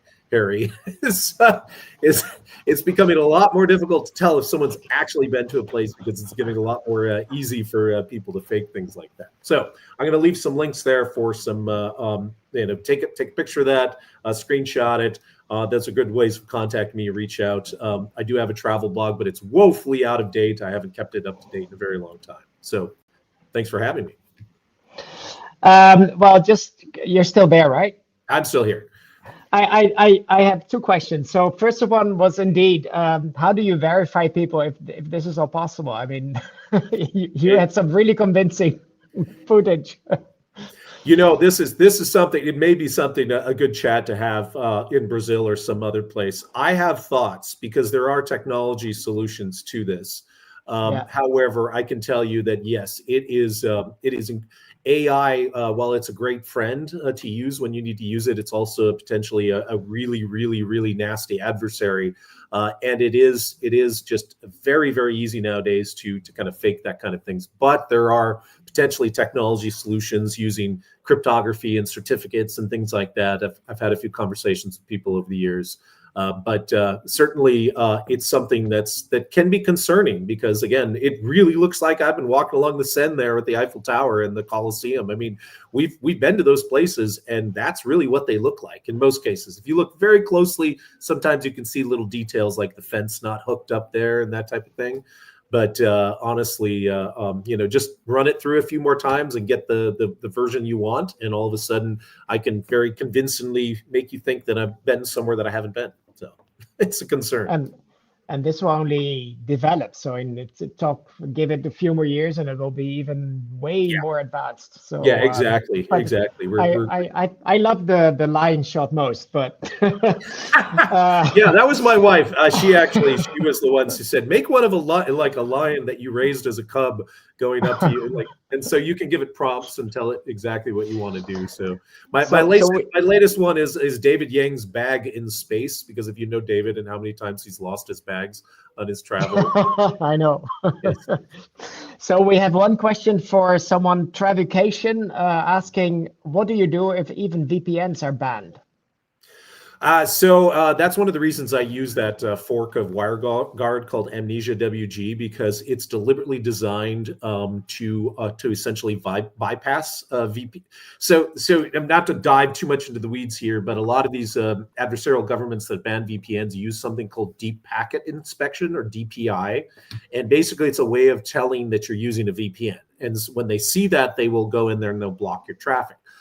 So as with anything in like the cyber community, there's always like a countermeasure to that. And so right now, the latest and the most effective countermeasure is a VPN app called Amnesia WG, which essentially injects a whole load of garbage data into the transmission to make it not look like a VPN connection. So that's the simple answer. So it is solvable. It's a moving target. It constantly is a moving target. WireGuard was meant to kind of get around a lot of those things, and then DPI started to be able to inspect WireGuard traffic, and so now it's Amnesia WG. Where it's going to be 6 months from now, it's really hard to tell. This space is hard to keep in front of. Even as someone that works in it, full time, it's a drastically moving space. I'm starting to play around with Graphene OS, which is an OS for phones, for Android phones. That replaces like the stock Google OS, and it provides for all this privacy on the device itself. But you know what? At the end of the day, we have this saying in the cryptography area is that all the attacker needs is a $5 wrench attack, which is basically, hey, I'm going to hit your kneecap with a wrench, with a $5 wrench until you give me your password, right? So the best security is not going to necessarily solve those, which is, again, all the more reason to, for example, have a burner phone where you don't have your entire identity tied to a device that they can coerce you to open up. So. Yeah, that was a very good one. Okay, I'm really sorry I didn't make the program. I need to move on. I would have loved to have you another half hour, but I need to cut off here. Thank you very much. I see a lot of people thought your presentation was very useful. So thanks a lot. See you in Brazil. Is that it? All right, we are off to the next panel, which is a very different one, very interesting one. We will be talking to people who are on the edge of becoming a UN master. They have been to 192 countries out of 193. So all of these 8 beautiful people are missing one country. So we're going to talk in our next panel about their missing country and the reason why it's missing and everything else. So Let's have it. If everyone is here, we should be 9 people, which makes like a small crowd. I see only 6, but maybe there's more coming. We are running a little bit late, so let's just kick off. And as always, for me, it's ladies first. So I would like to ask Lily, I would like to ask all of you to introduce yourselves shortly. Just tell us your name, your country, I mean your passport country or dual countries, I don't know, and the place that you're currently in, and also your missing country. So Lily, go ahead. Good afternoon. I'm Lily Echeverria from Lima, Peru, dual citizen with the United States. And I'm sitting here in Santiago de Chile, hopefully to board a next flight to Robinson Crusoe to do my 321 TCC number.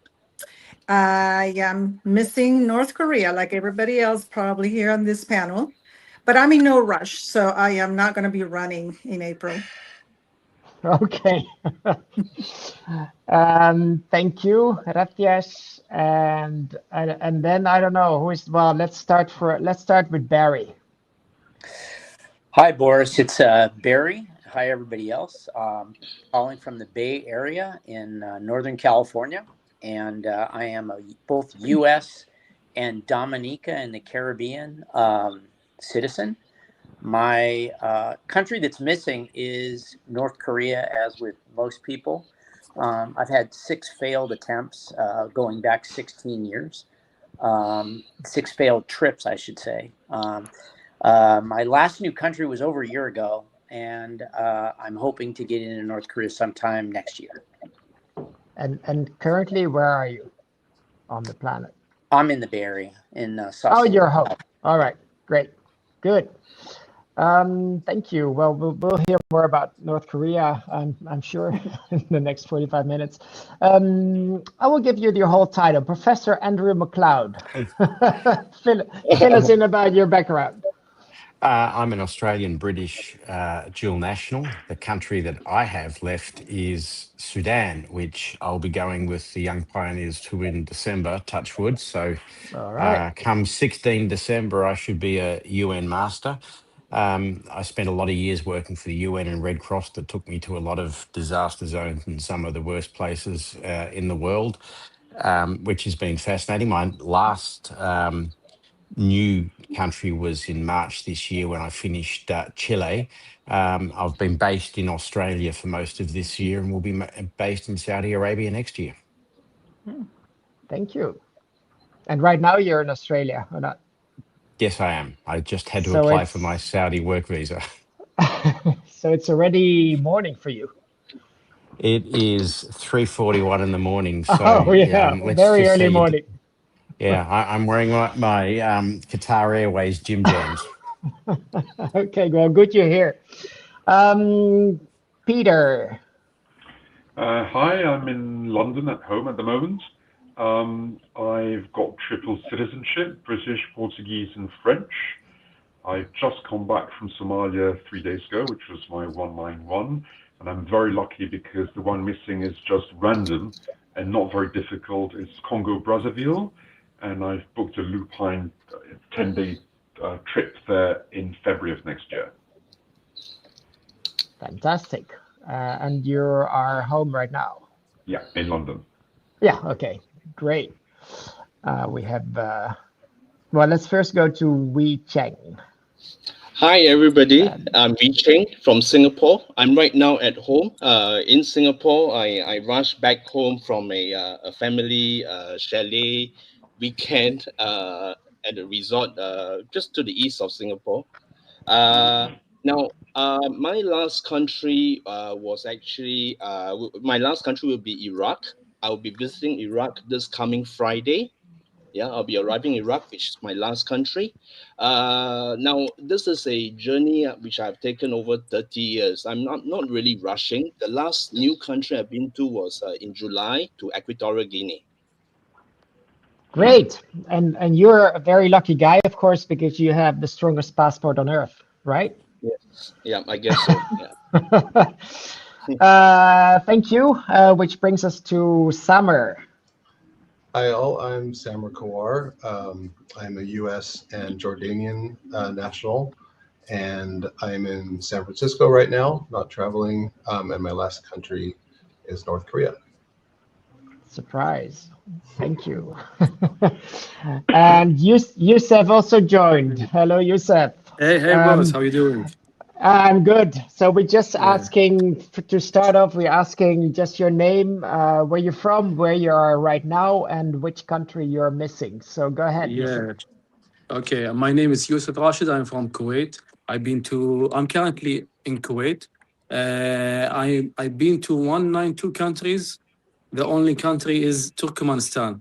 I try to, uh, I try to apply the visa for 10 times, and each time I got rejected. Well, we're going to hear more about the reasons why you got rejected, because we can start talking now. Well, it's not all North Korea missing, so that's good. We have different countries missing. Let's see if you're just taking it slowly, or if you're struggling to get to your last country. So again, ladies first, Lily. I think you're not in a rush, right? I'm in no rush. I am doing No. TCC at the moment, and I'm visiting a lot of other places. I'm visiting friends in different home states. So yeah, absolutely no rush. But I'm hopefully in the next two years, I hope to complete. So yeah. But you said you had dual citizenship, so could you? Right. I could go to North Korea when it opens up, but I'm not interested in participating on the Olympics. So I'm looking forward to a new program or anything else that comes up. So we'll see. Time will tell. Well, that's probably a very good approach. Just take it as it comes, right? Yeah, still a lot more things And- to see. So And the I mean, yeah, we met already years ago in Colombia, and True. I follow you. I see that you're all over the place. So you're just traveling. I think as travel is supposed to be, just for fun, just out of curiosity, just to see new places, meet new people. And then the 193 goal is there, but it's not urgent, as far as I understand. Correct. Right? Yeah. Yeah, I've been Great. traveling full time for the last, well, I'm starting my 8th year traveling full time. I just got off of a ship from the Weddell Sea just yesterday. And I was hopefully will be boarding a flight to Robinson Crusoe in the next few days. So there's still a lot to see. It's just we'll see what happens with North Korea. Yeah. Yeah, you're doing some pretty crazy stuff. Like what was it last year? You did the Northwest Passage. Exactly. So I visited the Northwest Passage. I can't wait till we can do the Northeast Passage, but that might be a while. But we still have a few things cooking for the next 2 years. So my schedule is pretty booked till October. So if something extra special comes with North Korea, unfortunately, I will not be able to line it up right away. So I'll have to wait. Yeah. Fantastic. Well, let's see when you will become a UN master. It will happen one day or the other. Barry, you mentioned, I think you also have dual citizenship, right? That's right. Yeah, with Dominica and the Caribbean. So would that help you in any way, being an American, or how does it work for you? Yeah, I mean, well, I guess like if I go back a little bit, my first failed attempt to go to North Korea was like 16 years ago. Believe it or not, my kids were young. I was booked to go on a trip with my cousin, and our cat died. And my kids were so upset because we had moved from Russia, and we got her in Russia. She was a blue. I can't remember the name of the cat, but anyways, my kids were so upset, so I canceled my trip.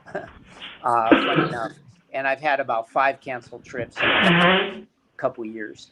I could have gone for the marathon this past April. I had a couple really important events that I didn't want to miss, so I am hoping to go next year. And I guess I put in a little plug for my book that I'm going to be released next March, called "Belonging to the World," where in the author's note at the end, I say one day I may stand in Pyongyang and I may not.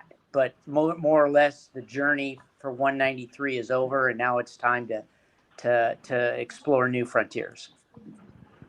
Exactly. So just tell the audience who is maybe not aware of the situation, if you would use your U.S. passport, would you be able to go to North? What is the situation exactly? No, I wouldn't. I mean, none of the tour companies would take anyone with a U.S. passport.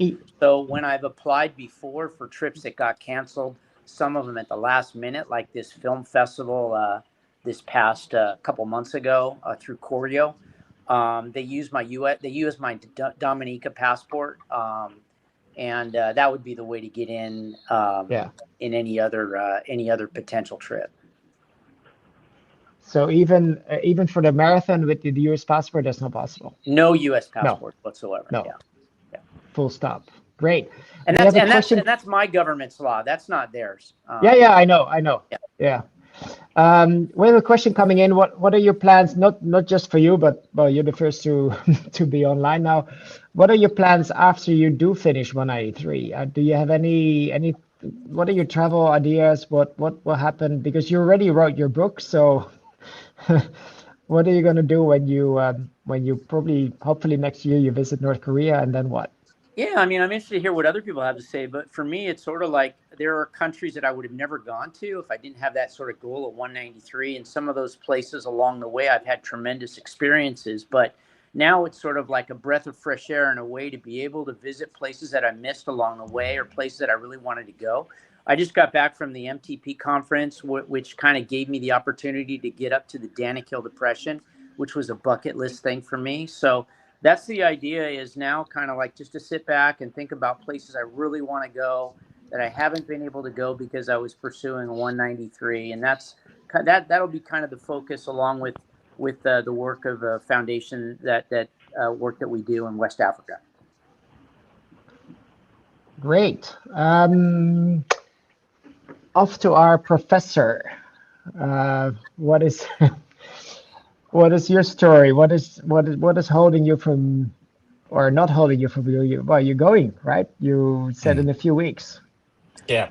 It's difficult Sudan at the moment because of the conflict in Darfur and the broader conflict. So it's a trip which will be unfortunately just limited to Port Sudan at this stage. Yes. I will go back again because I really want to see the Nubian pyramids in Khartoum. And back in the days when I worked for the UN, a very close friend of mine is Sudanese, and she wants to go back when safe to see if the family home has been destroyed in Khartoum, etc. And I said to her, look, when you feel it's safe to go, I'll come with you. So I'll go back to Sudan again. And then future travel is probably going to be around visiting people, because as we all know, you meet some incredible people on the road. You have some great shared experiences depending on what took you to a particular country, and going back and meeting people again is something I'm really excited about. I spent 2.5 years in Pakistan working on the earthquake relief in 2005 and made some great friends there, and really keen to get back to Fairy Meadows again and go up the KKH again, and best chicken cheese shawarma in the world in Food Street, Lahore. So there's a lot of really good experiences you just liked and people you met. So I'm really keen to get back to a lot of those as well in time. And also it's, which countries are changing. I worked for the Red Cross in the mid-90s and stood on the border between Montenegro and Albania when Albania collapsed through the pyramid scheme. It was a closed country, and you'd think, gee, I'll never be able to get to Albania. And now it's a great tourist destination, beautiful beaches. Saudi Arabia has gone from a very conservative country, if I can put it this way, to the changes that are going on in Saudi Arabia now are very real, very exciting and very fast. And I think what most of us also see, having been to a lot of countries, is what the media or the general public think is happening in a country is not true. And the real experiences are fascinating. And I think I sum it up by this, Boris, is, I think most people in the world want the same thing. They just want a better future for their children. They just have a different definition of the word better. And it's fascinating to find out what people's definition of that word is.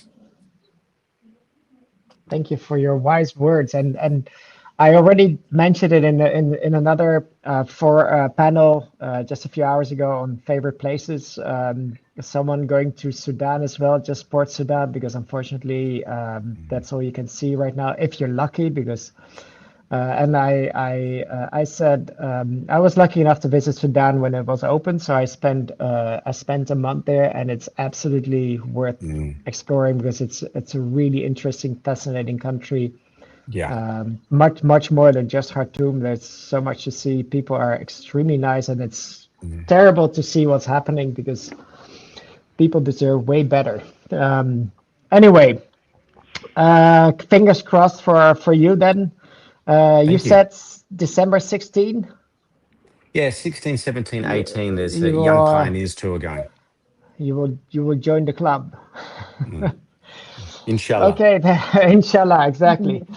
Let's see, Youssef, you have Turkmenistan missing. Is that I'm just fitting out. Is that because of your online activities or not?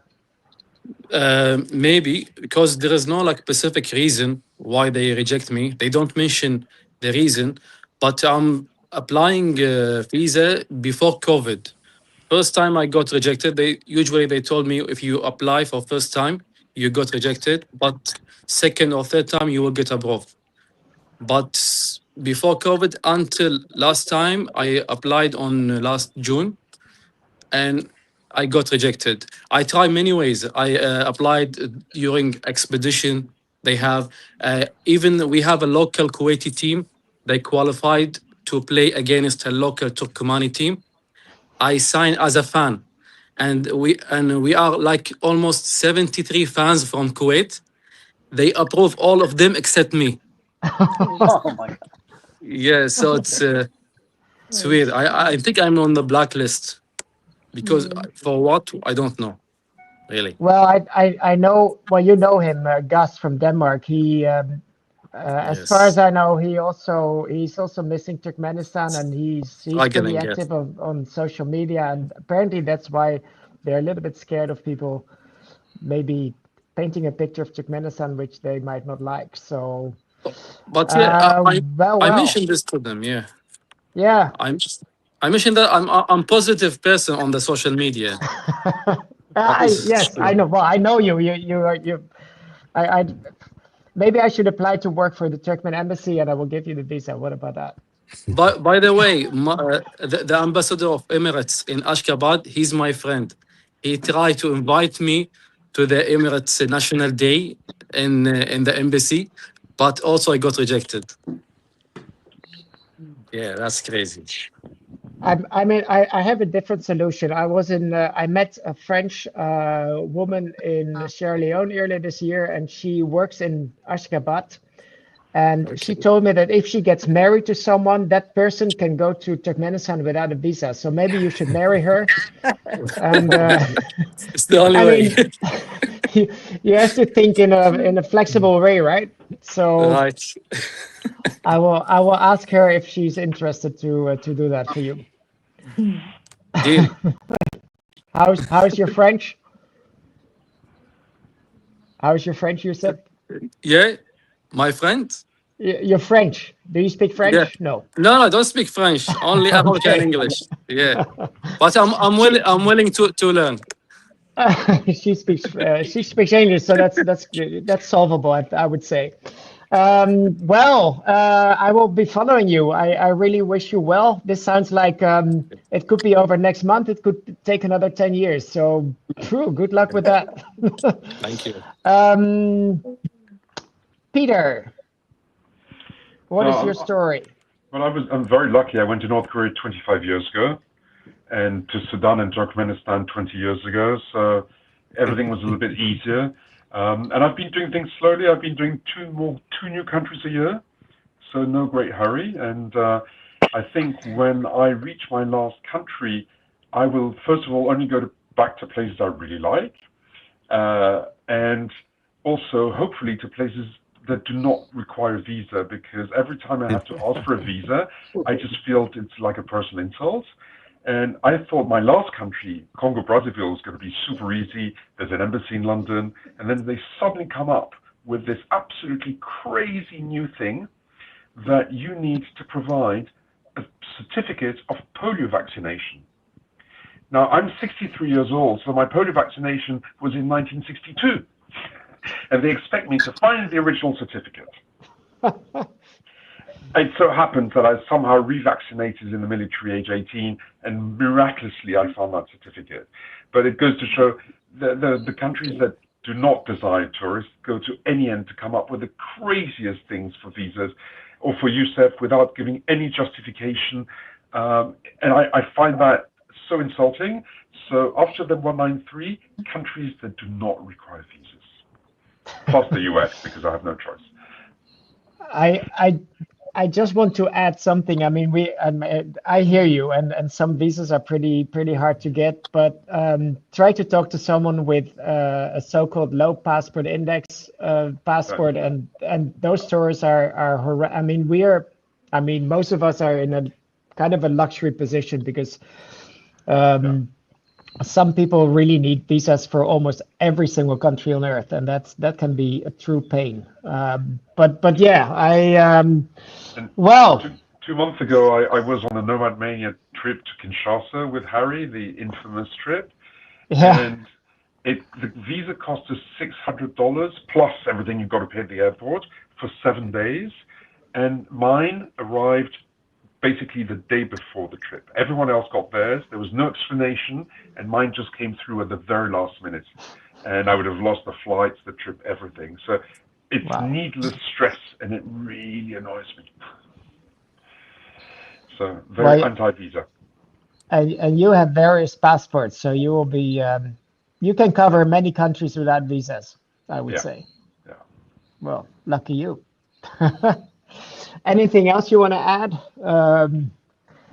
No, I had a question for Barry because I'm a bit interested. So the Dominica passport, do I understand that it's one of those citizenship against investment programs?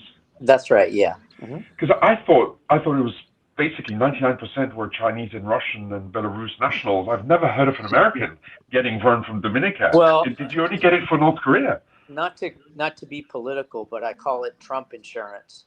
Okay. say no more. Say no more, yeah. You never know how things can get, right? I mean, we see, anyways, that's enough. Enough of that. Wei Chang, you are days away from your last country. How do you feel? Yes. I feel wonderful. I mean, it's a great feeling. I mean, I'm not really rushing towards this, but after 30 years, I have reached this particular point. You're probably curious why Iraq. I mean, for a long time, perhaps the war and instability, but of course, in the last few years, many people have gotten into Iraq. Yeah, although I may have what seemed like the most powerful passport in the world, but the visa situation for Singaporeans for Iraq is fairly uncertain for a long time. Yeah, Singapore is not among those countries that can get visa arrival. Not among those over 30 countries that can get visa arrival in Iraq. So it wasn't very clear. I've been investigating, and there were people who say they had to pay, Singaporeans who say they had to pay $500 to get a special visa approved for Singaporeans. Simply because Singapore is not in that list. Finally, in the last few months, the last half a year, the picture has been clearer. Yeah, we can apply for e-visa, but we still require a tour operator to endorse this e-visa application for Iraq. Yeah, Singapore is still not considered a privileged country in the eyes of the Iraqi government, perhaps. Yeah. So finally, I decided to go to Iraq. Yeah. Now, my fear perhaps is, in the last a few months ago, there was this war between Iran and Israel, and the airspace of over Iraq and Jordan and many parts of the Gulf was completely shut down. So my fear is just fingers crossed. Hopefully, in the next few days, nothing like that happens. Well, let's all keep our fingers crossed for you. Yes. I'm just curious, are you going to celebrate? Are you going to travel with someone else, or are you going alone? Or how is your trip to Iraq going?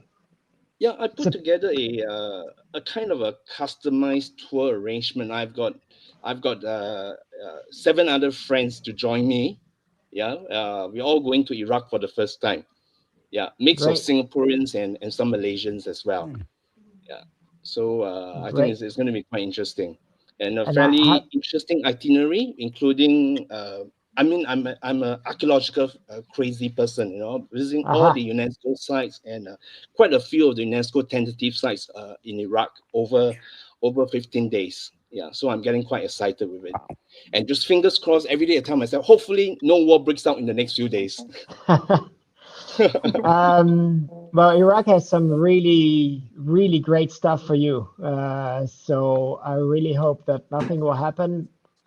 Yes. Well, let's assume not. You never know because the world is pretty crazy right now. But another 5-6 days, they can maybe refrain from making war and let you in Iraq and let you enjoy the many really really old stuff that you can see. So I'm a bit jealous to say, and it's a nice country to. Are you going to do a party or something, or with your friends?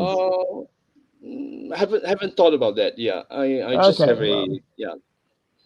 yeah. So Well, yeah, beyond this, I think yeah, like what many of us say. Well, we'll look for interesting places to go. Yeah, I'm really thinking about going to revisiting parts of Central Asia early next year. For example, Tajikistan. When I went there in 1997, yeah, it was in the Wow. middle of Civil War, and I only visited the border city, Penjikent. Yeah, where it was kind of safe to get in and safe to quickly get out of the country. Yeah, so yeah, I have really planned out a whole arrangement to do the Pamir Highway and all that. I Yeah, just so wanted to I'm say, getting quite excited with that. Pamir Highway definitely, and what I like in Tajikistan is like Uzbekistan. They both have this Silk Road. Ancient cities, right? But in Yes. Uzbekistan, it's all restored and it looks beautiful. But Tajikistan is more, it's more rough. It's more. I find it more authentic because it is as it is. I mean, it's just it's less curated, so to say. So Yes, yeah. indeed. Yeah. But And okay, first. also, yeah, and also I'll be visiting Kazakhstan again. The last time I went, the capital was still in Almaty, so I'm looking forward to visit Astana. Yeah.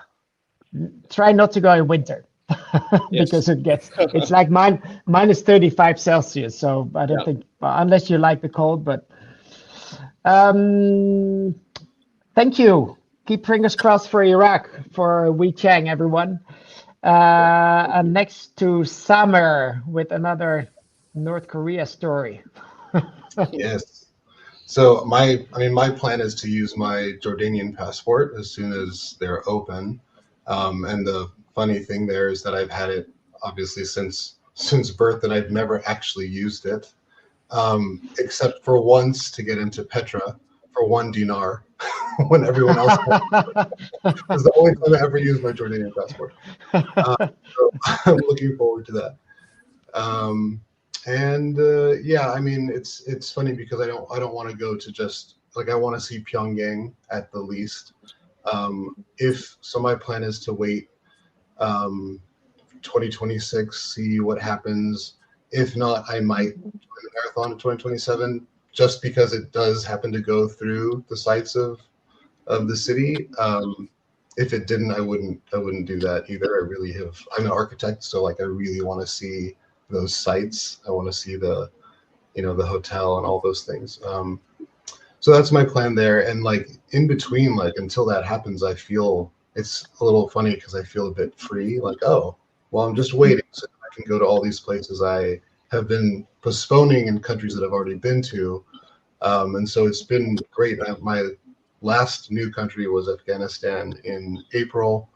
And then since then, I was like, oh, it's time to do the like trip through Japan, through all the places I didn't go in Japan. It was amazing. And then I'm going to Bali. I've never been to Bali.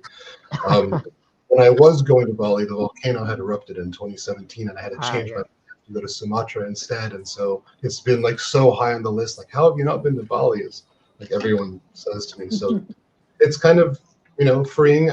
Not that I've been also like doing this over the 40 years. You know, like it hasn't been a rush, but I like love the experience of visiting a new country, and I usually use that as like an anchor. Like that's an anchor, and then like I will visit countries around it and make regional trips out of it to see other things that I really want to see. And so once, you know, inshallah, once that's done, North Korea, then it'll be focusing on cities. I love cities, and I love historical sites and architecture. You can see behind me, there's my collection of buildings from around the world that I've collected, organized by continent. And so I'll be adding to that. So that's my plan. Great. Yeah. So why don't you team up with Lily and Barry, and you can do a joint expedition to North Korea? Yeah, possibly. Yeah, let's do it. Just bring me the Peruvian cookies, Summer. Yeah, that's right.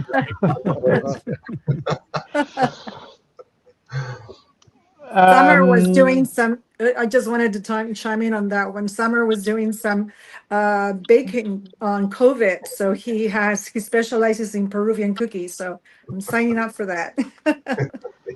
And he's very good at drawing. Exactly. Fantastic. Thank you. That's my side passion. Yeah. So we have Travication, one of the audience, wishing all of you. He or she, I don't know, is rooting for you to complete 193 soon. Well, some of you are very close to it, inshallah, if everything goes well, and some of you, it might take a little bit longer. Out of this whole club, I don't know. I think Yusuf is on the most difficult road, if I may say so, because you might be approved next week and you might be approved in whatever. But everyone is rooting for you, not just Yusuf, but all of you. And yeah, and then you can call yourself UN Masters. I must warn you though.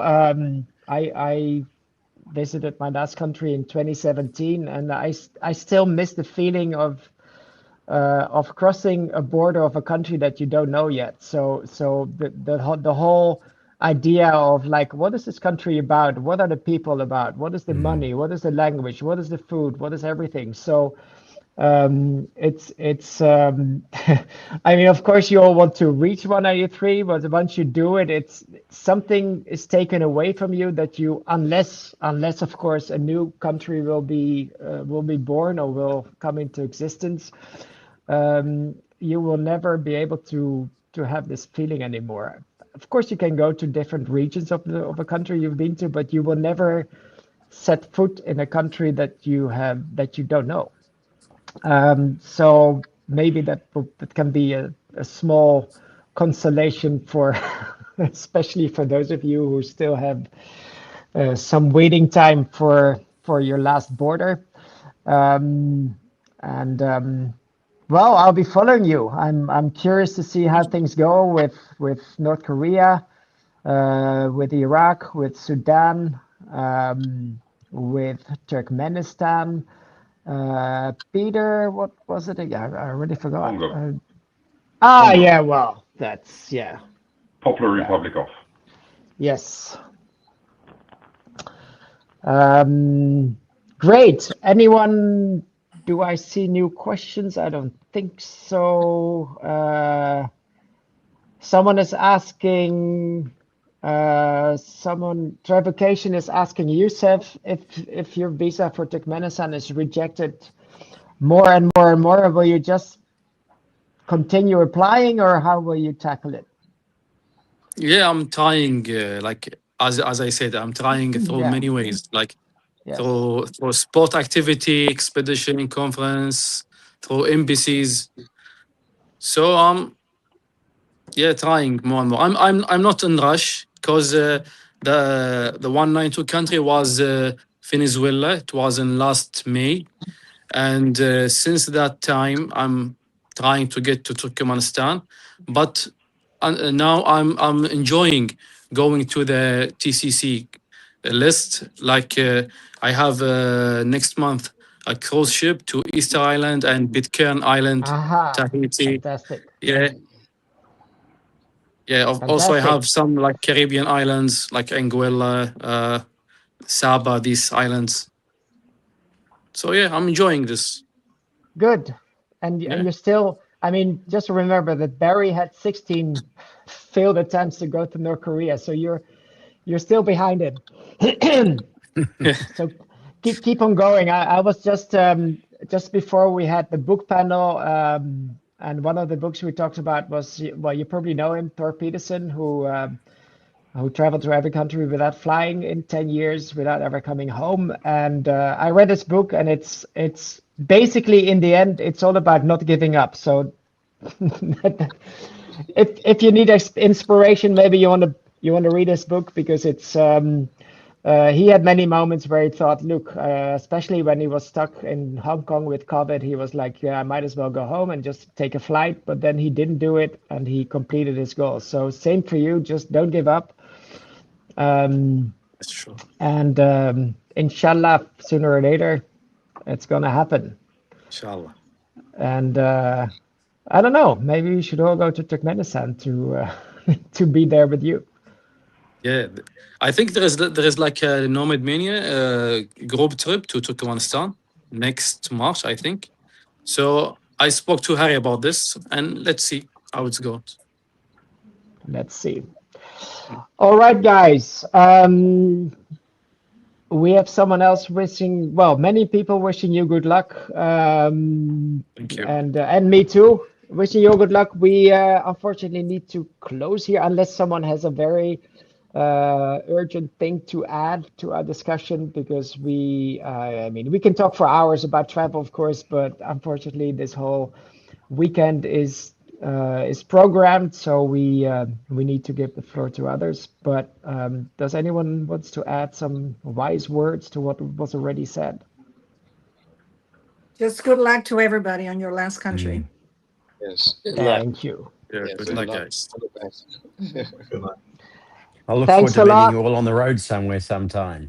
Yes. Yes, definitely. let's do that. I know some of you live, but most of you, well, but I was just one row behind Barry on a plane to Bhutan. That was kind of a fun way to meet. Of course, Yusuf and Lily, and that's it. I think But Boris, mean, I'll tell you one very quick funny story like that. Some of yes. you might know Ian Coles. He's a UN master, and we were swapping text messages a few years ago. We'd never met about getting visas to Equatorial Guinea, and he uncovered someone in the Berlin embassy was starting to approve them. So we'd flown over there, and as we're texting, I said, sorry, I took too long to delay. I was just flying back. I'm now on a train to Kent. He said, I'm on a train to Kent. I said, where in Kent are you going? He said, Westmoreland. I'm like, I'm going to Westmoreland. We ended up on the pub that night at the Spitfire Hotel having a steak. So it's crazy how you can actually meet in person sometimes. Exactly. Did you get the visa? Well, you obviously got the visa. Yeah. And Equatorial Guinea was interesting. Did you read my book? No, I've not yet read it, but I will. You should, because there's one chapter dedicated just to the whole visa thing, because Equatorial Guinea. But for me, I mean, this is a totally different topic, but it was my by far the worst, by far.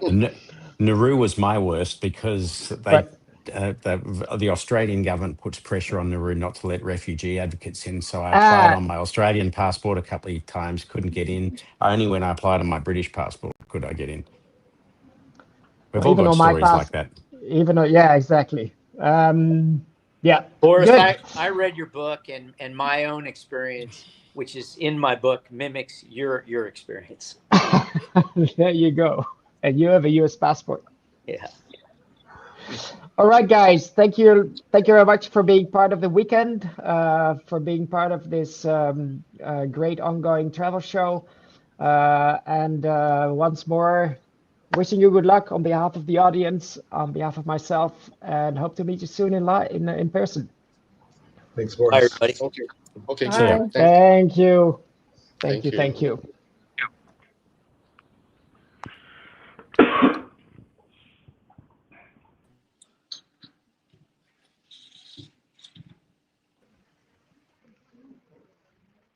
Okay, so this wraps up a whole array of very interesting sessions about LGBT travel, about slow travel, about travel books, about people who are just one country short of becoming a UN master, and also about interesting places.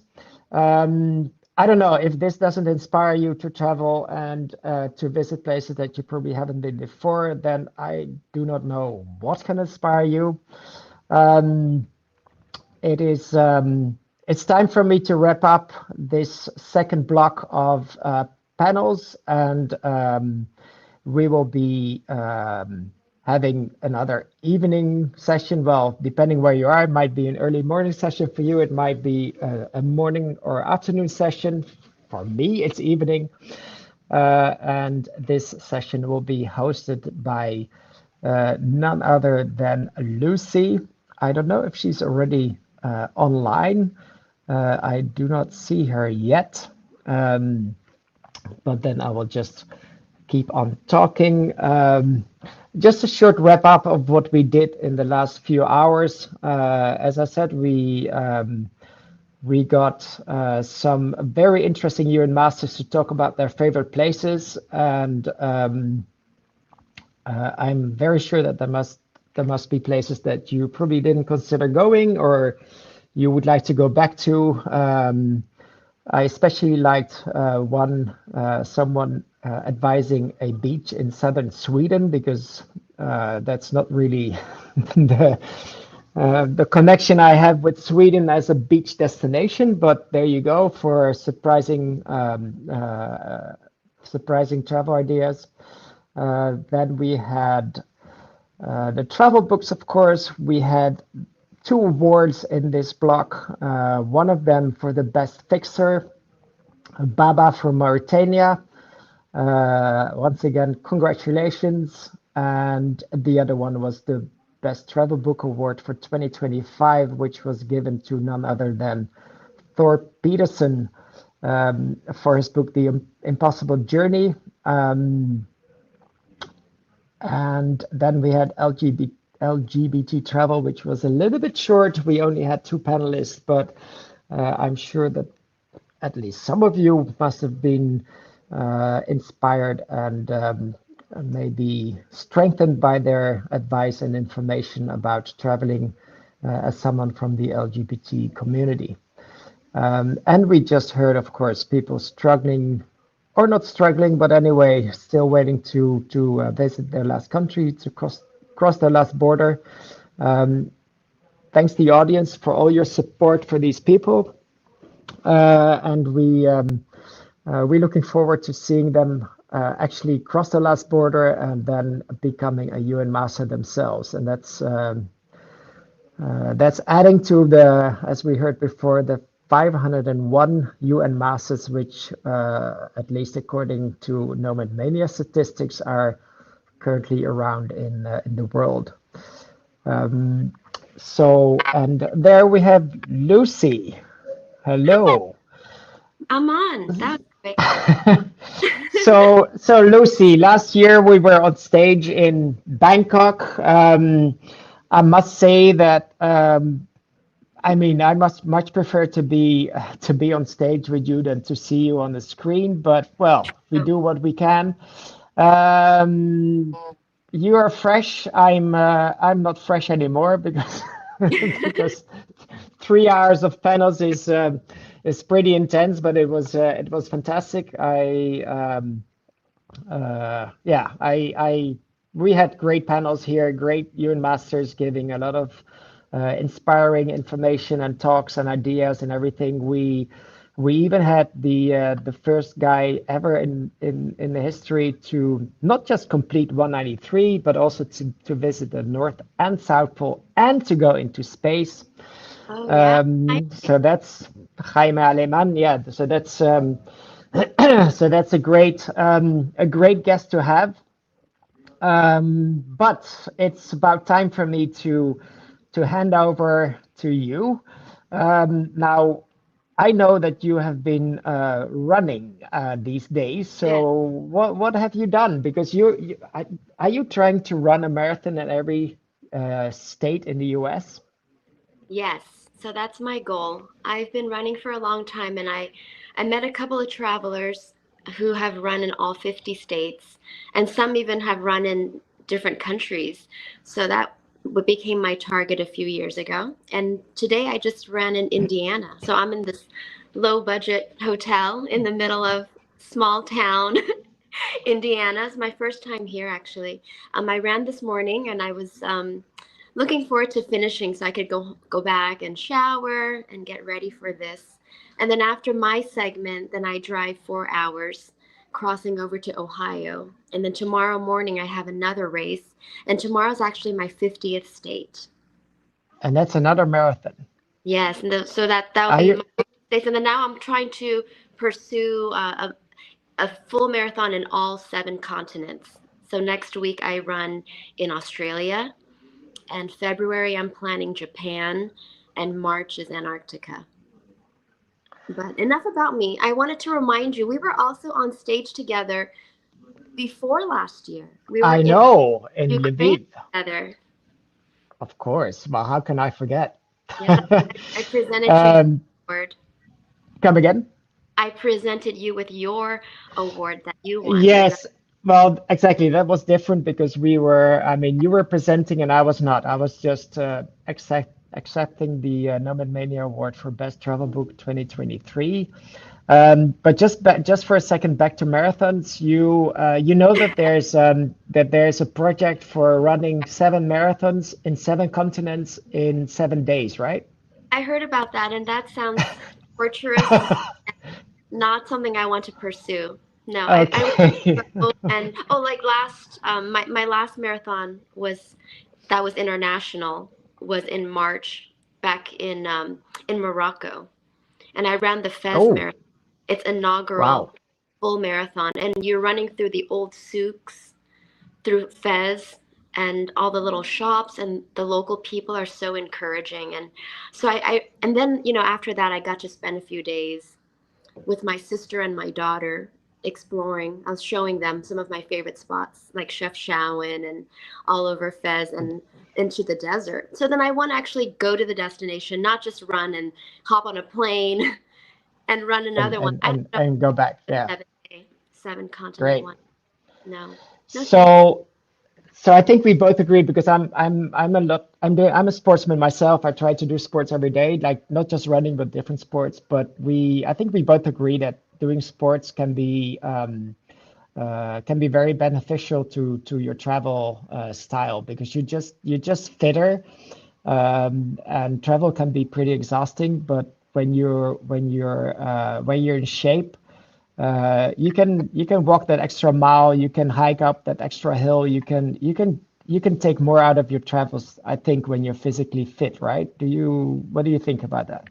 I agree, because like if there's some beautiful peak or mountain, you can fit that into your itinerary, and you just have more energy to wake up early and walk some extra steps, and you're not as easily fatigued.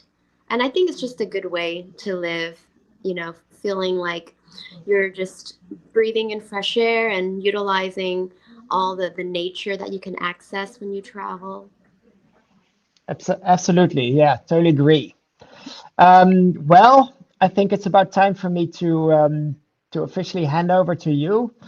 You're all fresh, just had a shower. Well, you ran a marathon, but who cares about that? And this is a walk in the park for you because you're presenting quite often and you're a great host. So with full confidence, I hand over to you. I wish you good luck in all the interesting. Just fill us in. Which topics are you going to touch upon in the next few hours? Oh, I think I got I got really good panels. It's a good mix. So I start with a few that are giving tips on how to reach 193. So getting down to the nitty gritty, I've got a great lineup. And then after my how-to panel, I've got travelers over 65. Oh, wow. Yeah, the seasoned travelers. And after my seasoned travelers, we move on to solo female travelers. So I always love Very good. my female counterparts. And then we move on to traveling couples. So I feel like that pretty much covers a wide range of different styles of travel. And I know a lot of the people on my panel, but as well, there's new ones I haven't chatted with. So it's going to be a really good 2.5 hours, I believe. Fantastic. Well, this only shows that this weekend is absolutely jam-packed with really good advice on every imaginable dimension of traveling. You mentioned a few. We had some really great panels in the last couple of hours, and we have much more coming up tomorrow. Yeah. So thank you again, Nomad Mania, for organizing this. It's really useful. And Lucy, the floor is yours. Hope to meet you soon. We never know where. We still need to run together, but that will come one day. Yeah. And good luck with your panels. Thank Say you hi so to much. everyone. Thanks, Boris. And See you good next luck with your marathon tomorrow. day. Thank you. Bye. Bye. All right, so I'm excited to take over for the next few hours. But before we invite the guests for our next panel, I want to update the viewers on some ongoings in Nomad Mania. So some of you have noticed that we have been introducing a lot of exciting trips and conferences. We used to have a conference every 2 years, but we realized they were so popular. Now we're making it an annual event. So back in June, we had our conference was in Fergana, the beautiful Fergana Valley of Uzbekistan. A wonderful turnout, and we were able to access so many different regions, and even some that had not been accessed in like several decades. So somehow Nomad Mania makes it happen. We go to some of the least visited places in the world, and the upcoming conference is going to be in June in Brazil, a very beautiful region, and the Ouro Preto region. It's a very beautiful, scenic, colonial town, and it includes a visit to the oldest opera house in the Americas, and several UNESCO sites are always embedded into these conferences with lots of time for socialization and sightseeing. So I know this one still has space left, but I know they're filling up very fast. And of course, with the conferences, there's always very exciting pre and post conference trips. And I don't remember exactly where they're going, but yeah, right there you can see, you can scroll and see the post trip and all the other upcoming trips that are not conferences. So for instance, they just completed a great trip in Pakistan. And then next month, there's a trip to the Central African Republic. There's a Lesotho overland trip. That sounds like a lot of fun. And then come January, there's more trips throughout Africa. There's a Benin and Togo trip. And the first trip was sold out so quickly, we decided to add a second trip. So the group 2 trip will be later in January, and there's lots of space left. And then in February, there's Kenya and Uganda. March, there's Angola. And there's finally a trip out of Africa. There's Turkmenistan. It's a Dare Drive tour in March. And then in April, I'm sure a lot of people will be interested in the Pyongyang Marathon in North Korea. So I feel a little left out there because as an American passport holder, I'm not allowed in North Korea, even though I actually like running. I would love to run the Pyongyang Marathon, but I will not be seeing you in that one. So that's just a little overview. There's more trips to come, so just keep checking our websites. And they're always a great way to gather with friends and see each other and explore some new places. Because with all of the Nomad Mania trips, we're usually going to not like the typical places, not the mainstream cities.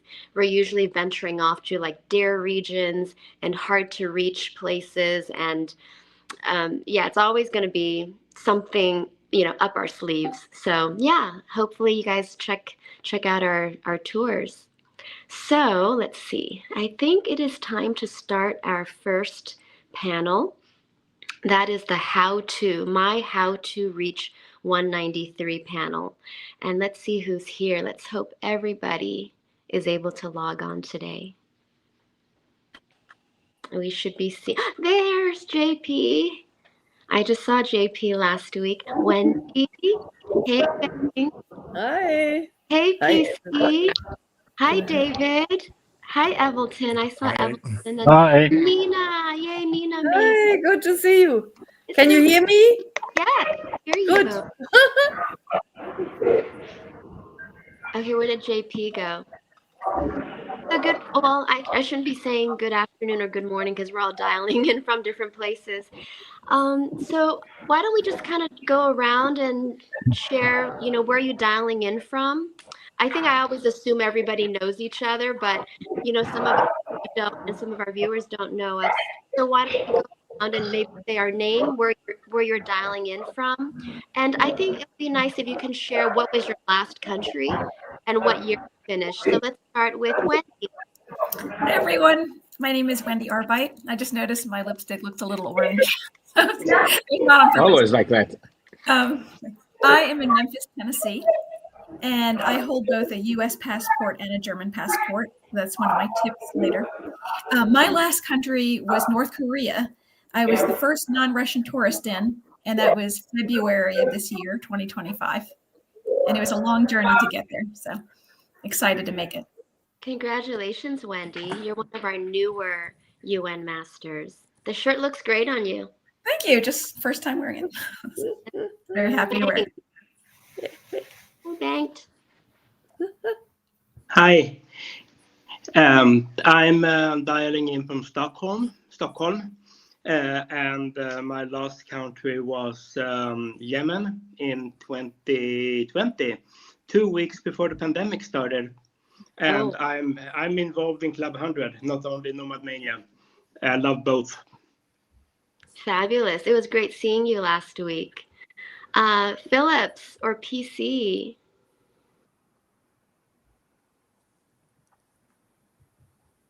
Oh, we can't hear you.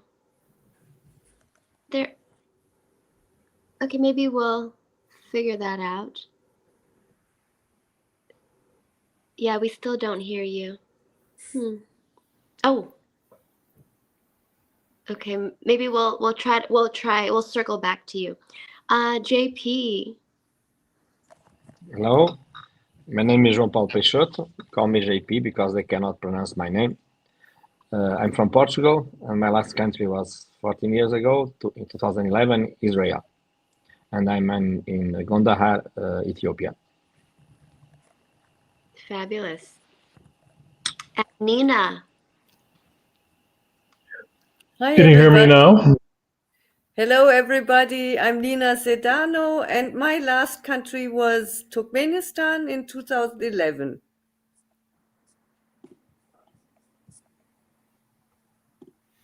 And I'm in Frankfurt now. Sorry.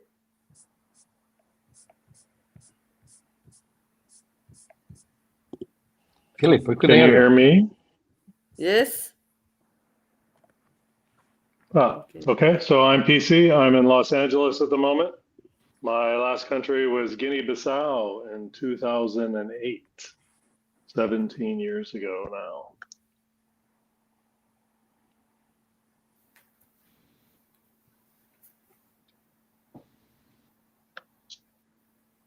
Let's see. Am I the person with? Okay, I think maybe my issue. Oops.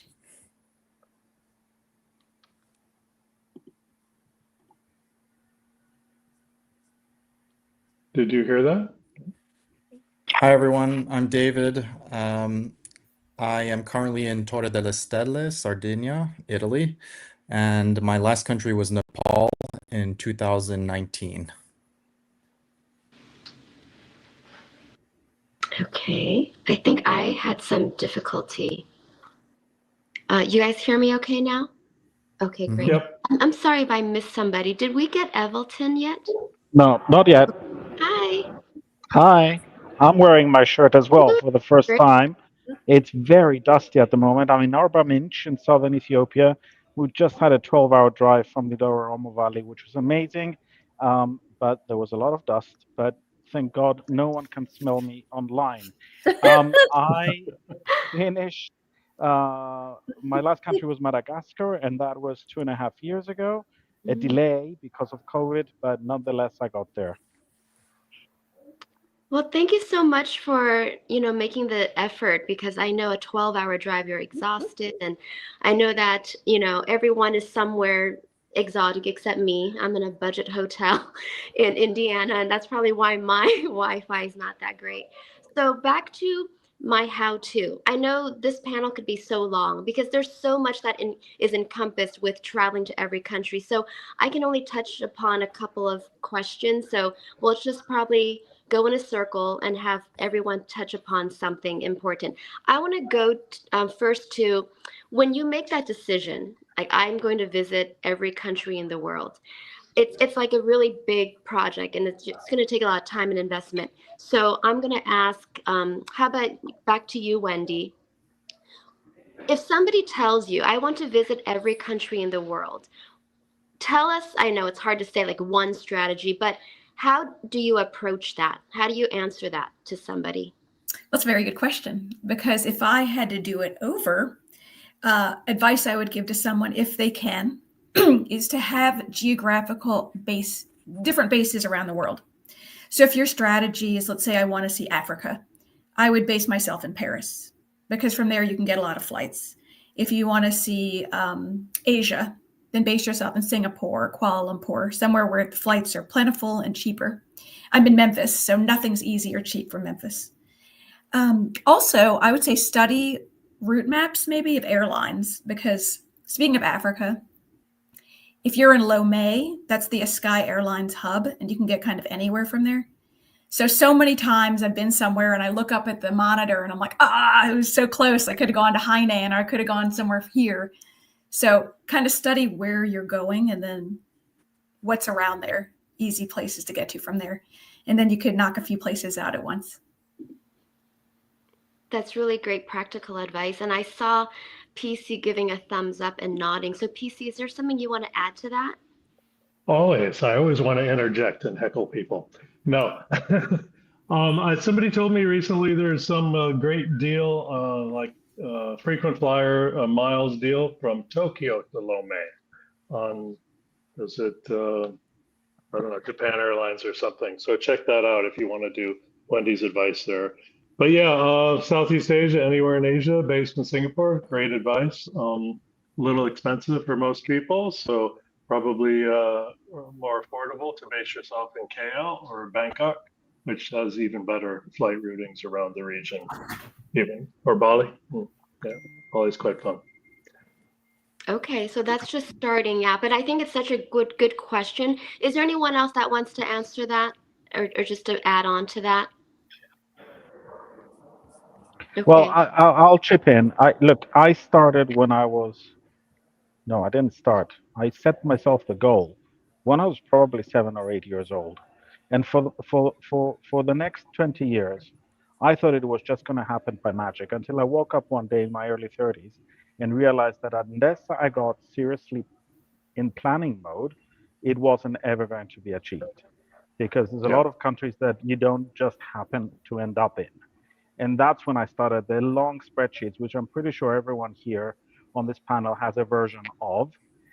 So I would say, if you set yourself a goal, open that spreadsheet and start making a long-term plan. You won't necessarily have to stick to it year by year, but it'll keep you in the straight path towards the goal of 193, because it won't just happen by chance. Yes. Yeah, you really have to work hard at it. You know, I finished in 2008 before even any awareness of Nomad Mania or MTP or TCC or anything. So I had to make my own spreadsheet for years and years to follow that, and just to diligent. But, you know, when you first start out, you know, you started out 6 or 7, you said maybe I started out in my late teens. You're very optimistic. And you think, oh, yeah, sure, I can finish by the time I'm 30. And well, maybe 40, but you know, you get married and have kids and stuff, and maybe 50, right? But a lot of people still working on it. So yeah, just you got to be diligent on it, and you have to maximize your time and your efficiency. Yes, JPP. Yes. let me disagree with that. I think travel should be fun and not an Excel spreadsheet. And so I did that. I did not any. I was systematic, going to all countries, but with no spreadsheet. The only thing I did, and I think I did okay, was I started to, like when I have to do something, I mean a task with several things, I usually first do the things I like less. So my advice will be, if you want to travel to all the world, first you do the countries you don't like to go, and then it will be much fun. Second thing is to, That's very second true. thing is, yeah, because it's, if you have, I got stuck the other way around. I have a friend now, a Portuguese, she's almost finishing all the UN countries, and she left the I mean, I don't, the shit ones for the last. Yeah. And now Exactly. every night when she go to a country, I have to go to these countries, and the fun is almost gone. So I think the only advice is to go to the places you don't like and do it. The second advice, one thing I did not do. But wait a minute, I thought you liked everywhere, JPP. Yeah, you told no, me I didn't before say you that. liked everywhere. No, I didn't say that. No. I should say I was not systematic in that spreadsheet. But I think you have to choose right away the last country we are going. Because if you start traveling and you have 20 countries to go, and which one will be the last?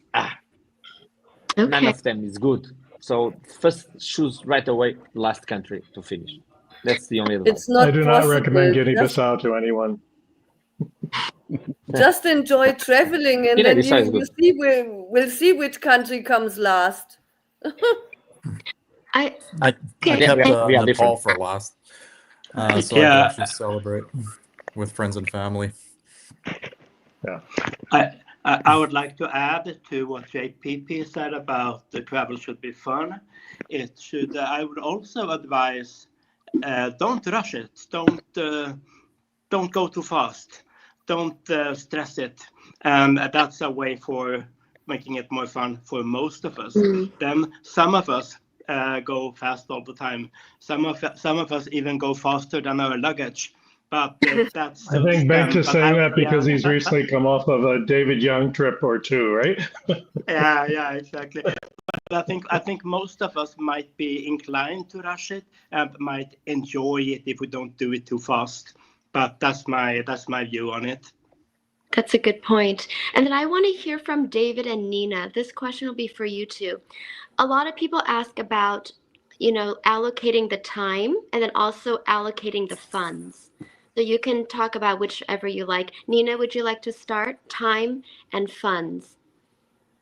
The funny thing for me was I had never intended to do 193. I just set out, quit my job because of nasty colleagues, and went traveling and enjoyed traveling and went to places I hadn't been before.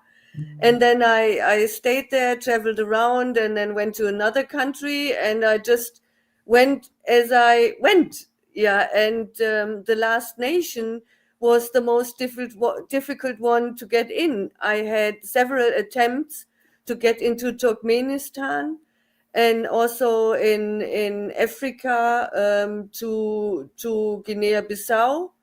And they always declined, and I had to come back home. So it happened as it happened, and I had a good time nevertheless. Wonderful. And then David? I think in order to dedicate time and funds, the more precious one is time, to organize your time well, because honestly, it is expensive to buy plane tickets, etc. But if you're somewhat good at planning and budgeting, you can pretty much get anywhere, and it's affordable to a point that, if you really didn't have the funds, you could camp or hitchhike. I mean, there's ways to get around. So it's really the time management. I think that's the most important. Most people are working and still have their jobs, so it's a matter of planning out your vacation and maximizing that, or taking a year off and making sure you have enough budget to manage your travels during that time. Yes, that's a good point. I've noticed that travelers, we are the most resourceful people. We'll find a way, and once we've made the decision, we'll make it happen, and we'll just find, the resources somehow. We'll just do the research, and very resourceful and determined people. So let's go on to like the more nitty-gritty about visas, transportation, and safety. Those are the types of questions I get asked a lot. So let's talk about difficult visas and how did you go about it? So let's go back to Wendy and PC about difficult visas. I think I think the weirdest visa that I had to get was Democratic Republic of Congo, because I had to, you fill out the application and send it to the embassy, but instead of writing a check to the embassy, they wanted it blank. So like no one's name in there. So I don't really know the process. I'm sure it had to go through a few people, but that was one of the weirder ones. Yeah, I think getting a Nigerian visa, I had a business visa, and I actually had a business meeting there, but I think that was a really tricky one. I know Eritrea, they had to call me. I was at Disney World, and I'm like, what? Because I was going with I have two different passports, and I had a question with that. And the North Korea, it was a little tricky because when I went to China, I have a 10-year Chinese visa on my US passport, and no visa is required if you're German. So I tried to come in on the German, and they were like, no, you have an American one. You need to come in on your US. So I'm like, okay. And that became a problem when I was trying to cross over into North Korea because I was going with the German passport. And they wanted to know, why are you on your American passport here and you want to cross in with your German? It was a big mess. So I was very worried it wouldn't happen, but it was smoothed out. But those were the trickier ones. I've been fortunate enough to have the German passport. So Venezuela, I didn't need a visa. And, some places like Equatorial Guinea, American, it was easy at the time. So I think a strategy I would give to someone is, if you're able to get a second passport, I know it's not practical for everybody, but if you can look into that, do it. It makes your life a lot easier. And also get a second passport if you can, because if you're getting a lot of visas, then that's something that facilitates the process a lot. Okay. A lot easier and smoother. Very helpful. Now, PC, I think your advice will be very helpful and interesting because you were traveling during a time when you were traveling at a time when there was not so many online communities. Like EPS, you can pose a question, you'll get like 10 answers within like an hour. So how did you go about researching? Yeah, it was a very lonely time, because you really couldn't share these experiences with anybody. I did most of my traveling in the late 80s and 90s and early noughts. And there was very little information available other than the back of Lonely Planet guidebooks and few random people you'd run into, but really, and there's no internet, and, nothing like that.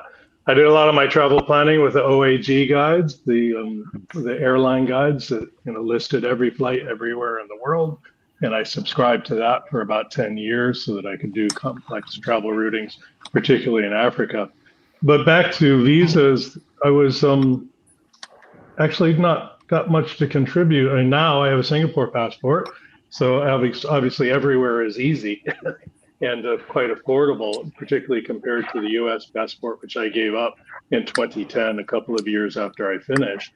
But I did all my 192, 193 at that time on the US passport, and I really didn't have any major problems other than Wendy's advice, certainly to get the second US passport if you're a US citizen, so that you can send it to, particularly get those very difficult and time-consuming African visas. But they went pretty smoothly. Actually, I had more difficulty with the embassy staff in the US Embassy in getting the second passport. One time I had one maybe 3 times in the past when I went to get a new one to renew, because I was doing a lot of West African countries. And the immigration officer said to me, oh, well, you don't need this. Why do you need a second passport? I said, well, I live in Singapore. I travel to KL, to Jakarta, to Bangkok every week, sometimes 3-4 times a week. I have to run my business and I have to plan for these visas, which are going to take several weeks each by sending this passport to the embassies in Washington when I'm based in Singapore. And she said, "Oh, well, no, you can just go to Cote d'Ivoire. You can just go to Abidjan and sit and wait around and get all your visas there." Like total unbelievable concept there. But I think the last story that I have to share is back in the day as well, things were not as strict and people didn't often understand the rules, particularly airline counter staff. I remember going to Yemen my first time without a visa entirely. I had to spend 8 hours sitting in the airport waiting to be dealt with because they didn't know what to do. How did this guy get on the plane? How did he get to Sana without a visa? And able to get into the country eventually just by waiting it out. I see. Evelton, I see your hand. Yeah, I want to chip in because there's a lot of thoughts that come to my mind. Firstly, to agree but also slightly contradict JP from earlier in terms of which countries I would say I'd try to leave not the countries I didn't like for last, but the countries that I thought were going to be difficult. And difficult either because of visa or because of war situations for last, because I didn't want to be stuck like we see a lot of our colleagues in this race doing right now. So of my last 8 countries, only Yemen was a difficult one, and that's because I've been meaning to go for 20 years and it seemed to be in perpetual war. The others were Caribbean countries, which, to contradict JP, were countries not to agree with JP, were countries I didn't particularly enjoy doing, and the Maldives, things like that were left in the end. But I would say, as advice for anyone new to this thing, that things change. I remember that the first country that refused me entry was in Vilnius, Lithuania, back in '95, because they had a very stupid regime back then. And who would think that would be a difficult country these days? But that was the first country that refused me entry, put me back on the plane and sent me back home.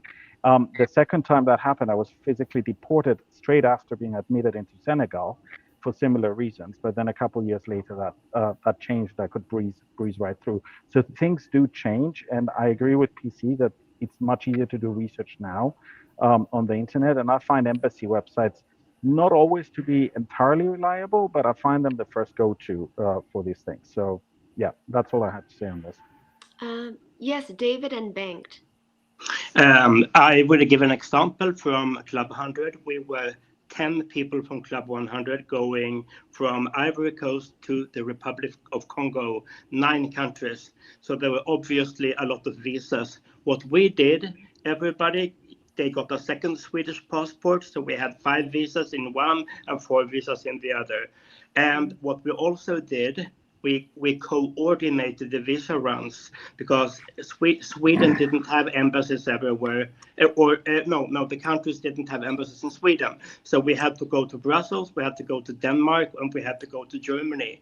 And there was always somebody now go, hey, it could be nice to go to Berlin.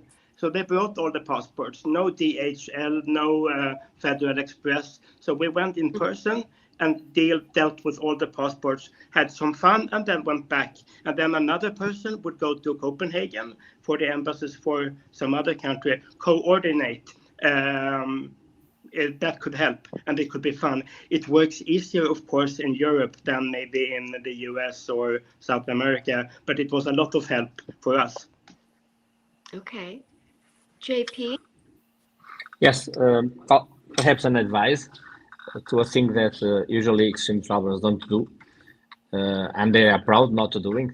I almost always rely on travel agencies or companies that take care of visa.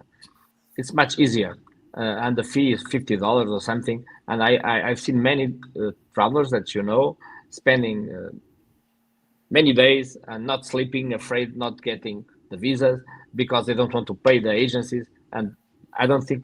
My advice is, if you have an agency with $50 or something, do it. You don't have to spend on internet time or send your passport or trying to guess what they want just for $50. Of course, it's money, but we travel around it. So $50 compared to what we spend around the world is not much. So that's my advice. Yeah, I did that a lot as well, particularly living overseas. It makes a lot of sense to have somebody take care of your interests for you. True. David, I see your hand.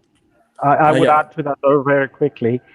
Choose your agency carefully, because I've been stuck having to make my way to Paris to pick up my passport from Chad because the agency let me down from the embassy. So be careful. Not all agencies are as good as they advertise to be. Just a practical tip, I'm sure everyone here knows, but applying for visas in your home country is a lot easier than doing it in random embassies around the world. And I found that out the hard way in Africa. But, and also some research into the countries, if you have multiple passports, knowing which relations between your country and your country's passport, the one you're applying to and your country's passport, is helpful for can ease the process a lot, depending on their diplomatic relations. But in Portugal, if you have an embassy in Portugal, you have to apply in Portugal. You cannot go. I think in all Europe is like that. If you have an embassy in your country, you're obliged to go to that embassy. You cannot choose to go to another one. Sure, but if I agree. I agree with you. If you're on the road and you're trying to get to and you don't have that yeah, visa, yeah. you didn't have enough time, then you're kind Near of the stuck country, yeah. trying to, and it is Yeah, of course. possible. It's just very, very difficult. Yes. So because our time is running out, I think we'll have a quick around everyone. You're going to complete this sentence. I'm going to start with Nina because I know she's a writer. Think of a quote. It could be from your book even. And the quote is going to be something like this. If you decide to go to 193, and just complete that in a phrase. Nina, start.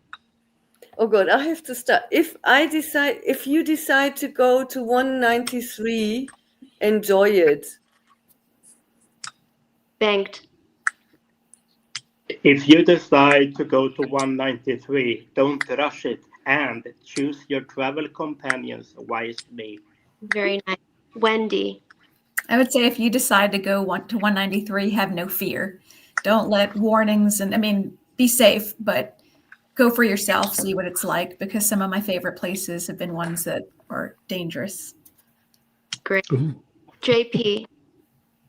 If you decide to go to 193, enjoy it, choose your companion, and just do it. Great. PC. If you decide to go to 193, don't stop there. Go for 1,500. Great. David. And nice travel companions as well, because I see several here already. Yeah, if you decide to go for 193, just do it. Great. And Evelton. Others have bit me to it. If you decide to go to 193, go slow and have fun along the way. That's great advice. And I really think this conversation can go on all day, right? Because it covers so much, but I couldn't have asked for a better panel. Thank you so much, you guys. Keep tuning in, all right? And see you guys somewhere in real life soon. Thank you. Bye. Bye. Thank you. Bye-bye. Morning. Thank you for the interview. Great. Thanks, Nina. Wow. So that's a great panel and a lot of practical advice there. And I'm probably just going to quickly switch over to the next panel because there's so little time and so much to discuss. Our next panel is going to be travelers over the age of 65. So these are travelers who have been traveling for a very long time, or they completed their last country in their 50s and 60s. So we've got a great panel here, and let's see who is here.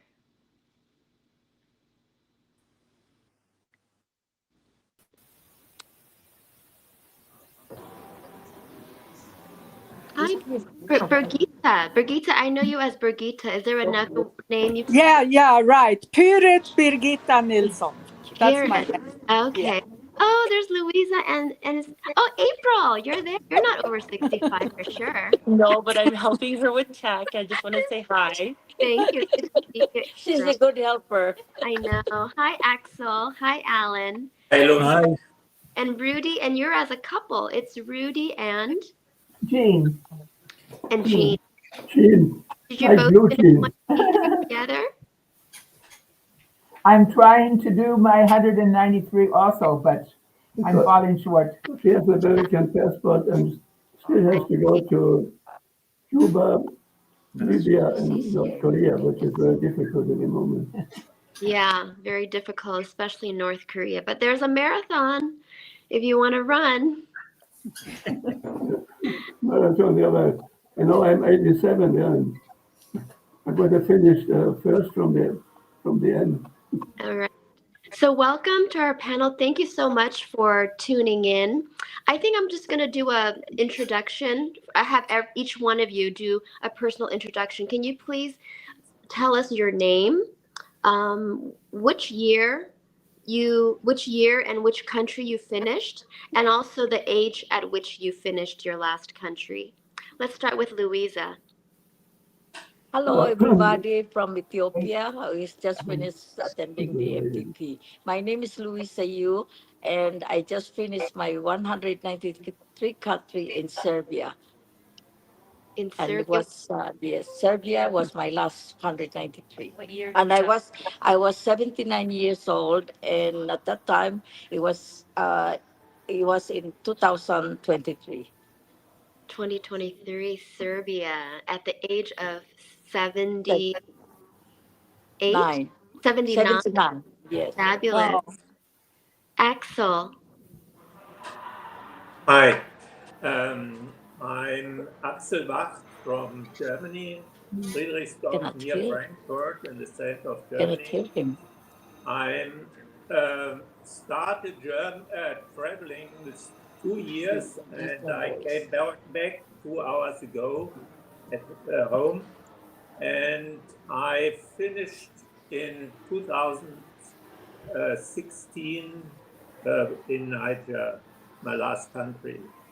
But I traveled all my life, and I did it slowly. And something wrong with the finally I reached the on your side because I was able to talk. All right. I'm sorry, Axel. I missed it. At what age did you finish? Sorry, I have. Is something wrong with his microphone? I think it's probably It's his microphone. 72. 72. Okay. Fabulous. And then Alan. Hi, yes, Alan Castles. I'm finished 2 years ago when I was 73, visiting Laos at the end of a mega trip around the Pacific. So I rounded the Pacific and ended up in Laos, where my wife flew out to meet me, and we drank a bottle of champagne while floating down the Mekong. Oh, wow. That sounds like a great way to celebrate. It was good. So satisfactory. And now I've got plenty of time to go in and fill in the gaps of the places where I haven't been to, which is good. Great. And how about you, Pierrette? Yes, I finished when I was 67, 2020. I was so lucky. I just, my last country was Niger in Africa. And I just came back when the pandemic started. So I was just a couple of days before they closed everything. So I was so lucky for that. That's wonderful. Yeah. And how about Rudy? About the last country, I have 2 options. When I landed on the 13th of March 2013 in Havana, I finished all 193, 197, but to the standard Travel Centuries Club. Very easy. And then when I learned about Nomad Mania, which I call the everyone can see and hear you. I found out that I still have to go again to Saudi Arabia, Nigeria, Kuwait, Qatar, and my real last country, Kazakhstan, on April 21, 2024. And then when I lived in Germany, in southern Bavaria.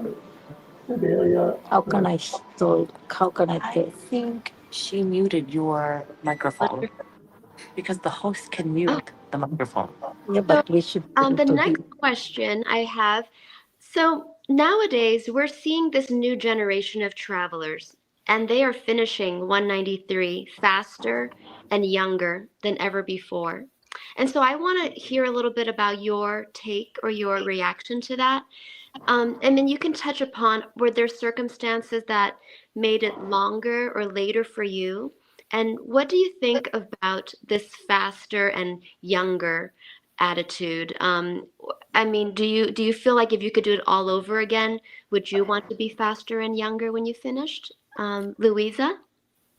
Uh, I don't think so. I like the way it had happened to me. You know, I did it slowly, and I was able to see a lot of places. You know, I think these new people likes to. You know, I admire them for doing it. So I think they should. You know, if I have to do it again, I'll do the same thing what I did, and just take my time because sometimes you know I have lots of things to do that I cannot just take off from. You know, have to do some work and do some. You know, I have a daughter that I have to take care. So it's a little bit different, you know. But the young one that has no, you know, their responsibility that they can just go anytime they want. It's fine, you know. That's great. I wish I could do that. Mm-hmm. Axel or Alan, do you have any reaction to my question? What were circumstances that led you to take longer or finish later? And would you do it differently? What's your response to how people travel now? Well, from my point of view, I think each to their own. If people want to do it in a hurry, that's fine.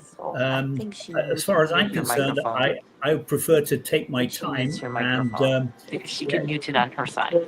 Yeah. Because I can is hear you. somebody Right. You else can talking? hear her, but you can't hear. I And I Try think yours. Maybe you can Sorry. hear what they're saying. Oh, sorry, Louisa. We what, just sorry, I would. if you want to I mute would yourself. Sorry. Just No. I'm not able to mute you. How? Thank you. Sorry, Alan, continue, please. Okay. Yeah. So each to their own. If some people want to do it in a hurry, that's fine by me. But it took me 73 years, and I did it. And I never set out to visit every country, of course. I just happened to live in many different countries. As a child, I was my father was posted to various places, so we lived in 4 different countries, and then my career took me around, and we lived in 6 other different countries. So I was able to, when we were in Asia, for instance, to do the surrounding countries and so on. And I think that having that time was really good. So I managed to do more than just set foot in the country. Obviously, some time I spent longer than others. But you know, if people want to do it in a hurry, that's fair enough for them. Personally, I prefer to take my time and spend as much time as I can in each place. All right. Axel, do you have anything to add to that? No, I would also join Alan in his opinion to take a lot of time. I think some things in Nomad Mania, for example, the slow is a rather new rating option, and it's very good. You see how long people stayed in each country. And I think the longer you stayed in countries, especially in big countries like India or China, you can't see it just in a couple of days. That is impossible. And so I think the longer you stay, the more you see the country, the more you feel of it. And that's the reason why I traveled. I'm not just to click the country and say, I've been there, that's fine. Then I can also stay at home and look at the photo. So I always would agree with a longer stay and with a slow travel. Yes. Thank you. And Pierrette, I was wondering something similar. Were there things that you were also preoccupied with that, also took up your time that allowed for you to travel slower and longer? Well, for me, I did a lot of traveling in the 70s and the 80s. And during this time, you were hitchhiking and travel more slowly over land. I mean, there wasn't these airlines, so people didn't fly that much. You didn't have the economy. So I must say the first 100 countries that I visited very slowly. Then I ended up being a member of this Club 100 in Sweden. I wasn't thinking of visiting all the countries until I became a member of this club, and then I noticed that I was traveling more fast and I was flying much more. So, but I'm very happy how I've been doing it. I tried both very, very slow and later the little faster. So, but I prefer the slow traveling. I mean, and I'm a big fan of hitchhiking.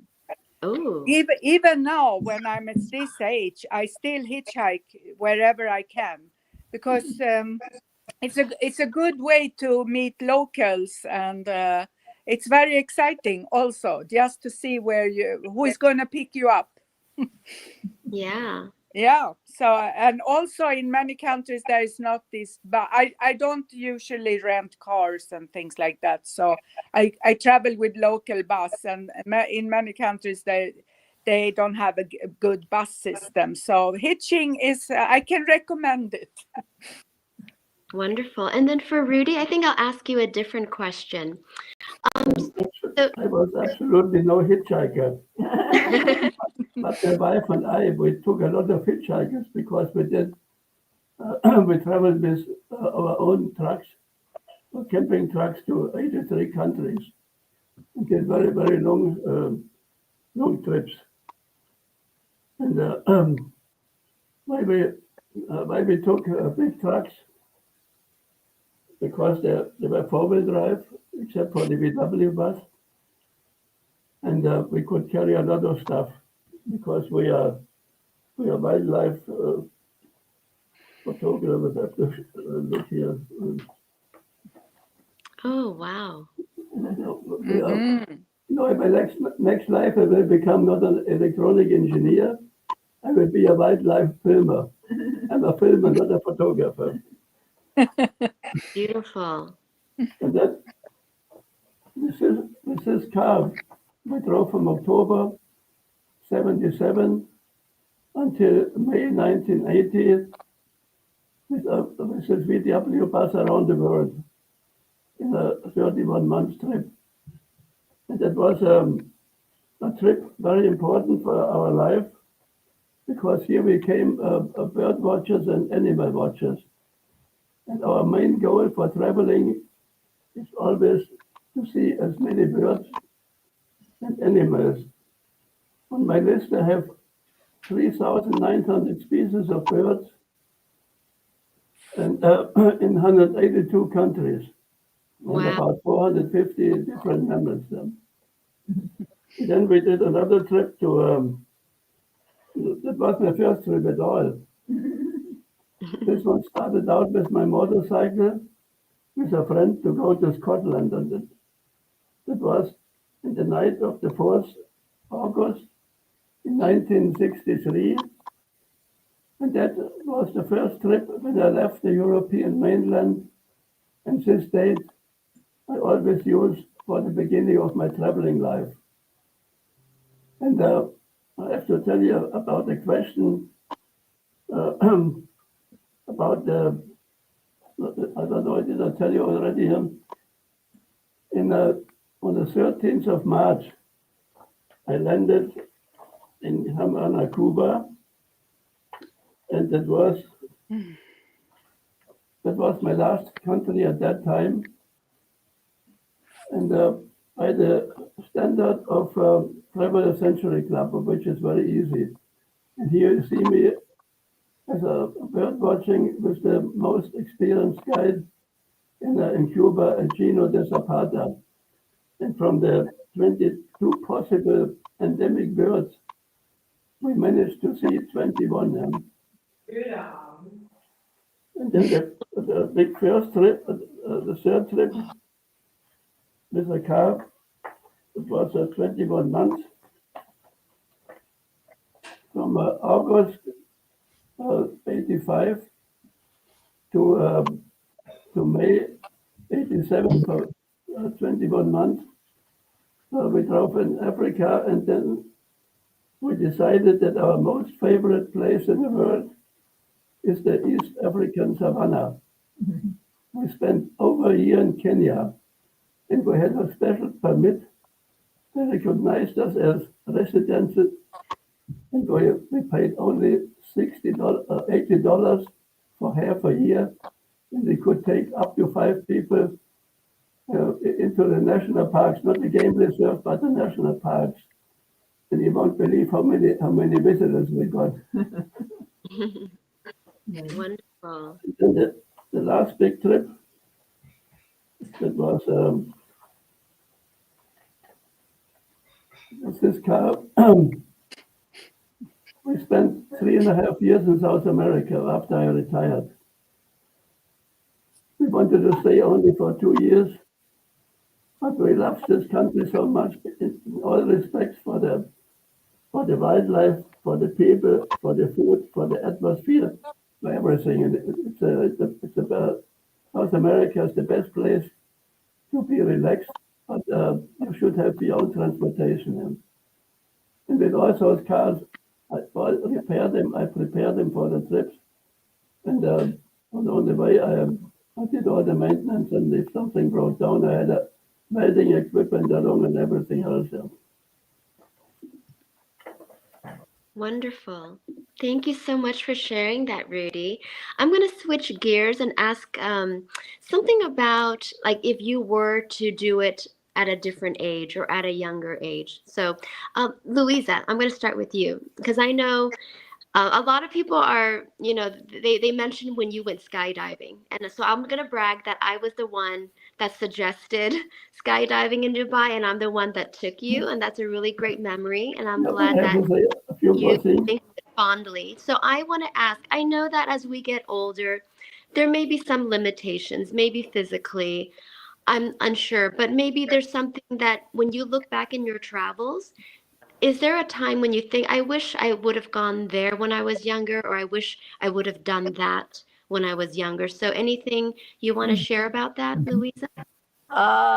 Yes, there are places that's very difficult to go now that I wish I have done it at a younger age, to be able to learn how to scuba dive. That's one thing, But I think right now it's a little bit too late because I'm already 81 and I'm afraid with the water. So maybe another time, if I will be younger again, I'll do it. There's, other things that I wanted to do in my life. That's a great answer. That's a great answer, Louisa. Thank you. And thank you, Lucy, for encouraging me to do the skydive. Yes, it was a great memory with you, Louisa. It was, yes, unforgettable. Unforgettable. Axel, I'll start with Axel and then Alan. Axel, is there something you wish you would have done or a place you would have visited at a different age? Yeah, I started rather late in hiking, making trips all over the world on high mountains. But I first had to finish my family life and grow kids and so on. So I started about at 60, and it was still possible to do some mountains in Nepal and Kilimanjaro and so on. But it was too late to do a lot of other mountains that I would like to have done. And now, of course, it's too late. And also, before it was only a certain time of my life, and I mainly did this hiking and mountaineering. Not the extreme things, but staying there, sleeping outside in tents. So that was a great time. But unfortunately, that's over now. And with 81, you don't like to do it anymore. So you have to be glad if you can travel at all, but in a more comfortable way, of course. Thank you for sharing that. And what about you, Alan? Well, I have no regrets. I wouldn't have done things differently. I think so much of travel is about timing. You have to try and miss the typhoons or the hurricanes or the coup d'etats or the revolutions or the wars and so on. So I think I try to take the opportunities when they can. The very first country I lived in as a kid was in Libya, but of course I don't remember much about it when I was very small. So going back, I went back with my wife, I think in 2011 or 2009, and then it was good because Gaddafi was still there and the place was stable. Whereas you go, a couple of years ago, and it would have been very different. So I think timing is something which you need to think about in travel to make sure that you go when the going is good, because other times you can't. Again, when I was 12 years old, I was lucky enough to climb Mount Hermon, which is right in the south of Lebanon and on the Syrian border, and so on. And then there was nothing at the top of that mountain then. Since then, the Israelis have invaded and they've built looking posts and things from the top. So again, it's a question of trying to do things when you get the opportunity. Yes, that's a great advice there. And I love that. No regrets. And timing is a big factor. Yeah. Kirat, what would you like to add? Where would you wish you had done earlier or traveled to at a different time? Well, I'm quite happy what I have done. And I think I have had the timing. As I mentioned before the pandemic, I managed to get them all. And now it seems like it's more difficult with the wars blowing up here and there. You don't know. And maybe I would have liked to climb some mountains and things while I was younger. And maybe do the hiking to Machu Picchu, the Inca Trail. I would have loved to do that.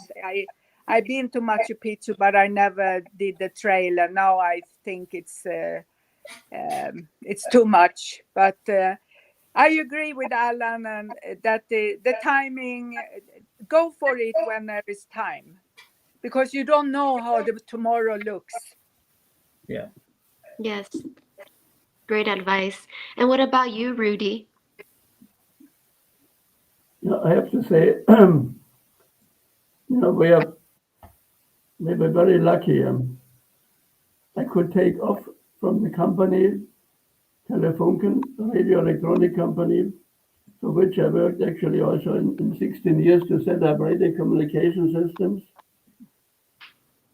They let me go 3 times for several years, and they always hired me back. And this was possible in the 1970s, 1980s, so we were very lucky. Mm-hmm. And then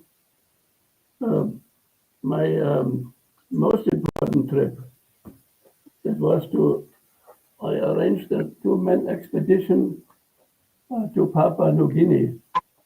At that time, the people were still pretty much in the Stone Age. And I was there for 9 weeks in the highlands with a very good guide, a friend. And that was 42 years after the first white man came to the highlands. And when you look at the back, there are some of the things I brought back from this very, very impressive place, so my most important trip. And then in the old days, communication, there was no internet, there was no GPS, no. What we did, we wrote on that trip around the world. We wrote 750 letters, and we received about 350 of them. We picked them up at postal stamp places and also at embassies. And the German embassy in Malaysia, in Kuala Lumpur, this guy was very nice. You won't believe that the German ambassador let our car park for 7 weeks on the property of the German embassy. You know, those times you can only dream about nowadays. Yeah. And another thing you have to forget, where we live in a place, Talfingen, still in Bavaria, close to the Baden-Württemberg border. And we live 170 meters away from the Danube. And the Danube is the most traveled river in the world. A lot of people don't know that. The Danube starts and goes through and forms borders with exactly 10 countries. The Congo only reaches 9. Yeah? So we are on a very, very interesting place here. I want to say something too. I want to confirm what Ellen made the comment in life. I think taking chances when they are offered is so important, not to put things off. And oftentimes in my life, people say, "Oh, I'll do that when I retire," but that's too late. Yeah. When you want to do something, do it. If it's possible to make it happen, and I think that results in not having any regrets, having gone to the places we wanted to have gone, etc. So Thank you. we've had a good life. Wonderful. Thank you so much. I hear so much wisdom from this panel. And like the advice you have about taking it slowly and to seize the opportunity when it comes and just to do things when the opportunity arises and not to wait for them and just to not have regrets. This panel has offered our community so much wisdom. I'm so thankful that you all were able to tune in. And the time went by so quickly. And I really hope that I'll get to see you at some point somewhere. Thank you so much for joining us today. Thank you. I hope we meet, Lucy. I really want to meet you too. You know. Me too, Pierrette. Yes. Okay. Take care. You did a great job tonight. Have to show Take your care, last y'all. Thank you. Thank you Bye-bye. so much. have to show your last picture about the question, where was Oh, your most dangerous situation in your life? It's bad picture. wow. When we came around the world and shipped the car from Japan to San Francisco, when we headed out of the custom and drove south, somebody shot at us here. The pictures to the road. Here the shot went in, and here the shot came out. It was the closest we had in our life. Yeah. Oh my. Thank you so much for sharing that. You have some amazing pictures that tell 1,000 stories. Thank Many you. more here. Thank you. I'm so glad your wife was able to join us, and hopefully you'll make your way too to 193. Bye. So now that was such a great segment there, and now we're going to quickly just switch on to the next panel. Our next panel is going to be on fast travel, and I believe we have 3 Ds: David, Dustin, Dylan. Let's see if they're all here. Hey, David. Hey, nice to see you again. Hi, Hi, Dylan. how are you? I'm doing great. Where are you calling from? I am actually in the Cayman Islands. I just checked out of my hotel, so I'm sitting under the Oh, trees before I head to the airport to my next yes, destination. I can Oh, I'm not see. too far away. I'm in the on the cruise ship right now, sailing in the Caribbean Sea with my Oh, wife. okay, cool. Oh, cool. Oh, yeah, tell G I said hi, David. So I guess it's just the three of us. There was supposed to be another panelist, but maybe something came up.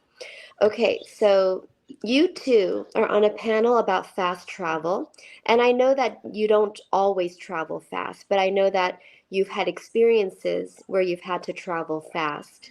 So how about we start by introducing your name, and you just told us where you're calling from, and which was your last country and what year you finished. David. Hi, this is David Yang. I finished about 2022 in Venezuela, since that's the hardest pass visa for American or Taiwanese to get. And Dylan? Yes, and I finished this year. Sudan was my last country in April of this year because I had to wait for 2 years for Sudan to reopen due to the conflict and inability to get visas. So fortunately, a part of Sudan was opened up in early this year, so I was able to do my last country then. Wonderful. So, David, you travel with an American and a Taiwanese passport, correct? Yes. Okay, and what about you, Dylan? Yeah, I travel with both Canadian and the Trinidad and Tobago passports. Oh, wonderful. And so, okay, let's talk about fast travel. So, there's probably different definitions. Why don't you define for me or for the viewers what is fast travel to you? Or maybe give us an example of a fast trip or the fastest trip you ever did. Like, did you do 5 countries in 5 days or something like that? David? Yes, because a lot of the time, I'm working and I have a limited holiday and I had to travel. I want to see everything, but I have a limited schedule. So I try to compress everything in the very shortest time. Ideally, if typical itinerary say 2 weeks, I try to compress 1 week. I recently did maybe less than 2 weeks in Indonesia, covering maybe over 15 regions, MTP, Nomad Mania, and that was very fast. Sometimes involve not sleeping for 2, 3 days in a row just to see, so I can see all the main sites. Wow. So tell me that again. How many days and how many regions? I think it was over 15 to 20 region. I was traveling with Michael No, and he also has a rule that you can't miss his wife weekend more than 2 weeks. So we try to compress everything. I think about 10, 12 days. Ah, so I see a similarity with you and Michael because you have your work and you have your spouse, and you're just trying to see a lot, and so you just condense it. So there's the benefit of seeing the same amount, but just in a shorter amount of time. Correct. Efficiency, right? Yes, And and no sleep. yes, yeah, actually when I travel with you, I wonder like when you sleep because you're with us all day and then you're like, I'm going to my room to get on a call now, and you're working at night. So Yes, Michael's like that. I mean, I wake up at 3:30. He's on a conference call, for example.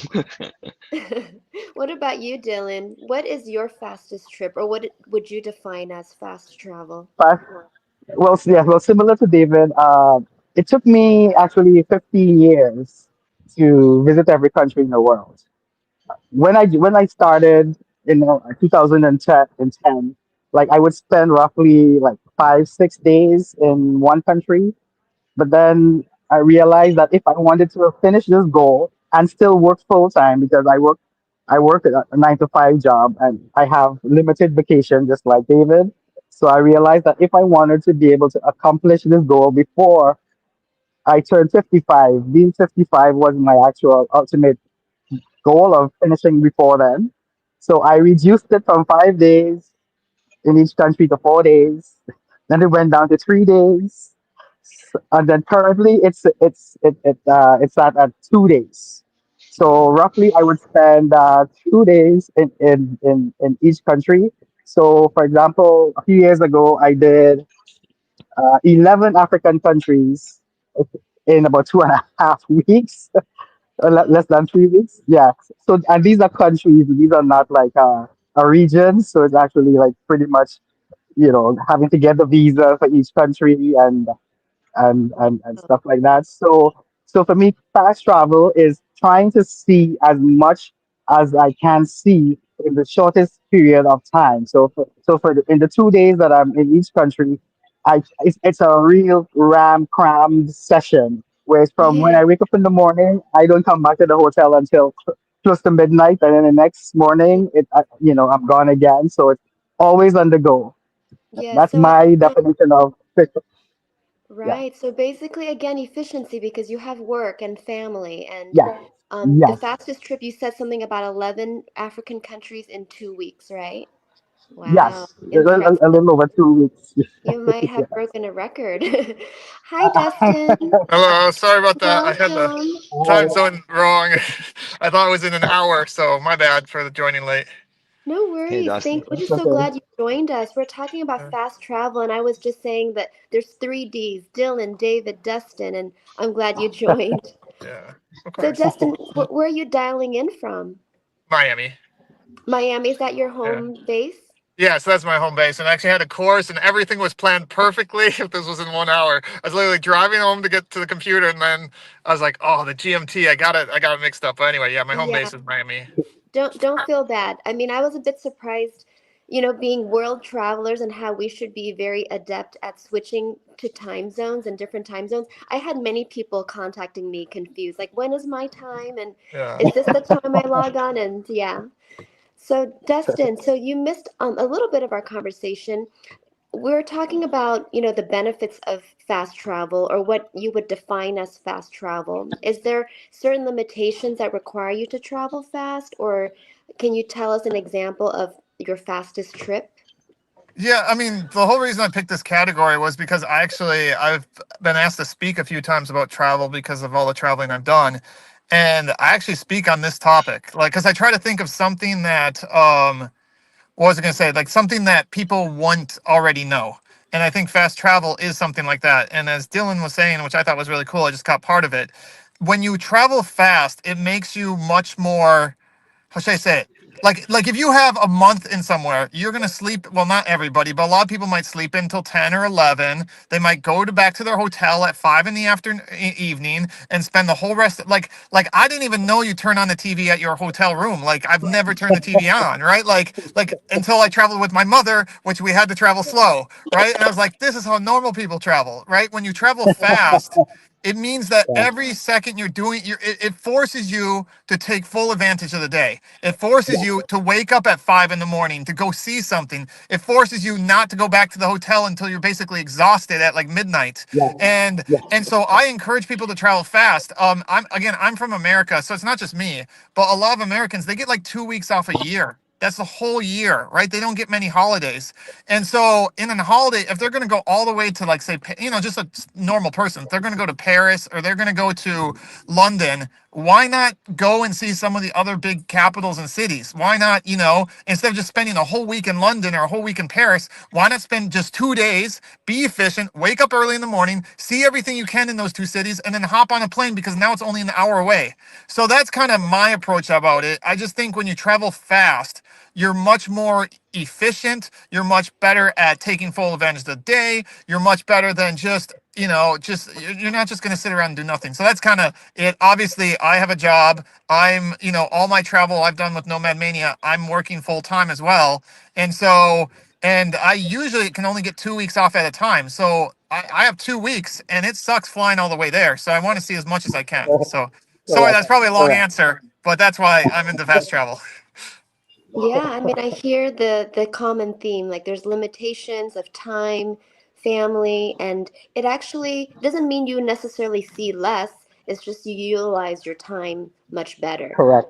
Yeah, Correct. I That is I always have correct. I have a comparison I always like to say is okay, because it's just my theory and maybe it will offend some people. Like if you have two people running a marathon, you're not going to tell the winner that he didn't spend enough time enjoying the marathon when he was running it, right? So just because you might spend less time, if you are faster, if you're able to be more dedicated, you wake up earlier, you stay later, you might end up seeing more than the person that actually had more time there that just slept in and things like that. So my big thing is just because you're traveling fast doesn't guarantee you're having less of an experience. That's a great Yeah, point. I agree. I agree because some people think because you're traveling so fast, you are missing out on certain things. Yeah. But you can actually see some of the most important things that's there to be seen in a short space of time. And the same time, that Yeah. person would take 2 weeks to see. I can see it in 2 days because I've sort of mastered the art of seeing things quickly, of being able Yeah. to move around as fast as possible. Yeah, yeah. I take a challenge to make it like a 2 week itinerary to see how much I can compress, still seeing everything on the itinerary. I think that's Mhm. a kind of, a challenge for me to accomplish. Right. Yep. Yeah, 'cause I've traveled with David before, and I've seen how you'll say, okay, there's like a 2 week itinerary, but we're going to ask if a guide can do it in like 9 to 10 days instead. And you do fit it in. It's just that we have to wake up earlier and later, and we like do a quicker lunch, and we don't sit down for long, drawn out meals. And there's all these places you can cut corners to create more time. So you guys are making it sound like it's the way to go. I think it It is is. the I way mean, to maybe I'm go. biased, but It I is, think, yeah, no, I would love to I am debate biased with. people. That Can is I why ask I a travel by quick? myself. So Mm-hmm. always, yeah, because I I know traveling with other people, they will slow you down. So I'm a solo traveler all the way because I can travel fast at my own pace. I see. So let me ask you then, because if someone wants to travel fast, can you tell us something to avoid or caution if they were to travel fast? David, what is something you would tell them to avoid or you would caution them? Oh, I would say if you want to take public transportation, since you can control that, if you want to travel fast, you need to have an arrangement with transportation and no time to waste. Of course, nice to maybe hitch a ride, but that's a time dependent that you don't have. I was just saying, trying to arrange your private transportation. Yeah, I noticed like private guides seems to be the way you go when you travel. Okay. What about you, Dylan? What would you caution? Uh, I would say avoid group tours Oh yeah, because I for find sure. being with group tours, it slows you down. You're at the mercy of their timing, and you want to move on. You've seen enough, but you're stuck because the group has. You have to wait for the group. Yeah, so I would say avoid group tours if you want to be able to travel fast. Okay, great tip. And you, Dustin? Oh, I got a lot, but let's. I'll just name a few. Number one, this is gonna sound weird.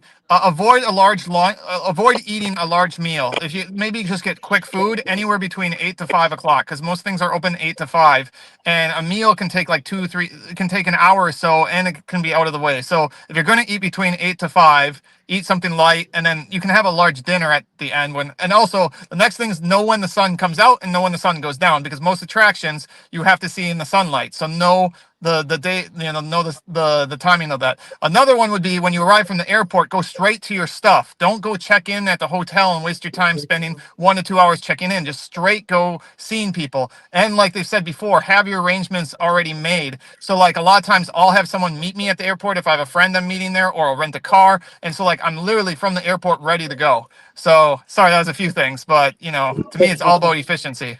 Yeah. Yep. And because Yep. our time is coming up, I'm gonna probably ask you guys one more thoughtful question. Because now that you guys were forced to travel quickly due to your life circumstances, if your life circumstances change where you didn't have to tend to your spouse and family and you had unlimited vacation, would you change something about your pacing? David. No, I don't think so. There's just so much to see and so little time left. Who knows how much time you have. So I would say I would keep it on because I've just so many bucket lists I need to do. No time to slow down. Wonderful. I didn't expect a different answer from you, David. You're the Energizer Bunny. And then Dylan. No, I would not change a thing because I mean I've done all 193 UN countries, so now I'm focusing on the non-UN countries and territories. So like currently I'm in Cayman Islands. I was here for 2 days. I'm heading now to US Virgin Islands for 2 days, then British Virgin Islands for 2 days. So my 2 day structure is here to stay. So I would not change a thing. Wonderful. And how about you, Dustin? Yeah, I think same as everybody. I wouldn't change it. I mean, the only time I change, which is really rare, like if I'm traveling like with my parents or something. But even them, I like even if I'm traveling with other people, I will get them to travel much faster than they normally will. They won't go like my pace because I'm kind of insane, but they they will at least they'll definitely be traveling much faster than they would. And even like again, even when my parents, I booked a trip for them like last year around Europe. Even then, when I was booking them and I wasn't even with them, I booked them a faster kind of travel, and they seem to really like it. So yeah, definitely not changing. Okay, I think this is time, but I have to say the three of you, the three Ds, the the traveling demons. I Yeah. want you, the three of you, to plan a trip because your energy is like gonna just get each other all like crazy. The three of you will plan a fast trip, and then I'm gonna join and document how it goes. That'd be kind of fun. Yeah, Yes, actually hearing okay, guys. Dustin speak, I'm like, okay, I can travel with Dustin. Yeah, He sounds I like can you know, keep person up, that right? Yeah, yeah. yeah. Okay. All Sounds right, good. guys. Thank you so much. What a fun panel. Thank you for your time. Yeah. Thank you. Enjoy Okay. your trip. Thank you. All Thank you, right, Okay. bye, guys. guys. See you later. Bye. Bye-bye. Yes, bye. Fabulous. I think they've inspired us to speed up a bit, I think. So the next panel, we are going to have a panel of solo female travelers. And because of time, we're just going to invite them all on. Hopefully everybody is here, and then we can start a discussion right away.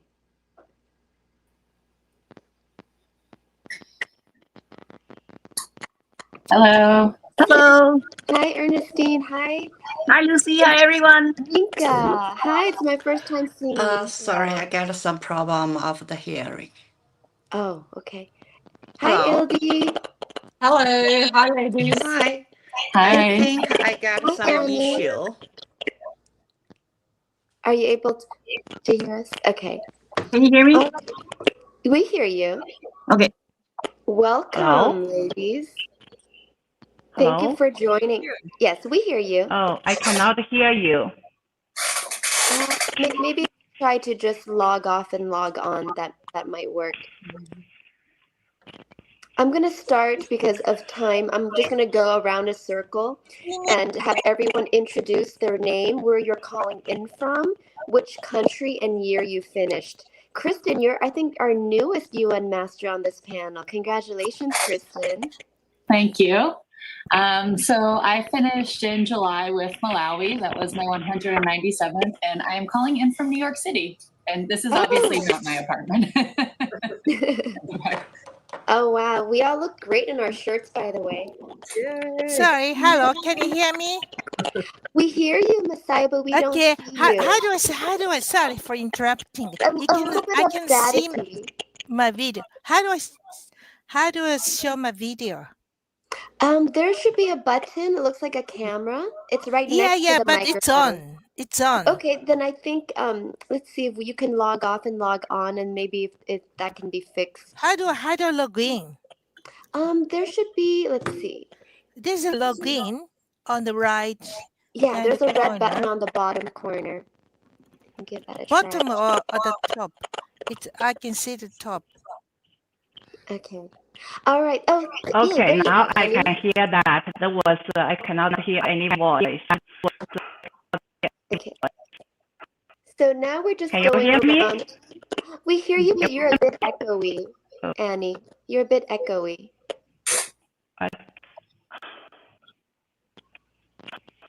Okay. I think something wrong.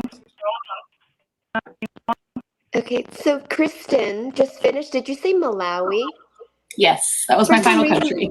I thought it was Madagascar, so I got my M countries mixed up. So Malawi, No, congratulations. Close. Thank and you. then Ildi. Hi, ladies. And congratulations, Christine. Welcome to the Hi. club. Thank you. Happy to be here. Well, I'm Ildi. Congratulations, Ildi from Hungary. So I'm from Hungary, and my last country was Saudi Arabia in 2018. So it's quite some time ago. It was actually the 7 years anniversary of visiting Saudi Arabia, just like 2 weeks ago. It was in November 2018. And currently I'm tuning in from my living room from Budapest. Oh, beautiful bookshelf you have there. And what about you, Ninka?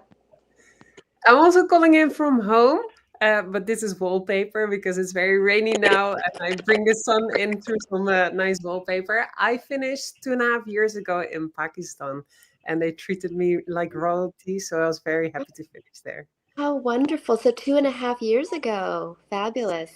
Ernestine. Hi, I'm Ernestine. I'm now home in Whistler, Canada. I just finished, I came home traveling 3 months in Asia. My last country was Libya in December 2023. Wonderful. So, ladies, oh gosh, a lot of questions that I have. So, our panel is called Solo Women Travelers. And I know that solo travel is not for everyone.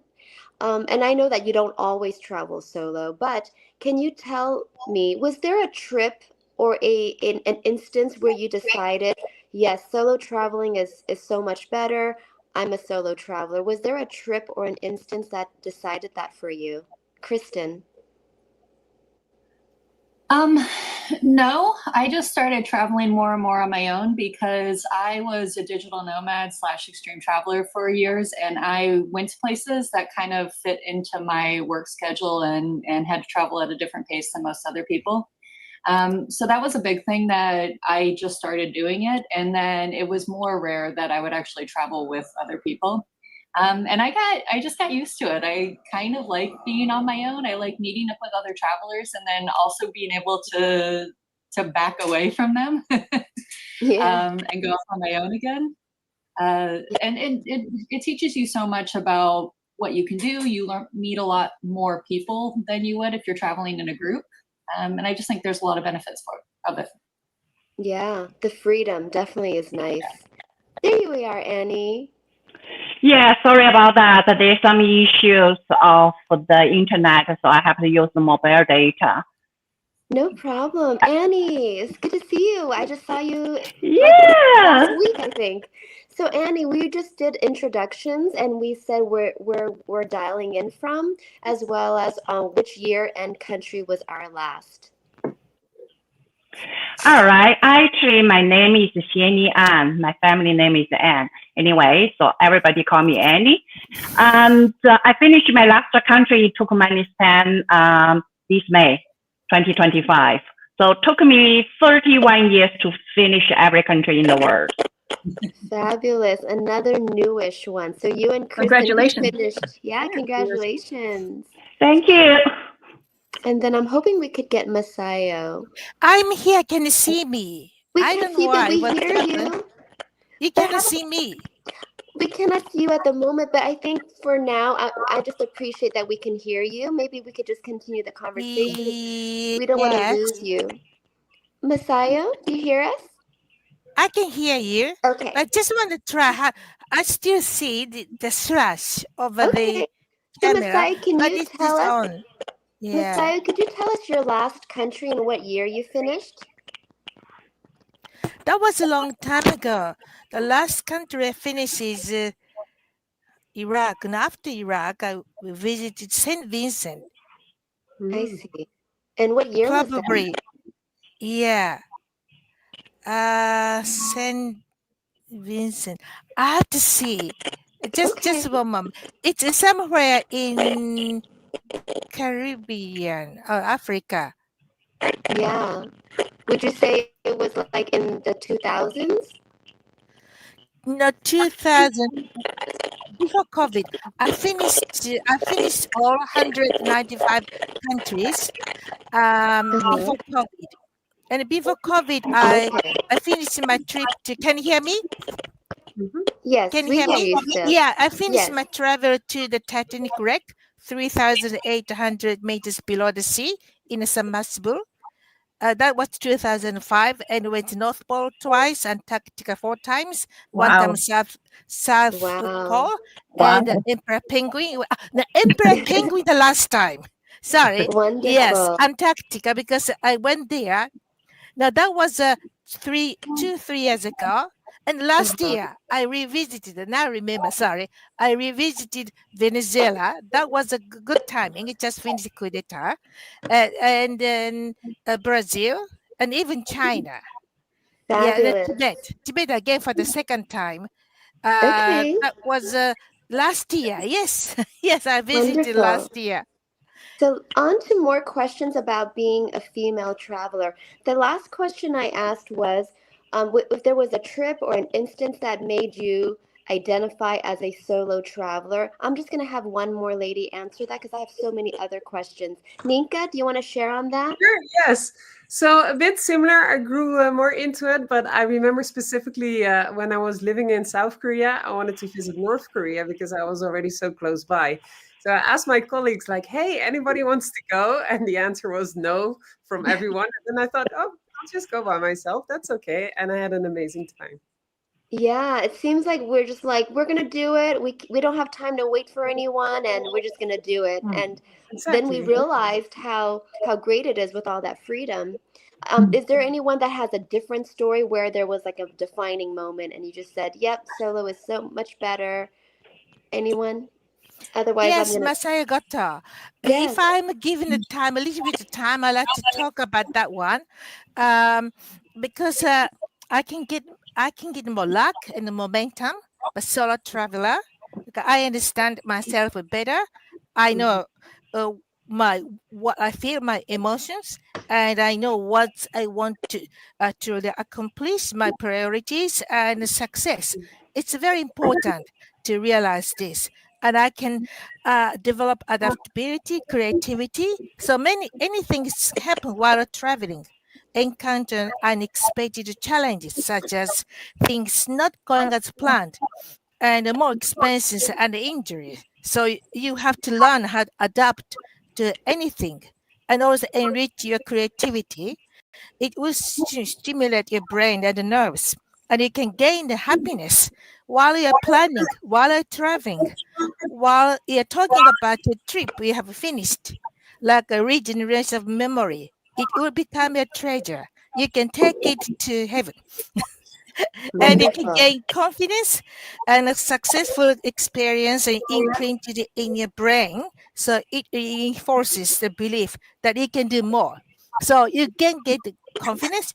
You feel that you can do and more and more. And one last thing is that you will spend your money on improving your skills and intelligence on yourself, not buy things. So by using money honestly and according to purpose, money will become a friend. So your financial luck will improve. Money is a living thing.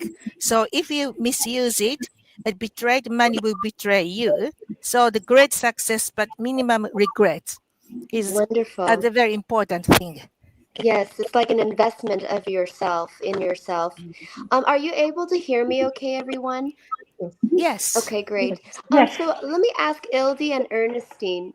We know that there are expectations of how women should be, or maybe how women should travel. How have you done something, or how have you challenged or gone against those expectations? Ildi. Well, I really learned actually a lot about myself, that you are much more adventurous and much more courageous once you take that one little step. It everything comes with a little baby step. And what I learned as well about traveling by myself, basically, you limiting yourself, and once you come over this mindset, then you become literally unstoppable. Like me, I must say I'm kind of like a control freak. So for me, what was tough and rewritten my own story, how to come across, how to let it go, how to things happen, and just accountable for the unpredictable, because unpredictability is hand in hand with traveling, especially if you are a lady and traveling alone. Great. So you overcame being kind of like a control freak. What about you? What about you, Ernestine? Well, I think I didn't really start traveling until later on in my life and career. So it was at that time, my work, I had a lot of time off because I was working sort of my own schedule. And it's really impossible to find someone to travel with me the times that I could, because I go on longer stays. And in the beginning, there was not a lot of internet and resources. It was relying on Lonely Planet, photocopying pages. So it was a lot of learning curve to plan everything, to look at paper maps. And so, things have come a long way. And I think my struggle or worry is security as a solo female. So I would try to book a hotel which is closer to like train station, center of town, which is safer, and I would not go out at night. And so this is always my sort of concern when I travel alone. And that's sort of in the earlier stage of my travel career. But as I progressed in my travels, I met more people in the travel community, which I can share some trips with, and it made it more fun and enjoyable. But I think what I really learned about is what I like, what I dislike, and all about myself, feeling more confident as I travel, take smaller steps at a time, but bigger and bigger steps. And then I always enjoy meeting people, because when you're traveling alone, you're talking to people on the train, on the plane, or meeting them in day trips and whatnot. So I think hopefully that answers the question. Yeah. So you've challenged yourself and you've grown from it. And sometimes that goes against what, society or whoever thinks that women should be or should be like. And then my next question would be, okay, so maybe I'll take this question for Kristen and Ninko. So I think there's sometimes this pressure, like to juggle or to choose. Like there's a pressure of choosing career or get married or have children. What has been your experience with handling the different pursuits as well as pursuing travel? Kristen. Well, I may be a good example of a failure of juggling things, because I started off as married. I was living in Hong Kong with my now ex-husband. I really, really wanted to travel. And much like Ninka, I actually, probably one thing that set me off on a new trajectory was North Korea, because my ex didn't want to go. None of my coworkers wanted to go. And so I just went off on my own. And then the more and more I started doing trips like that, the more and more I wanted to see. And it's actually very hard to find a partner that is willing to do that with you. So I've pretty much just accepted the fact that, the solo life is probably the right life for me, and have chosen not to have kids. So I haven't done much of a balancing act in terms of relationships. However, in terms of career, I was lucky enough to get a job working remotely, and a boss that was very, very supportive. So I spent a lot of late nights doing calls in the middle of the night, and just trying to somehow hold it all together, working full time and finishing, 193. And I guess the best thing was honestly just being able to travel alone and do everything at my own pace. That was the best way for me to balance it out. Wonderful, Kristen. So it just seems like you make your choice and you make the choice that makes you happiest. Yeah. And what about you, Ninka? Yeah, so I'll try to answer the career perspective. So I started off working for one of the big 4 consultancy companies. And I was very explicit from the beginning that I loved traveling and that I loved working abroad. And actually, my first project was in Congo DRC, and that's how I first went to Africa. And then I kind of got the reputation that if there's any fun foreign project, you need to ask Ninka to join. So I was able actually to combine both. And then longer story short, after a while, I also became self-employed. And of course, that also gave me a lot of flexibility. And especially during COVID, when we switched to remote work, that's when I could really give travel a big push. It did also mean that I worked night shifts because I was still giving online trainings back in the Netherlands while being in Fiji or Tonga or in the Pacific. Wonderful. So it seems like you shaped your life so that it's very conducive to travel. Yes. Very smart. How about you, Annie? Because I know you were sharing with me recently that you're married and you changed your home base. And how have you juggled, whether it's marriage or children or career and travel? Well, okay, that's quite difficult to say, but in the very early stage, I worked very hard in order to get enough finance, support to travel around the world. I was born in China, and comparing with others here, I get much, much more difficult, especially the old stage. I mean, when China just opened the door, and there's not much freedom to travel around for many reasons. And then, how to say, because of the many things, because of the traveling, And many things actually, especially the financial. In China that time, the salary was low, so I changed my work. And then there are many policies or country laws prevent me to continue, so I changed my nationality. And then I met my husband. So from the day one, I told him when we start dating, I said, you never can completely understand what the freedom meaning to me. So don't try to dictate me. And he swore he would not. And actually he did. He kept his word and he encouraged me to go around the world. Oh, wonderful. That's great that your spouse encourages you. I'm very lucky that my husband's also very encouraging, but I know that might not always be the case, but I'm happy for you, Annie. And yes, questions regarding I'm advice. really appreciate of his support. Yeah. Yes, Messiah, are you there? Yes, can you hear me? Okay. I had my Wonderful. video, but it turned off by itself. So Yeah. sorry, I don't have my No, face now. unfortunately, It's gone. it's okay as long as we see, as long as we hear you, because we just want to Sorry, hear. I can your hear thoughts. you. I can hear you now. Could you say again? Wonderful. Yes, I wanted to ask about advice now. This is going to be for you and Ernestine. I want to Sorry, ask I can hear you. I'm sorry. You hear me now? It's too much noise. It's background noise. There's a little bit of static. Annie, Yeah, a lot of static going on. It might be Annie. Annie, can you Yeah, silence I will be back. Yeah, I will try to fix now. I may join from my mobile phone. Then maybe. Yeah, just give me time, please. Yeah. My question. Okay, my question is about advice, and it's for Ernestine and you.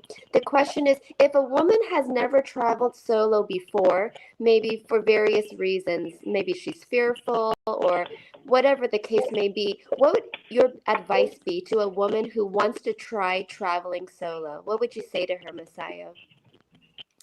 I would say start for easy countries. So, for example, let's say like for us, right, living in North America, go to I don't know Mexico or Hawaii, some easy place, or even like California. Just go for a couple of days on your own, try it out, see how it works, and then take bigger steps further away and longer. So it's sort of like, when you compare running a marathon, you don't just do the 44K at one time. You train for 5K and then you train for 10K. So take small steps and then learn from your mistake. Don't beat yourself up if something goes wrong, but just keep trying. And it's about the journey, not about getting it right or perfect. That's great advice. So start small and take small steps. And I see a lot of nods from the ladies on that. What about you, Messiah? Do you have advice for someone who wants to try? Yes, I do have a lot. Just one moment to try to log in now. Could you ask somebody else? I just need 1 minute to log in again. Sorry about that. Okay, anyone that wants to take the question, just let me know. Advice. I would just say exactly the same as Ernestine has said. Like most of us started off small, like going to North America or going to Europe, and then you go to Asia, and then you go to South America. And I've talked to so many women who are so scared about traveling at all, and it's just a reminder, like, just go, like, do it. I promise you, it's not going to be as scary. It's not going to be as hard as you think. Just try. And once you do that, you'll build up confidence and start being able to go more and more off the beaten track. Great. Very doable and very practical. And then the next question, maybe for Ildi and Ninko. Being a woman comes with, certain limitations, but being a woman comes with a lot of, advantages as well. How do you think being a woman shapes the way that you connect with people and places? Ildi. It's very interesting because for me, the whole solo travel started in a way that I actually visited a friend in China, okay? And this was a friend visit, and I ended up by myself in Southeast Asia for 2 weeks. And I realized it's much more interesting to be by yourself because you're gonna plan everything A to B. You know, it's just so much more independent. You are the one who is taking in charge where you're gonna stay, what you want to do, and basically how you're gonna plan, how you're gonna budget, if you wanna go to a museum, if you're gonna go to a market. And I found really my strength that I'm actually very good with people. Like I don't know how I do it, but even if I go to, for example, Brazil or even Africa, I need to find somebody who speaks English. Even in remote places, somehow I manage to, pinpoint, all right, this is going to be my person who's going to help me. So somehow I developed this kind of sixth sense to find the right people. I really believe the kindness of strangers and these meaningful encounters when you just randomly you think it's a random encounter, but no, it's exactly what you needed for the trip or that advice or somebody who's going to point into the right direction where you need to go. So, yeah, that was probably the most exciting reveal for me, that you always find the right people wherever you go. Sorry, Wonderful. Matthias back. Can I speak? Just very free. Yes, But please. this The is question very I had important. asked you was, yes. Yeah, you have to have a confidence. Yes, if I don't have a confidence, people may attack you, may do something against you. And then when I visited Somalia, Mogadishu, I hired 3 soldiers. They stayed with me. They protected me. When a man threw a stone at me, there was a very intense moment. I didn't want the soldier to kill the man. So another thing what I want to say is that you have to wear clothing properly. Don't show your neck and legs in some countries. You have to cover up so that no one will get excited. So especially black men never seen white women may get crazy sometimes. That I was told in Somalia. So I have to cover my clothing. I have to cover my body from top to the bottom. So this is very important. Yes. And then in Algeria, 3 police cars escorted me. That was organized by the government. So you may need a particular protection by the government, or you may have to hire soldiers or police to protect yourself. But most important thing is that I don't cover your body in some countries, and then be confident so that no one will try to even attack you. Right. Can't be an easy target. Those are great practical advice. Yeah. And then Nika, I was asking earlier, being a woman comes with certain characteristics and advantages, of course. How does being a woman shape the way that you connect with people and places? I think it's a very hard question to answer because I only have my personal experience being a woman. I've never traveled as a man, right? But one of the first things that comes to mind is, of course, more Muslim countries or Arab countries. And actually, when I was in Yemen, I felt it was a benefit because we were traveling with 2 females and 1 male in my group. And we got to a hotel and there was a party from female colleagues, and then they invited me and the other female on the trip, and the man wasn't invited. So I felt that I see more sides of the country than I would have being a male tourist there. Wonderful. And then, because we're coming towards the end, I want to go around our panel and maybe have you complete a sentence. Obviously, you made a good point because we're women. We don't know what it's like to travel as a man. We can just have some, ideas based on the differences of our gender. But complete the sentence. Being a solo female traveler means, or actually, let's make it like this. The benefits of being a female traveler is, okay? So, Kristen, the benefit of being a female traveler is? I think I'll just kind of parrot what Nika said. It's being able to connect more with the local culture. Particularly in the Middle East, you get to spend more time with women. You're often trusted more with kids. You get to, I feel like, develop a lot more of a close relationship with people than perhaps you would if you were a man. It, I think, also makes us a little bit more savvy and paying attention to security risks and so on. I know men have taken a number of risks that I would never even consider doing because they haven't even considered what the outcomes could be. So I think oftentimes women are smarter travelers, they're better connected, and more sensitive to what's happening around them. Thank you, Kristen. So true, like we probably take more caution because we have to be more careful, perhaps. Okay, so complete the sentence. Annie, to be a female traveler, the advantages of being a female traveler. Oh, Annie might be frozen.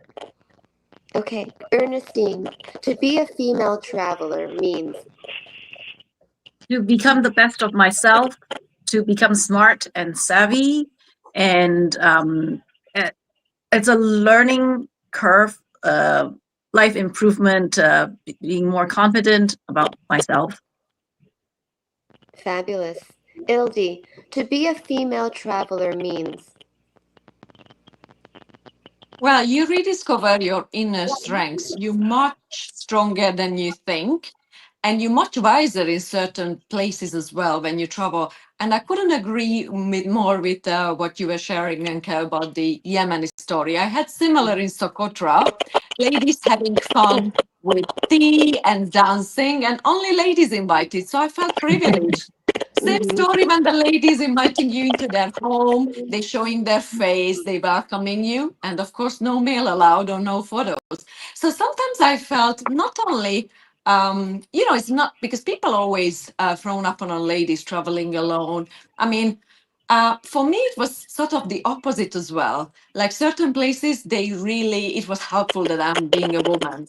Or some Muslim countries, they will be overly protective because you are a woman traveling alone and they pay attention more to you. So definitely finding the inner strength and courage to come across that, oh, I'm alone. Yes, I need to be really confident. I need to kind of pretend, even if I don't know what I'm doing, but pretend I know what I'm doing.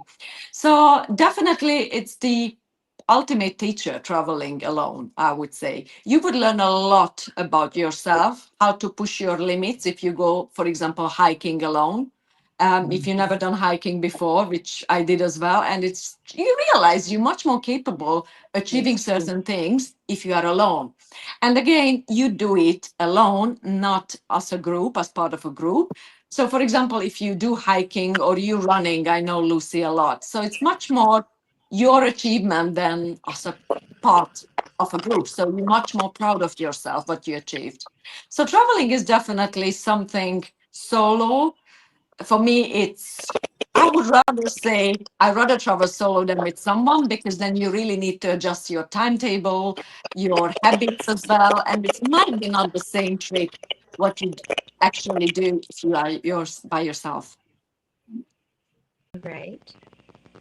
And Ninka, I don't think you've answered. To be a female traveler means?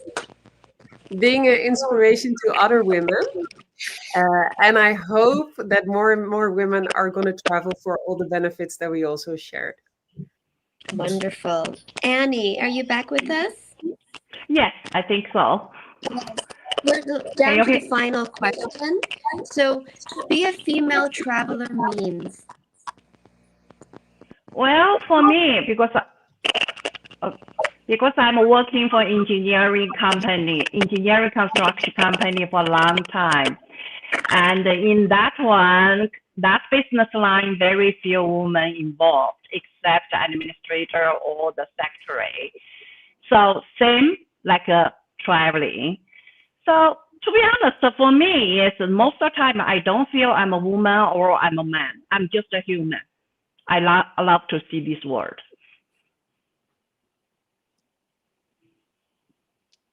Great, thank you. And then finally, Masayo, to be a female traveler means? You get a lot of things from, especially from the men. Um, uh, if you are trouble, when you are in trouble, many men can help you. Like last year, I went to Tibet. I did not bring my Tibetan dress. I asked my guide to bring his wife's dress. He did it for me, and the female guide put it on me, and I traveled Tibet while wearing my guide's wife's dress. That was also good. And then when I was climbing Kilimanjaro, it was difficult to descend. My guide, big man, carried me on his back, so I did not walk much. So I walked much less, and because we had to go back to the lodge before dark, he said you are too slow, so I will have to carry you. He carried me every day, even Mount Everest. He carried me. He carried my bag, everything. You can be even weak. You can show your weaknesses.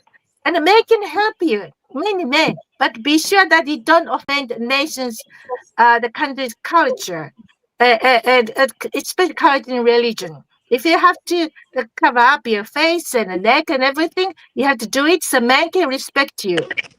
So man is watching you from the top to the bottom, how you walk, how you behave. So you get a lot of attention. Walking on the street like a movie star. People watch you and the people come to talk to you. So we smile. Yes, smile. And when people come to approach you to take a photo with you, yes, please accept that. In Algeria, more than 150 people line up to take a photo with me because I was wearing a local dress. And even police helped me to line up the people. So I never refused anything. So people ask me to do something, so I accept it because I'm a female. People think that I'm kind enough to accept the offer. So I took photos with them, with local people, and asked local people to take photos with me, and even videos. So it is easy to make friends while traveling if you're female. Even children will come and approach you. So Thank you I so think much. you can expand your dream and your creativity and everything. Thank you very much. Thank you, ladies. This has been a very positive panel and discussion because other discussions I've heard with female traveling is about the challenges and the hardships. And yes, we have those, but I really appreciated that we also highlighted the things that makes it beneficial and like the joys of it and how it's been a great journey for personal growth. You ladies have been wonderful. I loved our chat, and I hope that I'll get to see you somewhere on the road. Thank you so much. All right. Thank you. Bye-bye. Thank you. I'm still in Addis. I'm still in Addis Ababa. All right. So I think I'm just going to do a. How are you? Oh, hi. Okay. So now we're going to take a quick break. We're going to be presenting an award. And the award that I'm presenting, it's called the Biggest Nomad Mania Friend. So in Nomad Mania, we're very lucky to be very connected in this close-knit community. We have many friends and supporters. We have partnerships with people, volunteers, our own paid staff, as well as organizations that are related to travel. And so every year during the awards, we pick an organization or person who we feel has been our biggest friend. So this year, this is also an award that is selected by the team, an internal team. So it's not an award that is voted by the public. So maybe this is why many of you don't recognize this title. But yes, the title of Biggest Nomad Mania Friend this year, we have selected Jaime Alaman. So I hope he's audible. Yes. Hi, Jaime. Hi, Lucy. How are you? I'm very honored by Good. this See unexpected you. award. I'm very moved. You know, I love Nomad Mania. It's the first travel community that I joined, and so it's great. Can you hear me well? Yes. Okay, and so it's a total surprise, and Harry is such a dear friend, and Oris as well, and you guys do such a wonderful job. that I really thank you for this. It's a big, big honor. And I have something I need to share with you, Lucy, if I may, before I close. Yes, We have please. decided that you will also get the award as the What? best. Yeah, you will also get an award because you're so wonderful. You have been, helping so much for such a long time, always with a smile in your face and embracing everybody and all the new ideas. So you deserve this award. Congratulations. So there's two winners, me and you. Yeah, Wow. I'm so excellent. honored to share the Yeah, award with you. I Harry, mean, you've Harry is you've been a aware of this, and he oh. sends you a big, big hug, and you will see him tomorrow for sure. Okay, so this is a surprise I didn't know about. But Jaime, you've been a big star in the community with Yes. your recent accomplishment of all countries, North and South Pole and space. And the fact that I'm going to take a screenshot right now, real quick, on my computer. I get to be on screen with you, and I get to share this award with you. Thank you. Well, I'm we have very to celebrate together. Next time we're together in yeah. Brazil or whatever, we shall celebrate there for sure. Thank you, Jaime. And of course, thank you, Harry, and thank you, the Nomad Mania team, Yeah. for naming me as the biggest friend. I'm a very loyal supporter, of course, and I love all the different initiatives that they do. That sets us apart from other travel clubs. So thank you, Nomad Mania. Thank you, Harry. Thank you, Orist. Thank you, Jaime. Thank you, Lucy. We all love you as well, and a big hug to you. And I will continue watching the show. It's been amazing. So many great presentations. Thanks So I for look tuning forward to in. enjoying the rest of today and also tomorrow. Thank you, Jaime. Enjoy the rest of Okay. your day. Ciao. Take Okay, care. bye. Wow, cool. Cool surprise there. So now we'll just go straight to the next panel because, time is of the essence here. The next panel is on travel couples. So we know all about solo travel, but traveling as a couple, brings different dynamics. So we're going to invite two couples. Hopefully they're all here. We have Ezra. Hi, Britt Marie. Hi, Peter. Hi, hi, Hello. hi, Good to Lucy. see you both. And we should have also another couple, Ezra and Ihan. I'm not sure if I'm pronouncing it correctly, but we can start the conversation. So, Britt Marie and Peter, when did you both finish 193? Well, at different occasions. I was the first one of us in April 2019. And I did it in September 2022. I see. So you finished at different times. Yes. I see.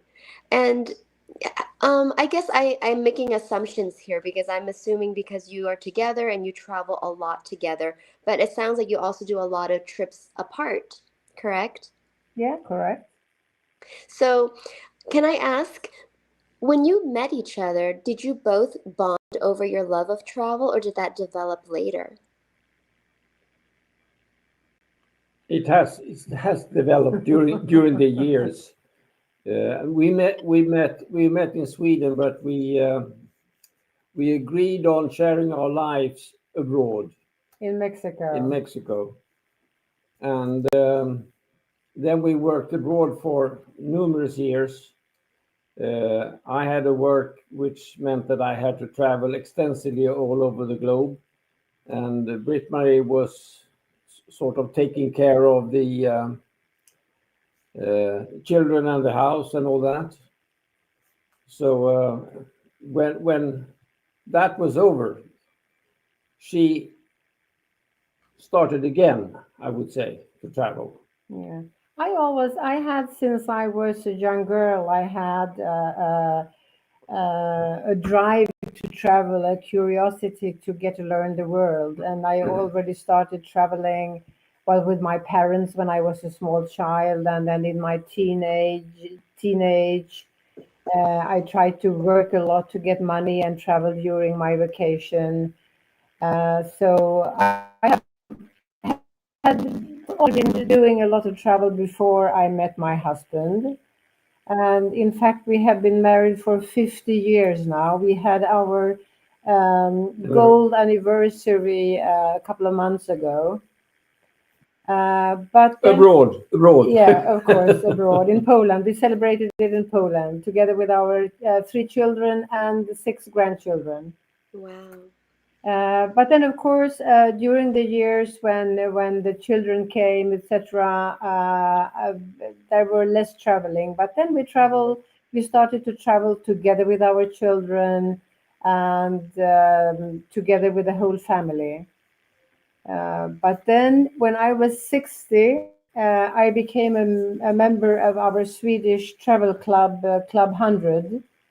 And then I met a lot of people that were traveling a lot, and it created a new interest in me to get to know all the countries in the world. And at that stage, I decided to do all the countries in the world and finish that before I reached the age of 70. So instead of like this book, what's the Jules Verne, the book of Jules Verne. The world around in 80 days. Yeah, the around the world in 80 days. For me, it was the around the world in 70 years. So I decided before I get 70, I should have done all the countries in the world. And that meant that I started to travel on my own because Peter was working much more than I did. So I had more time to travel and I was more eager to reach my goal before he was. So that's why we sometimes parted on our traveling. But as soon as we could, we were traveling together. Wonderful. So, oh, yes. Hi. Oh. Hello, good afternoon. How are you? Hi. Are you logging in from different places? Yeah, we are not together at the moment. Oh, well, I'm glad you joined us. Yeah. Thank you for a little late, but yeah, we're No, here. you made it. That's all that matters. So, can you share with us? And I'm not sure. Is it how do I say your name? Is it Ian? Ian. Ian. Okay. And Yeah, then it's a Basque name. Yeah, yeah. Ah, okay. So, can you share with us when did you finish your last country and where was your last country? In my particular case, because my brother finished like a couple of years before me. I just did it recently this year. I finished in June this year, and I did it in Andorra. Believe it or not, I know it's one of the closest country we have here from the Basque Country. That's where I'm from. But yeah, it's just only 5 hours drive from home, but I left it on purpose for as a last country. Yeah. Wonderful. And you, Ezra? In my case, I finished in 2023, and it was in Cape Verde. Wonderful. And I don't think I asked Britt Marie and Peter yet. No, for me it was Marshall Islands in 2019. And for me, it was Saudi Arabia in 2022. Wonderful. So we were just sharing about traveling together versus apart. And then what about you, Ezra and Ian? Traveling together versus apart. Did one of you have more of a bigger passion of travel, or did you discover it together? I mean, well, in our particular case, actually, we've been traveling for many years with our parents, mainly when we were kids.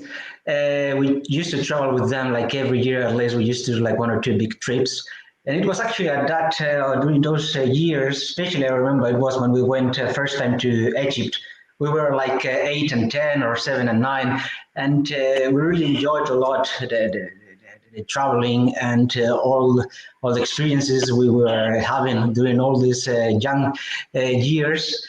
And we were fascinated about the ideas of keeping traveling and all those things. And we made a promise to ourselves at that time when we were just 8 that one day we would see all the countries in the world. And it was a dream that we kind of kept in our minds. And throughout all these years, we've been trying to make it real. And yeah, it's been an honor for ourselves to make it in that little time, because we managed to finish the world like not that long ago. We're still a bit young, but we managed to do it like quite early, and it's been a pleasure to share it actually with my brother, because we've been sharing both these two passions, because we kind of live in different places, and it was an excuse to see each other as well. Like, instead of going to where he is, so he was coming where I was. Like, okay, let's meet somewhere, and we were doing those things like for years, and yeah, we managed to see a lot of many of the countries of the world together. And it's been it make it even more unique, or even more interesting, or yeah, I would say so. I think that we lost you. You say it better than my brother. But I think she's gone. Yeah. Yeah. Lucy's gone. She's gone, yeah. I think Oh, here you are. Hello. Hello. Hello. What a surprise to see you here. Oh, yes. Nice to see you again. Absolutely, yeah. And with Lucy. hello, hola. Constantine. Hola. The verificator of Iron. Person who made all the verifications. Yeah, this is like, I know everybody in person or by verification. Yeah, I think you see all our faces, yeah, in different pictures. From San Tomé and Principe, from the Yes, the of conference course. we had there. Yeah. Cool. So maybe Erza, you can continue. You can pick up the conference from your brother and tell about your experience or your perspective, how you traveled together. I mean, as my brother was telling to me, it's something unique, you know, what we've done. I mean, all of us, I mean, from Nomad Mania, let's say the 193 group, but it's even something more special to do something like that, like we did, I mean, with someone like my brother, no, which is just someone I have met since always, and to keep this kind of memories together, and not only to meet someone somewhere in the world, but to have this kind of relationship with a brother that has been with you in so many places and has lived so many different special things with you, no? I mean, for me, it's really honor to be part of this kind of history. So it's even more special for me, at least, to share that with my brother, yeah?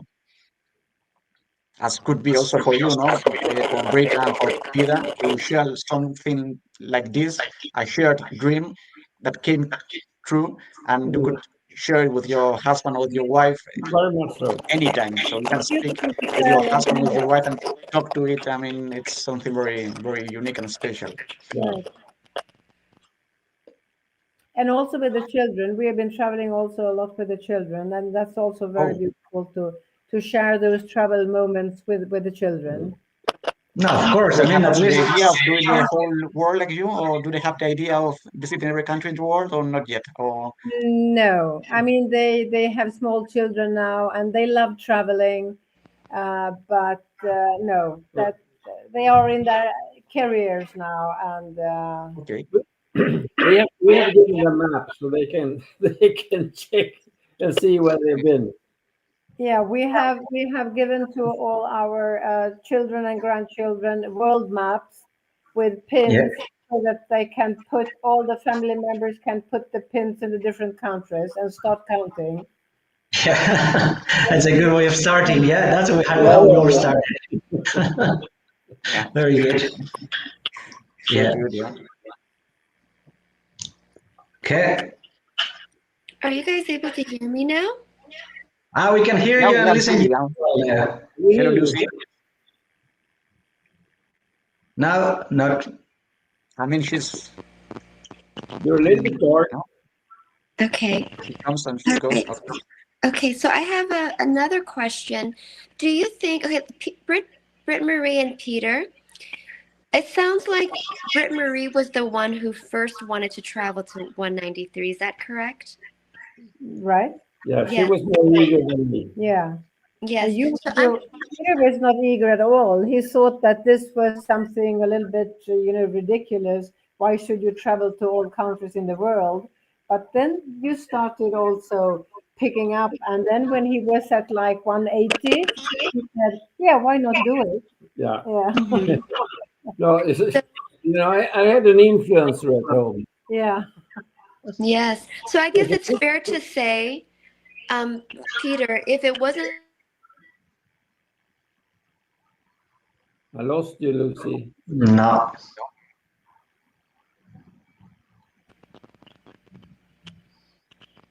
We can't hear you, Lucy.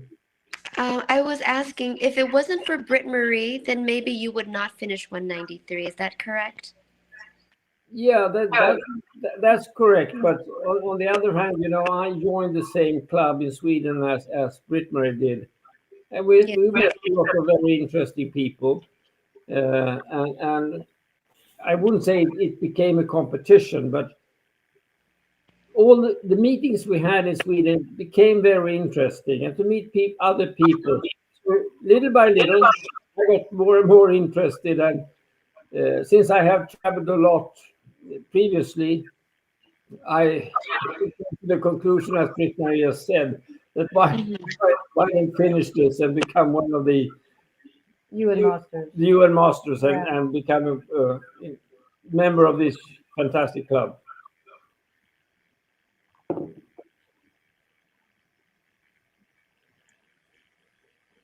No. Think she's gone. No. Yeah. We have problems with the sound. Yeah. How about now? Is that better now? Now we hear you. Now we hear you. Okay. That's better, yeah. And then, so I guess my question, it was kind of like if it wasn't for each other, you would still probably finish 193. And I think the answer is clear for Britt Marie, because you wanted to do it on your own. You would have probably finished 193 regardless. Yeah. And then what about Ahid? I think that in our particular case, I don't know, at least I'm talking about myself. I don't know if I would finish the world at least as soon as I did, because we both have been pushing each other. I mean, there was a time when, because I've been working, he's been working as well, so to do this kind of big adventure together, it's been hard for us. I mean, there were times where I was very exhausted sometimes, and I was like, no, I need to maybe rest a little bit. I need to take maybe a few months without traveling or so. And he was maybe sometimes, there were times where he was pushing me like, no, man, let's relax maybe later. Let's do it now, because now there's a good time to go, because there's no war in this country. So we need to take the opportunity now, because we never know, maybe in 2 months' time, there might be war, or there might be another COVID, and they might close it. Now it's possible, let's do it now. And there were times when I couldn't, maybe I was exhausted, and he was like kind of encouraging me or pushing me to go to those countries. So I think that in our case that we both kind of pushed each other to make it possible. Yeah. Okay, so Ezra, do you agree you were the one that kind of pushed for it to happen more? Yeah, I mean, as my brother told me too, it's something that although we did it in different times, I mean, I finished a couple of years before, because I went to North Korea in 2014, and my brother didn't have that chance that well. So I think that one of the, let's say, the keys that was that we both pushed each other and motivate each other just to fulfill our dream. Because maybe if we were just one instead of two brothers doing that, maybe it could have taken longer than it took. No, so in this case was something very special for us, because both of us were trying to motivate and pushing the other one. Somebody was not so motivated at that time, because as you know, there's so many countries. I mean, most of us think that between 140 and 180 it's the most hardest part of the trip, because it's like if you've been doing so many countries, but you still have so many to come. So I think it's one of the keys that both of us had that time, just to push each other and motivate each other to fulfill this adventure. Yeah. Yes, so I think you touched upon a little bit. I was going to ask about the competition. So about Britt Marie and Peter, did you feel like traveling also became a competition at some point? Between us? No, I couldn't hear you. We miss you. The sound is very bad. Let me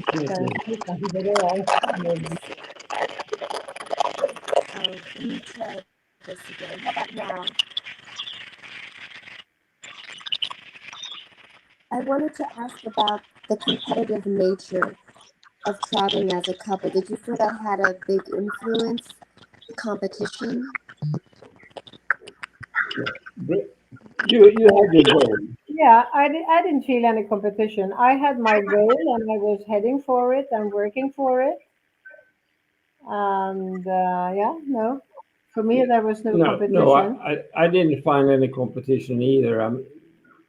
We went when I had an opportunity, since as Britt-Marie said, I was working, and from time to time, it's difficult to take a week or whatever off that you need in order to travel. Then Britt-Marie made her own thing, sort of, and I had to do my thing. So we didn't compete at all. On the contrary, I would say that I was a little bit reluctant, as I've said, and Britt-Marie you could say that she inspired me. That if I have come all this way, why don't finish? And then we still enjoy traveling, but now we travel in another way. I mean, we are going to places that we really want to go, and see things we really want to see. Our last trip was to Greenland. Really, very interesting. Very nice. You went in the summer, I guess, yeah? Yeah, we were there in June, July. Oh, nice. Amazing. That's one of the spots we want to go definitely as well. Because as you said, once you finish, you never finish. Are you in the Basque Country? We are there at the moment, both of us, yeah? Yeah. We are on the southern part of Spain. Estamos en Marbella. I say. Very good. We are a bit more south. Yeah. A bit warmer than in Sweden, I guess, this time of the year. Yeah, it's nice to hear. And the sun shines. Yeah. Do you live there the whole year in Marbella, or just for a couple of months, or let's say for Yeah, we usually winter time? come in September until November, and then January, February, March we spend in. Oh, very That's good. That's nice. Nice place to stay. Yeah. Yeah. Yeah. Yes, Britt-Marie, I do remember you telling me that you were fluent in Spanish. In fact, you believe your Spanish is better than your English, you had said. Yes, it is. Fabulous. Thank you so much. I am very sorry about the connectivity issues that I've had, but it was really enjoyable to hear about how, whether it's brothers or a couple or best friends, can challenge each other and inspire each other. And it was really great to have all of you. Thank you so much for logging on for the conversation. Thank you, Lucy. Thank you very much, Lucy. Yeah. I hope to see you again. Encantada. Bye. All right. Okay. Thank you. Bye. Thank you. All right. Oh dear. Okay. Finally, I think it's stabilized a bit now. And now it is time for another travel award. So the next award is called the LPI, Biggest LPI Award. So it's for a traveler who is from a country that has a relatively or one of the weaker passports. And we are basing it on the Henley Passport Index. And this index actually ranks passports based on how strong or how weak. So how many countries require a visa or how often it is rejected for a visa. So the Henley Passport Index will rank every passport in the countries, on all the countries. And so to qualify for a nomination, it has to be a traveler who is from one of the lowest ranking nations. And we have a long list, a great list of nominees here. Let's see, I hope you guys are able to hear me okay. The first nominee is Kazi Asmeri, and she has the 8th weakest passport. She is from Bangladesh, and she has been to 158 countries. And she has stories about facing a lot of harassment and even detention. And she considers herself a social change maker, and she's a motivational speaker. She's talked at lots of schools and colleges and inspired other people to travel as well. She does aspire to travel to all 193. She's one of our candidates. And our next nominee is Suhas Mahajan from India, and he has dreamt of exploring the world after he fulfilled his first trip back in 2012, and it inspired him to keep traveling. He was studying in the US and he fell in love with travel. Now he has been to 176 countries, and he talks about facing many visa hurdles, long interrogations.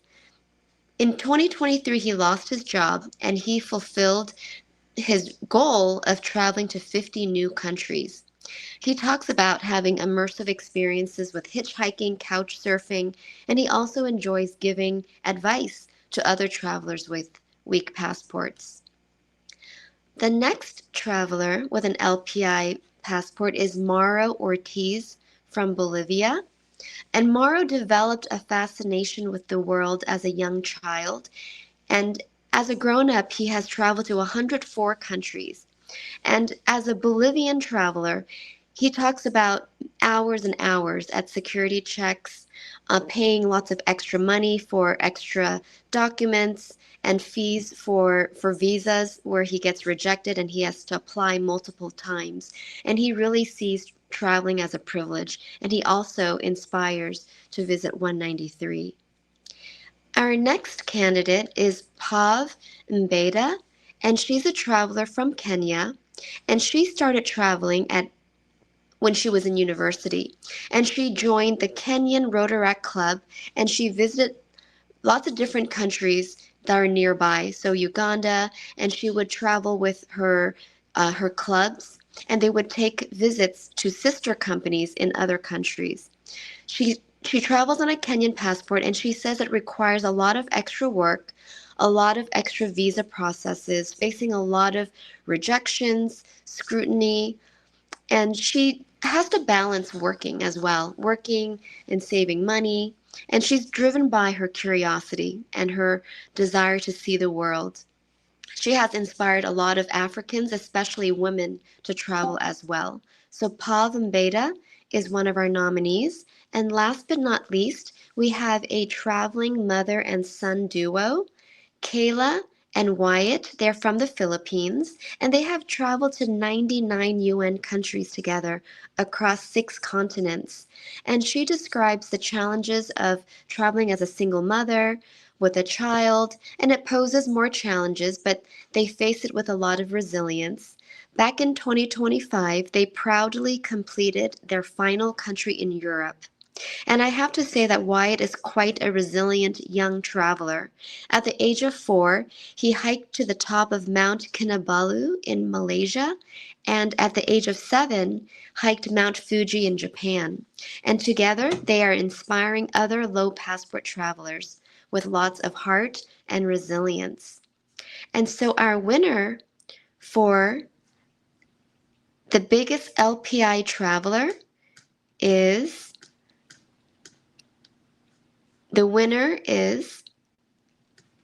let's see, from Kenya, Pav Mbeda. And I hope that she's online. Hi there. Welcome. Congratulations. Let's see, we're not able to hear you.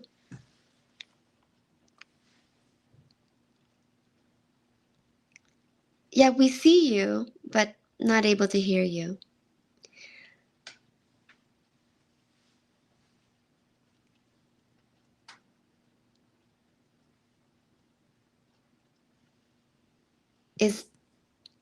I'm not sure if your microphone is. Oh, there you are.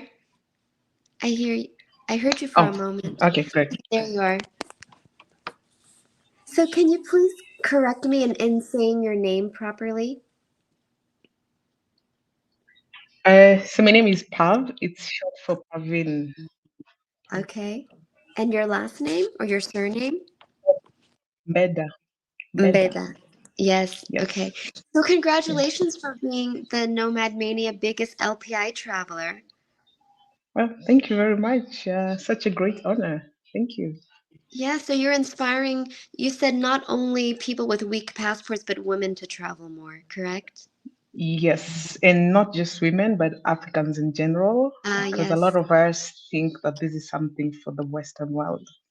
Like Europeans, North Americans, I don't know, Australians, or anybody else, but just not Africans. Yes. So, yeah. Now, I read in your bio that you started traveling in university, and I did not get a country count. How many countries have you been to now? I think it should be around 121 Oh, or wow. 119. I keep getting That's confused impressive. between the UN and because they also have Yeah. Kosovo So and the over Vatican. So I 100. think it's around 120. Yeah, I think so. Yeah.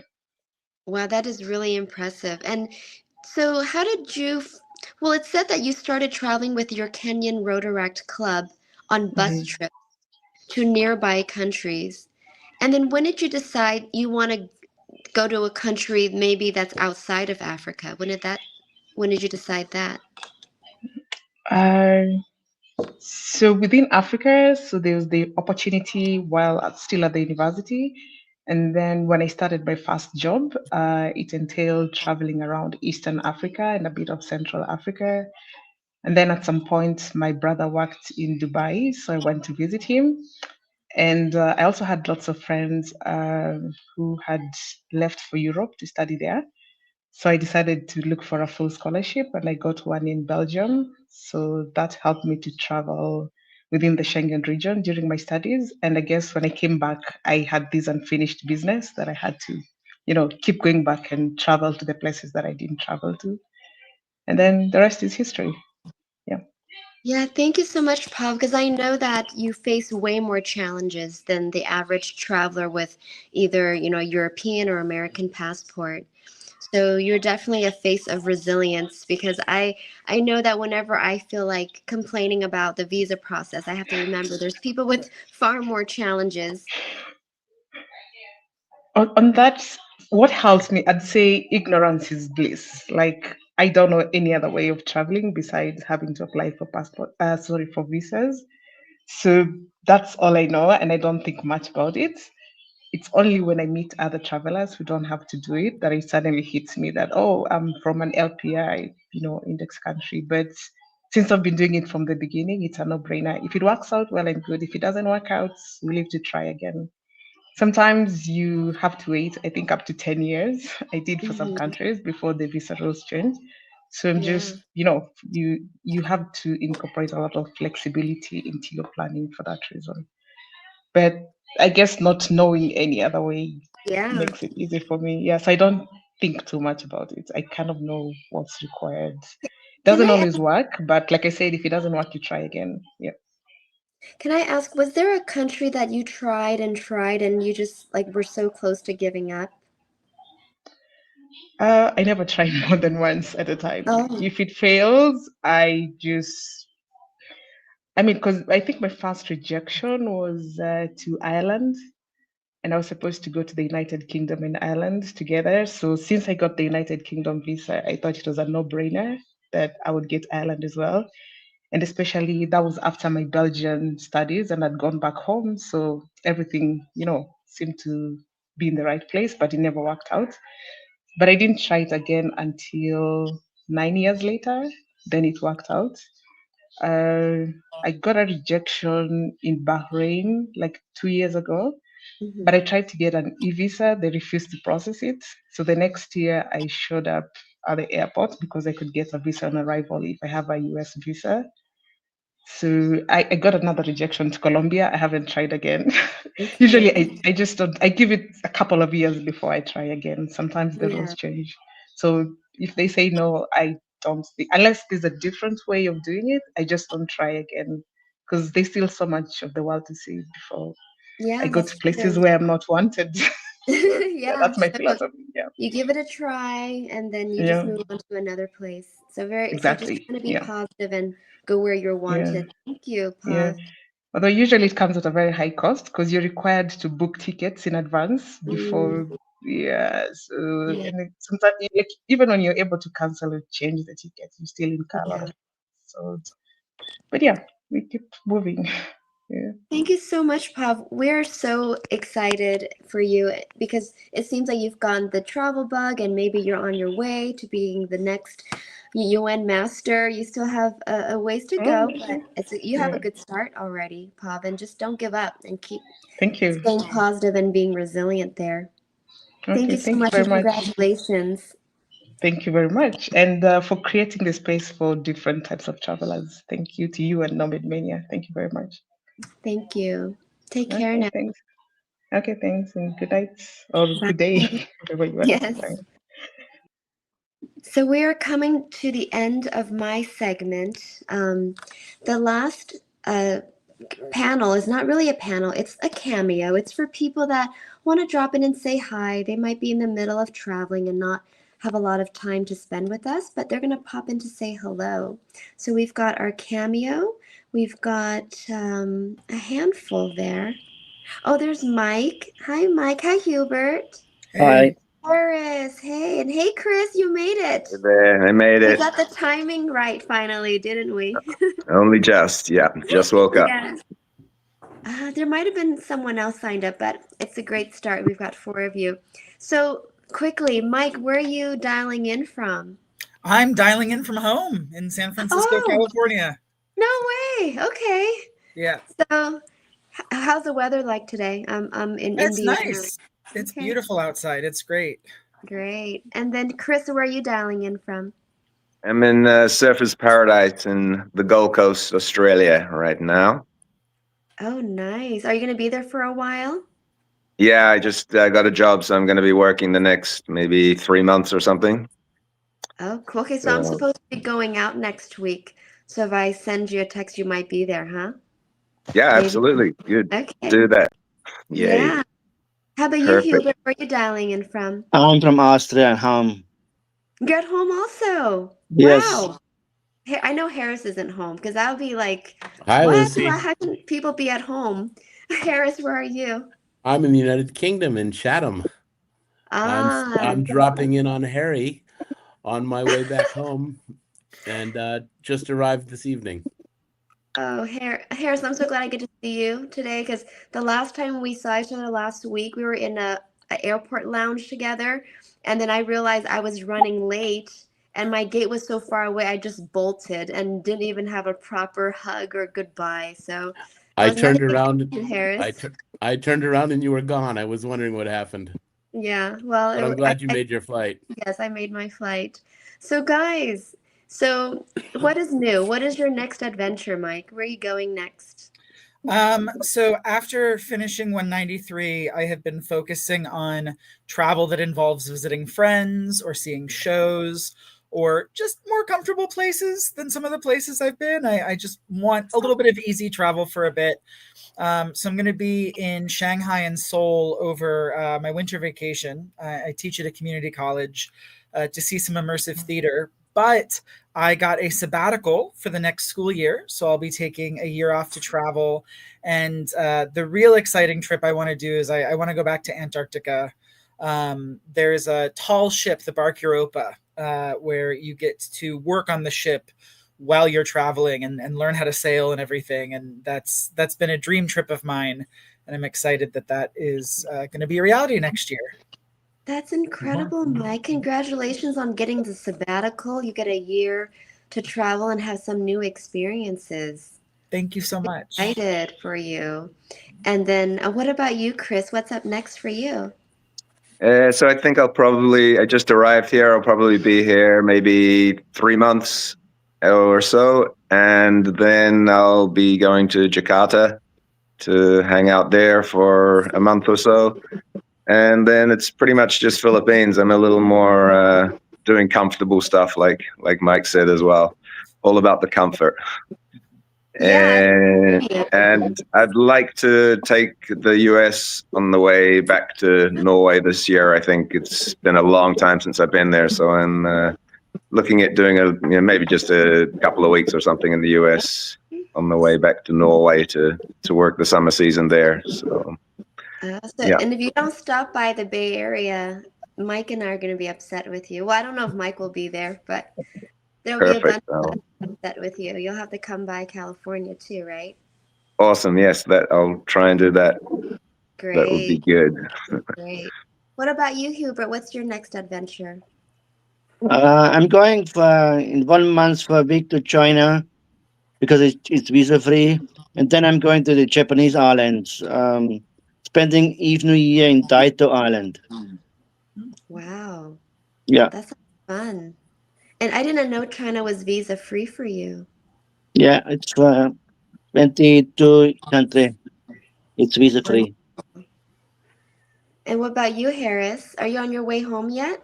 I am. My next big adventure is Thanksgiving with my family in Cleveland, Ohio. After that, I've got a couple things on the horizon, but I know I'll be in northern Mongolia with the reindeer herders in February, and probably the Harbin Ice Festival before that.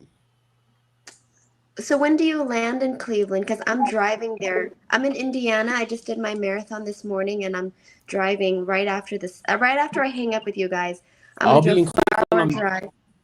I'll be in Philadelphia tomorrow, but I'll be in Cleveland on the 25th. Darn, I'm just gonna be there tomorrow for my marathon, and then I fly home after. Spend an extra day, and we'll get together. I'll see. Let's see how we can do that. All right. So, guys, thank you so much for dialing in. I know you guys are busy, and some of you are traveling, and it's always good to see you. And I think I might see Chris soon, hopefully. Awesome. That would be great. Yeah. Thanks, guys, for dialing in. It's always good to see you guys. Good seeing you too. Thanks a lot. Lucy. Thanks, See you. Bye. Harris, are All you right. online for a bit, Bye. Harris? What's that? Harris, can you stay online for a quick bit? Yeah, of course. Oh, yeah. Chris, So, what are you doing? Why are you doing a long layover? There was no direct flight home? I had some business to attend to in Chatham. Okay. So anyway, I just wanted to say again, it was really good seeing you in Addis, You even too. though it was short. And I know that you're going to be home for Thanksgiving. And let Aiko know I said hello. Will do. Sorry, I'm going to miss you in Cleveland, very likely. I'll see you again soon, I'm sure. Yeah. We'll get together. Yeah. Again, I did want to apologize again for just bolting on you at the No airport. worries. No Yeah. worries. Understandable. Okay. Good. Thanks. All right. All's forgiven. All right. For sure. Okay. All right, Bye, Lucy. Harris. Thank you. Bye. Bye-bye. So thank you for all the viewers for tuning in today. It's been a long day, but it's been great conversation, so it just flew by. And look forward to tuning in again tomorrow. So have a good night, good morning, good evening, and see you again. Bye.